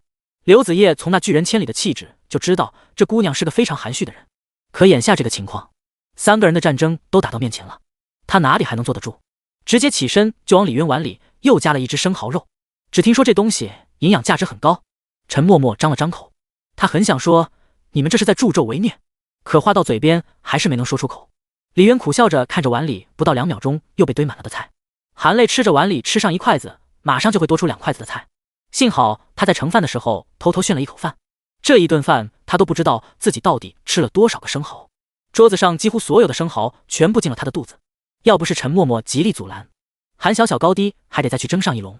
吃到最后，李渊好想要去加一颗青菜来吃，可他刚一伸出筷子，瞬间就被4双筷子给堵了回来，然后碗里的菜又堆高了2厘米。这颗青菜要不起，根本要不起。好不容易结束这惨无人道的处刑犯，时间已经被拖得很晚。刘子夜和夏心怡几乎同时接到了电话，从夏心怡的语气便能听得出来，电话里的是她姐姐，怕她回去晚了不安全。刘子叶看了眼来电显示，接起电话后从始至终都皱着眉。李渊，我要回去了。接完电话的夏心怡拉着李渊的手，好像生离死别一般，满脸不舍，然后用自以为很小的声音在李渊耳边低语：要不你今天就跟我回家吧，我带你去见我姐姐，以后你住在我那里。夏心怡说完，偷偷的看了眼韩小小，却刚好迎上韩小小杀人一样的目光。你家住哪？我开小小的车送你回去。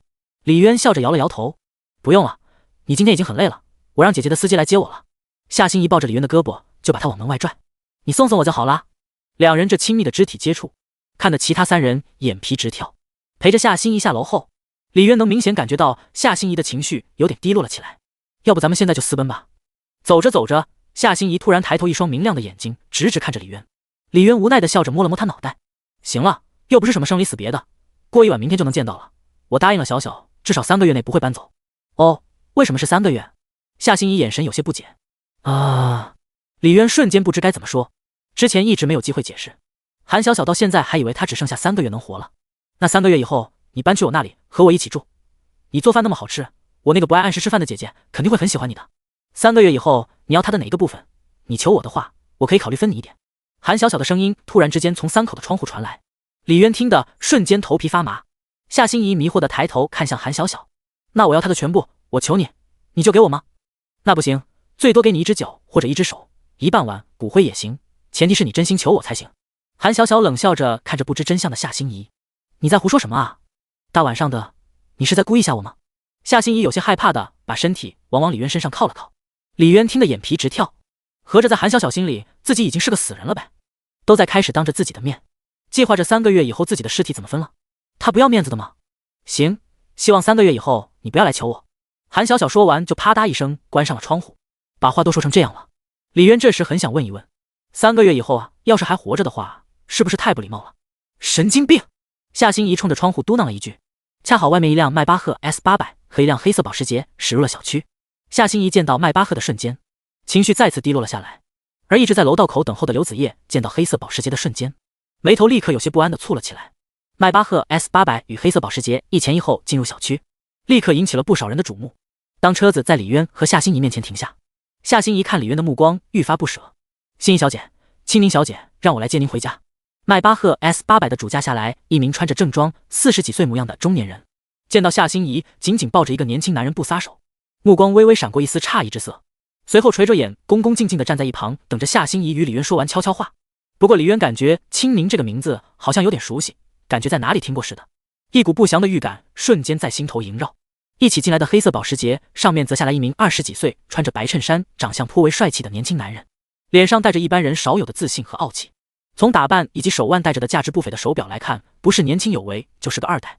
那年轻男人一下车，有些嫌弃的看了眼老旧的居民楼，在发现刘子叶后，眼睛里面除了站在楼道的刘子叶以外，再也没看其他人一眼。虽然感觉这会儿的刘子叶和平时冷冰冰的样子不太一样，但终于找到了人的他也没多想。刘子叶见到他的时候，脸色微微一沉，下意识的看了眼李渊。叶子，青年男人一脸惊喜的轻轻唤了一声刘子叶。他这一声立刻把夏心怡和李渊的目光都吸引了过去。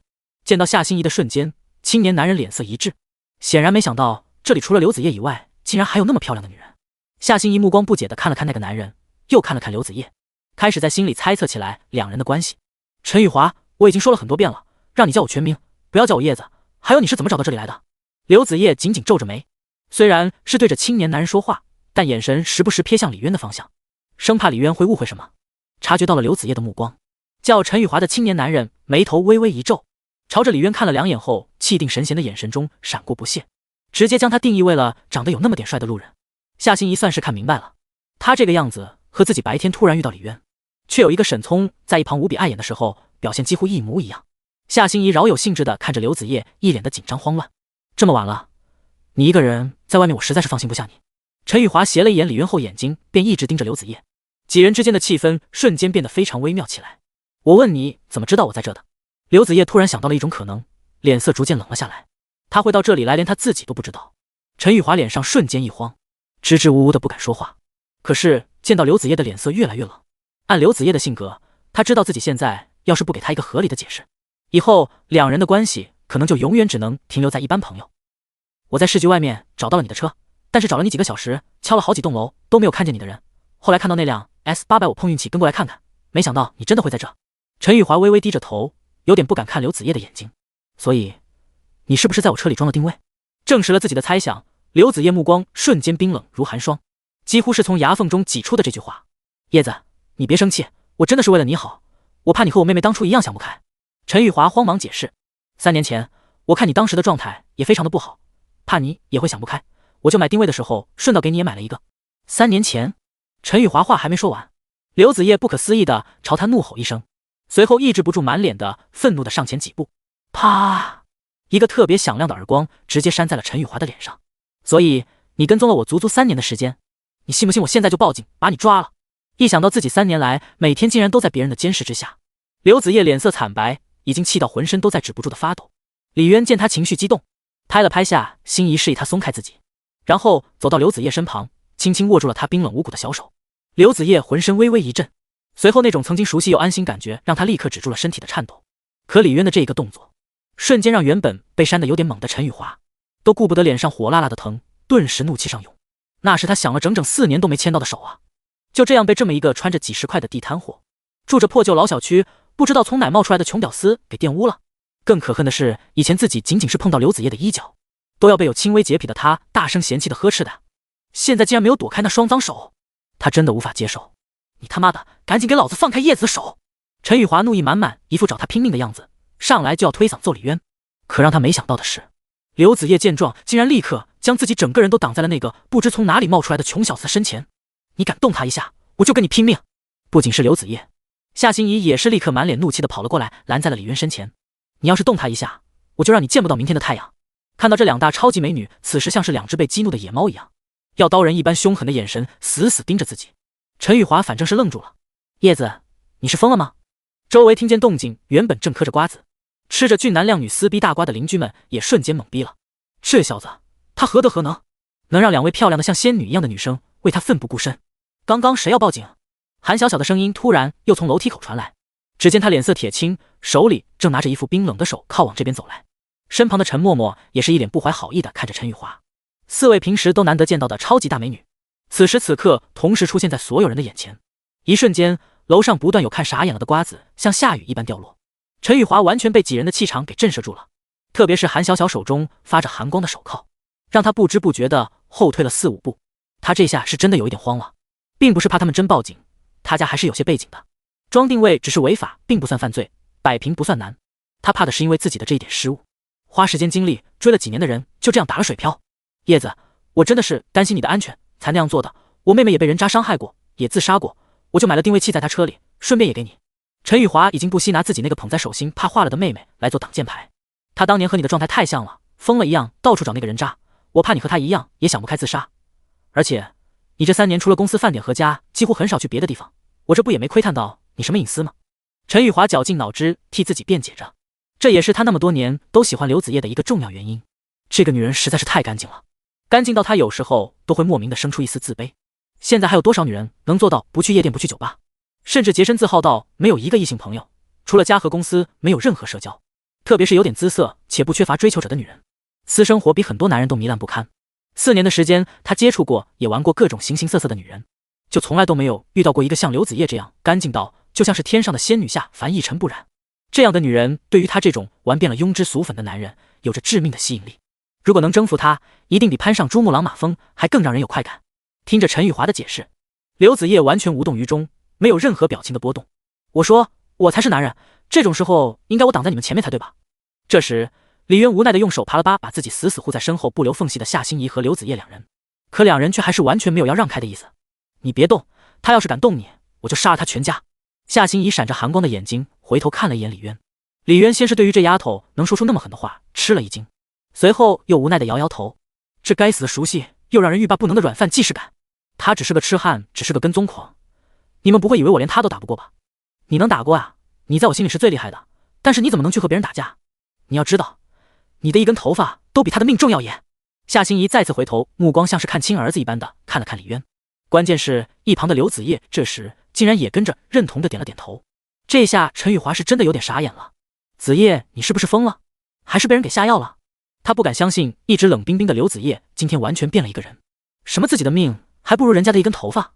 这是什么笑掉大牙的笑话？他的一块表就够买这穷小子的一条命，倒是真的。私自在人家车里装定位器，已经违法了。你要是需要的话，我现在就可以拷了他。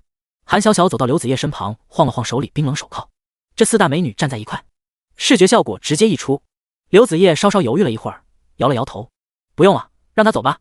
我明天去汽修店把定位取出来就行。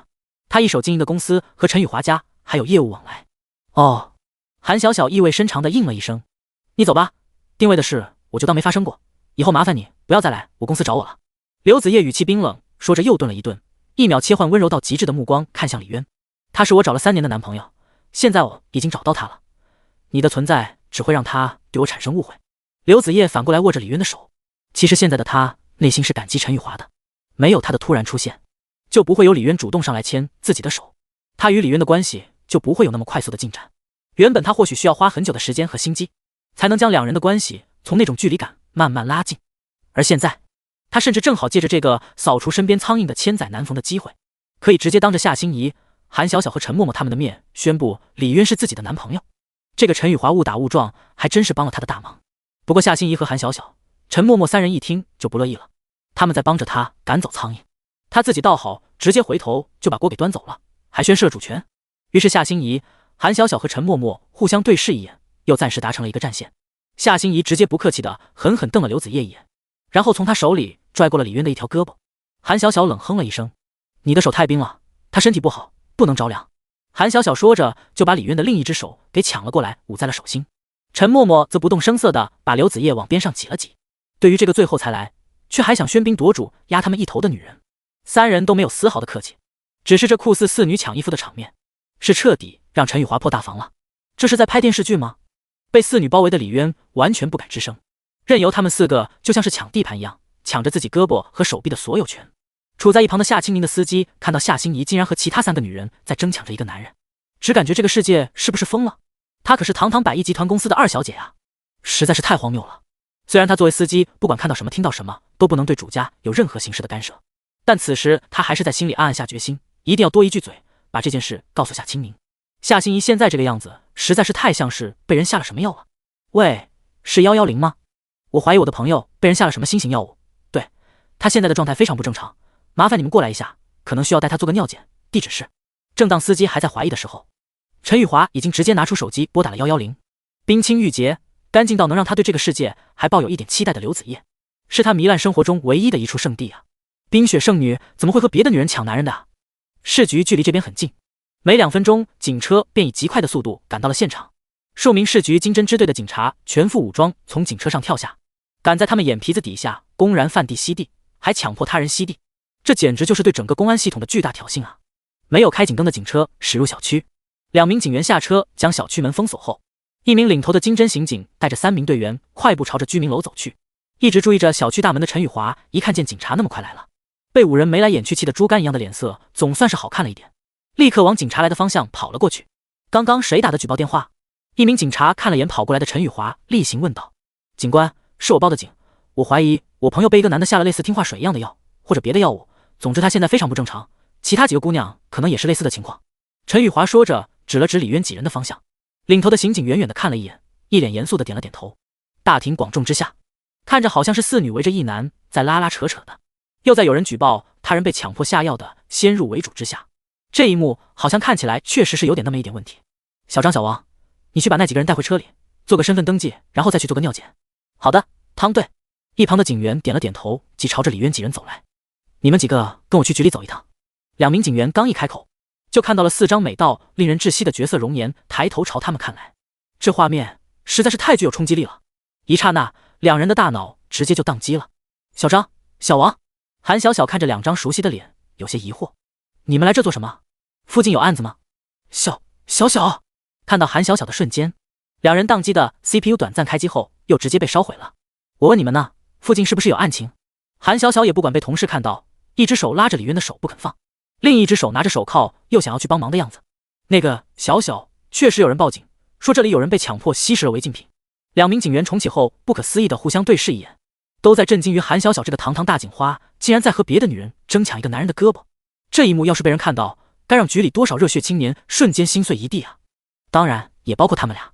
有人强迫吸地，韩小小的声音压低了不少，但语调瞬间提高了1个8度，眼神中透着不可思议之色。这可是了不得的大事，多少年了，竟然还有人敢在距离市局不到3公里的地方干这种事。那些人的眼里还有法治社会，还有公安系统吗？我跟你们一起去抓人，我倒要看看是谁在赤裸裸的挑衅咱们市局。韩小小黑着脸看了一眼陈默默，默默，你来。说着把李渊的手交给了陈默默，这种时候还不忘交接好地盘。真的，李渊已经感动得快哭了。俗话说5个女人要你命，幸好现在只是4个女人，只是对他动手脚的抢，还不至于动刀子来抢。陈默默接过李渊的手，韩小小将手铐别在了腰间，就要准备跟着2名刑警队员上楼。可2名警员此时完全不敢动。走啊，去抓人啊，愣着干嘛？韩小小古怪地看了眼2人，尴尬到几乎要用脚抠地的样子。是不是这栋？这里我很熟，我就住在这栋楼上，我带你们上去。韩小小指了指楼上，2名警员一动不敢动，已经快哭了。我们要抓的就是你啊！那个小小，我们！1名警员看了看韩小小，又看了看李渊4人，硬着头皮开口：我们接到命令，要带你们5个回局里接受检查。我们5个？韩小小愣了一愣，什么意思啊？小小，我们接到举报，有人说自己朋友被人下了药，下药的人就是他。另1名警员满脸尴尬地指了指李渊，我们要带他和你们回去做个笔录和检查。被这么一指，李渊懵了，你们的意思，他给我们下药？你们要抓的人是他？韩小小看着2人，脸色瞬间冷了下来。夏心怡、陈默默和刘子叶也傻眼了，他们怎么不知道自己被下药了？那个小小，我们只是例行公事。2名警员苦笑了一下，哪有这要巧的事啊？韩小小看着就差把冤枉2个字写在脸上的李渊，又看了看2人手里的手铐，顿时气不打一处来。带队的是谁？韩小小目光朝着远处看了一眼警车的方向的陈雨华，声音不大，却透着阵阵寒意，让2名警员站立难安。恰好那边响起了熟悉的声音：小张、小王，你俩在磨叽什么呢？抓个人怎么磨磨蹭蹭的？听到这熟悉的声音，李渊愣了一下，我靠，那不是他汤家明小兄弟的声音吗？汤队，要不你自己过来看一下吧。2名警员看了眼韩小小，求助的朝着汤家明大喊了一声。汤家明一听也来气了，又不是什么大毒枭，带人回去做个笔录和检查，这么点小事都办不好。奶奶的，你们不会是看我一条来就升官当了你们代理队长，就看我不顺眼，我第一次带队就故意来整我的吧？汤家明嘴里骂骂咧咧的朝这边走来，我过来之前在下面一线吃的苦可比你们吃的饭还多得多。然而当他走近了，看到满脸寒霜的韩小小，立刻就闭上了嘴巴，心中瞬间咯噔一下，这位他们的大警花怎么会在这？他虽然才调过来，但也立刻就听说了警花可不是个好惹的主啊。局里不少年轻有为的同志之所以还愿意留在又苦又累还危险的刑侦工作，有很大的原因是这个警花养眼的功劳。局里上上下下对他那是呵护有加，就怕这姑奶奶哪天自己突然申请调走了，那不得带走1多半局里的青年才俊啊。可这位大警花看自己的眼神怎么好像不太友好啊？他调过来这2天可没惹他啊。这一瞬间，汤家明心里把自己这几天做的所有事，说的所有话全部在脑子里面翻出来过了一遍。正当他不明所以，不知道自己到底哪里得罪了警花，突然又看到了一个被美女环绕的熟悉身影。渊哥，卧槽，你又怎么会在这的？看着满脸寒霜的韩小小，一脸懵逼的夏心怡和陈默默，还有以前没见过第一次看见的大美女刘子叶，以及他的那个正被3位大美女紧紧环绕的好大哥。汤家明已经凌乱了，渊哥，你真厉害，又给我添了一位新嫂子。汤家明下意识的话立刻让夏心怡和韩小小几人一脸上浮现出愠怒。李渊见身边3人的表情不对劲，立刻扯开话题，指了指面前的2名警员，他们说要抓我回局里，怎么回事？我长得像罪犯吗？汤家明看着李渊愣了一下，他是知道为什么韩小小用那样的眼神看自己了。误会，大水冲了龙王庙，赶紧把手铐给收起来，他是咱们市局反扒顾问，谁让你们瞎抓人的？不是说了要等我过来的吗？瞥了一眼韩小小冷冰冰的目光，汤家明浑身一个机灵，对着2名警员就是一顿输出。汤队，刚才明明是你让我们。2名无辜的警员瞪着无辜的眼睛，刚要反驳，立刻被汤家明扯了扯衣角，用心虚的眼神给打断了。行了，你这种演技就少在我面前玩这套。我学犯罪心理学的时候，你还在火车站到处抓小毛贼。韩小小冷笑了一声，那个小小姐，我这不是例行公事吗？你也知道局里的规章流程。汤家明尴尬的笑了笑，立刻朝着李渊投去求救的眼神。李渊无奈一笑，把手从陈默默怀里抽离，将一脸不爽的韩小小往自己这边拉了拉。行了，小小，人家也是公务在身，咱们就别为难人家了。见李渊替自己说话，汤家明立刻小鸡啄米一般的点头，对着李渊悄悄竖起了大拇指。我又没说不让他执行公务，关键是他也不能不分青红皂白，上来就直接靠人啊。韩小小目光柔和地看着李渊，而且你还生着病，大晚上的手铐那么冰凉，听到没有？让你们别拿手铐，你们怎么办事的？汤家明装模作样的踹了一脚俩警员。小小姐，渊哥可是我最好的好大哥，我怎么会给他上手铐呢？汤家明拍了拍胸脯保证。母老韩小小，李渊他生了什么病？夏心怡一听，立刻有些情绪激动起来。没什么，我们配合你去市局配合走流，抓紧时间，我们回来还有重要的事情要做。韩小小瞪了一眼夏心怡，然后对着汤家明说道。汤家明一听如蒙大赦，立刻把几人请上了警车。这一群人的表演看得身后的陈宇华满脸的不可思议，他不是犯罪嫌疑人吗？陈宇华指着李渊咬牙切齿地问道。韩小小这才又把他这个罪魁祸首给想了起来。我觉得你应该把他先铐了，私自在别人的车里装跟踪器3年，已经够进去蹲个至少7天了。韩小小手指了指前边的陈宇华。汤家明看着陈宇华愣了一下，这不是他的举报人吗？那个有证据吗？受害人在我身边，我们都是证人。韩小小转头用眼神看了眼刘子叶，刘子叶立刻点头应了一下。警官，3年前他在我车里装了定位器，他刚刚自己亲口承认的，这里所有人都听见了。既然他陈宇华先报警要抓李渊，那么这会儿他也顾不得与他直接撕破脸了。你的车在哪？汤家明看了看美得不像话的刘子叶心，又看了看陈宇华，心里已经直接把他打上了痴汉的标签。不过光有证词不行，还得有物证才能给定罪不是？车我停在了市局对面。汤家明闻言点了点头，给2名警员使了个眼色，铐回去。2名警员得到命令，迅速从腰间拿出手铐，咔嚓一声，二话没说，直接把陈宇华给戴上了。2名警察仔细打量了一番陈宇华一身价值不菲的穿戴，长得也算一表人才，谁也没想到这样一个人竟然是个痴汉，而且足足跟踪了人家3年，倒是个专一的痴汉。陈宇华呆呆地看着手上的手铐，还有2名警员看自己一脸奇怪和惋惜的眼神，感觉自己的智商和精神都受到了打击。他自己报的警，被铐起来的居然是自己。不过转念一想，只要能知道刘子叶是被人给下药了就行。至于装定位器这件事，他倒是自信可以轻松搞定，毕竟只是违法，也没造成什么后果。但是那2名警察的眼神让他实在是有点受不了。不是，你们这样的眼神看着我干什么？我只是违法，没有犯罪。2名警员对视一眼，你还挺懂法。随后纷纷又多看了看一旁美到让人挪不开眼睛的刘子叶，露出一副我懂的表情，直接把他和偷丝袜内裤的给归为了一类。爱美之心人皆有之，但是你去当痴汉跟踪人家可就有点过了呀。什么痴汉？我操！陈宇华脑子里瞬间浮现出岛国某电影画面。陈宇华被塞进警车后，李渊看着3人坐的后排，只感觉后背发凉，立刻抢先一步直接坐进了汤家明的副驾驶，直接避免了一场战争。不过韩小小却突然上前打开了主驾驶的门，直接把汤家明揪了下来。我来开。在夏心怡3人目光中直接坐进了主驾驶。不过夏心怡几人眼珠一转，抢在汤家明之前齐齐坐进了后座，这不符合规定啊。汤家明苦笑一声，我也是刑警队的人，怎么就不符合规定了？韩小小这么一说，好像也对。暗暗对被4个大美女包围的李渊竖了个大拇指，直接去了后面的那辆警车，打个电话给你家里人过来签字，再送点生活用品过来。你这种情况证实的话，最少也得蹲7天。汤家明看了眼后座的陈宇华，漫不经心地说道，不管你有什么关系能疏通，也只能等到明天，今晚你是逃不掉的。陈宇华一听，立刻拿起手机打开通讯录，找到置顶的陈清雪打了过去。电话接通后，陈宇华脸上浮现出一抹温柔，小雪，你哥我遇到点麻烦，你现在来一趟市公安局，记住先别跟爸妈说。哦，哥你又去搞人家老婆，还打人家老公了。电话里传来平静中带着一丝无奈的女声，每次都让我给你打掩护，这是最后一次，下次你再这样做伤天害理的事情，我就让爸把你的腿打断。对方说完，没有给陈宇华解释的机会，就直接挂断了。陈宇华张了张嘴，身旁的2名听到了电话里声音的警员顿时投来一阵鄙夷的目光，长得人模狗样的，原来是个鸡鸣狗盗的人渣。我警告你们别乱说啊，你们侦查一队大队长是我发小，小心我告你们诽谤。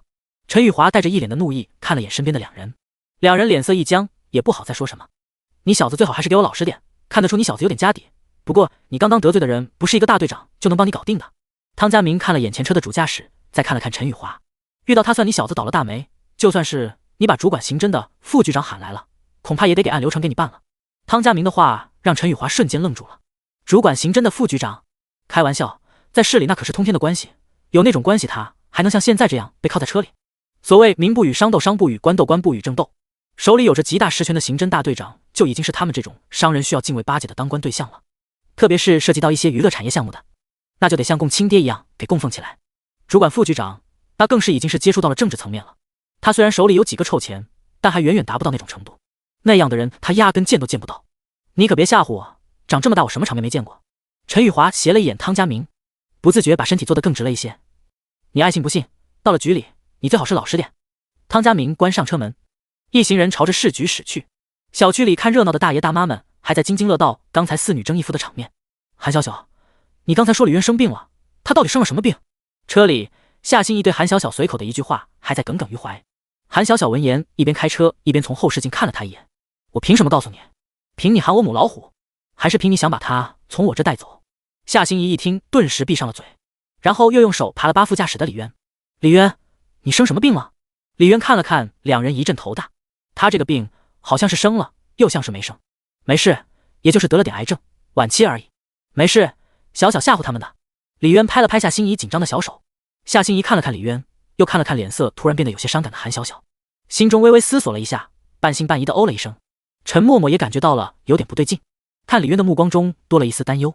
韩小小是绝对不可能拿李渊来开玩笑吓唬人的。一行人到了市局后，汤家明带着技术人员陈玉华以及刘子叶去对刘子叶的车进行了追踪器的检测。技术人员检测到车内确实有追踪器，陈玉华也没有辩解，很大方地承认了是他放的。但是叶子，我真的是为了你好，那么多年了，我陈玉华想要得到的女人，不管用什么办法，我都能让他们乖乖就范，但唯独我对你是认真的，我从来都没有对你用过手段。看着自己亲手装的追踪器被取出来，刘子叶的脸色已经变得很难看。陈玉华还在尽力替自己辩解着，嗨嗨嗨，你在拿我当空气吗？当着我的面说这些话，我警告你，你这是在挑战我们警察的底线。见陈玉华越说越离谱，汤家明双眼立刻死死瞪着他。你放心，那些犯罪的事我从来都没做过，都是那些女人自愿的。陈玉华无所谓的看了一眼汤家明，作为一个二代，虽然避免不了嚣张跋扈了一些，但他不是个没脑子的人，有些底线他比一般人更知道触犯了会有什么后果。对大多数人来说钱是万能的，但在他在权力面前一文不值。只要你留下了把柄，一旦人家想要真动你的话，再多的钱也只是数字而已。这是他的底线，也是家里除了说投资以外，其他所有东西的能放纵他的原因。等到汤家明带着刘子叶和陈玉华回来，李渊四人已经被分别安排做过了一次尿检，结果没有任何问题。这让陈玉华看着被三个大美女环绕的李渊，瞬间有点傻眼。在他的强烈要求下，刘子叶也去做了一次尿检，可结果依旧是没有任何问题。想到之前刘子叶不顾任何形象的和别的女人争抢这个男人的画面，陈玉华完全不愿意相信那些是自己心中唯一纯净到如同冰山雪莲一般的女人。他意识清醒，自愿的情况下做出的动作。可检测的结果，还有从小区到市局以及指认的这段时间内，刘子叶说话条理清晰，确实完全不像是被下了药的样子。他越想越是感觉自己的内心即将崩溃。叶子，你今天是不是受什么刺激了？陈玉华依旧不死心，一双眼睛死死盯着刘子叶。刘子叶点了点头。陈玉华瞬间大喜，大脑受了刺激而导致做出了一些超出常理的事情，是完全符合逻辑的。可下一秒，刘子叶却突然又满眼含情脉脉地看着李渊，因为今天我找到了生命里最重要的那个人了。刘子叶完全不管周围三道杀人的目光，既然决定了要争一争，那么现在这种时候，他陈玉华就是他最好的踏脚石，反向僚机。至少此时此刻，陈玉华的存在就是给他最好的表现机会。可怜的陈玉华还不知道自己被当成了工具人，呆呆地看着刘子叶，看那个小子的眼中有那从来都没见过的前所未有的温柔眼神。陈玉华突然感觉脑子有点晕晕的，胸口好像被碎了大石一样的闷，感觉刘子叶的声音在他的脑子里成了嗡嗡嗡的幻觉。今晚的世界到底是怎么了？那个一身地摊货的小子，他到底凭什么？这完全颠覆了他的泡妞观。这样的穷小子，他曾经花几万甚至几千几百块就能呼之即来挥之即去，把他们的尊严狠狠踩在脚底。可当他愤恨的眼睛看向李渊，准备用他二代的优越感眼神来狠狠碾压一波，迎接他的却是三双充满敌意和警惕的眼神。看着被三个超级大美女紧紧环绕的李渊，哦，不对，还有他的叶子。陈玉华心态有点小崩，他已经无法直视李渊的眼睛，心里只能祈求他温柔可人。颜值不输这四个大美女的好妹妹，快来安慰一下你受伤的亲哥哥。小姐，我们应该可以回去了吧？陈默默察觉到周围有点微妙的气氛，看着韩小小开口询问。再等会儿吧，等那边取完证，给子夜录好口供，再一起走吧。韩小小看了眼刘子夜，其实他心里比陈默默还着急回去。今晚不管怎么样，他都必须要干一件大事。但顾及到李渊，又不好把刘子夜一个人扔下，只能把凶狠的目光看向门外的汤家明。你们能不能搞快一点？韩小小恶狠狠的语气让汤家明浑身一颤。妈的，老子又哪里惹到他了？警官，我能出去做吗？一旁的陈宇华已经完全受不了夏心怡那一直盯着自己那像是要把自己活剥了一样的眼神了。同样作为2代的他，一眼就能看出这姑娘从小娇生惯养，不是好惹的。一身完全量身打造的裙子，一眼就能断定是价值不菲的私人定制款。身上戴的首饰，哪怕是一个蝴蝶结装饰，也没有一件是低于万数的。这样搞不清楚背景的姑娘，就算再漂亮，她也从来不招惹。汤家明看了陈宇华一眼，点了点头。赶紧走出休息室的陈宇华终于松了口气。虽然不知道那小子用了什么手段，但凭他多年看人的眼力见，一眼就能断定他不是在什么富裕的家庭里长大的，身上没有那种味道，所以不存在富家公子哥装穷体验生活这种狗血玩意。既然那小子没有什么背景，后面就有很多办法能整死他。抢谁的人不好，偏偏来抢他的叶子妹妹。陈宇华看了眼外面漆黑的夜，今晚的世界真是糟糕透了，但是明天应该会很好。就这样过了没一会儿，刘子叶被汤家明喊了过去，随后韩小小和李渊几人也被一个个叫去做了个简单的记录。就在陈宇华等的有点无所事事时，一辆非常惹眼的红色保时捷匆匆驶来，停在了大门处，与门卫交涉了一番后，将车驶进了市局大院停车场。一名长得极漂亮20出头的美女打开主驾驶的门，杏眼里脸，柳叶弯眉，皮肤白皙透光，一头乌黑及腰的飘逸长发让人看一眼便再也挪不开眼睛。下车后，陈清雪青春阳光的脸上带着一丝化不开的阴郁，轻轻叹了口气后，轻车熟路地找到了陈宇华他们的位置。小雪，我的亲妹妹，你终于是来了。陈宇华见到陈清雪进门的瞬间，就差直接抱着她求安慰了。哥，你这是怎么了？陈清雪一脸不可思议地看着陈宇华狼狈的样子，不仅仅是身体上的狼狈，主要他状态也非常不对劲。以前每次过来替陈宇华擦屁股的时候，他都是一脸轻松悠闲，就算被打的那一方坚决不和解，也从没让他有过一丝慌张。可今天他一副受了天大的委屈的模样，着实是把陈清雪给吓了一跳。小雪，哥被人欺负了。陈宇华本有些难以启齿，但从小到大都没受过什么委屈的他，现在急需要家人的安慰。到底怎么了哥？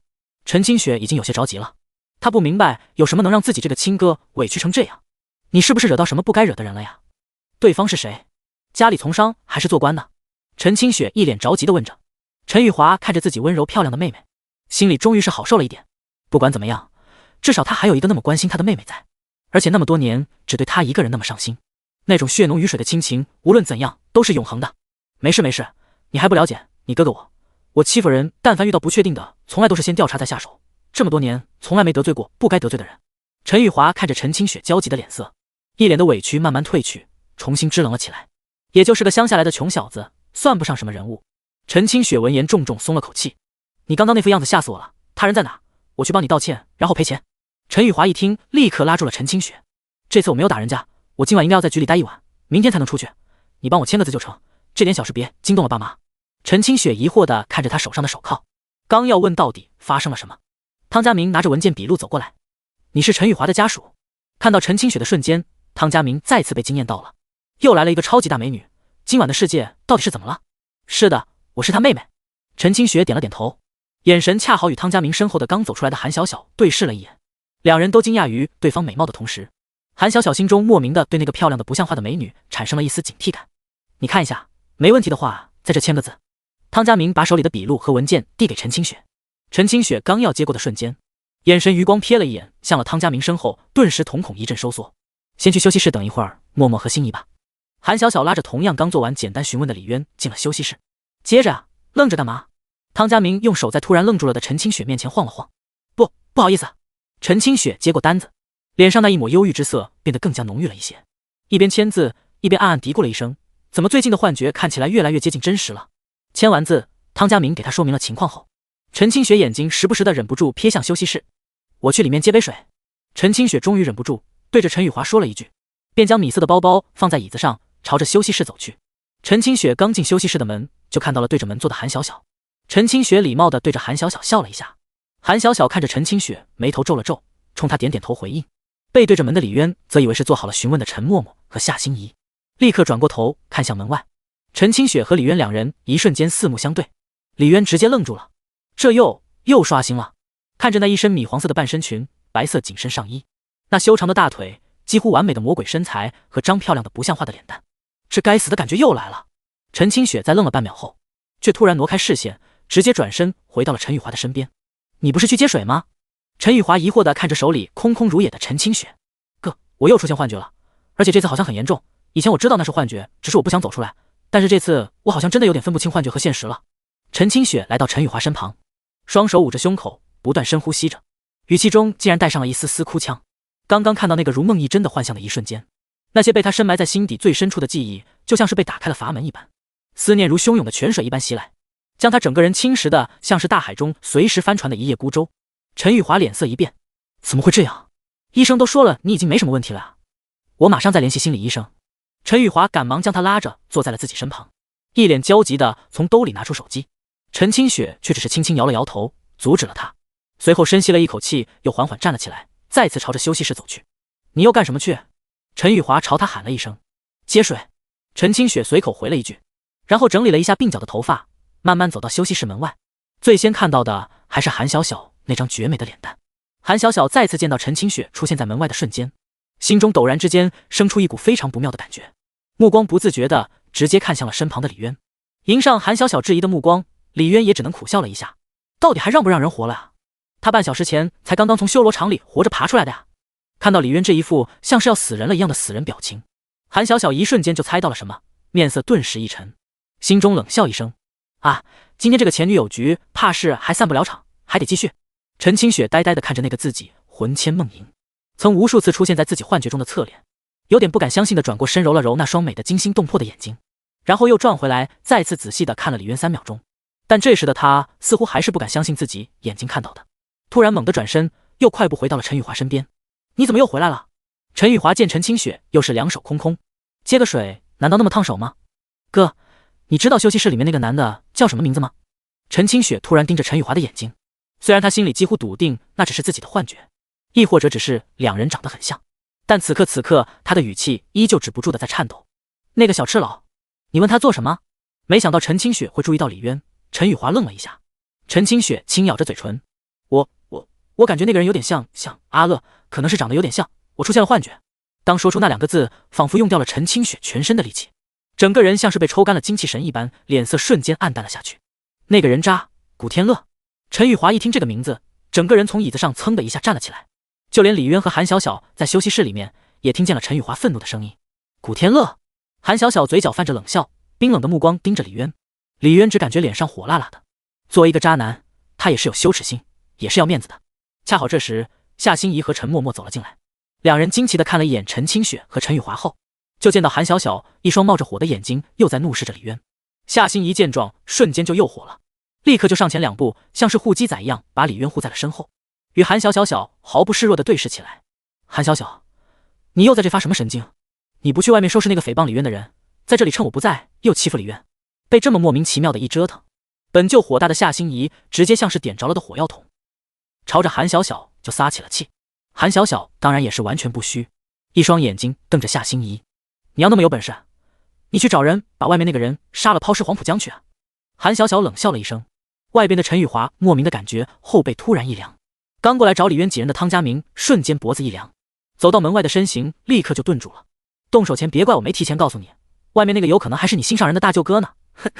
韩小小说完瞥了一眼外面，夏心怡听了韩小小的话，原本怒气满满的脸蛋瞬间变得有些迷惘了起来。大舅哥，我心上人不是李渊吗？可是我没有哥哥啊。夏心怡看了眼李渊，然后又看了看陈默默。默默，你有哥哥吗？陈默默也是一脸迷惑的摇了摇头。子夜也没有哥哥。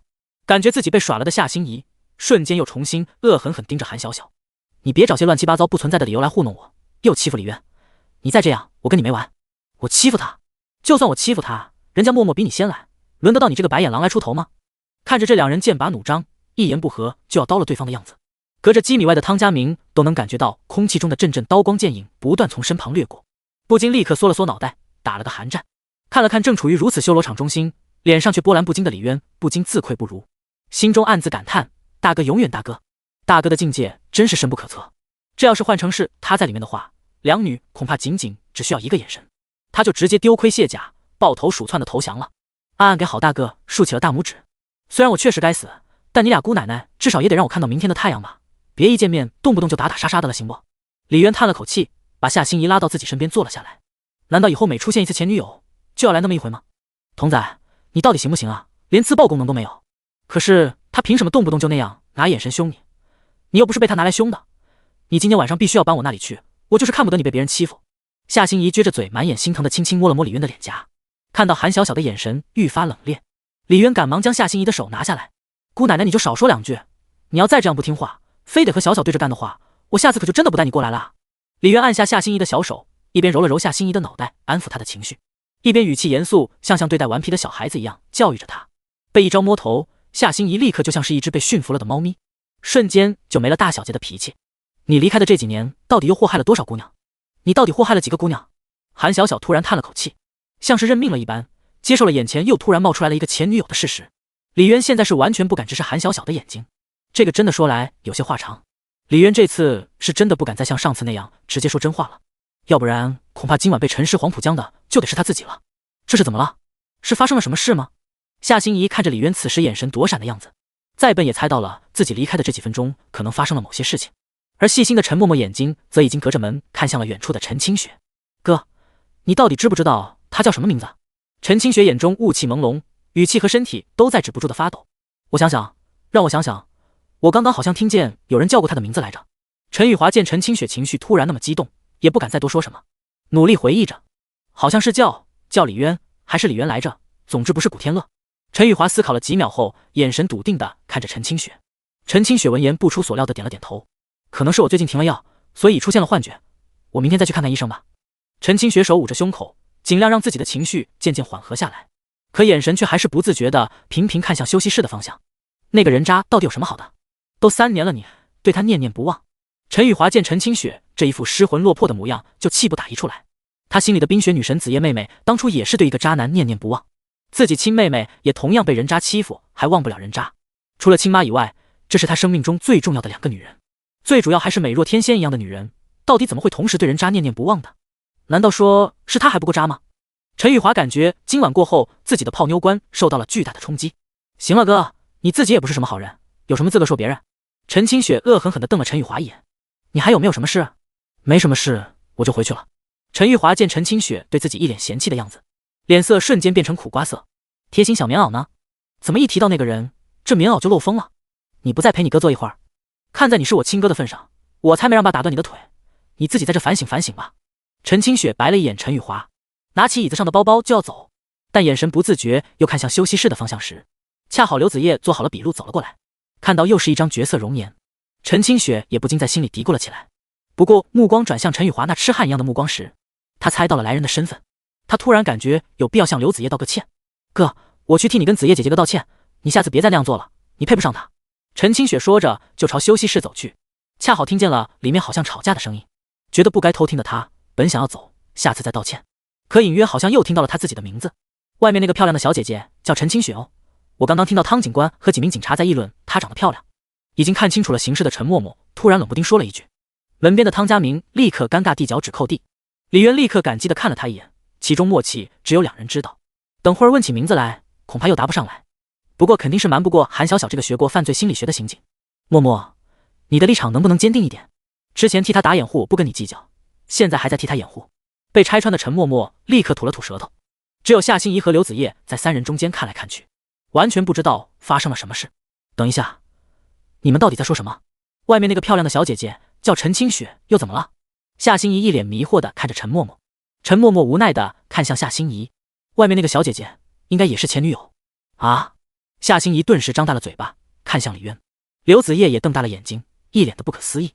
李渊很想说，你们看我干嘛？又不是我乐意的，但身体还是不自觉地往墙角缩了缩。门外的陈清雪一听，直接夺门而入，看了一眼那4张绝美的容颜，目光最终落在了害怕的瑟瑟发抖的李渊身上。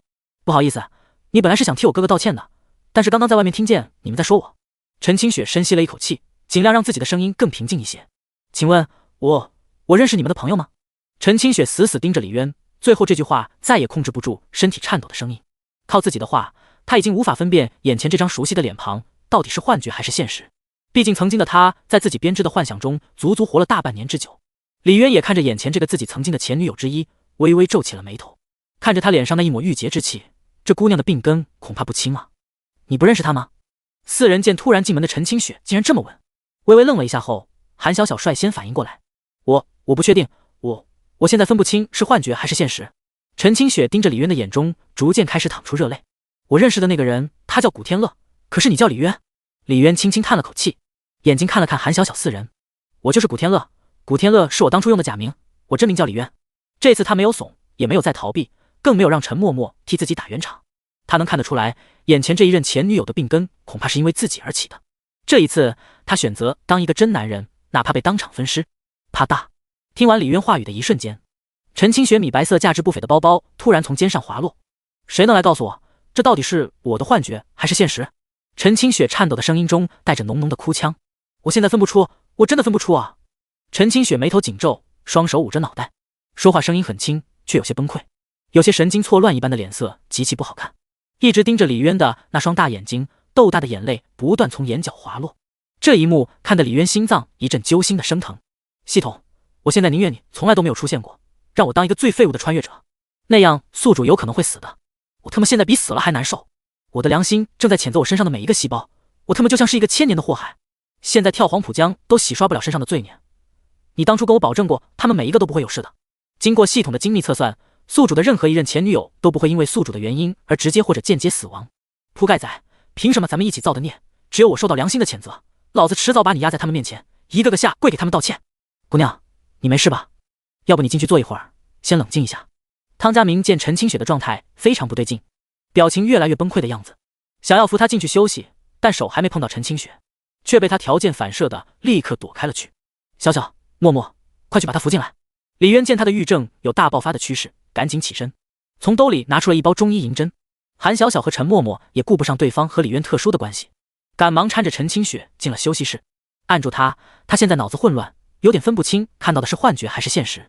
李渊表情凝重，已经陷入了巨大自我怀疑中的陈清雪，任由两人把自己按倒在椅子上，只是那一双眼睛还是死死看着朝他走来的李渊，那双迷惘、害怕、怀疑甚至绝望的眼神。李渊身旁的夏心怡已经看呆了，虽然他之前也说过自己如果再次失去李渊的话，他迟早有一天会发疯，但此刻真正的面对着一个真正精神看起来已经有点不正常了的人，而且可能还是同一个原因造成的，心里还是受到了极大的冲击。你真的是阿乐？看着距离自己越来越近的李渊，陈清雪的情绪突然安静了下来，只是浑身还是不自觉的在颤抖着。他想要伸出一只手去触碰一下李渊来判断这到底是幻觉，但双手正被韩小小和陈默默死死按着。松开他吧。李渊给了两人一个眼神，韩小小和陈默默才放开了陈清雪的胳膊。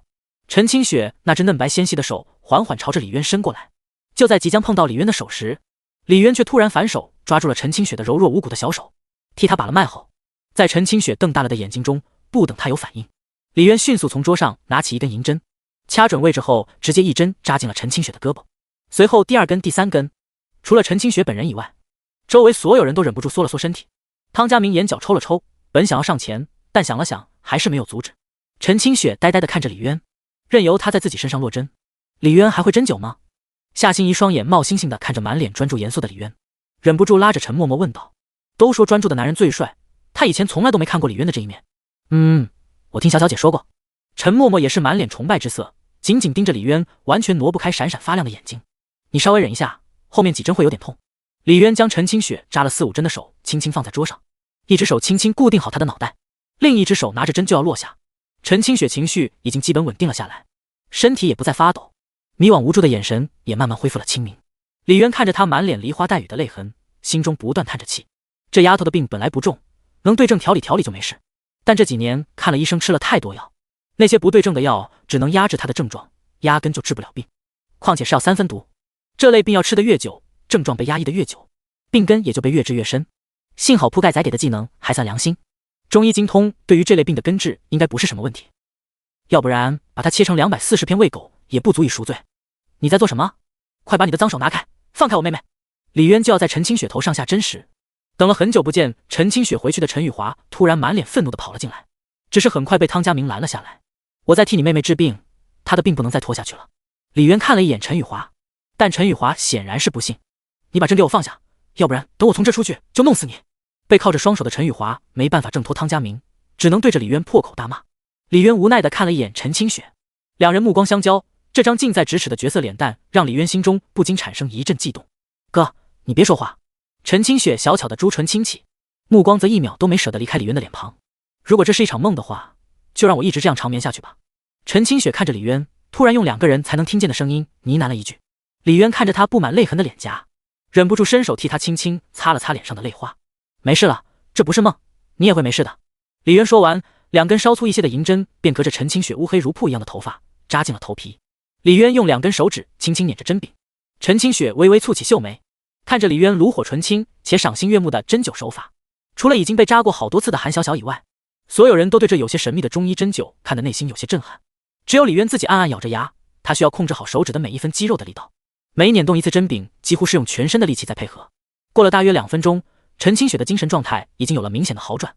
夏心怡4女看李渊的眼神已经泛着光，就差恨不得当场把他给吃掉了。你可能是吃的乱七八糟的药吃了太多，身体里的郁气被压得有点深，平时看起来没什么，一激动就容易复发。李渊缓缓拔出陈清雪身上所有的针，额头已经出了一层细密的汗珠。他刚要伸手擦汗，却只见4双白嫩如葱白的小手已经齐齐伸到了他的面前，感觉到4道凶狠的目光就在自己面前的交织碰撞。李渊瞬间浑身一僵，热汗直接变成了冷汗。要不我再给你扎几针吧？好好啊。陈清雪痴痴地看着近在咫尺的李渊，已经暂时恢复正常的他知道这一切都不是幻觉，也不是做梦，他真的回来了。你要再来几针吗？李渊那充满蛊惑的声音在耳边响起。陈清雪想起刚刚被他握住手的那种舒舒服服的感觉，本能地答应了一声。可他刚开口，迎面来的却是4道极其不友善的目光。陈清雪目光有些茫然地看着眼前4个超级大美女，脑子一时间还没有转过来，只有与世无争，压根就没有把陈清雪当作敌人的陈默默。趁着别人都没注意，偷偷地用小手替李渊温柔地擦了擦额头的汗珠，香香软软的感觉让李渊心里一阵温暖。2人相视一眼，陈默默俏皮地对李渊吐了吐舌头，李渊趁机捏了捏他可爱滑嫩的脸蛋，可2人的小动作立刻招来其他4双不怀好意的眼睛的注视。默默，我记得你刚来的时候天天和我针锋相对，也没见你像现在这样佛系啊。韩小小瞪着陈默默，原以为2人是坚固的同盟，结果这丫头只需要李渊一个眼神，叛变的速度比他变脸还快。那时候我不是害怕小小姐你看我好欺负会把我赶出去吗？陈默默瞪着无辜的大眼睛，后来知道小小姐是个特别好的人，那我就不用装凶了。哎，装凶可累了。你……韩小小瞬间有被无语到，以为好不容易拉了个没有什么威胁性的盟友，结果威胁是没威胁，战斗力也几乎为零。韩小小又看了看夏心怡，直接把他否定了。2人内讧还差不多。至于刘子叶，太冷，不了解。被几人围着的陈清雪还没明白过来到底是怎么一回事，人生就莫名其妙的多了3个实力强大的敌人。见到夏心怡，韩小小和刘子叶3人带着审视的目光盯着陈清雪。李渊一阵头大，他现在是病人，你们总不至于对病人。李渊话刚一出口，还没说完，3人的目光齐齐看向他，就连在他面前一向最乖巧夏心怡的也忍不住白了他一眼。少在我们面前装怜香惜玉这一套。你现在认识他了吗？韩小小目光不太友善地看着已经没有任何异样的陈清雪。陈清雪看了看韩小小，又看了看夏心怡3人，最后目光落在李渊的身上。他是我的阿乐，这不是我的幻觉。陈清雪目光柔和，但是话一出口，突然感觉周围的杀意却更盛了。他叫李渊，不是你的阿乐。夏心怡对着陈清雪宣誓主权一般的拉过了李渊的一只胳膊，抱在怀里。韩小小也冷笑了一声，他现在可不只是你一个人的阿乐了，还是他的阿辉，他的杰伦。韩小小目光扫过陈默默和刘子叶，夏心怡闻言突然生出一股优越感，只有和他在一起的时候用的是真名。陈清雪看着这4位对自己带着浓浓敌意的大美女，出于女人的直觉，她心中也大概猜到了些什么。看了一眼李渊后，心中立刻生出一股战意，一双眼神也瞬间凌厉了起来。他可不是什么好捏的软柿子啊。那可不一定嘛。陈清雪目光毫不示弱地扫了4人一圈，莞尔一笑。不管他现在叫什么，他一直都是我的阿乐啊。他连死都不怕，还怕和别人抢男人吗？虽然还不清楚这4个女人的身份和背景，也不知道她们和李渊具体的关系是什么，但不管怎么样，既然对方已经趁自己还迷迷糊糊的时候开战了，那就没有认怂的道理，先接战了再说。特别是第1局，气势一定不能输，要不然输了第1局，以后就真成了被拿捏的软柿子了。空气中顿时弥漫出一股浓浓的硝烟味。陈清雪这股生死看淡的气势，连天不怕地不怕的夏心怡都感觉到了一股前所未有的压力，眼神不自觉地瞥向了他们当中战斗力最强的韩小小。刘子叶也是瞬间危机感十足，心里暗暗叫苦，先到的韩小小和夏心怡难斗就算了，怎么后来的这个也那么难缠啊？刘子叶看了看韩小小，惹不起；看了看夏心怡，惹不起。这个陈清雪好像也不行。最后眼神幽怨地看了眼李渊，为什么你交的前女友个个都那么能打啊？这样真的很让人有挫败感的啊。能不能来一个普通一点的，让他捏一捏软柿子，找找自信？汤队，这里面是什么情况？5女1男，我站在外面都能感觉到了，空气中有一股浓浓的杀气。2名路过的警员看到里面这壮观的场面，不禁发出感慨：5个比明星还漂亮的大美女，为了同一个男人争风吃醋，真是活久见。我要是那个男人，现在被抛尸黄浦江也值了。去，你们还小，还不知道什么叫做修罗场。原本我以为刚才2个女人之间的战斗已经够凶残的了，谁知道竟然还有5女大乱斗这样的终极处刑现场。汤家明一脸同情地看着处于风暴中心的李渊：我的好大哥，你一路走好。他有真名叫李渊，一口一个阿乐，不知道的还以为你们才刚认识，压根不熟呢。韩小小看着陈清雪比夏心怡还嚣张，一上来就挑衅他们4人，顿时气不打一处来。他是你哥哥吧？你过来是想要捞你哥哥的对吧？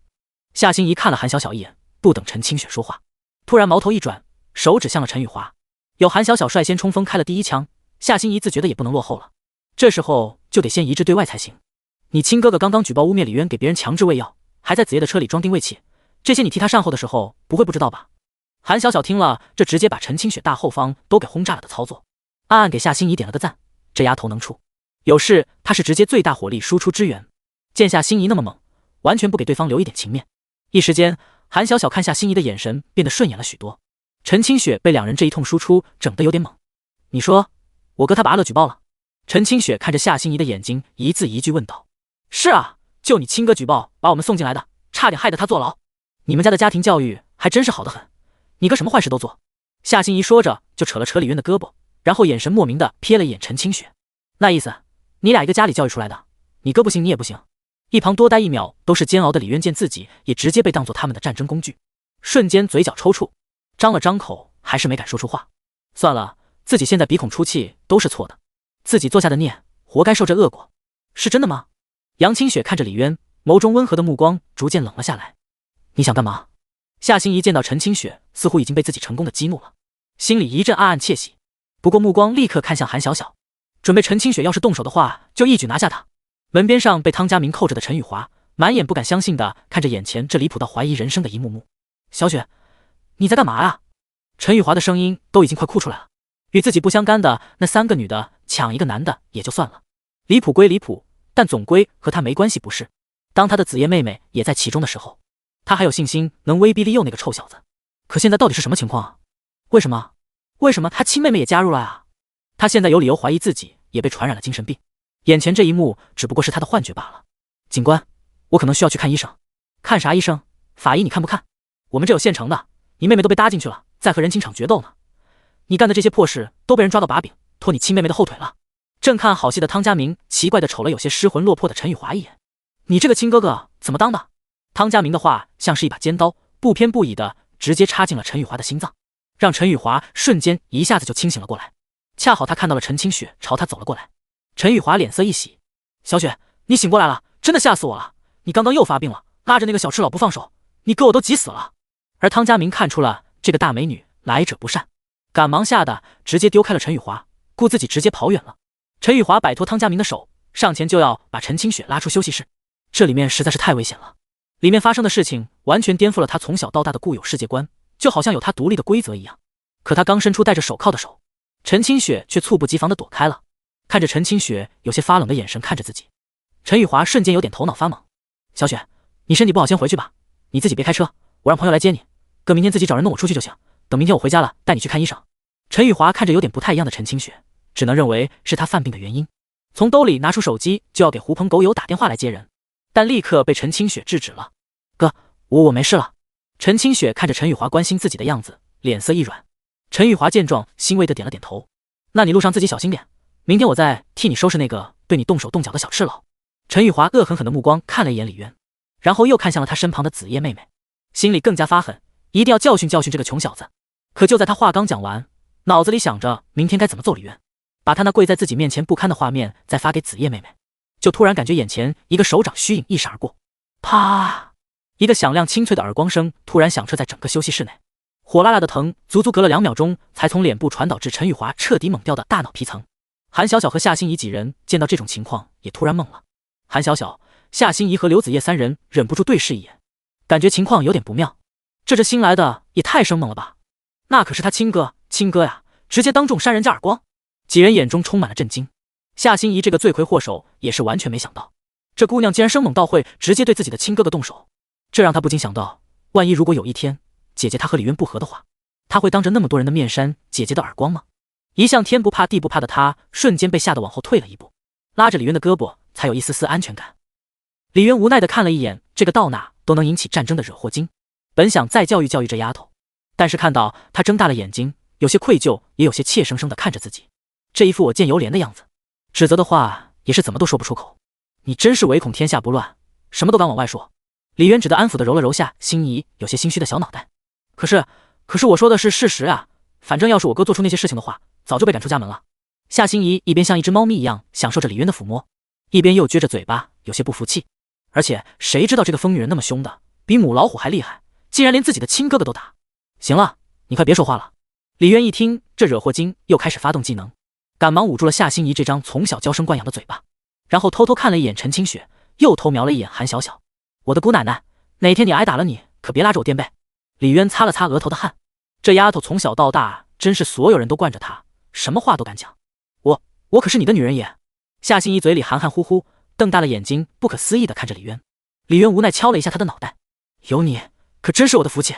放心了，我就在你面前忍不住乱说话，在别人面前我可高冷了，人家想听我说话都听不到。夏心怡捂着脑袋蹭了蹭李渊的胳膊，合着你就净给我惹事呗。李渊看了一眼剑拔弩张的陈清雪，又看了看事不关己的罪魁祸首夏心怡，这场火从开始烧到现在越烧越旺，这都已经引起人家的家庭矛盾了。李渊此时真的已经有点生无可恋了。小雪你干什么？你是疯了吗？陈雨华双手捂着自己火辣辣已经显现出了5个手指印的脸颊，满脸震惊和不可置信地看着陈清雪，又看了眼周围的人。他从没想过自己一向疼爱有加的亲妹妹竟然有一天会打自己耳光。陈雨华最后的目光落在了李渊的身上，李渊本想上前去调解一下，毕竟是自己惹出来的事，可看到陈雨华看自己的眼神，就知道自己怕是想多了。陈雨华突然刚才李渊一根根针头扎进陈清雪的头部，然后他就性情大变。小赤佬，你是不是对我妹妹动了什么手脚？我特么弄死你！我以为是李渊刺激了陈清雪的病情加重，陈雨华说着就要上前找李渊单挑，可他脚还没迈出去，啪，又是一个耳光落在了他脸上。陈雨华瞬间捂着脸定在了原地。小雪，我是你亲哥啊！陈雨华已经快哭出来了，你是不是又出现幻觉，把我当成以前害你那个人渣了呀？可陈清雪还是那样冷冰冰地看着他。哥，你给阿乐他们道歉，今天的事我不告诉爸妈。说完手指了指李渊。啊，阿乐。陈雨华愣了一下，然后看向李渊。你说他是古天乐？陈清雪点了点头。他明明叫李渊啊，哪里是那个人渣古天乐？小雪你别吓你哥我啊。陈雨华也顾不上找李渊决斗了，满眼害怕地看着陈清雪，还以为他的病已经严重到了连人都分不清。哥，你给他道歉，要不然我现在打电话给爸妈。你以前做了那么多伤天害理的事，都是我替你打掩护，我要是再这么帮你下去的话，你迟早会把自己这辈子毁掉的。陈清雪轻轻叹了口气，看陈雨华的目光中透着愧疚、自责和心疼。小雪，你现在真的没事？陈雨华仔仔细细地盯着陈清雪看了一会儿。我没发病，3年来我从来都没有像现在这样清醒。陈清雪摇了摇头。你没病还让我给那个小赤佬道歉？难道你不知道你哥这辈子就没跟谁低过头？陈雨华恶狠狠地看了眼李渊。哥，你要是再这样下去，迟早会出事的。你道歉，然后保证以后不再干那些事，我就不跟爸妈讲。陈清雪说着说着，眼睛逐渐湿润了。这3年来就只有你陪在我身边，我不想看到你出事。你就算不把自己毁了，爸迟早都会知道你做的那些事，到时候肯定不会饶了你。陈雨华看着泪眼朦胧的陈清雪，呆愣在了原地，有点手足无措，不知道该怎么办了。按照正常流程手续的话，你竟这样报警抓了我们明天就会以诽谤罪去起诉你。韩小小看着陈雨华，缓缓开口：你这属于主观恶意，而且诽谤他人、吸地、强制吸地，属于情节比较严重的，处3年以下。听了韩小小的话，陈雨华瞬间有点懵，他看了看韩小小，看了看李渊，最后又看着自己的妹妹。嘿嘿，那个小小说的没错，本来我还要跟你说来着，你恐怕是很长一段时间都出不去了。汤家明见气氛没那么紧张了，立刻过来露个面。早就跟你说了，让你回局里了，别那么嚣张，你小子就是不听。你要是低调一点，人家不就放过你了？汤家明说着说着，突然附在陈雨华的耳低语了几句。看到那个身材和脸蛋都绝顶的女人没？局里你能见得到的谁都能惹，唯独就是惹不起她，怕她泡跑了。局长都亲自下场做过工作，就你那点芝麻粒大的关系，在他面前不好使，完全不好使。汤家明说完，朝着李渊挤了挤眼睛。好大哥的大舅哥就是他的大舅哥，关键时候那不得拉一把，真进去蹲个几个月，留下坐牢的案底，人都特么废了。哥，你都听见了？有些人不是你想不惹就惹不到的，你继续这么胡来，我只能告诉爸妈，让爸妈来替给别人下跪求情道歉。陈清雪咬着嘴唇就要拿出手机打电话，陈雨华瞬间一个机灵，别，小雪，别打给爸妈，我道歉，我以后绝对收敛，再也不乱来了。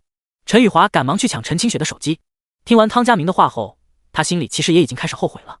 陈雨华有点忌惮地瞥了一眼韩小小，额头已经冒出了冷汗。坐牢是万万不能的。对不起。陈雨华低着头对着李渊几人发出一声蚊子叫。李渊见身边夏心怡似乎还有说话的意思，立刻先一步捂住了他的嘴。他是完全不介意人家道歉真不真诚，毕竟这家伙是自己的替死鬼啊。原本是属于他的处刑，结果刽子手中途突然转头把别人给砍了。没事，误会一场罢了，放心，小小也只是开个玩笑，不会真起诉的。李渊说着看了眼韩小小，这丫头也是个刀子嘴豆腐心。他刚刚明明可以什么都不说，就让陈清雪兄妹两人那样僵持下去，到最后上了火气闹大的话，或许真的就兄妹感情破裂。有了韩小小的那几句像是威胁，实际却给了两人台阶的话，便很轻松化解了两人之间的危机。如释重负的陈清雪转过身看了看李渊，又看着韩小小，谢谢你，真心的，你帮了我哥，也帮了我。客气，不过你要是以后能离他远一点的话，我倒是不介意反过来谢谢你。韩小小说着斜了一眼李渊。陈清雪闻言笑了笑，那我可能是等不到你的这句谢谢了。陈清雪一句话，气氛瞬间紧张了起来。要不是李渊死捂着夏心怡的嘴，这丫头估计又帮上枪了。那个，我得带她进去办住宿流程了。汤家明上前拽了拽陈雨华，你俩值班跑这来愣着干嘛？还不快回去！顺便踹了一脚吃瓜吃入神了的两名警员。汤队，别提了，咱们那个秦大法医突然发疯了，我们来找人帮忙，结果遇到了大瓜。哪个秦法医？我看了排班表，今天值班法医好像不姓秦吧？汤家明眼神奇怪地看了眼两人，你们想找借口摸鱼，也先看清楚人家的名字好不好？不是啊，汤队，你刚来很多事还不知道，那个秦法医是咱们局里谁都不敢提的女阎王，曾经有几个不懂事的同事不信邪死缠烂打的追人家，结果被他揍得2天没法上班。两名警员苦着脸，像是想起了什么恐怖的事情。其中一个被他用手术刀划破了裤子，那啥，命根子都差点都不保，留下的心理阴影直接导致后面几个月都不举。结果秦法医还给人出了一份无伤鉴定。两人说完，不约而同瞅了一眼汤家明的裤裆，这么厉害，局领导也不管。汤家明瞬间感觉裤裆一紧，脑子里立刻浮现出一个手拿冒着寒光手术刀，双眼盯着他的裤裆，桀桀直笑的恐怖凶恶女人模样。嗨，领导来了也没辙呀，毕竟是人家死缠烂打，过了现在先，领导象征性的批评了几句就过去了，从那以后就没人再敢去招惹这位女阎王了。一提起这位秦法医，两名警员脸上写满了害怕。汤队，我们都听说过你在一线的神勇表现和光辉事迹，要不你去帮我们？哦，原来是这样。汤家明轻咳一声，点了点头，打断了两人，然后不紧不慢冲着里面的办公室吼了一嗓子：小张、小王，你俩出来，跟着他俩去一趟技术科帮个小忙，陈雨华的手续就交给我来办。两名警员愣愣地看着突然完全把自己无视掉的汤队。那个，你们手续都办完了，也差不多可以回去了。临走前，汤家明不忘给了李渊一个弟弟只能帮你到这的眼神，然后直接就要压着陈雨华溜了。哥，这7天你自己就在里面好好反省吧，爸妈那边我会替你找理由蒙混过去。陈清雪替陈雨华整理了一下凌乱的衣领，轻声交代道：明天我再给你送生活用品过来。陈雨华闻言，目光不自觉地看了眼韩小小，然后看着陈清雪，最后认命地点了点头。看着自己亲哥哥被带走，陈清雪的眼中闪过一丝心疼和落寞，但转过身看向韩小小几人，眼神又变得平静且凌厉。韩小小帮他哥的事，以后有的是机会感谢。抢男人这事绝不能因为别人的恩惠就输了气势，两件事一码归一码。那个，人家都下逐客令了，咱们也该回去了。李渊佯装轻咳了一声，的看了眼韩小小和陈清雪。清雪，你的病不能情绪激动，得回家以后好好休养。以前吃的那些乱七八糟的药，回去后都丢了去，那些药对你的病只有坏处。李渊本还想说，你的病还需要很长时间的调理和针灸才能完全好，记得定时来找自己扎针。但瞬息之间又被他吞了回去，还是下次见面再说吧。现在说，怕是嫌自己命太长。陈清雪回过头，目光定定看着李渊，点了点头。谢谢你。陈清雪没有太多的情绪波动，仅仅是在温和的语气中带着一丝隐忍的眷恋。李渊看着陈清雪比其他所有人都要平静的脸色，心里一阵叹息，良心又开始隐隐作痛起来。为什么美院前女友都那么好？为什么明明分开那么久了，对他还是那样的温柔如水？这样会让他的良心备受谴责，恨不得自己给自己来一刀痛快的。宿主，你可以怀疑系统的瞳品，但是你不能怀疑系统的眼光。我特么想把你的芯片挖出来看看到底有多黑。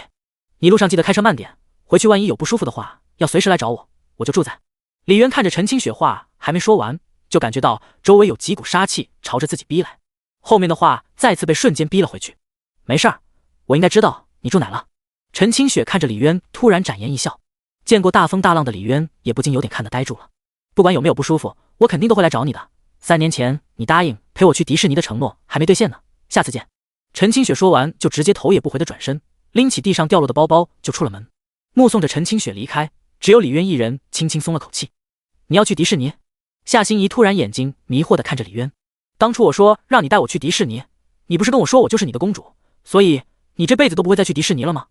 不仅夏心怡，韩小小对这句话也是耳熟的很，好像前几天才听到过。果然渣男就是渣男，连谎话都不愿意花心思重新编。那个你也该回去了，耽搁了那么久，一会儿你姐姐该着急来找你来了。面对这灵魂疑问，李渊立刻转移话题，说完拉着夏心怡的手就往外走，得赶紧把这几个姑奶奶都送回去，要不然当年他的那些人渣行为完全经不起拷问，恐怕都得露馅。只是几人刚到了门外，便见到4名警员匆匆从里面出来。这回是真完了，秦法医突然把人家的命根子给剁成肉泥。2名来求援的警察一边苦着脸，一边给小张小王交代着，咱们一会儿只能好言相劝，可千万不能惹到他啊。哥你千万别吓我啊，汤队不是告诉我们只是帮你们一个小忙的啊。完了，我都还没结婚啊，还是个处男之身啊。秦阎王的威名我早就听说了，我觉得咱们得带个防暴盾去吧。4名警员带着比哭还难看的脸色从李渊几人身旁匆匆跑过，连美女都没心思再多看2眼。李渊却莫名其妙的眉头肌肉一阵狂跳，下身更是突然一阵凉飕飕的。你冷啊？夏心怡捂着李渊的手搓了搓。没事。李渊看着瑟瑟发抖远去的4名警员摇了摇头。哦，那你现在跟我回家，我给你暖床。夏心怡说，趁着韩小小不注意就要把李渊往对面自家的迈巴赫上面拽。见夏心怡生拉硬拽着自己往前走，李渊苦笑一下制止了他。这丫头的心思还真是不放过任何一个机会。你自己快回去，别让你姐姐在家等着急了。2人面对面站着，李渊轻轻捏了捏夏心怡的脸蛋。夏心怡见拖不动他，顿时有些垂头丧气。都已经过去10年了，我感觉是我每年拜佛求神，交换了往后几10年的运气，才在今天遇到了你。夏心怡闪动着乌黑的大眼睛看着李渊，然后突然用双手紧紧地抱住了他。没有你的话，我真不知道这个夜晚我要怎么过。我现在离开你的每一秒，感觉都比过去10年还要难熬。软玉温香入怀，一阵沁人的女人香味让李渊心中忍不住一阵悸动。李渊一手揽着夏心怡纤细柔软的腰肢，一手轻轻抚摸着她靠着自己胸膛的小脑袋。我现在就给姐姐打个电话，说我今天不回家了，我跟你一起回去，然后跟你睡你的房间。被李渊环抱着的夏心怡舒服地哼唧了2声。李渊闻言手顿时一僵，眼神不自觉地看了一眼一旁正目光冰冷地看着他俩的韩小小，瞬间浑身下了一个哆嗦。这他要是答应了，明天的新闻头版里他俩不得变成李某和夏某，半夜他的卧室不得变成碎尸案的案发现场。乖，你今天自己先回去，下次再说。李渊小心翼翼的本想胡乱搪塞过去，那下次是什么时候？可夏心怡立刻抬起头，用水汪汪的大眼睛盯着李渊，满眼期待等着李渊回答的他，等来的却是韩小小冷冰冰的声音。我觉得3个月后怎么样？一旁忍了许久的韩小小终于忍不住冷笑一声开口：3个月后我可以大发慈悲，分他一部分给你，到时候你可以每晚随时抱着他睡觉。韩小小冷着脸看着拉拉扯扯的2人，当着他的面挖他的人，还想要直接住进他家，还真是不拿自己当个人了呀。怎么又是3个月后？夏心怡把头从李渊的怀里抬了起来，不满地看了一眼韩小小。3个月后是什么恐怖故事吗？你在故意吓唬我？你要真那么痴情，3个月后记得早点过来求我，看在你是他初恋，我给你留个好部位，要不然好位置都被别人先选走了。韩小小说完，不再给夏心怡说话的机会，直接就往市局大门走去。李渊满脸的尴尬和苦笑，这3个月后是不是自己没事也会被他给做了？他是不是得了绝症，3个月后活不了了，所以到了那时候他才肯把你给我？夏心怡看着韩小小走远，又仰头看向李渊，要真是这样的话，我肯定不会和他争的，这3个月我只要经常来看看你就好。他说的是给你我的一部分啊，别瞎琢磨了，时间很晚了，赶紧回去。李渊生拉硬拽的把夏心怡给拽到了迈巴赫面前，看着夏心怡突然眼眶泛着泪花，一副马上就要哭出来的样子，李渊赶忙给她擦了擦眼角的泪花，然后有些心疼的轻轻把她的小脑袋揽入了怀中。10年前班主任都得让你3分，怎么现在长大了倒变成了一个爱哭鬼了？10年前没遇到你之前，我连不想穿鞋都有人替我穿，可遇到你以后，我恨不得把这世界上所有的事情都学会，然后替你把所有事情都做完。夏心怡靠着李渊满眼的不舍，直到包里的手机突然响起，夏心怡一脸不开心的拿出来看了一眼备注的姐姐2个字，顿时吓了一跳。你怎么这么晚还不回来？我刚刚打电话给张叔，他说你在警察局，怎么回事？电话里夏清宁的声音透着无比的担心。没事了姐，刚刚出了点意外，现在我们已经从警察局出来了。夏心怡小心翼翼地回着。你跟谁在一起？追了你10几年的那个沈聪吗？夏清宁的声音陡然提高了一些。夏心怡下意识地看了眼李渊。不是的，他就是我的很普通同学的而已，我怎么会和他在一起？那你还在市局吗？我手里的工作忙完了，现在过来接你。夏清宁那边突然传来开门的声音。夏心怡下意识看了一眼不远处的陈默默和刘子叶，赶忙制止了夏清宁。姐，你别来，我马上就回来了，你在家等我就好。挂完电话，夏心怡也顾不得继续和李渊生离死别，毕竟碰到陈默默和刘子叶在场，他还没想好怎么解释他们之间的关系。回去吧。李渊拉着夏心怡替他打开了车门。夏心怡被拉着走到车门，刚要被李渊塞进车里面，他突然伸出双手用力勾住了李渊的脖子。还没等李渊反应过来，夏心怡那红润软糯的樱桃小嘴突然就吻了上来。李渊只感觉嘴唇被一阵湿滑软绵的感觉包裹，唇齿间传来迷人的香味，让他不自觉地伸出了舌头。两人堂而皇之的这一幕，直接把陈默默和刘子叶看得后槽牙都快咬碎了。陈默默不自觉地看了一眼市局大门，幸好韩小小已经走了，要不然看到这一幕还不当场直接暴走。等到两人热吻分开时，夏心怡已经是满脸潮红，一双要滴出水来的眼中媚眼如丝，盯得李渊心一阵砰砰直跳，魔爪点没忍住就伸进了夏心怡的裙子。这个妖精，这样一个绝色美人在面前动情的模样，恐怕大罗神仙来了也把持不住啊。如果不是周围有人的话，回去吧。李渊压下内心的冲动，把夏心怡抱进了车里，看着这辆豪车缓缓驶离出视线，李渊在回想起之前那一幕幕，立刻重重松了口气，只感觉大脑都一阵眩晕，有点不敢相信他竟然就这样摆平了5任前女友。3个女人一台戏，5个女人要人命，他好像也没有缺胳膊少腿嘛。5个都摆平了，距离50个还远吗？李渊深吸了一口气后，表情轻松地看向了不远处一脸古怪表情的陈默默和刘子叶，脸上尴尬了那么1秒钟，便迅速恢复了正常。陈默默和刘子叶两人见李渊朝着自己看过来，哼哼，我也想要吻别呢，我也要你的吻别。李渊见一向温柔内敛的陈默默突然之间说出这么大胆的话来，一阵惊讶的同时，立刻一脸坏笑的看着陈默默。陈默默瞬间被李渊盯得脸颊发红，两只小手都开始局促的不知道往哪里放起来。我瞎说的。李渊也不管刘子叶还在边上，反正都是自己人，也没啥害臊的，上前几步捏了捏陈默默那张可爱到让他心潮澎湃的脸蛋，还真是个善解人意的小天使，都主动把我想做的说出来了。李渊目光盯着陈默默有点躲闪的眼神，刚才狠狠吃醋了的陈默默鬼使神差就喊了那么一句，再看李渊那张越凑越近的脸，以为李渊现在是要来真的。陈默默瞬间紧张的心脏砰砰直跳，整个人都开始慌乱了起来。别在这，边上还有人。陈默默有些害怕的伸出一只小手，想要阻止李渊下一步侵略的动作。他太清楚李渊了，每次与他接吻，他的那双手一定不会老老实实的，当着别人的面被那样，他真的暂时没法适应。李渊见他写在脸上的害怕，轻轻笑了笑，他当然不会让他为难，只是慢慢握住了他伸过来的柔弱无骨的小手，然后轻轻往自己身边一带，在他的一声轻呼中，将他整个人揽入了自己怀中。反应过来的陈默默轻轻松了口气，双手缓缓揽着李渊的腰，慢慢闭上眼睛，一脸安心的往他怀里拱了拱。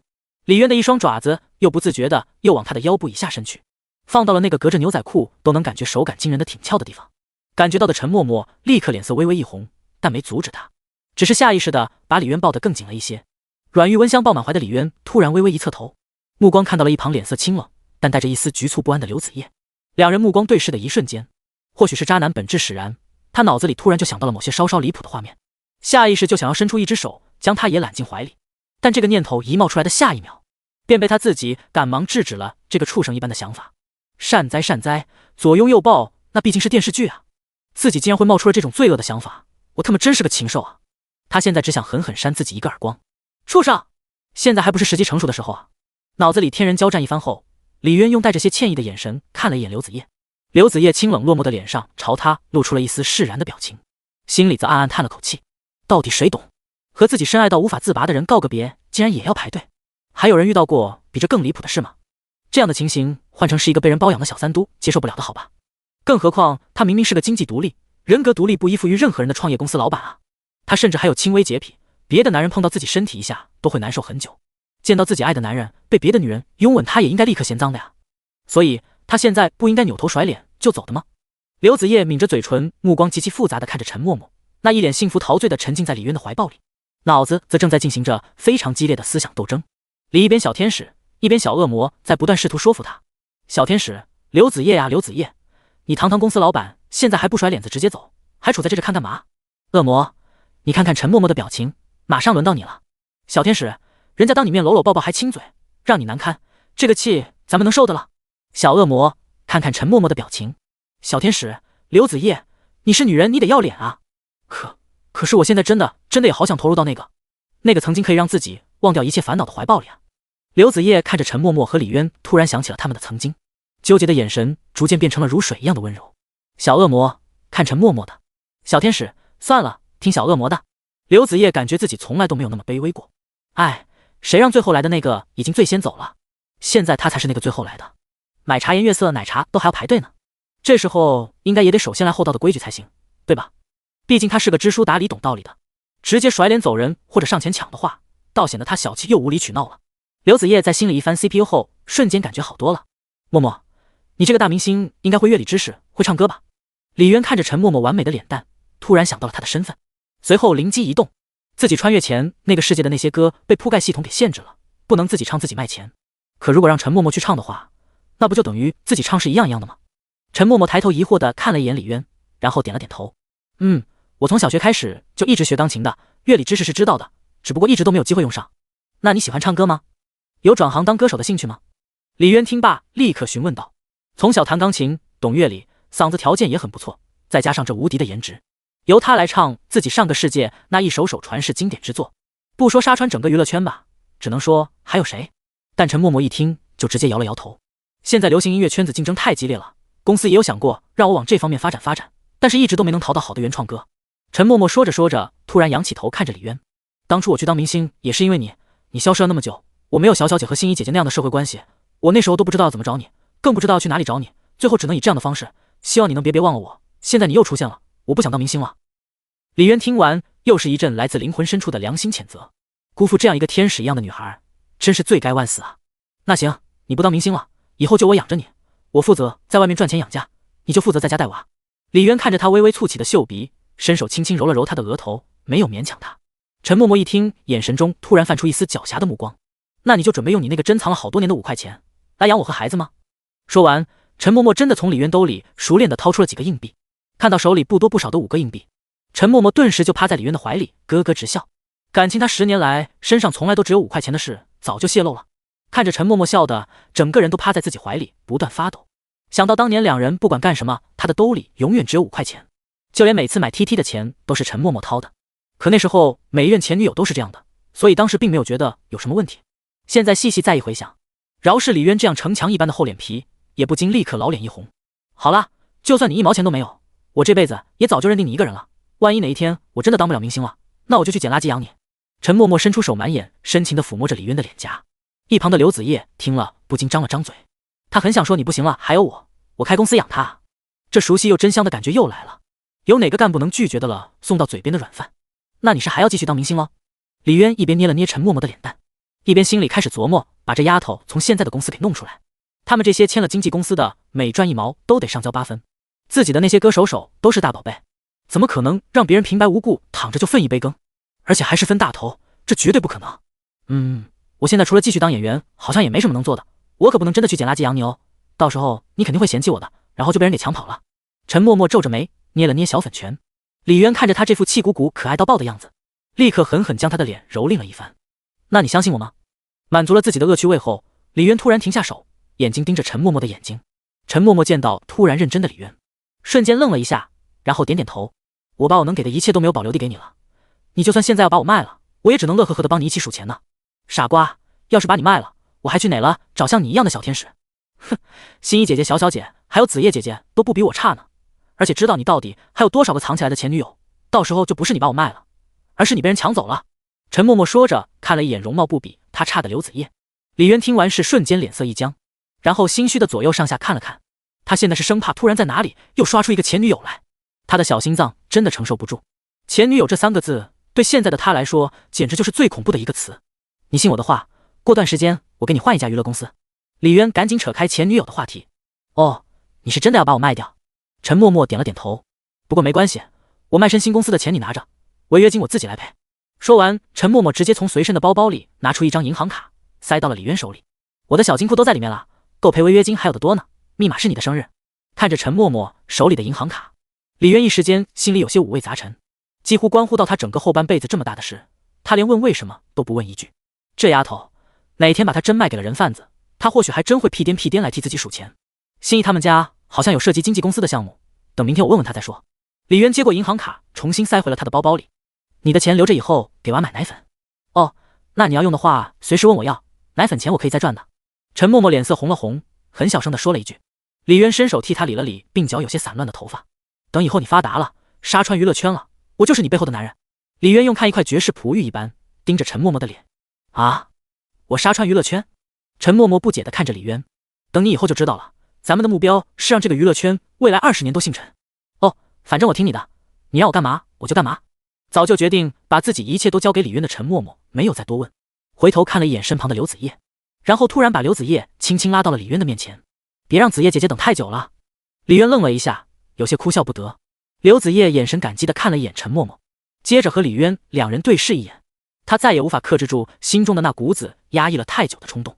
面对眼前这个唾手可得的巨大诱惑，他也顾不得李渊怎么想的，直接就一脑袋扎进了他的怀里。他等这个让人欲罢不能的怀抱等了太久。李渊看了眼安安静静站在一旁的陈默默，缓缓抬起双手，轻轻放在刘子叶的后背，安抚着他不断发抖的身体。直到许久之后，李渊的胸膛已经被刘子叶哭湿了一片，他突然爆发的情绪才慢慢平静了下来。对不起，你把衣服脱下来，我拿回去给你洗。刘子叶看着李渊胸膛湿漉漉的一片，布满泪痕的脸上突然变得有些惶恐，就像是个惊慌失措的小媳妇。3年的时间足够两个曾经爱得死去活来的人变得小心又陌生。即使他现在还是爱他到不可救药，他不像韩小小那样最先捡到李渊，也不像陈默默那样和他有十足的默契，更不像夏心怡那样是他的初恋，可以有恃无恐。他只是个后来者，曾经也是众星捧月的他，现在在这几位光芒万丈的绝色大美女中间，完全找不到原来的那股自信。或许他白天的时候就该远远地看着她，不该那么贪心的。如果自己不出现的话，他在他的心里还是曾经那个自信大方、光芒万丈的女人。一股浓浓的失落感突然涌上心头，直到李渊满眼温柔地替他一点一点擦去眼泪，他紧张不安的心才慢慢安定了下来。子叶姐姐别想那么多了，你只是遇到他晚了一些，说不定后面还有呢，到时候你算早的呢。陈默默冷不丁的一句安慰，立刻又让李渊眼角一阵抽搐。时间很晚了，先出去吧。李渊总感觉这个市局里面太危险了。小小姐在外面可能都等着急了，我能感觉到小小姐今晚有特别重要的事要做哦。那还是快走吧。李渊双手牵着两女直奔市局外面，这市局里面给他的感觉实在是有点可怕。韩小小在市局工作，陈清雪也是在市局遇到的，目前遇到的前女友有2/5和市局有关系，现在心中又莫名其妙生出一丝丝不安的感觉。在陈默默和刘子叶默认的情况下，三人并肩手拉着手走出市局大门。经过门卫岗亭，门卫大叔顿时就震惊地瞪大了双眼，像是见鬼了一样看着这两女一男亲密的样子。现在的小年轻都已经这么开放了吗？门卫大叔死死盯着三人，完全挪不开自己被亮瞎了的眼睛。要是我们那时候的思想能有现在这么开放，那该多好啊。几秒钟后，大叔突然想到了什么，立刻转过身擦了擦眼角。那样的话，娜娜、云云、婷婷就不会纷纷伤心的离我而去了。哦，还有如烟，他们现在都过得还好吗？时间太久了，他们的名字和模样都快忘了。门卫大叔一边仰望天空，泪水不自觉地从眼角滑落。你看，我说小小姐肯定在外面等我们吧。陈默默指了指左手边那个低着头靠着围墙，正一脸心事正不知道在想什么的韩小小。哦，不对，小小姐是在等你。陈默默狡黠的目光突然看了眼李渊，只是李渊怎么看都感觉这道目光中透着一丝丝不怀好意。韩小小也看到了过来的三人，只是看到李渊双手各拉着一个人的手时，眉间本能的微微一皱。渊瞬间就察觉到了韩小小目光中散发出来的杀意，但是他破天荒的不仅没有松开两人的手，反而捏得更紧了一点。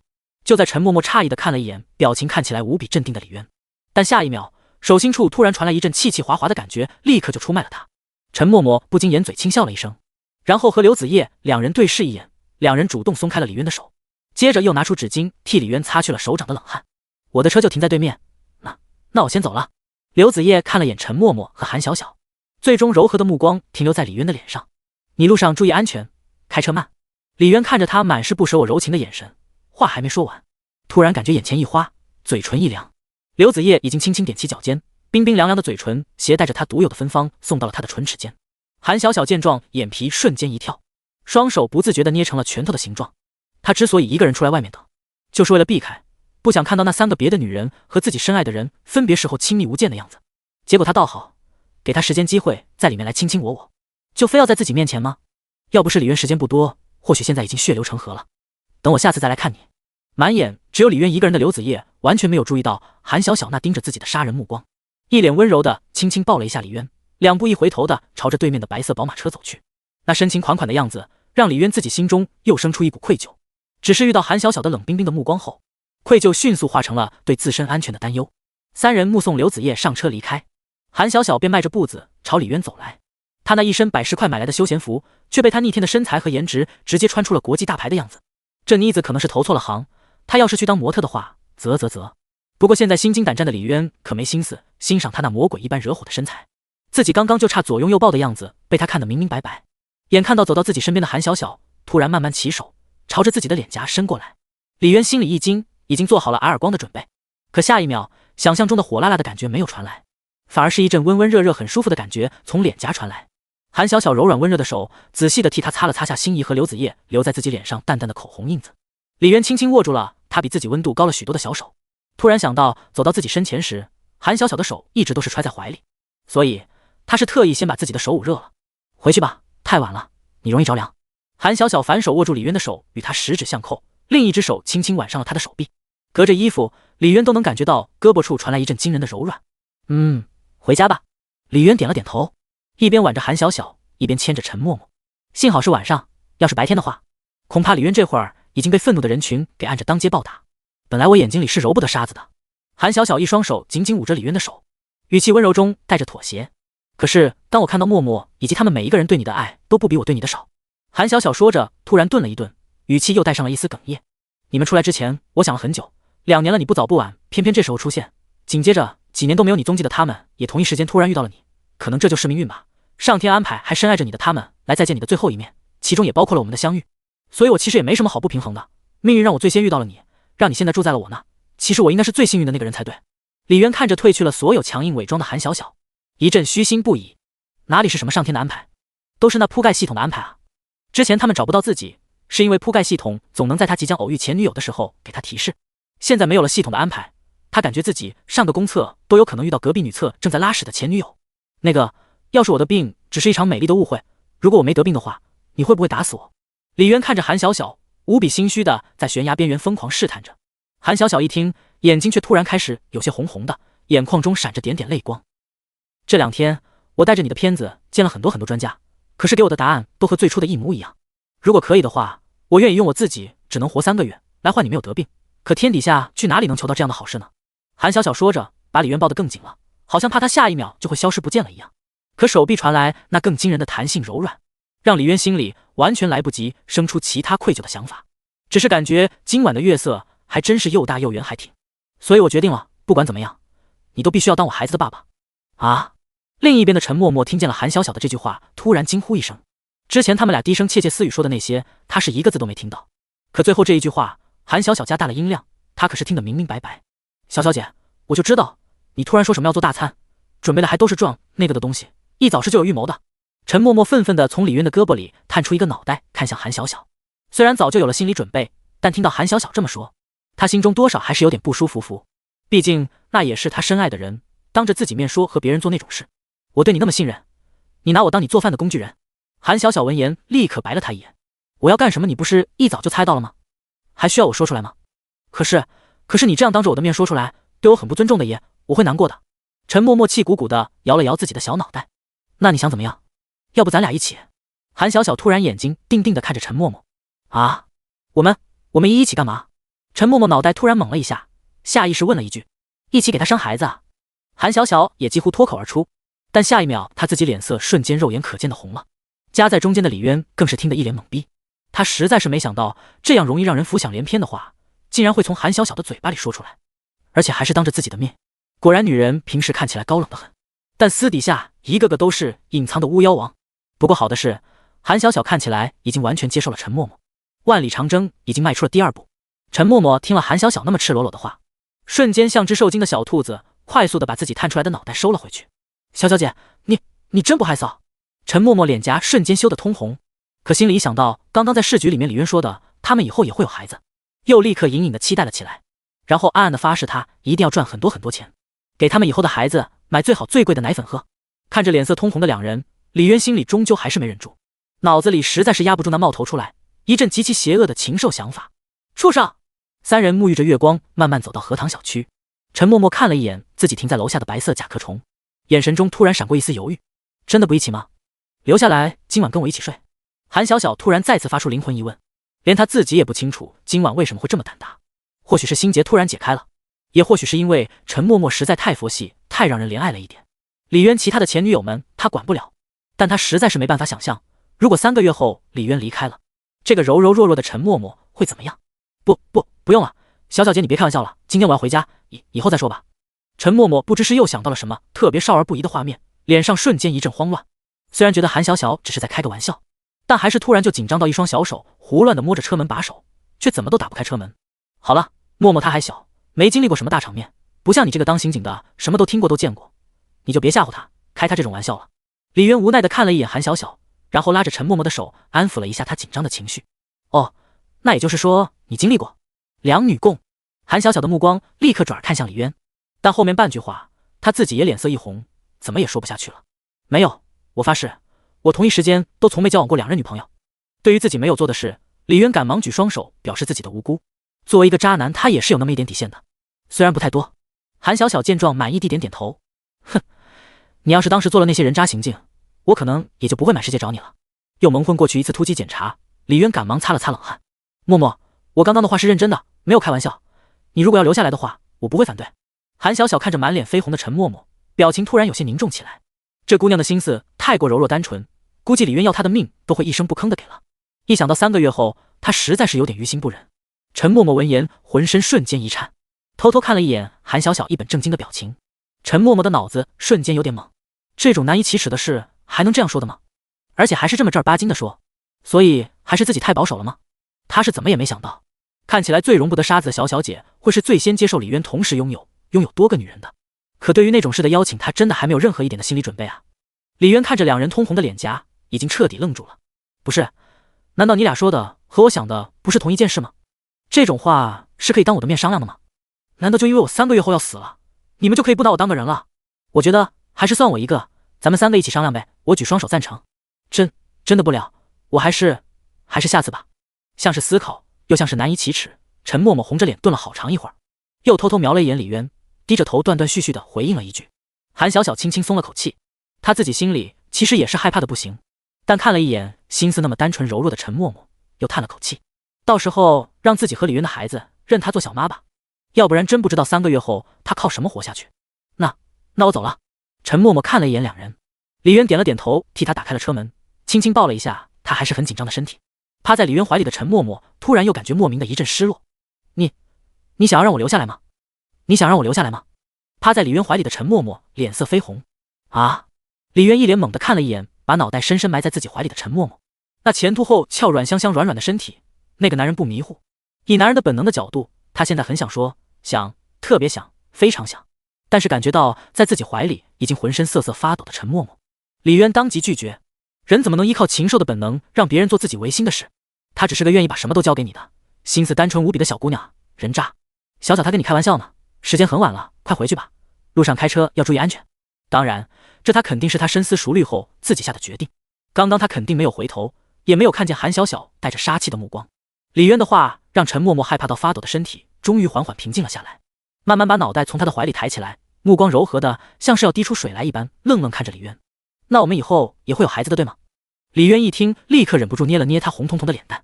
那当然，刚刚你自己说的嘛，下次一定。陈默默蒙着头一阵语塞。我回家了，明天再来找你。陈默默说完就红着脸迅速钻进了车里。李渊也弯下腰半个身子跟着钻进了车里，替他系好安全带，顺带着在他脸上亲了一口，再替他关上车门，看着陈默默不舍地启动车子。折腾了一宿，我都累死了。目送陈默默的白色甲壳虫缓缓离开小区，韩小小立刻又露出和之前只要2个人时一样的那副小女人模样，一脸撒娇的朝着李渊伸出手。我走不动道了，你抱我上楼。李渊摇了摇头，这女人变脸真是比翻书快。不过这次他想也没想，立刻上前将韩小小整个人拦腰抱起。韩小小一声轻呼，双手赶忙勾住了李渊的脖子，一双本就无比迷人的眼睛此刻眉目含情地盯着李渊的脸。饶是李渊这万花丛中过来的人，也被他这美到让人窒息的样子看得心中砰砰直跳，以至于开门的时候针都掉了。你不是锁神吗？怎么今天开门手都在哆嗦？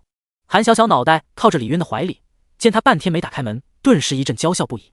李渊忍不住看了一眼怀里的绝色美人，果然，女人只会影响自己的手速。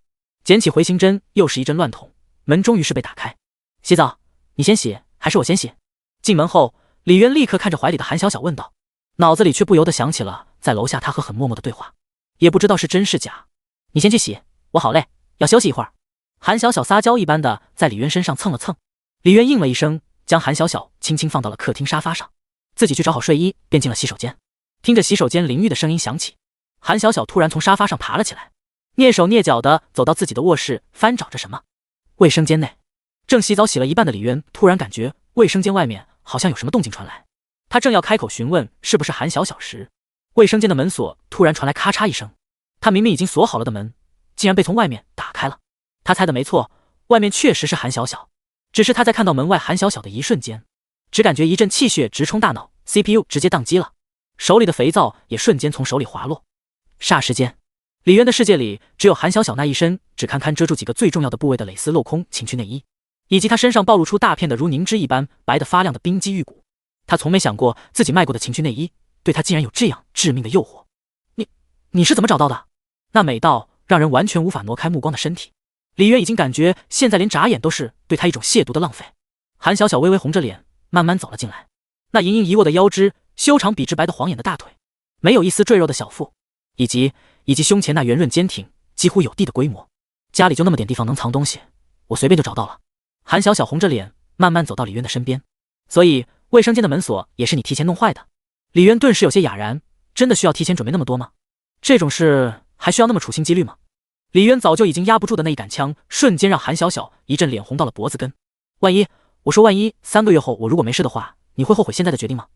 我是说，我有那么多前女友。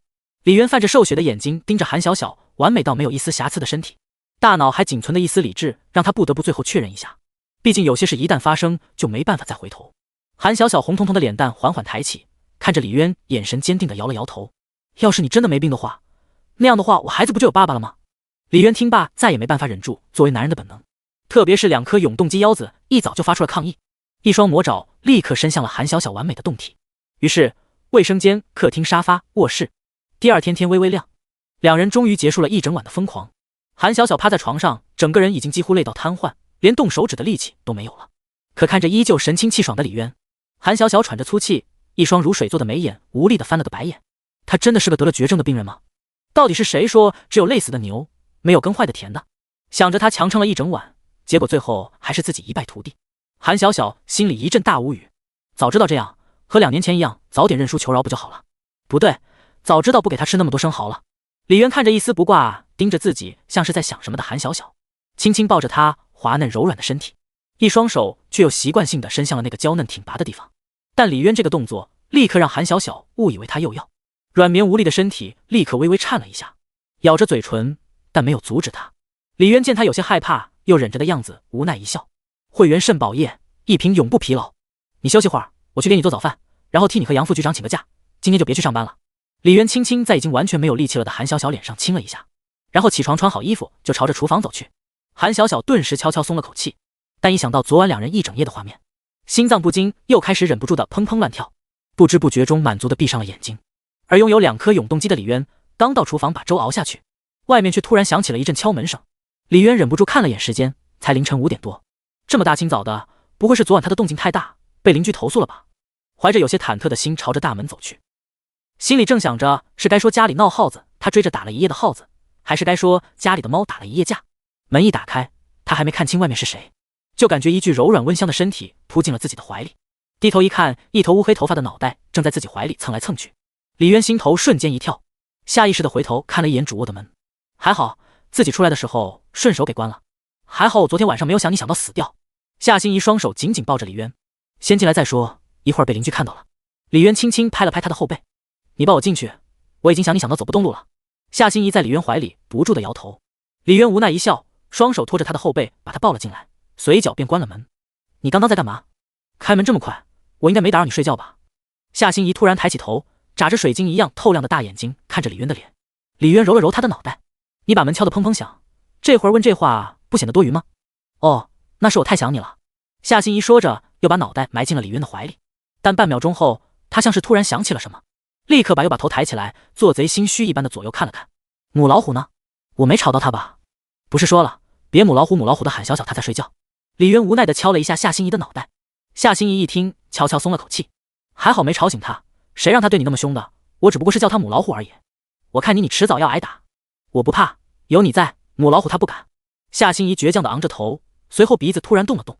好香啊，你在做饭吗？一股清香慢慢在房间内弥漫，夏心怡眼睛一亮，目光看向厨房的方向。锅里熬着海鲜粥，还得再等会儿才能喝。李渊轻轻揉捏着夏心怡顺滑的发丝。哦，我还给你带了包子呢，你最喜欢的韭菜肉馅的。夏心怡说着，就从她价值不菲的包包里面拿出了3袋热腾腾的包子和豆浆。李渊从她手里接过包子豆浆放到桌上，接着把轻轻她抱到了客厅沙发上，轻轻抚摸着她的脸颊。时间还早，你再眯一会儿，昨晚那么晚回去，今天还那么早起，你看你眼睛都是红的。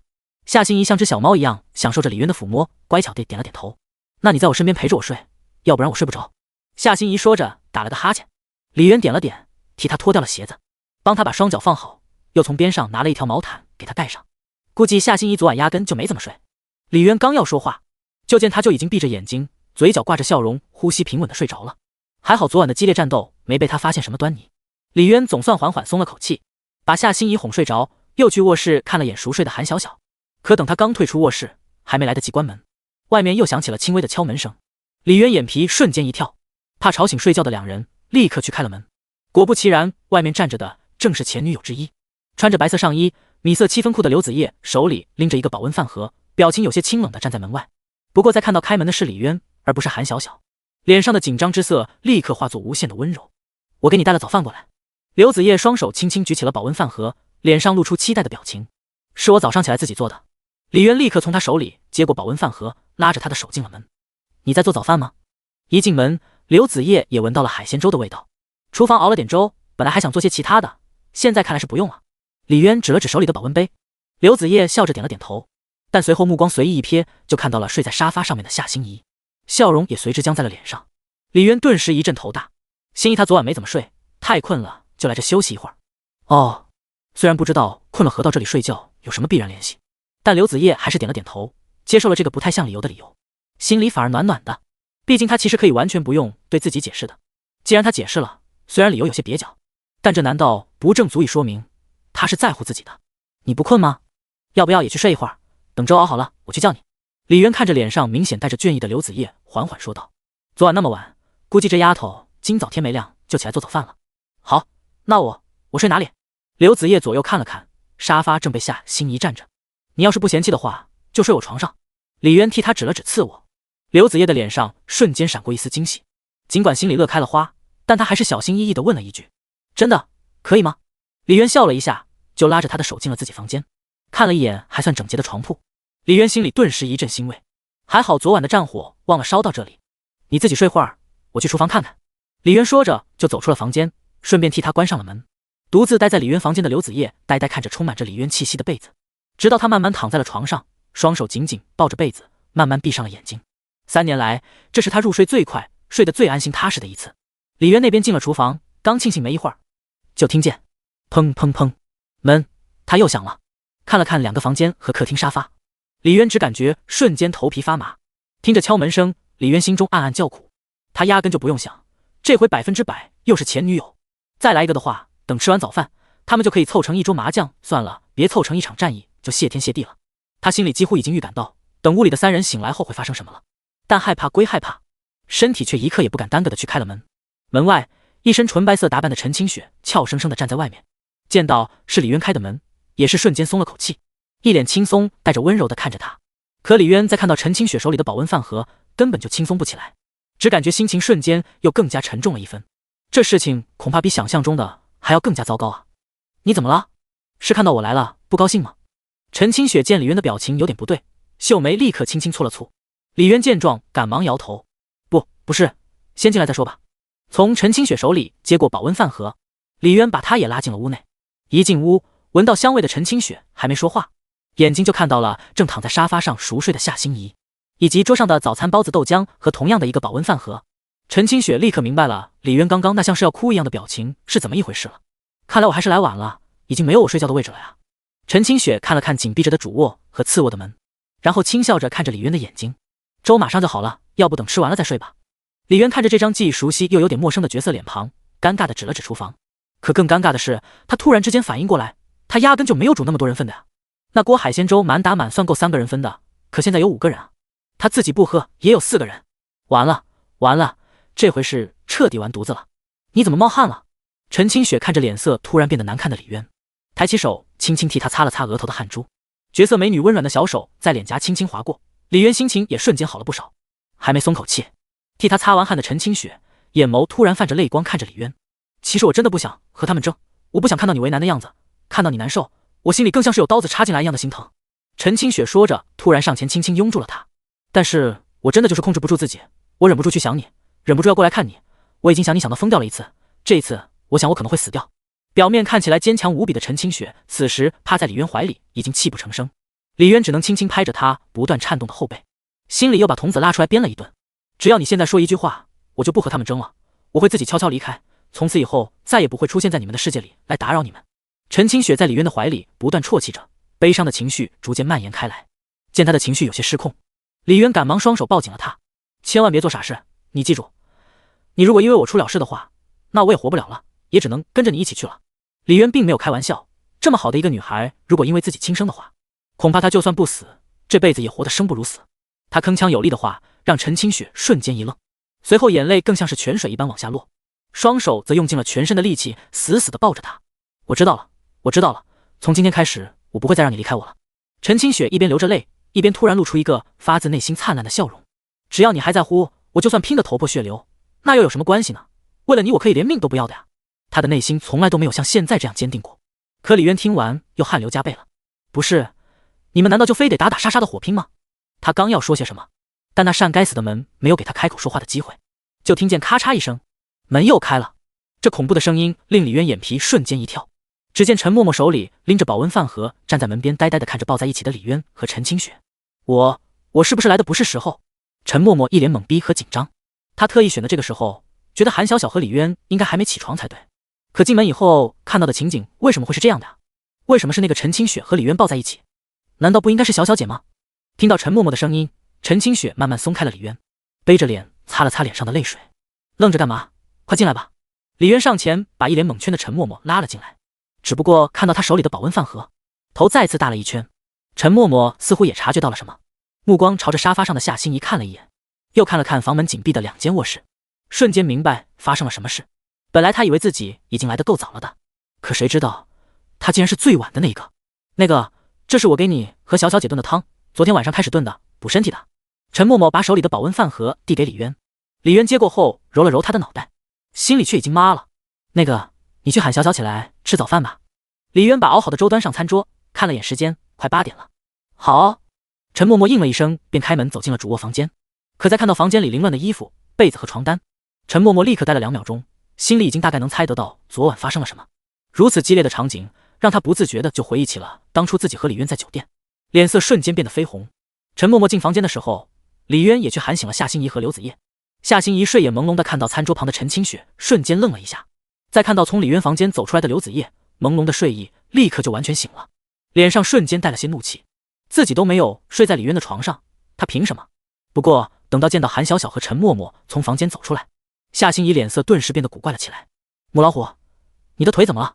夏心怡看着韩小小被陈默默搀扶着一瘸一拐地走出卧室，脸上还带着些不正常潮红的韩小小，眼里一阵迷惑。他这看起来明显是受伤了呀，难道昨晚自己走了以后，刘子叶就和他打起来了吗？夏心怡下意识地看了一眼刘子叶，见刘子叶完好无损地站在那，什么事都没，心中不由对他有点刮目相看。要是他俩昨晚真打了一架，刘子叶这人能处，预示他是真干架。下次韩小小再欺负人，就得拉上刘子叶。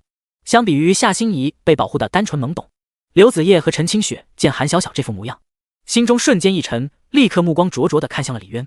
他们都是体验过李渊那双永动机甚的，韩小小现在这样的状态，立刻勾起了他们一些令人血脉喷张的往事回忆。李渊看着韩小小路都走不稳的样子，也是有点傻眼了。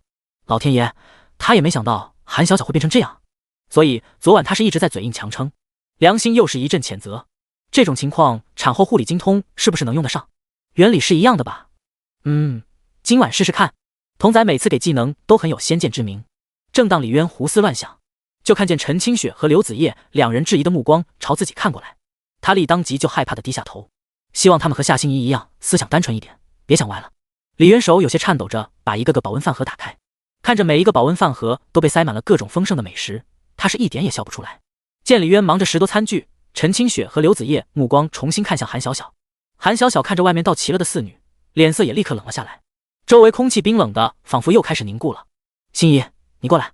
看着几人又剑拔弩张的模样，李渊立刻额头冒汗，赶忙冲着夏心怡招了招手。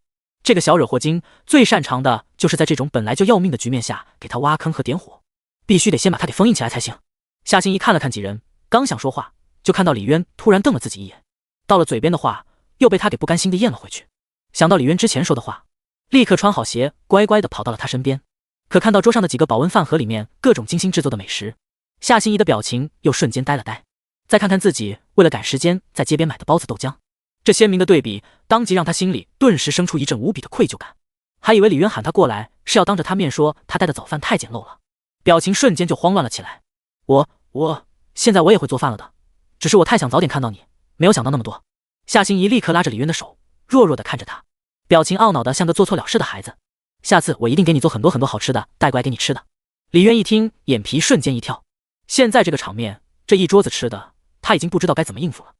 你还下次？那边韩小小听到了夏心怡的话，眼睛立刻看向餐桌，见到那一样样不重复的精美早餐，眼睛一凛。再想到自己那完全没有做饭的天赋，韩小小脸上瞬间闪过一丝懊恼和尴尬，与陈清雪和刘子叶对峙的气势也立刻就弱了一些下来。都来吃饭吧，吃完你们该上班上班，该打麻将的打。李渊见到剑拔弩张的气氛有些许缓解，赶忙冲着几人招呼一声。几人不善的目光缓缓看向李渊，随后又看向了李渊身旁的凳子。夏心怡也立刻察觉到了他们下一步的目标，具有先天优势的他立刻一把抱住了李渊的胳膊，拉着他一屁股坐到了自己的身边。另外，距离李渊最近的陈清雪不动声色地瞥了几人一眼，就是坐到了李渊的另一边。刘子叶和韩小小见状也只能恨恨地瞪了两人一眼，不太情愿地坐到了对面。只是韩小小屁股刚一坐下，就感觉下身一阵撕裂般的疼，心里立刻对自己一阵无语，昨晚非要逞那强干吗？陈默默见他表情有些不对，瞬间猜到了什么原因，毕竟当年他也有过这样类似的经历。他赶忙去从沙发上拿了一个海绵垫子放到了韩小小身下。陈清雪和刘子叶见韩小小这模样，不禁再次眉头紧锁，心里早就猜到了什么，但又不敢开口去证实，只能闷闷地看着桌上自己做的早餐，气氛瞬间变得有些微妙起来。不过现在最难受一定不是陈清雪和刘子叶，毫无疑问是李渊本人。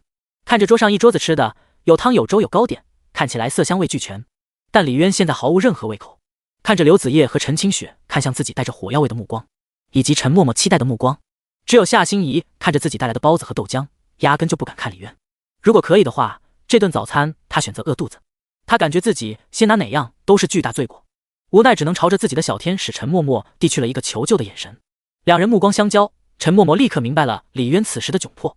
陈默默对着他悄悄露出一个甜甜的笑容，然后主动站起身，把自己带过来的羊肚菌虫草乌鸡汤给韩小小盛了一大碗，看了看剩下的汤还多，又分别盛了4个小碗递给了其他人。刘子叶和陈清雪对陈默默道了声谢，有陈默默的打掩护，陈清雪和刘子叶暂时收起了针锋相对的目光。可还没等李渊他松口气，这俩人的战场又从等待李渊主动化成了被动。李渊刚端起陈默默的鸡汤还没喝，两只娇嫩的双手拿着各自做的早点，不出所料伸到了自己面前。两人依旧针锋相对，韩小小因为疼的原因在，暂时没心情管这俩人。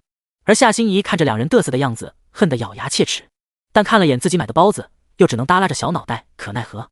谁让他从小衣来伸手，饭来张口，被人照顾习惯了，在照顾别人这方面没有别人那么心细。但李渊必须是他的，他不能就这样认输。夏心怡想着想着，暗暗捏紧了拳头。不行，今天回去就要把家里的5个保姆全辞了，以后家里的事情要养成习惯，全部都自己干。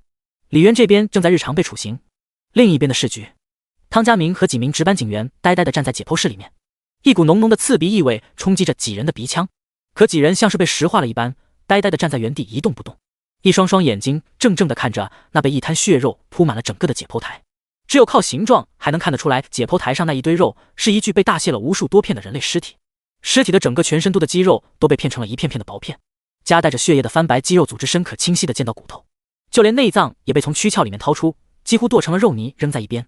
更不可思议的是，每一片肌肉组织都完好的挂在一起，没有被切断。这惨烈恐怖的情景比大货车碾过的尸体还要恐怖无数倍。不少心理素质差的，只看了一眼就已经去厕所吐了10几次，也只有见过大场面的还能勉强站住脚。汤队实在是数不清他被切成了多少片，很多地方都已经被切成了一堆碎肉，大概数至少有下了200多刀。一名警员上前仔细看了一遍后，摇头叹息：“那个秦法医有精神病吗？他这是疯了吗？”汤家明脑子里一团乱麻，心里更是已经吃惊到怀疑自己是不是来错地方了。市局怎么会隐藏着一个这么恐怖的生物？办了那么多的案子，还从来都没有见过像这样离奇的事情。分尸碎尸案他也办过不少，但能分尸成这样的还真是头一回见。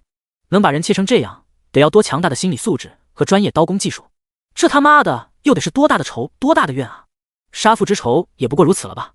秦法医人呢？汤家明无奈地摇着头，他已经被控制起来了，在审讯室呢。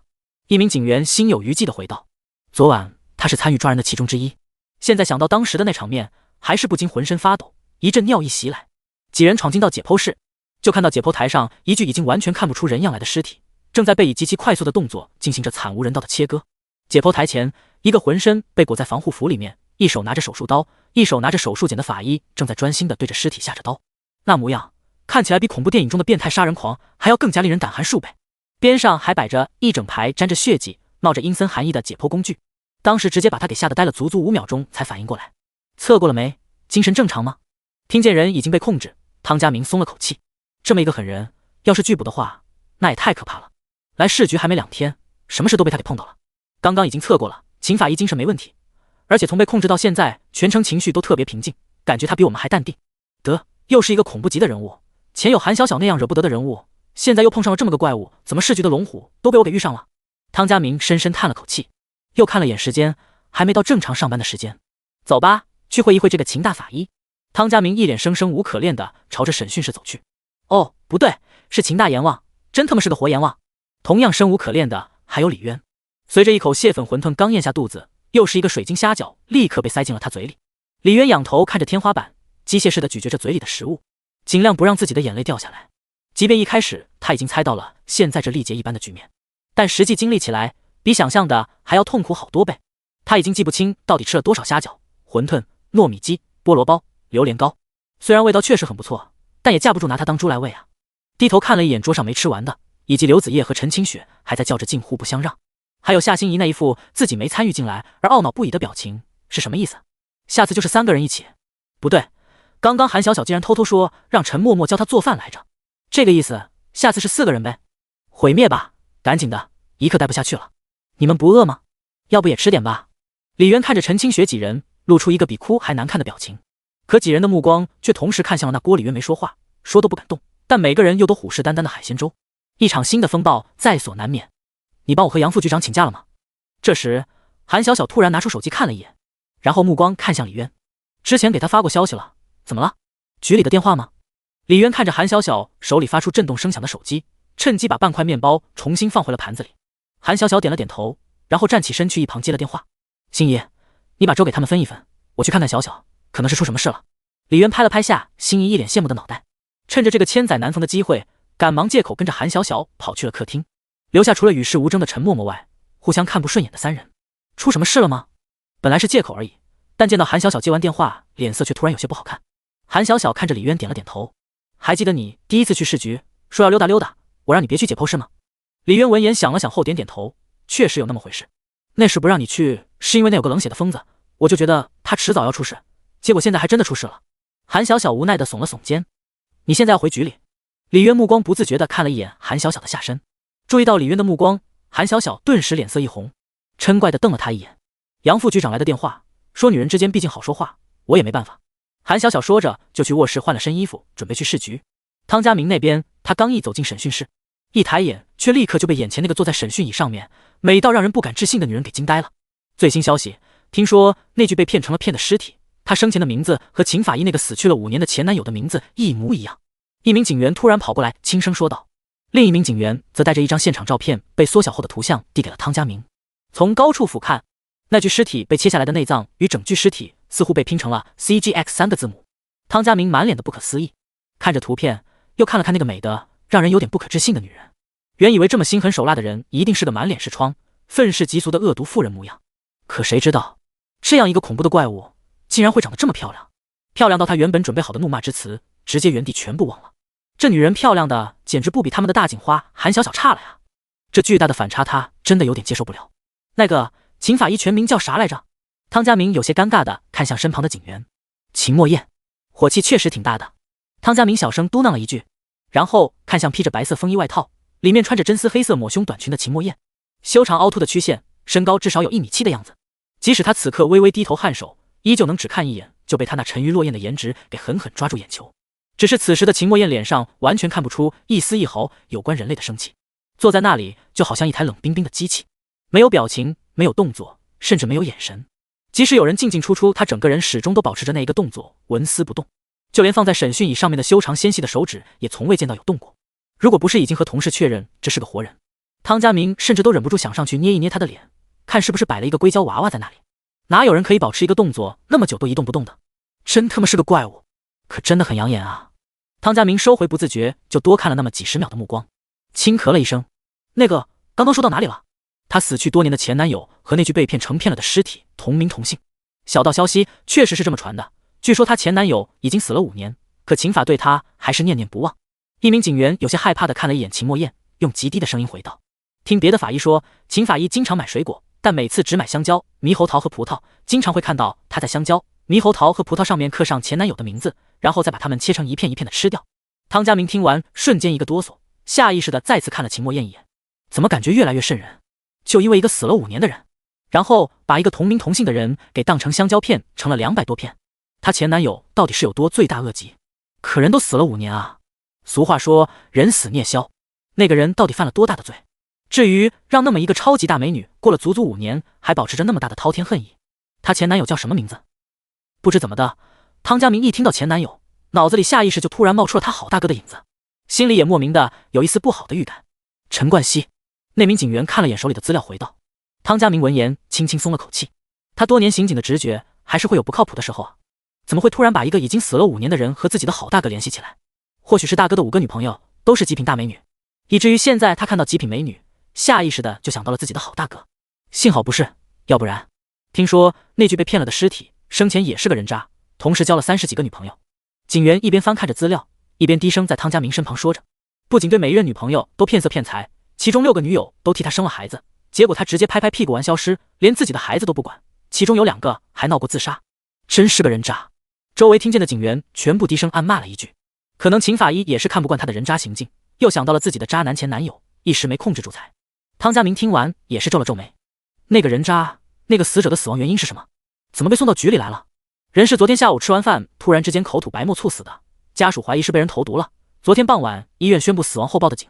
警员一边看着资料一边小声说着，实际死因呢？猝死？意外？汤家明看了一眼他一眼，法医鉴定后死因确实是中毒。别他妈绕弯子！汤家明一听立刻朝着那名警员踹了一脚，是被他的前女友投毒报复了，还是怎么回事？那警员摇了摇头，露出一抹无奈的神色。同事还在调查，但是刚刚根据现有的取证，死者母亲的作案可能性最大。汤家明一听立刻一边揉着太阳穴一边走出了审讯室。汤队，你不是说要会一会秦法医吗？怎么就走了？会个屁！你觉得这样的女人是我能搞得定的吗？汤家明立刻瞪了他一眼，又回头看了一眼像个冰冷机器的秦墨燕。我大哥来了，恐怕也够呛，就是不知道大哥什么时候有空出书。李渊，你来一下，我衣服后面的扣子扣不上，你来帮我扣一下。刚回到餐桌还没坐下的李渊，突然又听见主卧内正换衣服的韩小小娇滴滴的声音，本以为是就自己出刑场的，结果这一句话瞬间让局部的战火直接全面升级。除陈默默以外的其他3女立刻用充满杀意的目光看向了李渊。他一个当刑警的，除了内衣还有什么衣服是需要从后面扣扣子的？谁穿内衣需要别人的帮忙？当着他们的面，这不是在赤裸裸的挑衅又是什么？刚站起身的李渊迎上这几道带着审视的目光，顿时浑身一僵。你又不是他的保姆，母老虎他凭什么让你给他穿衣服？已经憋了很久的夏心怡立刻抱住了李渊的手，皱着眉看了一眼卧室的方向，一脸愤愤不平。陈清雪和刘子叶也是脸色瞬间变得不太好，两人微微点了点头。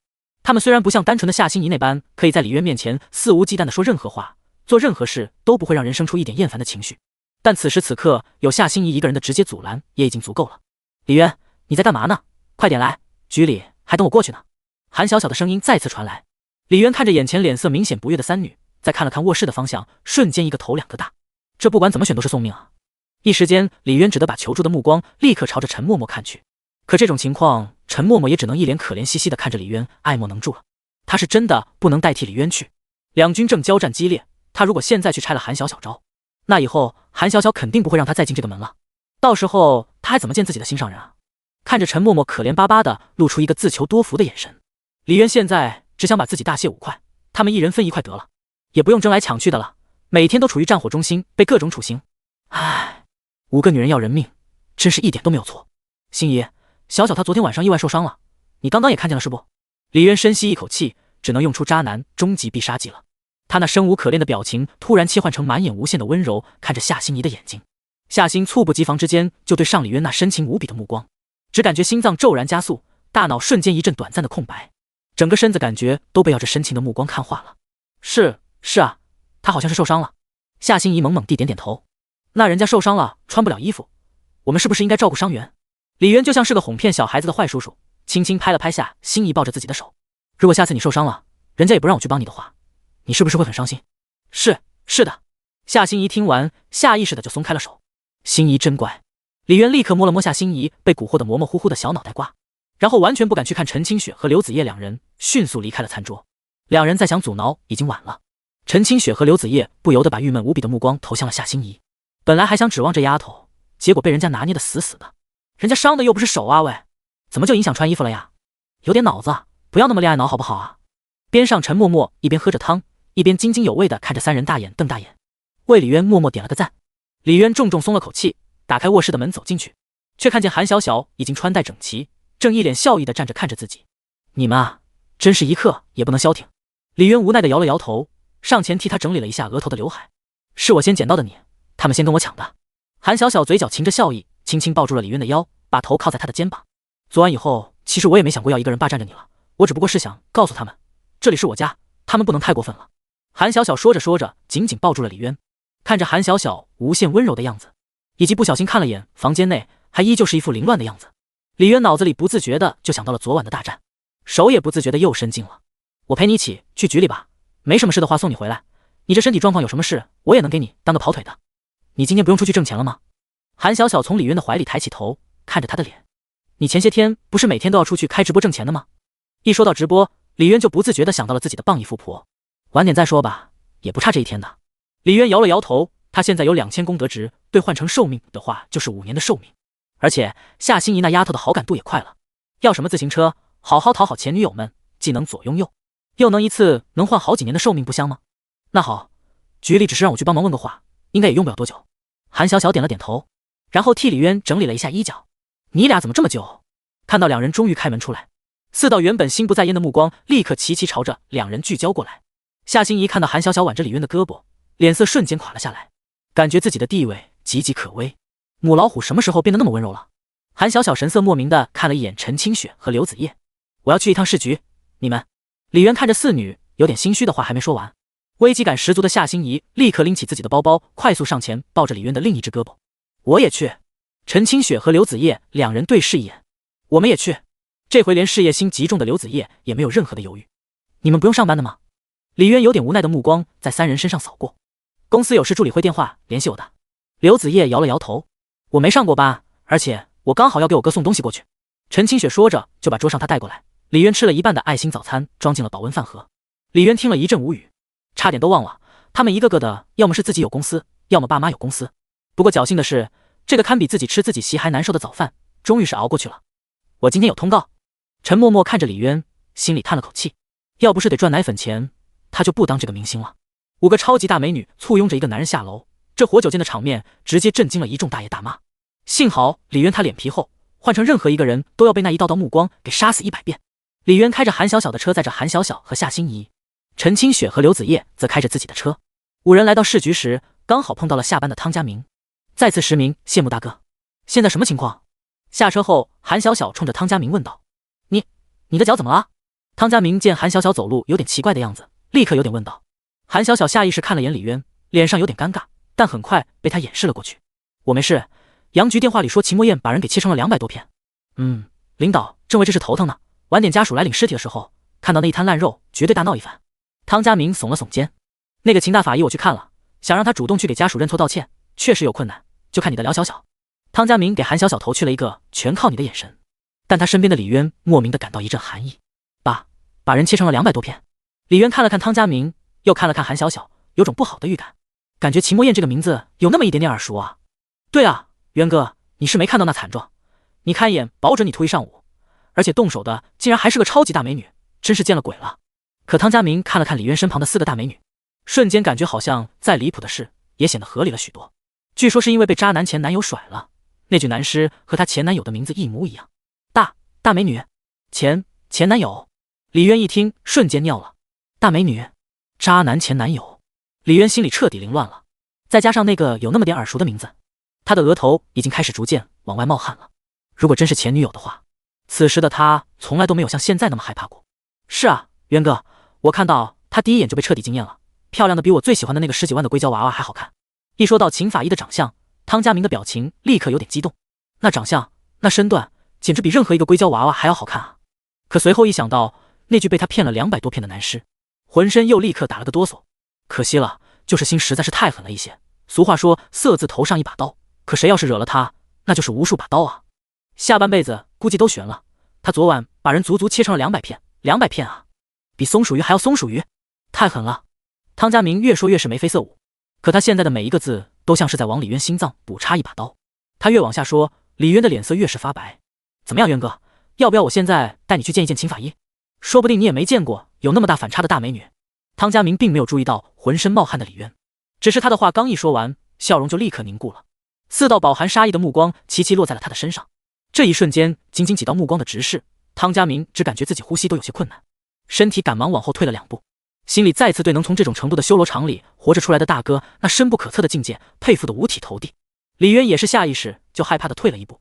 你怎么了？身旁的韩小小敏锐地注意到了李渊的身体变化，眉头瞬间一皱。我好像有点尿急。李渊捂着肚子，说着就要往市局外面走去，可他还没走出2步，就立刻被韩小小给拉了回来。厕所在里边，你往外面走干嘛？韩小小眼睛死死地盯着李渊，你是不是认识那个秦墨燕？凭借着刑警的职业敏锐以及直觉告诉他，这里面一定有问题。不过还没等满头是汗的李渊回答，夏心怡见韩小小好像又开始欺负李渊，直接气愤地拨开了韩小小的手，然后护犊子的整个人护在了李渊和韩小小之间。母老虎，你又发什么神经？他去哪上厕所你也要管吗？夏心怡小手拉着身后李渊的手，眼神怒视着韩小小。不明白发生了什么的陈清雪和刘子叶见状，悄悄往夏心怡这边靠了一步。陈清雪从包里悄悄拿出纸巾，替李渊擦了擦额头的汗珠。要不说搞刑侦的就是厉害，不仅一眼就洞察到了李渊的不正常，心理素质也不是一般人能比的。3对1，韩小小迎着3女的目光，气势却是一点也不弱。一旁的汤家明已经害怕的悄悄往后撤了5、6步。我今天不想和你们吵，你们不懂秦墨燕是个什么样的人。韩小小目光重新看着李渊，你刚刚听到汤家明说的了，秦墨燕那个人不是好惹的，你要是认识他。韩小小深吸了一口气，看着李渊，声音比刚刚温柔许多。可他话还没说完，身后又突然响起了一个甜美的女声：李渊哥，你也是来缝尸的吗？话音落下的瞬间，几人立刻朝着声音来的方向看去，见一男一女刚下车，正往这边走来。男的30几岁样子，穿着白色衬衫黑色夹克，走起路来沉稳有力，一身自信正气。女生大概20左右的岁数，穿着白色休闲服，扎着单马尾，看起来一脸活泼可爱。夏心怡、陈清雪和刘子叶在看到她的一瞬间，眼中立刻露出浓浓的警惕之色。有了先前几次的经验，他们都对任何一个认识李渊的妙龄女生充满了警惕心。夏心怡甚至也顾不得管韩小小，盯着那女生像只遇到了威胁的小猫咪一样，眼神带着凶狠，一眨不眨地看着她。陈清雪和刘子叶也没好到哪里去，他们俩最后才遇到的李渊，因为有夏心怡和韩小小一直存在，他们到现在都还在绞尽脑汁，怎么才能与李渊恢复到以前那种亲密的程度？怎么能接受又来一个人女人和他们抢？3人几乎是不约而同的把李渊给挡在了身后。被围了起来的李渊看着3女炸毛的样子，脸上的害怕逐渐转为了无奈。那只是之前在火葬场遇到的入殓师妹妹啊，又不是前女友。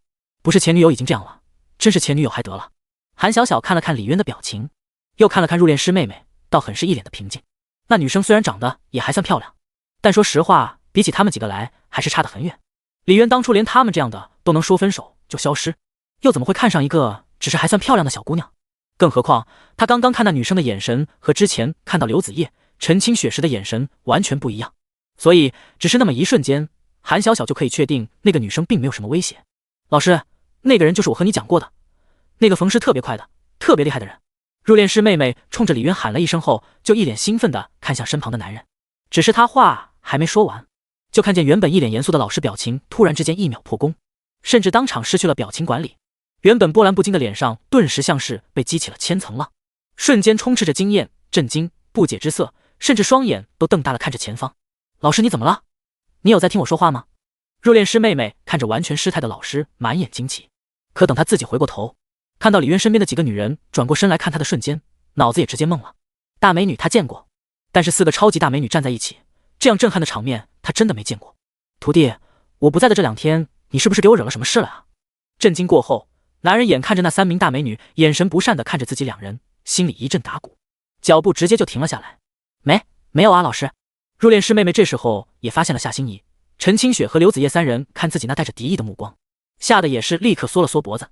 2人已经完全不敢往前走了，被那样的3个超级大美女怀着不小的敌意盯着，任谁都感觉一阵心里发毛。可这样的大美女，她平时遇都遇不到，怎么可能会得罪人家啊？入殓师妹妹满脸的害怕和疑惑，你们都把人家小姑娘盯得不敢过来了。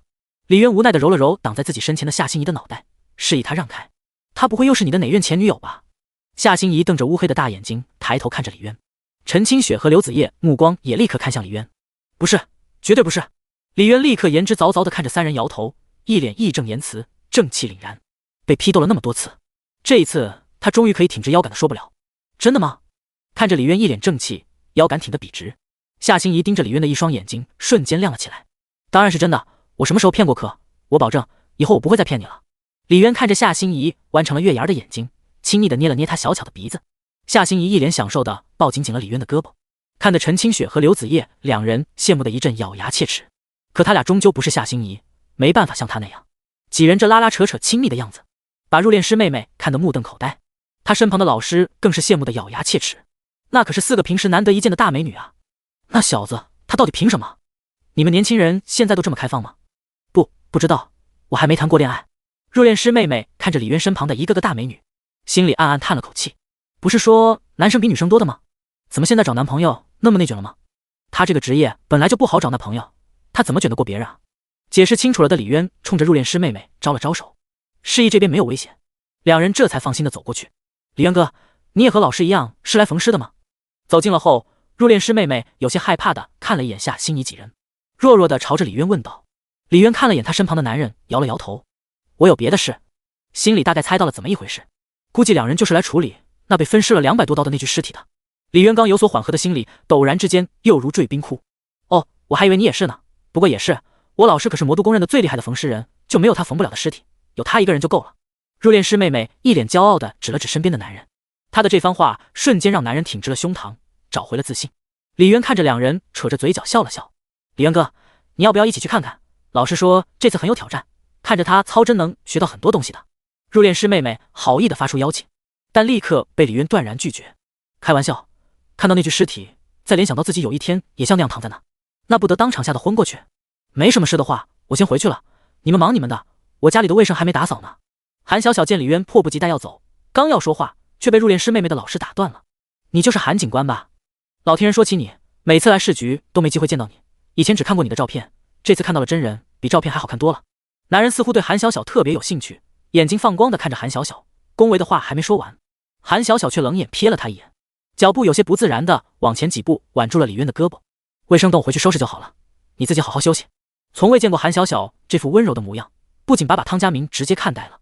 夏心怡也是一脸惊讶和狐疑看着韩小小，怎么凶巴巴的母老虎今天就像是变了一个人似的。李渊拍了拍韩小小的手，点了点头。入殓师妹妹的老师一阵尴尬的看了看亲密的2人，不禁想到了家里的母老虎，心里一阵羡慕不已。但2秒后，眼神立刻看向汤家明，扯开话题。听说是局里的法医把尸体给故意切坏的，这样的行为恐怕已经构成毁坏尸体了吧？这就要看能否取得家属的谅解了。家属如果坚决追究的话，局里也保不了他。汤家明看着他点了点头。那种情况，要是说工作失误或者工作需要，实在是有点糊弄不过去，所以把你们给请了过来，能不能获得家属的谅解，就靠你们的手艺了。说完，汤家明又叹了口气，找缝尸的来，其实也只不过是走个过场而已，被切成了那个鬼样子，再厉害的缝尸匠，那也得望尸兴叹啊。想到那么漂亮的同事即将要被关进监狱服刑，心里突然一阵可惜。男人闻言点了点头，专业这方面他有着无比的自信，就在他朝着技术科解剖室的方向走去，李渊却顿住了脚步。如果尸体没法复原，家属追究的话，他要被判多久？李渊突然转过身，目光看着韩小小。见他突然这么问，韩小小当即愣了一下，但随后像是想明白了什么，眼睛盯着李渊叹了口气。真要是追究起来的话，几个月少不了。听了韩小小的话，李渊犹豫了半秒钟，直接回头看向入殓师妹妹。我跟你们去看看。入殓师妹妹看了眼自己的老师，见他无所谓的耸了耸肩，立刻答应下来。你们去休息室等我。李渊拍了拍夏心怡的手，看着陈清雪和刘子叶，那种画面，女孩子家家的，恐怕看一眼就留下一辈子的阴影。三人也明白有些东西是他们看不得的，都乖乖的点了点头。陈清雪带着剩下一半的早餐去看自己的亲哥，韩小小则直接去了审讯室。审讯室内，秦墨燕还是低头颔首，同一个姿势坐着一动不动，白嫩细腻又无比精致的脸颊，加上一动不动的身体，看起来与最昂贵的硅胶娃娃还真有几分像。韩小小盯着他那张没有一丝表情却美得惊人的脸，心里再次肯定了自己的想法。秦墨燕，你认识李渊吗？这是我学校的老师刘松林，他可厉害了，是公认的最厉害的入殓师。李渊几人去解剖室的路上，入殓师妹妹一脸崇拜着看着身边的男人，然后又对着刘松林指了指李渊。他叫李渊，毕业于蓝翔技工学校手扶拖拉机专业，但是他的缝饰技术比我厉害好多。一旁准备来凑热闹的汤家明眼神奇怪的看了眼李渊。蓝翔不是早就倒闭了吗？手扶拖拉机专业是什么鬼？还有大哥什么时候连缝饰都会了？听着入殓师妹妹的介绍，李渊满脸黑线。当初他只是开个玩笑，谁知道他竟然深信不疑。刘松林也看了李渊一眼，自信的眼神中透出一丝傲慢和不满。毕竟在自己的专业领域里面，被自己最喜欢的徒弟当面夸别人厉害，对于任何人来说都会引起不爽。年轻人虚心求教才能不断进步，今天看在我宝贝徒弟的面子上，就破例一次，让你在一旁学习，看我是怎么处理比较棘手尸体的。你认识李渊这个人吗？审讯室内，韩小小眼神冷冰冰地看着坐在审讯椅上面一动不动的秦墨燕，等待着他的回应。可秦墨燕只是微微抬眼看了一眼韩小小，表情和眼神没有任何波动。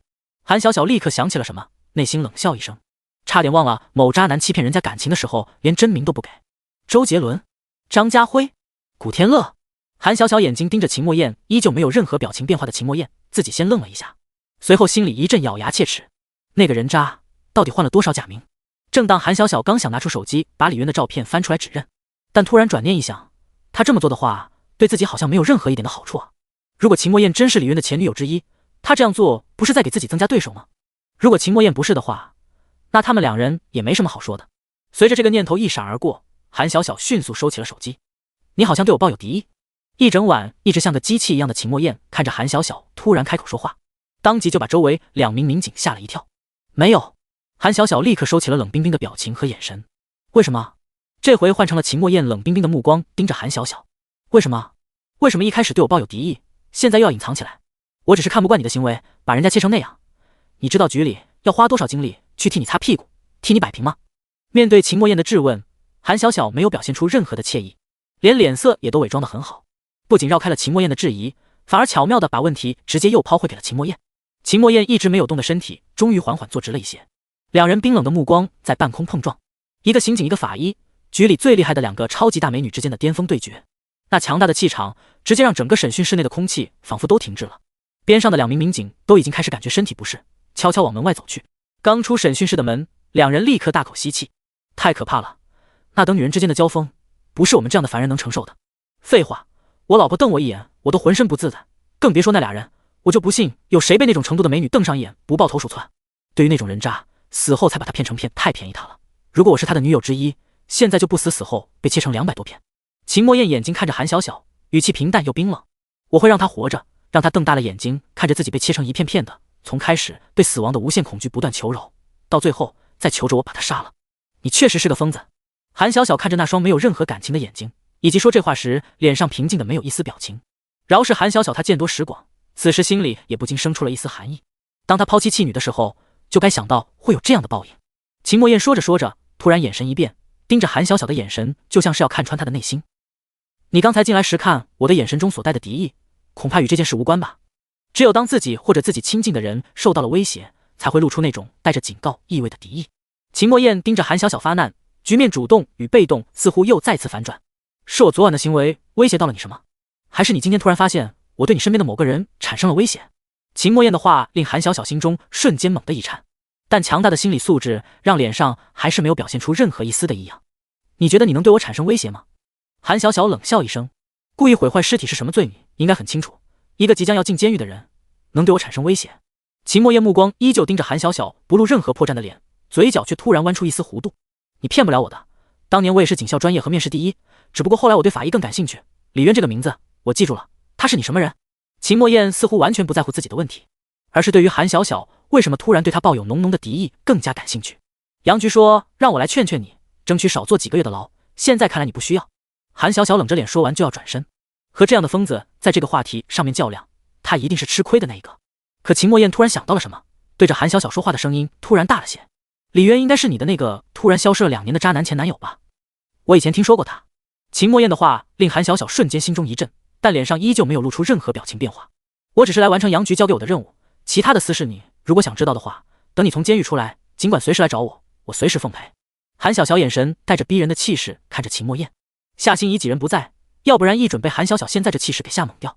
如果因为我昨晚的事才导致你对我产生了担忧，我表示很抱歉，我恨人渣，但我并不是你口中的疯子，我不认识你男朋友，更不会对他做什么。秦墨燕突然微微垂下了眼眸，以前我觉得我俩很像，认定了一个人以后就是一辈子，即使那个人他是个人渣，但现在看来你比我幸运，你现在的表现说明他没有渣的那么彻底。你要不准备答应道歉的话，我走了。韩小小看了秦墨燕一眼，见他并没有要开口的意思，心中松了口气，便扭头就直接走出了审讯室。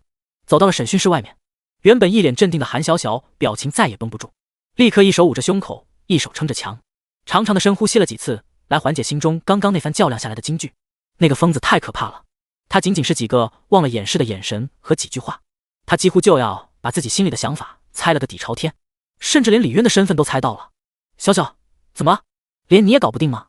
一直在外面等着的杨副局长见韩小小突然脸色有些发白的走出来，立刻迎上来询问。韩小小摇了摇头，杨局，他是什么人你比我清楚，上次把人打伤那事，几个副局长轮流劝都没让他服一句软，我看您就别管了，按正常程序走吧。哎，那丫头性子太冷了，在局里面跟谁都合不来，我要是不拉她一把，她进去蹲几个月，工作丢了，这辈子就毁了。杨副局长摇头叹息，一脸无可奈何。我看他自己倒是挺无所谓的，您在这替他操心，说不定人家家里有矿呢。韩小小说着看了眼审讯室，秦墨燕如果进去的话，不管是对自己还是对李渊来说都是好事。虽然期待着秦墨燕去坐牢的这个想法有点不地道，但是以秦墨燕疯子一样的行为，万一没坐牢，万一被他知道了他那个渣男前男友就是李渊的话，他真的不知道会发生什么。一想到刚刚他在里面说的那句，让他眼睁睁看着自己被切成片，一股彻骨的寒意瞬间从韩小小脚底直冲天灵盖。你到底招惹了多少女人，还有多少前女友？你惹谁不好，为什么非要去惹那个疯子？您现在要进去吗？韩小小眼睛看着杨副局长，就怕他还有什么杀手锏能把人给救了。不了，你都没办法，我这个老头子除了讲些你们年轻人不喜欢听的大道理，还能有什么办法？杨副局长有些惋惜的摇摇头，我去解剖室看看吧，或许还有最后一丝丝希望。韩小小听完立刻放心的点了点头，他刚刚进去前已经看过那具尸体的照片了，人都已经被切成了那个样子了，除非是神仙来了，要不然那样一滩肉不可能还缝得起来。我也去。想到李渊还在那里看热闹，韩小小立刻跟了上去。审讯室内，秦墨燕又恢复成了那一动不动宛如硅胶娃娃的模样。去解剖室内，入殓师妹妹看着那具零零散散的尸体，震惊的双手捂住了嘴，而她原本从容自信的老师此刻也是满眼的不敢置信，甚至表情有些崩溃。怎么会被切成这样？你们也没提前跟我说是这样的情况啊。刘松林呆呆的看着眼前的一滩肉，这根本就不可能缝合的了，别说没办法缝，就连给他浑身涂满胶水恐怕都站不住。那个规定您是知道的，死者照片不允许外传，所以汤家明有点尴尬的看着他，这确实是有点为难人了。刘松林无奈的上前仔细看了又看，心里不断浮现出各种缝合或者粘合办法，但全都被一一否定了。全身没有一块好肉，这压根就不知道从哪里下手啊。刘松林围着尸体想办法时，汤家明突然发现了李渊的不对劲，见他眼神呆滞的看着那具尸体，额头在不断冒汗。渊哥，正常人看到这样的画面肯定会不舒服的，你要是想吐一定别憋着，厕所就在边上。汤家明指了指旁边的厕所，可李渊现在是双腿发软，已经完全走不动道了。老天爷啊，这得是多大的仇，多大的恨意啊！这他妈比他想象的还要吓人无数倍啊！那个，你说他的名字和那位情法艺人渣前男友的名字一样，才会被切成了现在这样是吗？李渊咽了口唾沫，看向汤家明，艰难的开口。小道消息确实是这么传的，不过她前男友真实名字叫什么，其实我也不知道。哦，那他叫什么名字？李渊指了指那具尸体。他呀，叫陈冠希。汤家明随口答道。扑通，李渊瞬间双腿一软，直接一屁股坐到了地上。渊哥，你怎么了？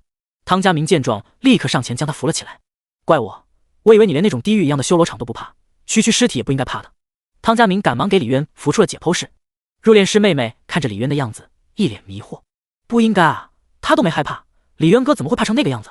啊，一个草包还学缝尸，你怕是看错人，他怕是入错行了。刘松林看了李渊一眼，眼中嘲笑之色毫不掩饰。这样一个草包小白脸，不就是长得帅了一点吗？到底是为什么会有4、5个那样的大美女围着他转的？就连韩小小那样的警花都对他倾心，他们好像还同居了。他到底凭什么？嫉妒已经使他面目全非。老师，你快放手，你都快把他的下身捏烂了。渊哥，你没事吧？我去喊嫂子他们来送你回去吧。把李渊扶出去后，汤家明就要去找夏心怡他们，但立刻被了渊拉住了。那个秦法医，他没有暴力或者杀人倾向吧？李渊拉着汤家明，眼神像个无助的孤儿。应该没有吧？汤家明想了想秦墨燕那安静到了极致的样子，摇了摇头。还没等李渊松口气，汤家明又想到了先前的八卦。不过惹到他的话就不一定了。之前有个师兄听说被他差点切掉第3条腿。李渊瞬间双腿一紧。渊哥，你不会对秦法医也有想法吧？汤家明突然想到自己这位好大哥攻略了5位大美女，现在又对秦法医那么关心。大哥不愧是大哥，明明都害怕的站不稳了，但心里还在想着把那样的狠人给拿下。李渊此刻已经害怕到脑子里都开始胡思乱想到自己应该埋在哪了，连同是否要把那具尸体复原也产生了深深的犹豫。复原的话，他大概率不会坐牢，自己恐怕危矣。如果不复原的话，渊哥那可是个狠人啊，你可一定要三思，色字头上1把刀，秦法医头上200把刀啊。汤家明看着李渊突然眉头紧皱，一副纠结的样子，还以为大哥又在思考怎么拿下秦墨燕那个大美女，吓得赶忙劝解。你看到那具不成人形的尸体了，他被切成这样不仅仅只是和秦法医的前男友同名，还因为生前脚踏30几条船。虽然大哥现在只是5条船，但这样发展下去，作死惹了秦阎王，也是在死亡的边缘疯狂试探。你有过年轻不懂事，亏欠过别人的经历吗？李渊突然缓缓抬起头，挣扎的眼神慢慢趋于坚定。我。汤家明愣了一下，随后微微抬起头，眼神变得深邃。谁还没有年少懵懂犯过错的时候呢？只是当你缓过神来，想要弥补回头的时候，他早已消失在了茫茫人海，再相见都成了奢望。年轻懵懂不是借口，你对别人做的一切，未来都会原封不动的反弹回到自己身上。你亏欠别人的，总会以另一种方式补回来。李渊听着解剖室内不断传来入殓师妹妹的惊呼，眼神已经变得坚定无比。走吧，去摘回自己当初种下的果，哪怕它是一枚恶魔果实，年轻时犯下的错，总归有人要去做些事来弥补一些什么。说完，李渊松开汤家明的胳膊，慢慢站起身。这一刻，红色的朝阳洒在他坚毅的背影，就像是给他镀上了一层淡淡的金光。此刻他宛如一个救世主。好帅！李渊重新走进解剖室的那一刹那，刚从里面走出来的入殓师妹妹不经意的一瞥，心跳瞬间停滞了半拍，随后心脏便开始砰砰砰的狂跳不止。你的脸怎么突然红成了这样？刘松林看了眼入殓师妹妹，一脸奇怪。我没事，太阳晒进来太热了。汤家明看着李渊瞬间变得高大的背影，陷入了沉思。大哥连说话都那么有境界，亏欠别人的一定会以另一种方式补回去吗？难怪现在老有同事偷我辣条吃，所以是在长环小学6年级的时候每天偷同桌的辣条的债吗？可那时候他为什么明知道我每天都要偷，他还是每天坚持买呢？现在我为什么又要每天下意识买一包辣条放着被人偷走呢？想着想着，汤家明的思绪又重新回到了那个阳光明媚的课间。同桌迎着阳光眯着眼，对着自己露出一个大大的笑脸，假装没有看到那只伸进了他课桌的手。汤警官，麻烦你转告一下杨局长，这具尸体我实在是没办法修补，全世界最厉害的缝尸人来了也拿他没辙。刘松林看了一眼门外的汤家明，眼睛则斜了一眼李渊。年轻人这点心理素质都没有，我看你以后是吃不了这碗饭了，趁现在还早，赶紧转行吧。李渊朝着他微微一笑，然后看向汤家明，那具尸体我能试试修补吗？我能修补那具尸体吗？李渊坚定的眼神看着汤家明。汤家明愣住了，刘松林和入殓师妹妹还有几名警员也都同时愣了一下。小子，我刚说修补不了，你这是在故意拆我的台吗？刘松林瞬间脸色不悦地看着李渊。李渊朝他笑了笑，然后看向了入殓师妹妹手里的缝尸工具箱。你的工具能借我用一下吗？不行。刘松林看着李渊闻言刚要拒绝，顺带再嘲讽他一番。可当李渊的目光与入殓师妹妹的眼神相接触，入殓师妹妹当场便缴了械，立刻举起双手把工具递到了李渊的面前。可以的。看着脸蛋红红的入殓师妹妹，李渊接过工具相道了声谢。刘松林看了一眼自己突然就胳膊肘往外拐的宝贝徒弟，脸色一滞。你干什么？谁让你把东西借给这个草包的？你不会真觉得老师我都没办法，他这个看到尸体双腿发软的草包有能力搞得定？刘松林凶巴巴地瞪了一眼入殓师妹妹，入殓师妹妹低着头小声嘟囔了一句，不敢反驳。渊哥，你真会缝尸啊！汤家明看了看李渊，又看了看一脸气愤的刘松林，一时间有点懵圈。面对一群人的质疑目光，李渊只能无奈地朝着解剖台走去，用行动来证明自己是真的堪比蓝翔济公。你别又吓得瘫在地上了。刘松林冷笑一声，见状本想要阻止他回自己的东西，但转念一想，让他再多出一次臭似乎更好。渊哥，别！汤家明赶紧跑进来，想要阻止。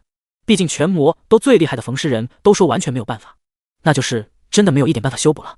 可当他看到李渊靠近解剖台，不仅没有出现刚才那样害怕的双腿发软，反而眼中透着一股无比的自信与光芒。汤家明说了一半的话也顿时止住了，脑子里不由想起了上次节目里郝大哥带着他摆烂的时候，当遇到全国顶级的扒手挑衅，那时候他也是露出了像这样一般自信的眼神。李渊围着尸体仔细地看了一圈，刘松林等人还在奇怪他为什么刚刚还被吓得瘫在地上，现在这么近距离的看着那具尸体，又完全没有任何不适的样子。李渊看着汤家明微微一笑，没事，我专业的。你这样爱出风头的年轻人我见多了，别装模作样的瞎费劲了。我缝过的尸体比你见过的死人还多，就这样的没有人能下得了手。刘松林一听，立刻以为李渊是在哗众取宠，语气不耐烦中透着嘲讽。论到专业，谁能专业得过他？这么多年来，从来没有哪个同行敢在他的面前说自己专业。同时，刘松林又瞪了一眼自己的宝贝徒弟，问也不问自己就把工具擅自借给别人。不过李渊并没有理会刘松林，围着尸体绕了一圈后，便不紧不慢地打开工具箱。小汤，去帮我打一盆热水。李渊抬头看向汤家明，汤家明对上那副自信的眼神，没有任何犹豫，便让身旁的警员去弄了一壶热水。不是，你们还真信他？我在这一行20几年，从小跟着师傅学缝尸，我说缝不了的尸体，谁敢多看一眼说自己有办法？刘松林感觉汤家明没有阻止李渊，甚至还协助他的行为，无疑就是在打自己的脸。汤家明有些尴尬地看了一眼刘松林，这位手艺在魔都最顶尖的缝尸人，不仅与市局免不得经常有往来，与各地的分局也少不了打交道。他说的其实也对，好几次他说缝不了的尸体，局里从来都不会再找第二个人来看一眼。可现在那个人可是他的好大哥啊！热水打来后，李渊不管几人惊讶和不屑的目光，开始对尸体进行清洗。老师，他的动作好快，好好看。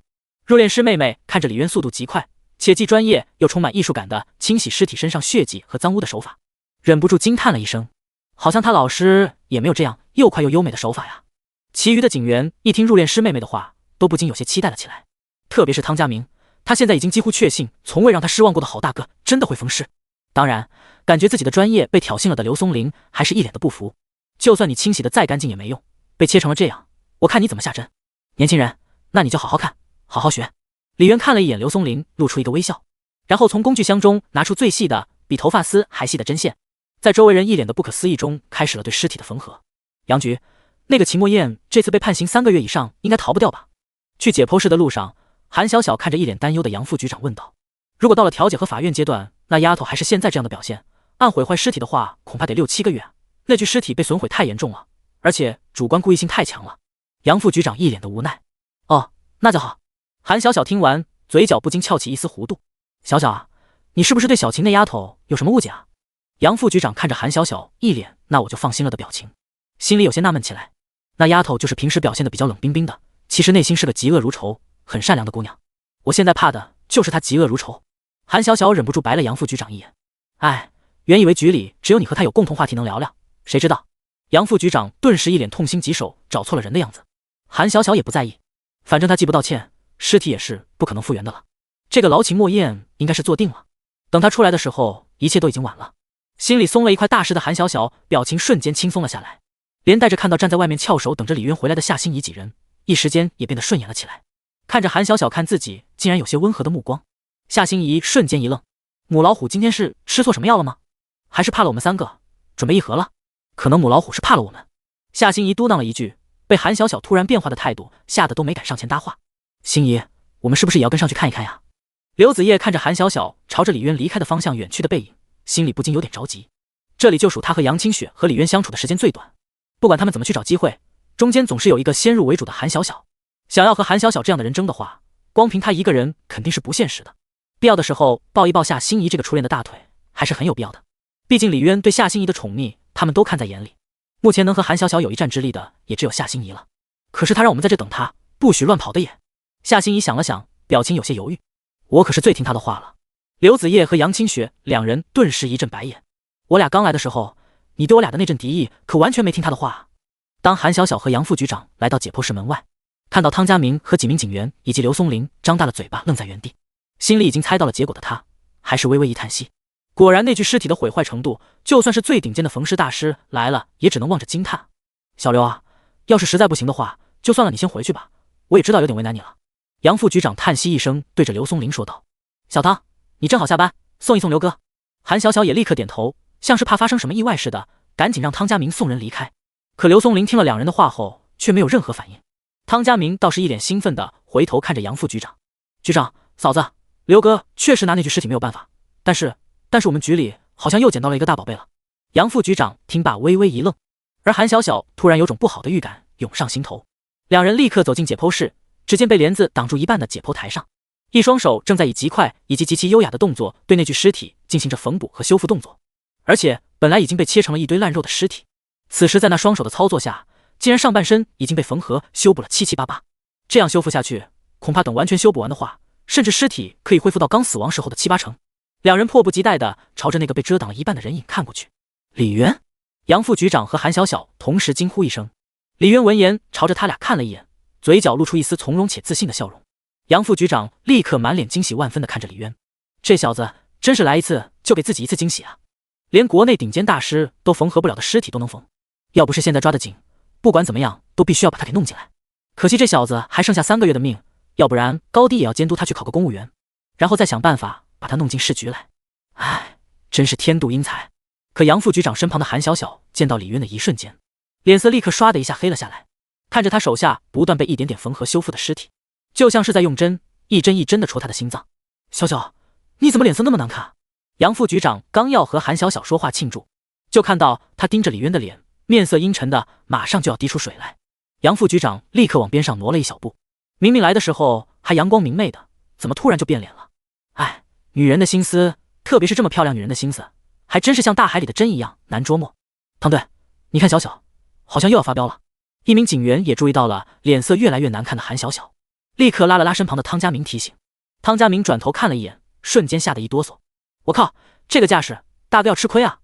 汤家明小声嘀咕了一句，但他眼睁睁地看着韩小小朝着李渊走去，身体完全不敢动。而开口阻止韩小小的，却是之前对李渊百般不顺眼的刘松林。韩警官，缝尸的时候最忌讳有外行靠近干扰，特别是这么棘手的尸体，错一针都可能没法弥补回来。回过神来的刘松林紧张地看着韩小小，他此时对李渊如天神一般的手法已经是彻底的拜服，不仅是拜服，还在像李渊之前说的那般专心致志地学习着他的手法。对于韩小小有可能的打扰，自然是本能的阻止他。可他还没硬气1秒钟，就被韩小小一个眼神给盯蔫了。宝贝徒弟啊，以后可千万别学韩警官，要不然你男朋友就惨了。韩小小看着还冲着自己微笑的李渊，心里的无名火是蹭蹭蹭的往上冒。这家伙本以为秦墨燕进去已经是铁板钉钉的事，应该不会再有什么意外了，他也不会被那个疯子一个不小心给大卸8块。可他万万没想到，意外竟然出自了那个家伙自己的手。你先停一下。韩小小走到李渊身边，压制着怒气小声说道：怎么了小小？李渊看着韩小小难看的脸色，心瞬间一沉，手里的动作也跟着停了下来。你见过那个秦法医了是吗？还以为又一个前女友出现，韩小小是吃醋了。李渊小心翼翼地问道：见过他了，你要不要听一听他对我说了什么？韩小小看着李渊有些紧张的脸，突然叹了口气，心里的怒气也立刻消了一大半。李渊看着韩小小的脸点了点头。韩小小深吸了一口气，调整了一下复杂的心情后，缓缓低声开口。他说，如果哪个人渣把他给辜负了的话，死后再把他切成200多片便宜了人渣，他会把那个人渣活生生的给切成200多片。韩小小话还没说完，李渊手里的针线瞬间脱手，看了看身下破烂不堪的尸体，再联想到自己，脸色唰的一下直接白了。李渊，你怎么停了？小小，你赶紧回来，别去妨碍人家。杨副局长见韩小小和李渊两人窃窃私语，不知道在说什么，一脸的着急。这可不仅仅是小秦那丫头一个人的事，还关乎到咱们局里的声誉问题，你可不能在这时候给局里捣乱。我们回家，这个刑警我大不了就不干了，明天我就递交辞职申请。韩小小看了杨副局长一眼，说完拉着李渊的手就要往外走。周围几人见韩小小那不像是开玩笑的样子，神色瞬间一慌。杨副局长更是神色一滞，他韩小小要是真辞职了，恐怕局里整个经侦系统都得震3震啊。原本那些个为了在大美女面前出风头，什么活都抢着干，什么案子都抢着破的年轻人，还不得翻了天喽。想着想着，杨副局长的额头都已经开始冒冷汗了。眼看着韩小小来了以后，金针队伍前所未有的壮大，一个个为了表现，破案率还高得吓人。他要是辞职了，自己就是罪大恶极啊！人家恨的是我，你辞职干嘛？李渊也是一阵苦笑，用手肘把韩小小往身后顶了顶。我现在阻止了你，免不了以后被人记恨，还不如自己走。韩小小昂着脑袋，一脸倔强地看着李渊。谁告诉你我要放弃了的？李渊则慢慢弯腰从地上捡起针线，还要继续刚刚未完成的工作的样子。你疯了！韩小小见状，立刻拽着李渊的胳膊，想要把他拖走。可任凭他怎么用力，李渊坚定地看着他的眼睛，摇了摇头。他只是被关几个月而已，又不是被砍头了。他这回坐牢，等他出来以后，说不定对我的怨念更大了。李渊心中微微一阵叹息，真是应了那句躲得了一时，躲不了一世啊。可是你……韩小小还想阻止，但李渊已经用胳膊肘揽着他，慢慢把他推了出去，接着就开始继续专心缝合尸体。韩小小此刻也知道自己阻止不了他，也只能站在外面呆呆地看着李渊专心修补尸体的样子，看着他那副专心致志的把自己往火坑里推的样子，即使再过100年还是会让他心动不已。可有时候又多希望他就是一个彻头彻尾的人渣，那样一来自己或许就能咬咬牙不管他了。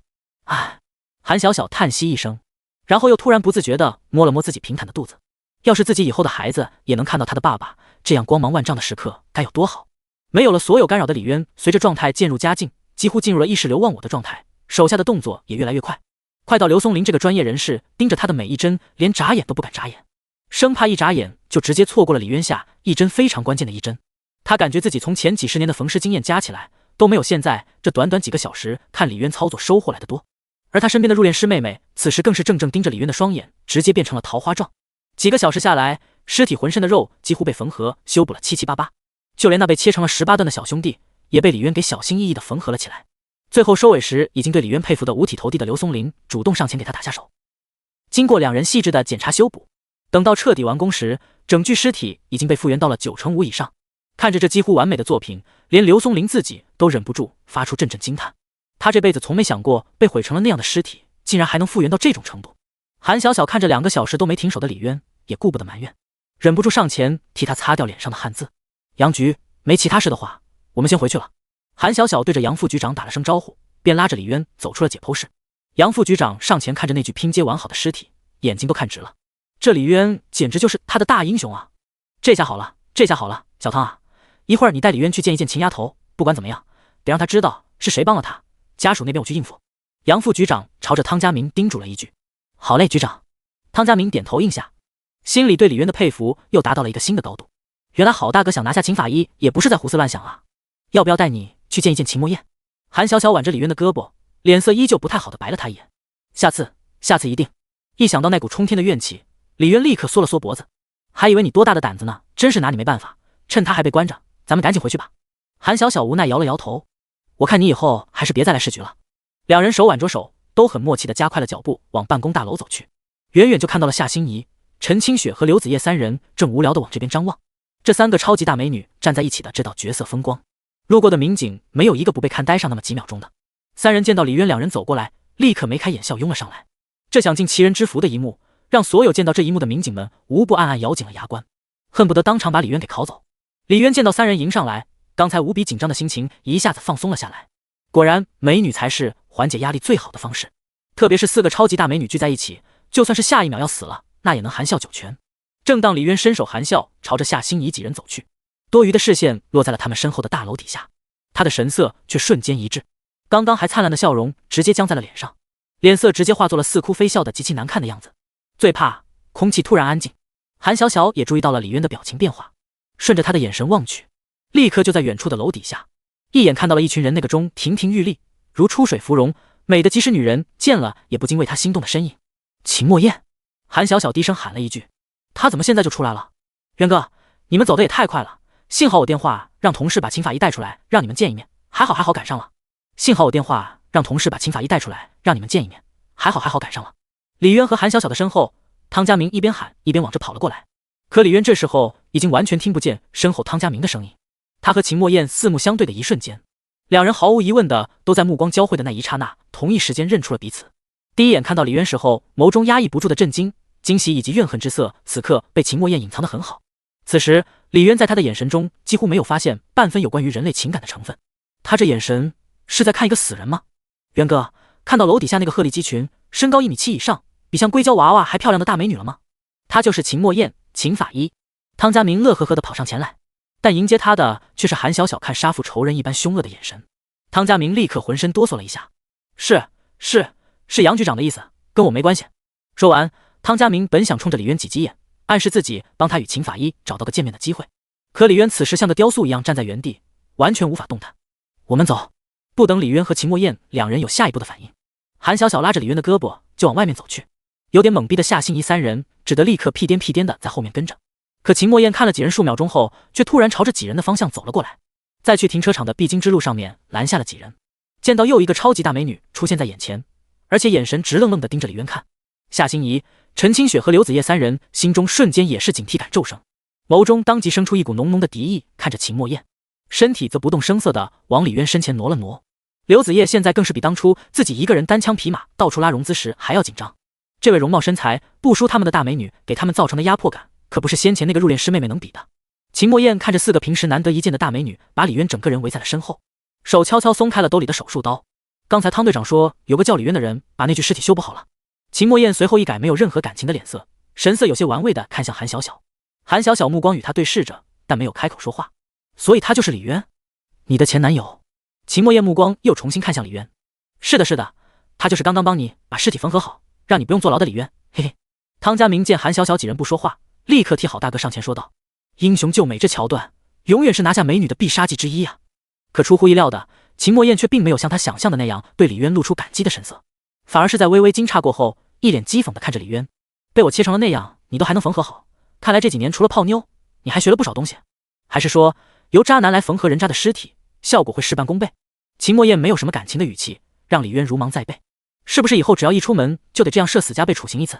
因为看到那个人渣的下场，他们往往会联想到有一天自己的下场，缝合起来自然就更加用心，是吧？冠希，哦不对，是李渊啊！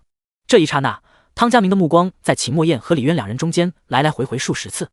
你们早就认识啊？冠希这个名字听起来感觉还挺熟悉的，但在细细琢磨了一番后，汤家明瞬间瞪大了眼睛，满脸不可思议地看着满脸生无可恋的李渊，以及韩小小那愈发想到了自己的眼神。卧槽，他竟然喊大哥叫冠希！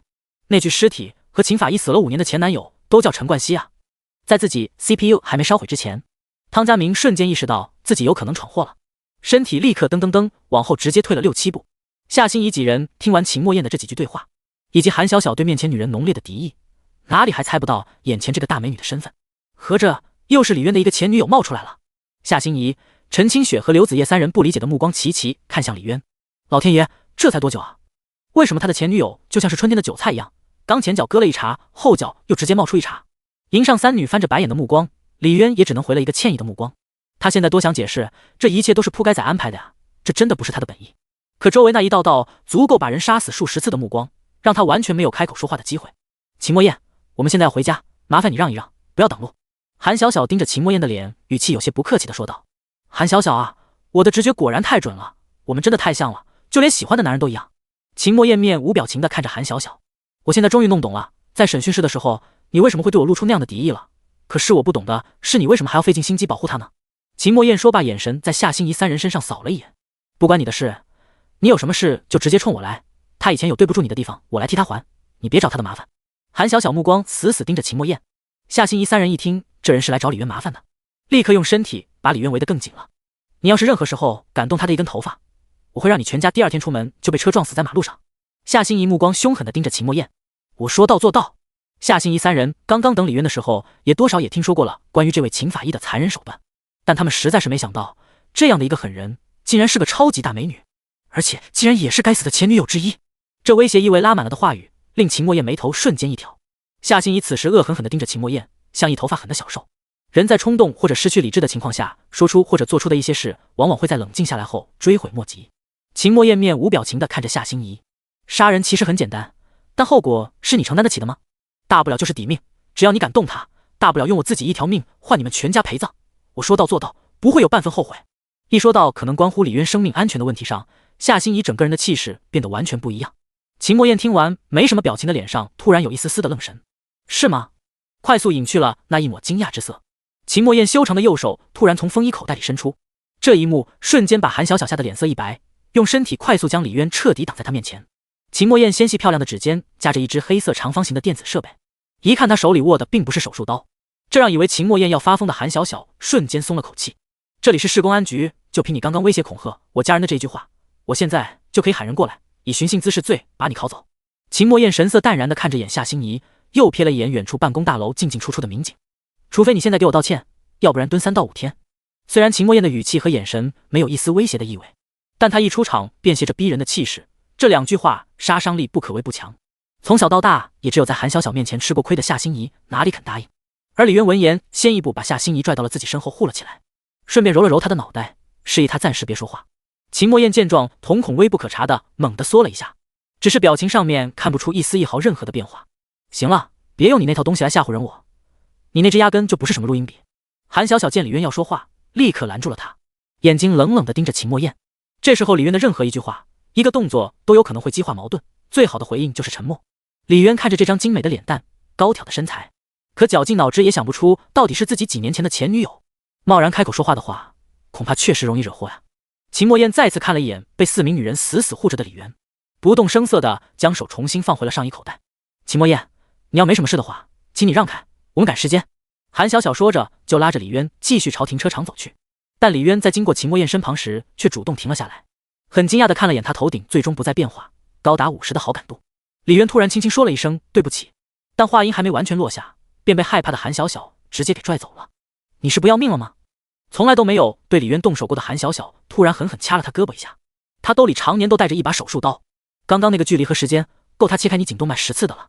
见韩小小满脸后怕到脸色已经发白，上车前李渊主动牵着他的手轻轻抱了一下他，才替他缓解了一些害怕和担心。他是个疯子，他连尸体都能用来发泄情绪，我不敢想象他见到了真实的你以后会做出什么事情来。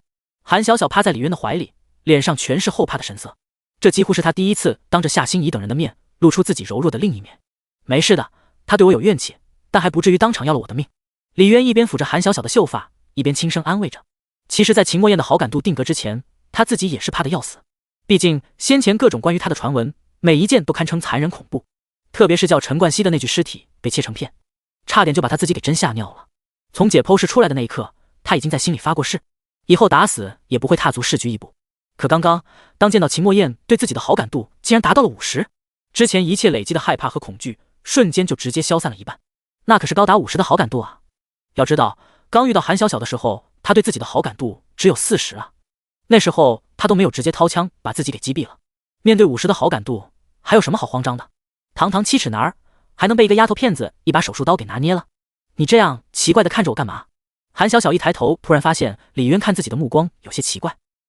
没有，我只是觉得幸好最先遇到的是你。看着怀里的韩小小，李渊暗暗替自己捏了把汗，突然想到，如果一开始他最先遇到的是别人，眼里一向最揉不得沙子的韩小小还有可能接受自己身边有别的女人，会不会再遇到自己的当场就把他给……想着想着，李渊就感觉手腕凉飕飕的，瞬间一个机灵，前女友是真的惹不得，完全惹不得。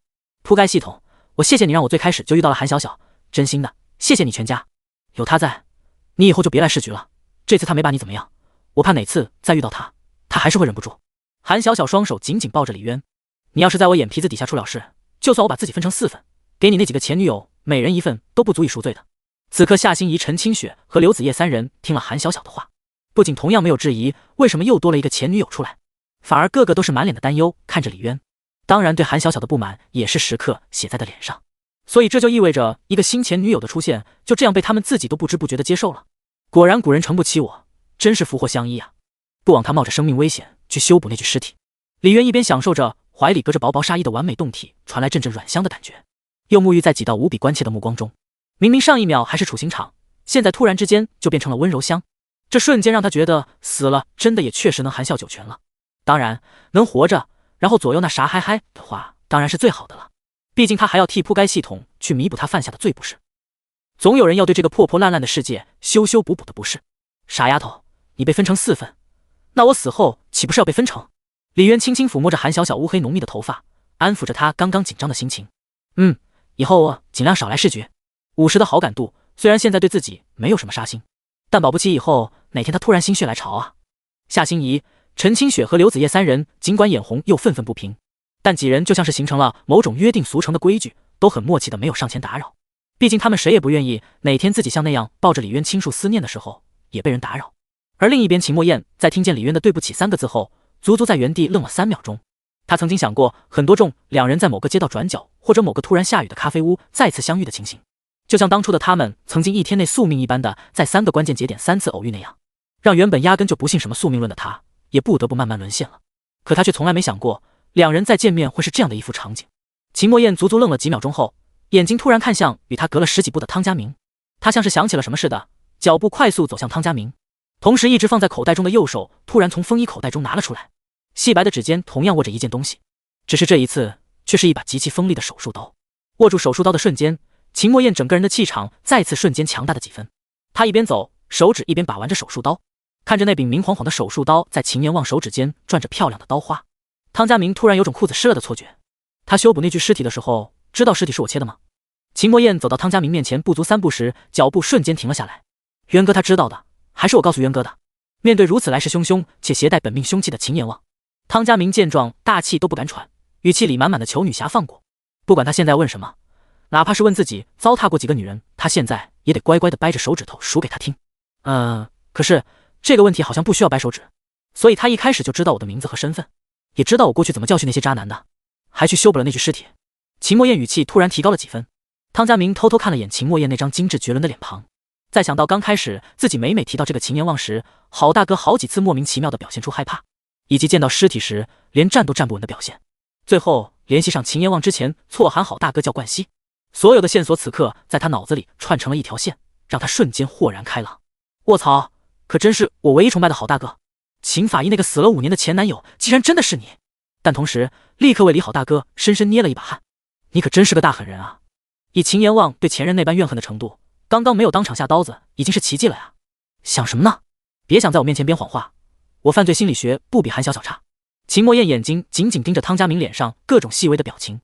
渊哥他确实是知道的，我说你名字的时候他应该就认出来了，你去解剖室看到尸体的时候还差点吓得尿裤子了呢。汤家明一五一十的回答着，有心替李渊打掩护，但形势完全容不得他掺半句假话。不过后来渊哥说他亏欠过某些人，必须要去做些事来弥补，说完他就像是变了个人，从害怕到尿裤子，直接就把那具尸体修补好了。秦墨燕听完，表情突然有些微微的失神。他就不怕我那样对他吗？秦墨燕用只能自己听见的声音低语了一句。哦对了，中途韩小小还去阻止过一次渊哥缝尸，但是没有成功。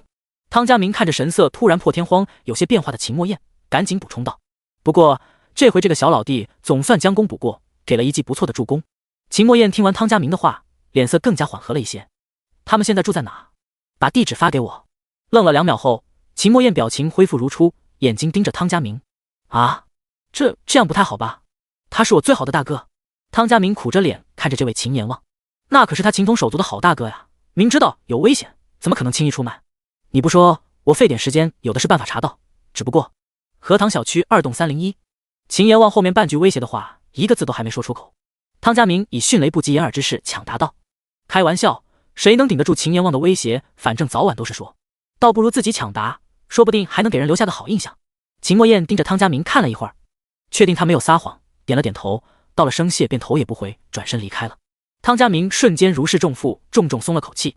可下一秒，一个熟悉的声音再次让他屁股一紧：“小汤，你怎么还没走？上来，我送你一程吧。”李渊开车，韩小小的红色奔驰恰好路过，见到李渊的瞬间，回想到刚刚自己把他卖了个彻底，再看到副驾驶韩小小那看着自己恨不得拆了自己骨头的眼神，不用了，我突然有点尿急，要去趟厕所，你们先走吧。说完，汤家明直接落荒而逃，心里默念着被人知道住址又怎么了？好大哥神通盖世，连韩小小都能拿捏得，而且一拿就是5个，区一个丫头片子和一把手术刀而已。可刚往回走的汤家明突然又好死不死的遇到了背着肩包匆匆走出办公大楼的秦阎王。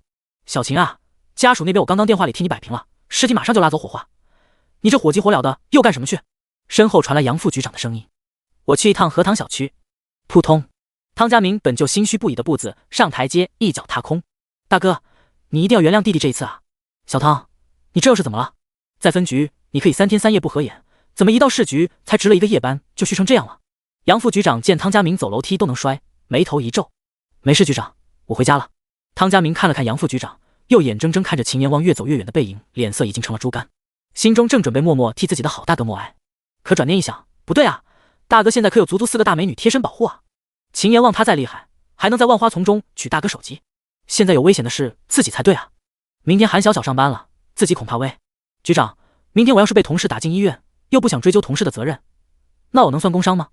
汤家明想了想，又回头看着杨副局长，傻小子说什么呢？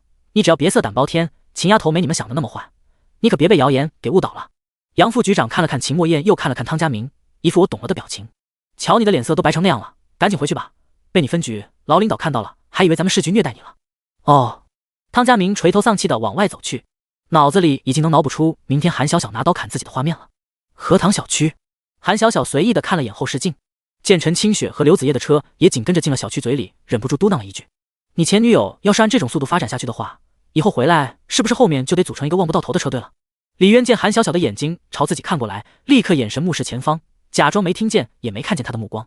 韩小小见状也找不到继续发挥的点，只得作罢。几个人陆续停好车，李渊刚打开车门，夏心怡立刻抢先抢占了李渊的一条胳膊。刘子夜车技最好，虽然最后进的小区，但早早就停好车，也已经在李渊下车的位置等着他了。原本还比较自持的他，经过了这么几次下来，什么矜持早就抛一边去了。两人一左一右，紧紧拉着李渊的胳膊上了楼。韩小小倒是没觉得什么，毕竟自己与李渊单独相处的机会很多，不差这2-3分钟的，就当自己大度让给他们好了。但陈清雪见刘子夜都这么拼了，心里已经开始替自己着急了起来。偶尔路过的邻居见到这情形，除了默念一句他凭什么，心里对现在的年轻人思想开放程度连连摇头。5个人刚一进房间，没了外人的注视，4女的目光再次开始互相针锋相对起来。那个，我去收拾一下。本想着逃离战场的李渊脚还没迈出2步，却立刻被陈清雪拉着手臂按到了沙发上。听说你已经忙了一上午了，家里我去收拾，你好好学休息。说完，陈清雪示威似的，嘴唇轻轻在李渊的额头轻点了一下，瞬间把韩小小和夏心怡看急眼了。这里我家。韩小小气得咬牙切齿，什么叫家里他收拾？自己没赶他们出去，还真拿这当自己家了。我心里的人在哪里，哪里就是我的家。面对韩小小的怒气，陈清雪只是轻飘飘地回了一句，可等他要去收拾乱糟糟的餐桌，却发现刘子夜已经默默地收拾了一半了。陈清雪立刻一点也不耽误，直接就去收拾起厨房的卫生来了。夏心怡见状自然也不能输了，也顾不得别的，立刻加入了打扫卫生的行列。一时间把韩小小看的都不好意思再说什么了。你就别去抢了，走路都还一点都不自然。李渊把韩小小拉倒沙发坐下，看了眼快到中午的时间，自己下楼买菜去了，顺便从兜里拿出手机翻了翻，某社交软件内全是清一色问他怎么还没开直播的私信消息，其中榜一富婆夏天的清明也发了一个消息过来。看着富婆对话框里面的一个问号，李渊一时间不知道该不该回。想了想，富婆的打赏就是自己的生命啊，为了留住这位出手极大方的富婆，他还是敷衍又认真的回了一句，家里老婆快生了，今天不开播。这是他能想到最有效的请假理由了，恐怕说自己得绝症了都没这个理由更有杀伤力。况且现在的富婆不都喜欢有责任感有担当的好男人吗？还能让富婆缅怀起自己当年怀孕生子的幸福时光，说不定一开播就给自己打赏几10个嘉年华，既能站着把假请了，又能立一波好男人的人设，还能唤起富婆内心深处关于幸福的记忆，简直一石三鸟。回复完富婆的消息，李渊便把手机重新塞回了兜里，而他低头的瞬间，迎面恰好路过一辆白色奥迪 A8。 奥迪 A8 车内，秦墨燕突然看到垂着眼神，脸上挂着莫名笑意的李渊，直接一脚刹车将车停在了原地，然后目光怔怔地从后视镜中看着慢慢走远的李渊，一直等到李渊的背影完全消失在后视镜中，秦墨燕才重新启动车子驶入了小区内。另一边，市中心一栋高级办公楼内，刚结束一场会议的夏清明手拿着一杯咖啡，踩着黑色小高跟朝着自己的豪华办公室走去。一路上几乎所有人的视线都会不由自主地被他吸引住，不论男女，即使他们已经在公司好多年，见过夏清明无数次，但每一次都还是会被他美到惊心动魄的样子给深深吸引。夏清明走着走着似乎想起了什么，有些着急地从口袋中拿出了手机，翻开某社交软件，看到李渊竟然回了自己的消息，夏清明心脏瞬间猛地一跳，手里的咖啡差点直接洒了。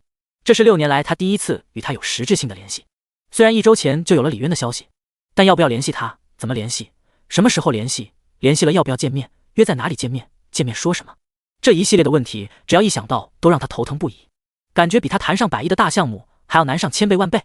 唉，听张叔说心仪那丫头好像交了男朋友，看来晚上找她谈谈心，顺便问问她的意见。那丫头有时候古灵精怪的，点子多。想着想着，夏心怡的目光再次聚焦在手机上的消息，可等她点开消息框，看到里面老婆要生了这几个极其刺耳的字，夏清明整个人猛地一颤，脸色瞬间一变，手脚一僵。手里的咖啡杯直接掉在了地上。总裁，您怎么了？周围一群人见状，立刻停下了手头的工作，关切地看着他。只是鉴于他平时强大的气场和身份，大多数人都只敢远远地看着他。2名路过的公司女高管赶忙上前替他捡起咖啡杯，递给另一名同事去清洗，并叮嘱重新冲一杯。地上的咖啡污渍也在3秒内便被人给迅速清理得干净。我没事。夏青宁从震惊中反应过来后，直接有些慌乱地快步走进了自己办公室，并迅速反锁了办公室的门。就连闻声赶来想要进门查看发生了什么的女秘书也被挡在了门外，留下满脸错愕的众人。是刚刚的会议上面发生了什么吗？你们有见过总裁这么失态的时候吗？没有，从来都没有。我入职2年了，也没见过。我入职快4年了，那时候老董事长还在公司，总裁也还是个小女生的样子，但也从没见过他在公司有过一次失态的情况。刚才开会出来还好好的，肯定不是会议上发生了什么。外面的众人纷纷议论，关心着底发生了什么，才会让这位集团女总裁夏青宁惊慌失措到那个程度。当然，其中吃瓜群众居多。那个，我弱弱的插一句，总裁刚刚的样子，好像我当初失恋时候的，不自觉露出表情。一名女生突然插嘴道，可她的话还没说完，立刻被众人齐齐翻了个白眼，嗤之以鼻。小张啊，首先对于你的失恋，我们都表示很同情，但你要知道，咱们这种颜值、这种身材，还有这种打工人的身份呢，失恋它是很正常的事。我今年都失恋28次了，但你说总裁会失恋，那也太离谱了一点。就是我宁愿相信重金求子是真的，也不可能相信总裁会失恋。我觉得这个世界上没有哪个男人配得上咱们总裁。韩小小，你说你这间屋子是不是太小了点？住着会不会太憋得慌？搞完卫生后，夏心怡突然凑近小声对着正在沙发休息的韩小小问道：你们只要别再来我家，我就不会憋得慌。韩小小睁眼看了夏心怡一眼，我是在替我家的李渊担心，谁关心你啊？谁让你不走他就不走，我在这附近有个大房子，你们要不要搬过去住？夏心怡瞪着大眼睛，有点期待地看着韩小小。这件事只有我们2个知道。说完，夏心怡偷偷看了眼陈清雪和刘子叶，收起你那点没什么心眼的小心思吧，都已经成这样了，你带着他逃到天涯海角去，人家也给你们掘地3尺挖出来。韩小小白了夏心怡一眼，你还不如现在开始祈祷，祈祷别再有新的所谓前女友出现了。在不知不觉，韩小小自己都没有任何防备之下，他几乎已经完全接受了陈清雪和刘子叶几人。毕竟这几个人甩又甩不掉，可自己离又离不开，怪就只能怪自己不争气。但你这里也太不方便了。夏心怡还想继续努力说服韩小小搬家，只要你们别留下来睡，我没觉得有什么不方便的。话一说完，韩小小突然想到了什么，靠着沙发的身体猛地坐直了。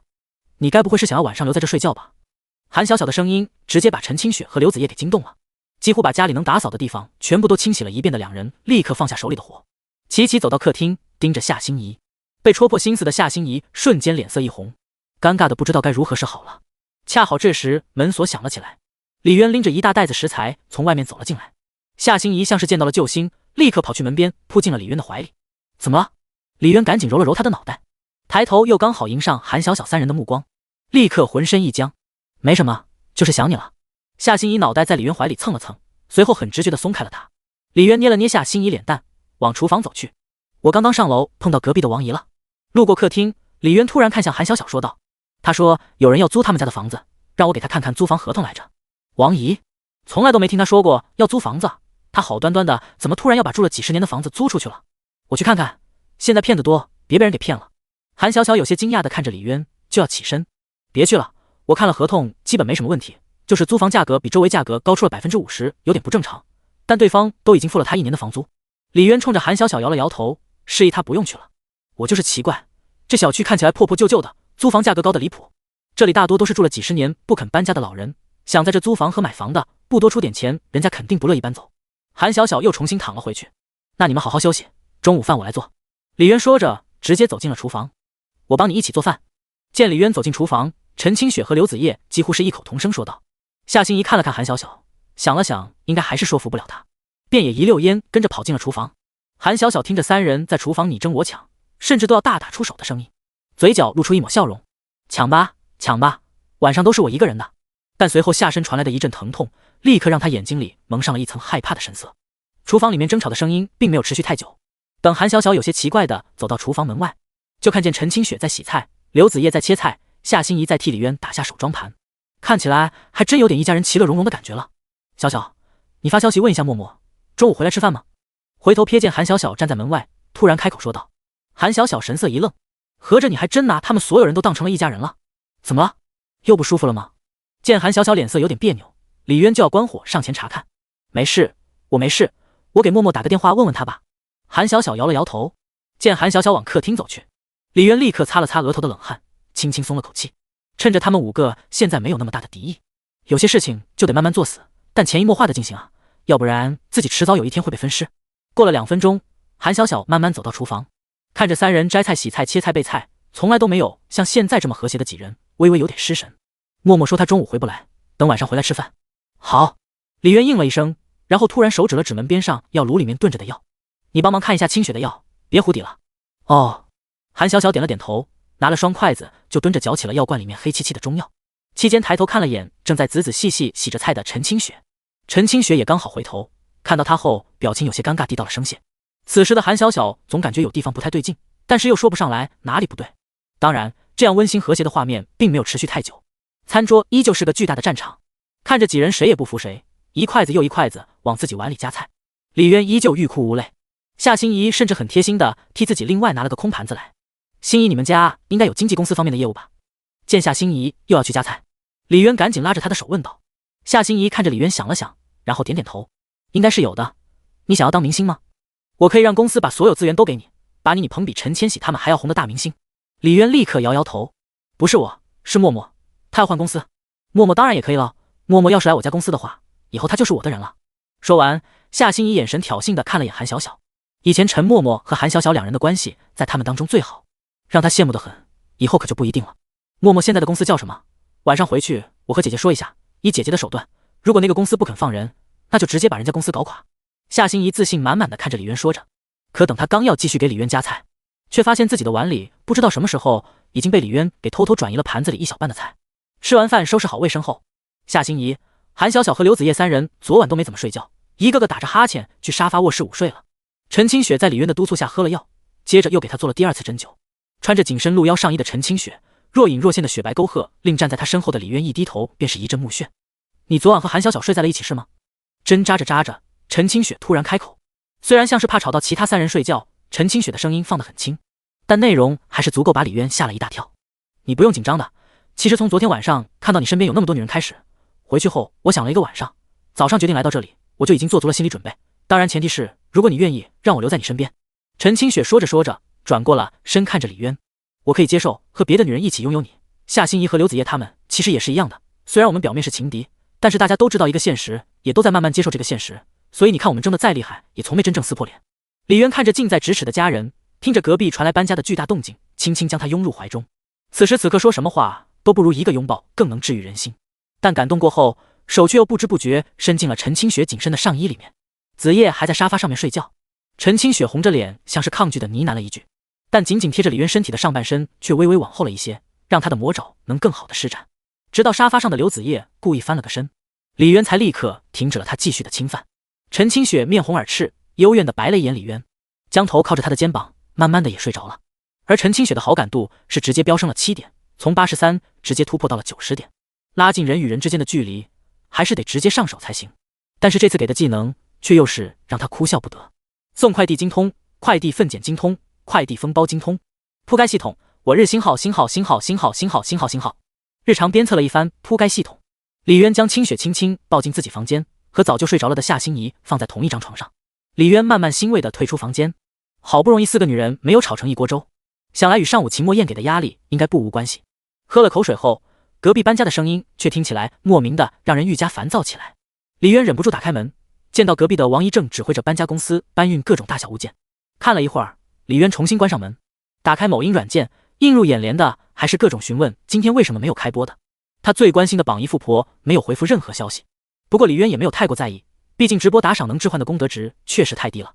铺盖系统大概是从一开始就故意让自己不得不去搞定前女友们，才有了那么多的限制条件，防止自己摆烂。不过虽然过程难熬了一点，但现在的情况还是挺不错的，很满意的。距离左右拥抱也差不太远了。想着想着，李渊便靠着沙发睡着了。等他模模糊糊醒来，还未睁眼，便闻到阵阵幽香不断的往鼻子里面钻。他整个人似乎已经完全平躺在了沙发上，头正侧着枕在一双白花花、温暖柔软的大腿上，而那与自己贴着脸的大腿根部的画面，立刻令他鼻腔瞬间充血。你醒了。刘子叶温软的小手轻轻替李渊揉着额头，因为睡醒而导致的轻微头疼瞬间便消失得无影无踪。你怎么把？李渊看着刘子叶白花花的大腿根和黑色的内内，顿时感觉鼻子一阵火辣辣的。今天穿的裤子材质太硬了，你躺在上面会不舒服。刘子叶说着，脸色一阵绯红，但手一点也没有停下来。这理由还能再蹩脚了一点吗？这分明就是赤裸裸的再勾引。李渊赶紧侧过头，让自己的脸不再贴着那令人血脉膨胀的地方。心怡他们已经睡醒，都出门买菜去了。你昨晚没睡吧？下午睡得可沉可香了。刘子叶的话瞬间让李渊心中一动，这丫头听着不经意的2句话都是带着话中有话啊。要论玩心眼，自己还真抵不过他们其中的任何一个人。玩不过李渊，索性慢慢闭上眼睛，享受着刘子叶双手的按摩。难怪君王不早朝，这种极致的享受足以摧毁任何一个钢铁意志。按着按着，外面突然传来的说话声。刘子叶脸色一慌，还没等他停下手，门就被打开了。韩小小、夏心怡和陈清雪3人拎着大包小包走了进来。3人一进门就看见沙发上刘子叶那双白花花晃人眼的大腿，和李渊躺在上面一脸享受的样子，瞬间都有些傻眼。刘子叶，你们刚刚背着我们做什么了？夏心怡立刻放下手里的东西，上前2步，手指着刘子叶，表情说不出的愤怒。李渊赶忙从沙发上面起身，拦住了这只发怒的小猫。刘子叶慢慢提起裤子，脸上闪过一丝尴尬，但没有说什么。气氛瞬间变得有点尴尬。别那么一惊一乍的，我们就是睡了一觉，其他没做什么。李渊拉着夏心怡的胳膊，有点头疼。这丫头什么都好，就是有点太护食。真的？夏心怡狐疑的看了看刘子叶，又看了看李渊还算整齐的衣衫，才堪堪罢休。韩小小在身后看着夏心怡愤怒的样子，不自觉的冷笑了一声，心里开始琢磨着得怎么治一治他这个动不动就极度护食的臭毛病。今天晚饭我们来做给你吃，你休息一下。陈清雪看着李渊，只是一开始愣了一下，一眼就看出2人没发生什么后，便无所谓的进了厨房。抱了李渊一整个下午的刘子叶也心满意足的跟着去厨房帮忙张罗晚饭。我也去厨房了，要不然清雪和子叶得把我买的菜扔垃圾桶了。夏心怡用力抱了一下李渊，也跟着去了厨房。每到这个时候，对做饭完全一窍不通的韩小小都显得有点尴尬，这让李渊对他的爸妈和身世不禁产生了些好奇。要知道，连夏心怡这样的豪门千金都多少都会做几道拿手好菜。韩小小看起来也不像是那种从小衣来伸手饭来张口的大富大贵人家出生，怎么对做饭能没有天赋到连炒个青菜都能把锅给烧焦的这种程度？韩小小有些尴尬的给李渊包了一个猕猴桃递给他。我看了好多菜谱和做饭的视频，每次感觉我学会了，可每次一动手就会搞砸。听着厨房里面传来的动静，韩小小低着头继续包着猕猴桃，一脸的自责样子。李渊看着他这平时威风凛凛的大刑警，现在这副忐忑不安受气小媳妇的模样，立刻心血来潮从果盘里面剥了一根香蕉给他，然后整个人凑过去，嘴巴贴着他的耳朵。既然你都那么自责了，那就晚上再加倍补偿给我好了。李渊的话令韩小小身体瞬间一僵，手里的猕猴桃差点直接掉了。隔壁好像晚上就要有新的邻居搬过来了，你可不能像昨晚那样了。韩小小想到下午遇到王姨看自己有些暧昧的眼神，脸色立刻红了一下，身体更是被李渊在耳边呼出的热气弄得有点发软。昨晚好像一直都是你在叫，我可没怎么出声。李渊一句话直接让韩小小的脸红到了脖子根。我那是无意识的，我自己控制不了，你轻点可能就好了。韩小小说着，眼波含水的白了一眼李渊。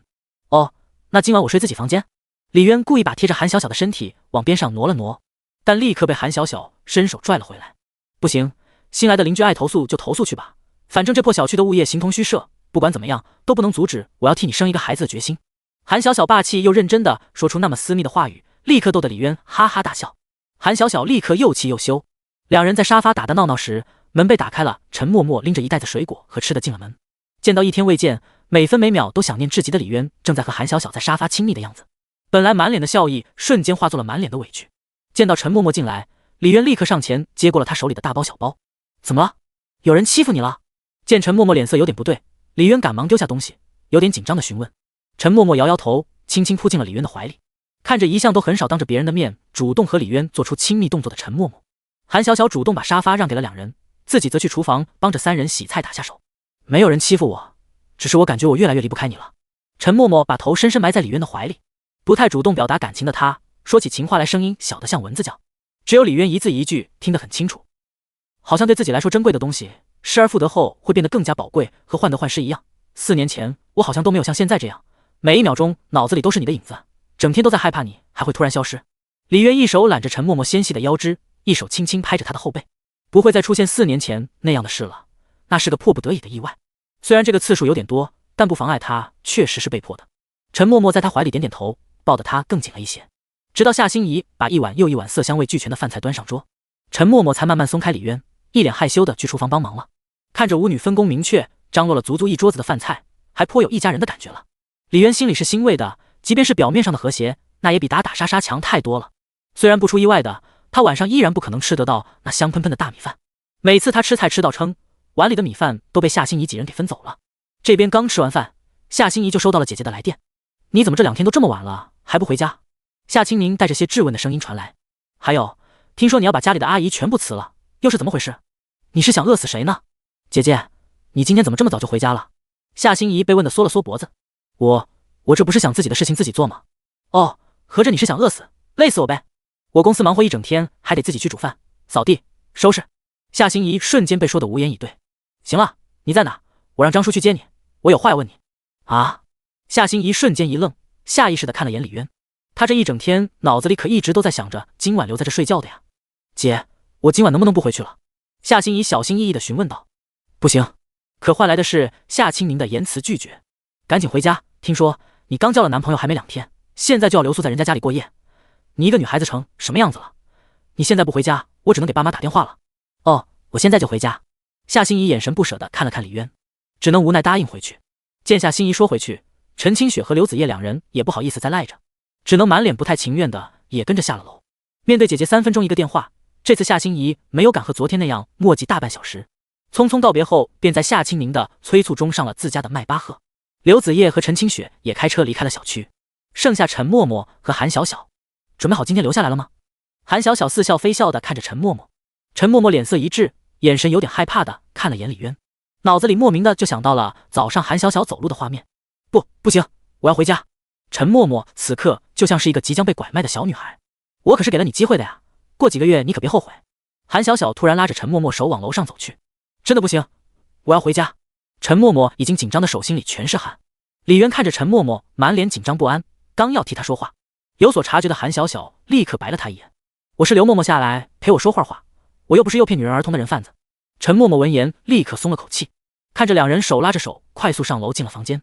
李渊微微叹了口气，转头看到隔壁那扇紧闭的房门，浑身莫名的起了鸡皮疙瘩。韩小小和陈默默就像是闺蜜一样在沙发上聊着天。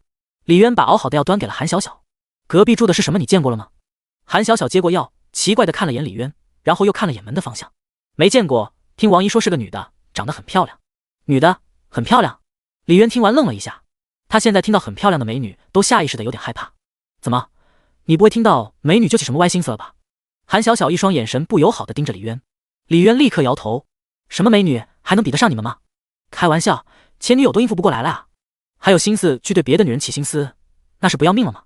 你去洗澡吧，我和默默有悄悄话要说。”韩小小突然手指了指洗手间。李渊看了看2人，点了点头。而韩小小见他进了洗手间，和陈默默小声的商量了几句，立刻带着陈默默悄悄走进他的房间，从柜子底下翻找出了一箱子的情趣内衣。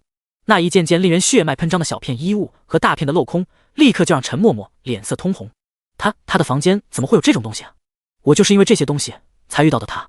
韩小小随手拿起了几件，就带着陈默默走了出去。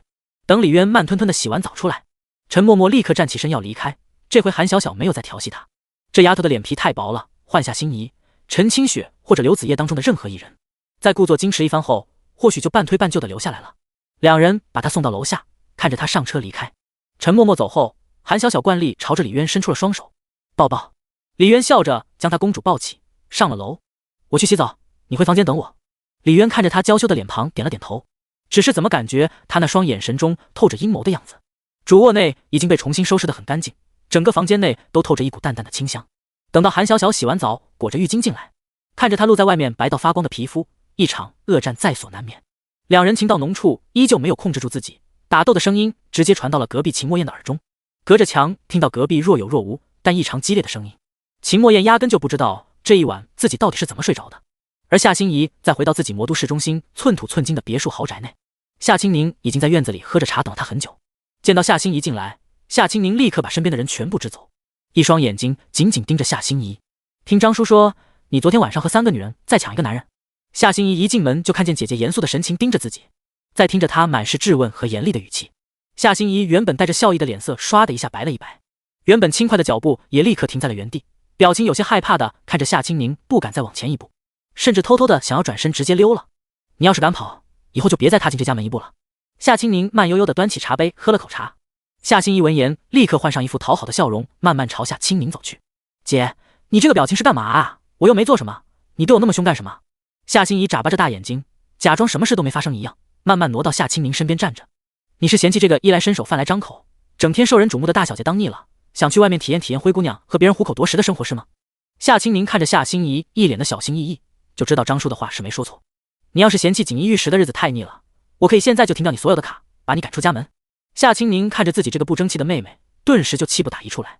从小到大，从来都是外人来巴结他们家，他这妹妹可倒好，为了满足自己那颗玩乐的心，竟然还跑去和别人抢男人，还让自己家的司机在边上看笑话。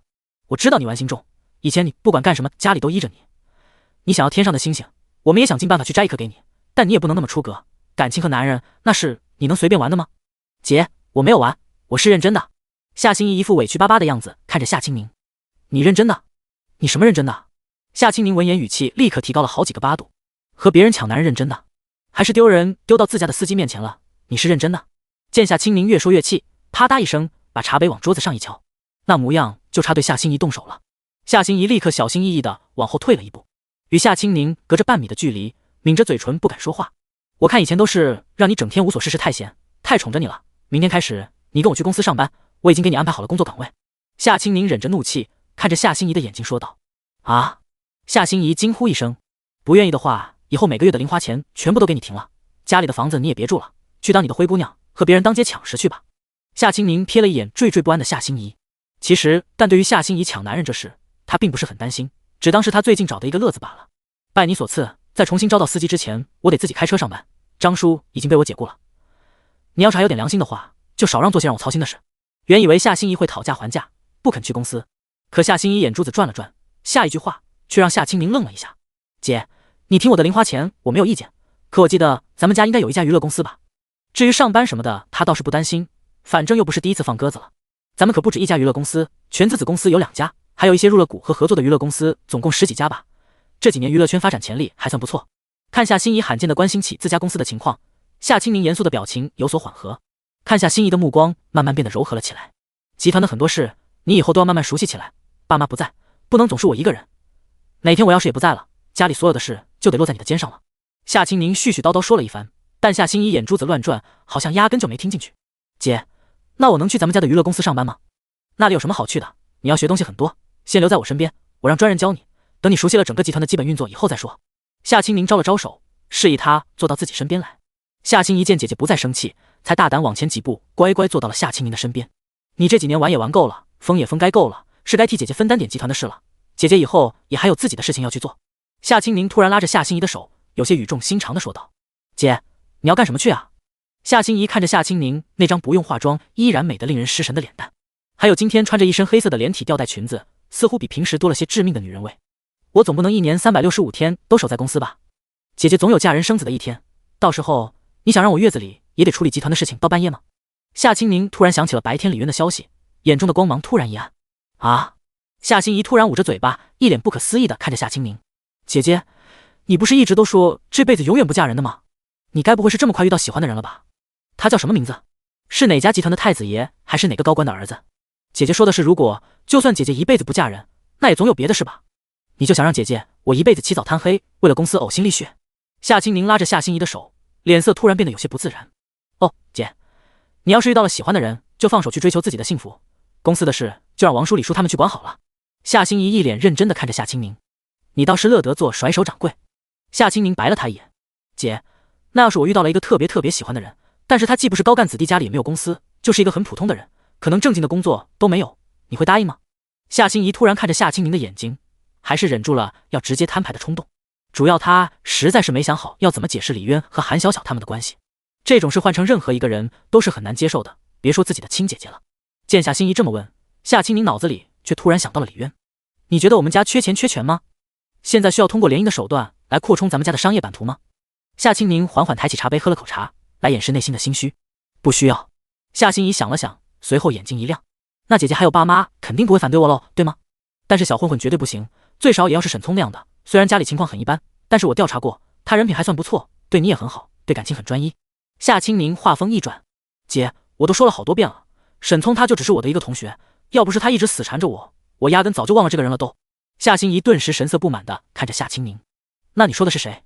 该不会是张叔说的那个你当街抢的那个滥情的男人吧？你是想来告诉我你抢赢了？夏清宁眼睛瞪着夏心怡，语气有些不屑。他刚想告诉夏心怡，抢赢一个男人不算什么，以后替家里赢回来一家公司才算是有点手段。我没赢。夏心怡却忍不住小声嘟囔了一句，脑子里则立刻浮现出韩小小、陈默默、陈清雪和刘子叶四人的角色容貌，不禁一阵气馁。那样的阵容，就算是姐姐去了，也不一定能赢吧？什么？你没赢？一个瘪三男人，你都抢不赢？一听夏心怡抢个男人都会输，夏清宁顿时就气得一双极好看的眉毛竖起，一脸凶神恶煞地盯着他。爸妈和我的天赋，你是一点都没继承吗？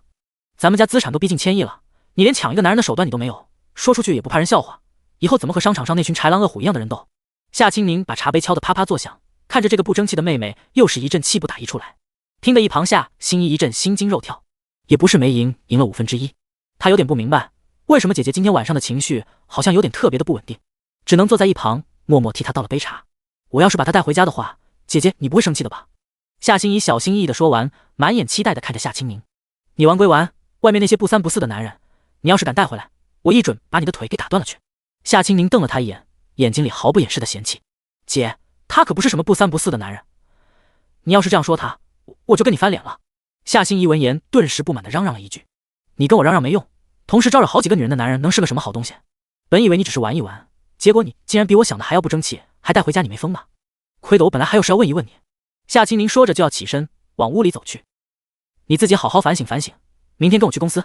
不过一听姐姐有事，而且听着是感情方面的事，夏心怡立刻拉住了要走的她。姐，你不会真的也遇到了自己喜欢的人了吧？看着夏心怡一脸的八卦之色不松手，夏清宁无奈摇了摇头，叹了口气想了想，还是重新坐下来缓缓开口。这件事要是不说出来的话，他感觉自己今晚可能注定无法入眠。是遇到了姐姐以前的初恋，但是你也遇到了初恋？姐，是5年前的那个人吗？以前你一直都不肯说，现在那个渣男他终于后悔回来找你了吗？一瞬间，夏心怡眼中的八卦之色更盛。他到底是谁？到底是什么样的男人能配得上姐姐，还能让姐姐5年都忘不掉？是哪家的公子哥？他要是后悔了，姐姐你一定不能那么轻易的就原谅他，必须要给他应有的教训才行。说完，夏心怡一脸的愤愤不平。夏清宁5年前被人抛弃的事，虽然他自己只是无意中提过一嘴，但作为妹妹的她怎么能看不出？他就是一个很普通的人，不是什么大富大贵，也没有背景。以前刚认识他的时候，他是个无业游民，现在是一个小主播。夏清宁脑子里不禁回想起这几天李渊的音容笑貌，脸上露出一丝复杂之色。一个主播，夏心怡顿时吃了一惊。她实在无法想象，那么优秀，那么光芒万丈，管理着一个近1000亿大集团的姐姐，她竟然会喜欢上一个小小的主播，这丝毫不比英国女王公主突然喜欢上了自己的保镖一样离奇啊！姐，他是我们公司的主播吗？夏心怡立刻追问道。他已经迫不及待的想要见一见自己这个未来姐夫，想要看一看他身上到底有什么神奇的魔法，能让他这个足够配得上皇室王子的姐姐对他那么忠贞不渝。不是公司的。夏清宁摇了摇头，脸上闪过一丝阴郁，而且他好像已经结婚生子了。说着，夏清宁拿起茶杯一饮而尽，脸上的逐渐露出痛苦的神色。夏心怡怔怔的看着自己的姐姐，突然感觉自己脑子不够用了。这世界是疯了吧？姐姐喜欢上了一个有妇之夫，而且还是有孩子的。姐，那你该不会是想要？我也没想好，我现在脑子有点乱。夏清宁摇了摇头，此时的他好像卸下了所有坚硬的外壳，表情显得越发痛苦起来。夏心怡见状，立刻起身，心疼地抱住了夏清宁。她从来都没有想过，在商场近乎无敌一般的妖孽姐姐也会为情所困。姐，她叫什么名字？住在哪？你要是认定了这辈子非她不嫁，就别管她是不是结婚生子了，只要还没死，我就去替你把她抢回来。我还是习惯叫她张学友。夏清宁眼神中透着丝丝落寞，嘴角露出一丝苦涩的笑容。谁能想得到，当年自己爱他爱到几乎和父母断绝关系，陪他流落街头睡大街的人，他的名字竟然是假的。他住在哪我不知道。看着姐姐难受的样子，夏心怡不禁想到了自己和李渊。要是李渊也结婚了，他也是不可能就这样放弃李渊的。只要他老婆对他没有像自己对他那么好，他就会毫不犹豫地出手抢人。抢不过人家的话，就用钱砸。在1个亿和老公之间做选择的话，他不信有女人会拒绝。万一钱也没用的话，那大不了这辈子就给李渊当小三呗。反正道德从来都只是弱者的枷锁，强者只在乎结果。只要是他必须要得到的东西，他可以不择手段。相信姐姐也是一样的。不对，姐姐可比他厉害多了。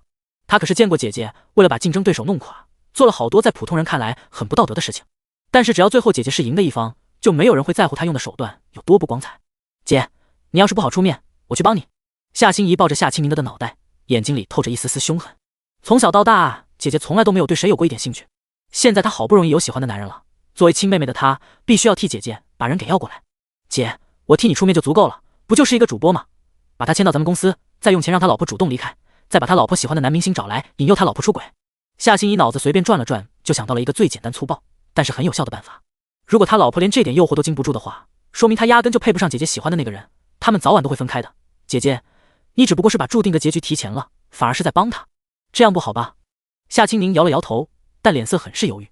整整5年了，他对他的思念不仅没有因为时间被冲淡，反而让他逐渐认清了自己这辈子都不可能忘记他。如果他只是结婚还没有孩子的话，夏心怡的建议他不会犹豫。他的孩子才刚出生，这样对他的孩子太残忍了。姐，你在公司对待竞争对手的那股狠劲呢？怎么这时候对自己的终身大事这么优柔寡断的了？夏心怡看着夏清宁有些躲闪的眼神，这对他的孩子来说是天大的好事啊！让他的孩子在咱们家长大，我们给他最好的教育和成长环境，把他培养成豪门公子哥，和在普通人家长大一辈子碌碌无为。他如果自己能选的话，你猜那个孩子会选谁？而且刚出生没多久的孩子最好认清了。姐姐，你也不可能会是一个恶毒后妈的，对吗？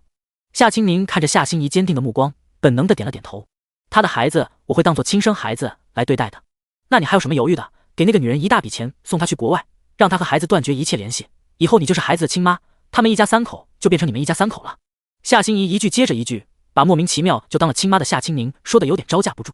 心怡，你说的一套又一套的，怎么好像自己经历过一样？夏清宁眼神有些奇怪的看着夏心怡。夏心怡立刻脸色一囧，这些都是前几天遇到李渊的时候，他以为李渊也结婚生子了，想要用来对付他老婆的。结果好消息是，李渊压根没结婚也没孩子，这些他都没用得上。坏消息是，他现在面对的都是神一样的对手，所有粗暴的手段压根就没有一点用，好像还不如他找了个普通的女人已经结婚生子，这样自己就可以信心满满的直接抢人。一想到韩小小、陈清雪还有刘子叶他们，夏心怡顿时就是一阵气馁。他们软硬不吃，钱财不进，对李渊还死心塌地，根本就赢不了。他感觉自己没有被他们给踢出局就已经是很厉害了。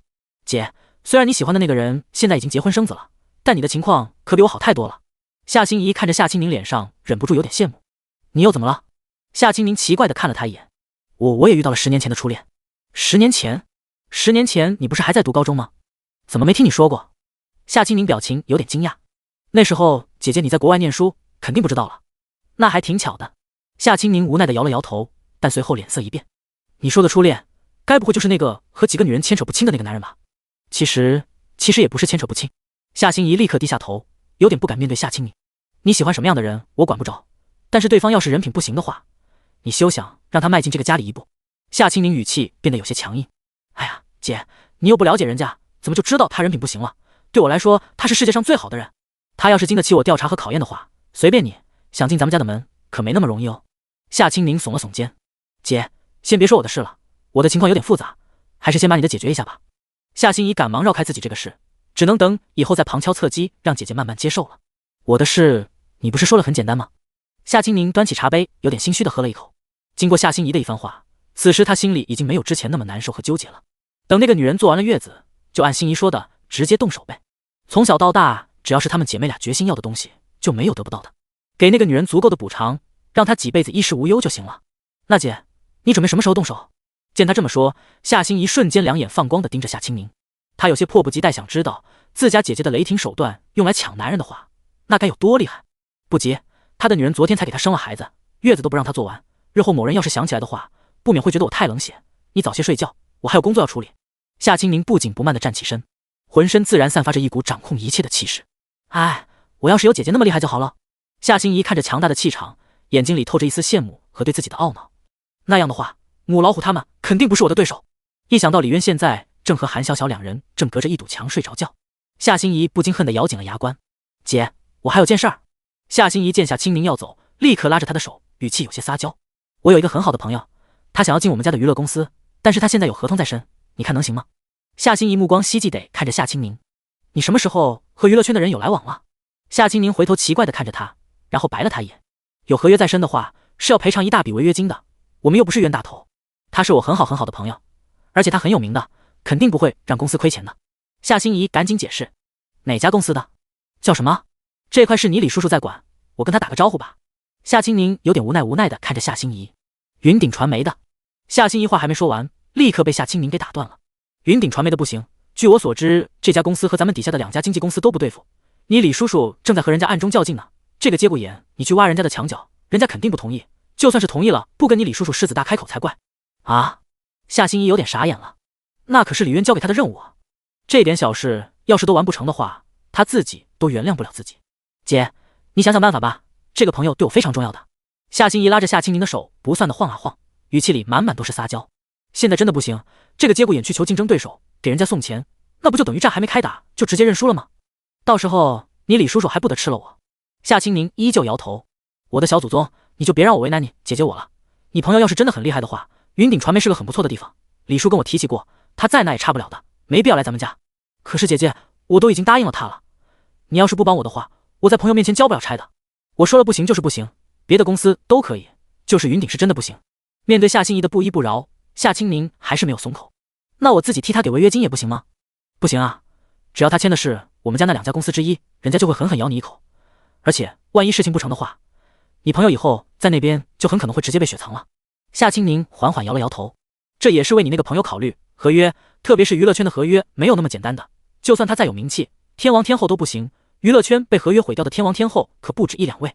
没有别的办法了吗？可是默默都已经和他的经纪人说了呀，赔偿都快谈好了。夏心怡闻言苦着脸松开了夏青宁的手，无比失落的慢慢低下了头。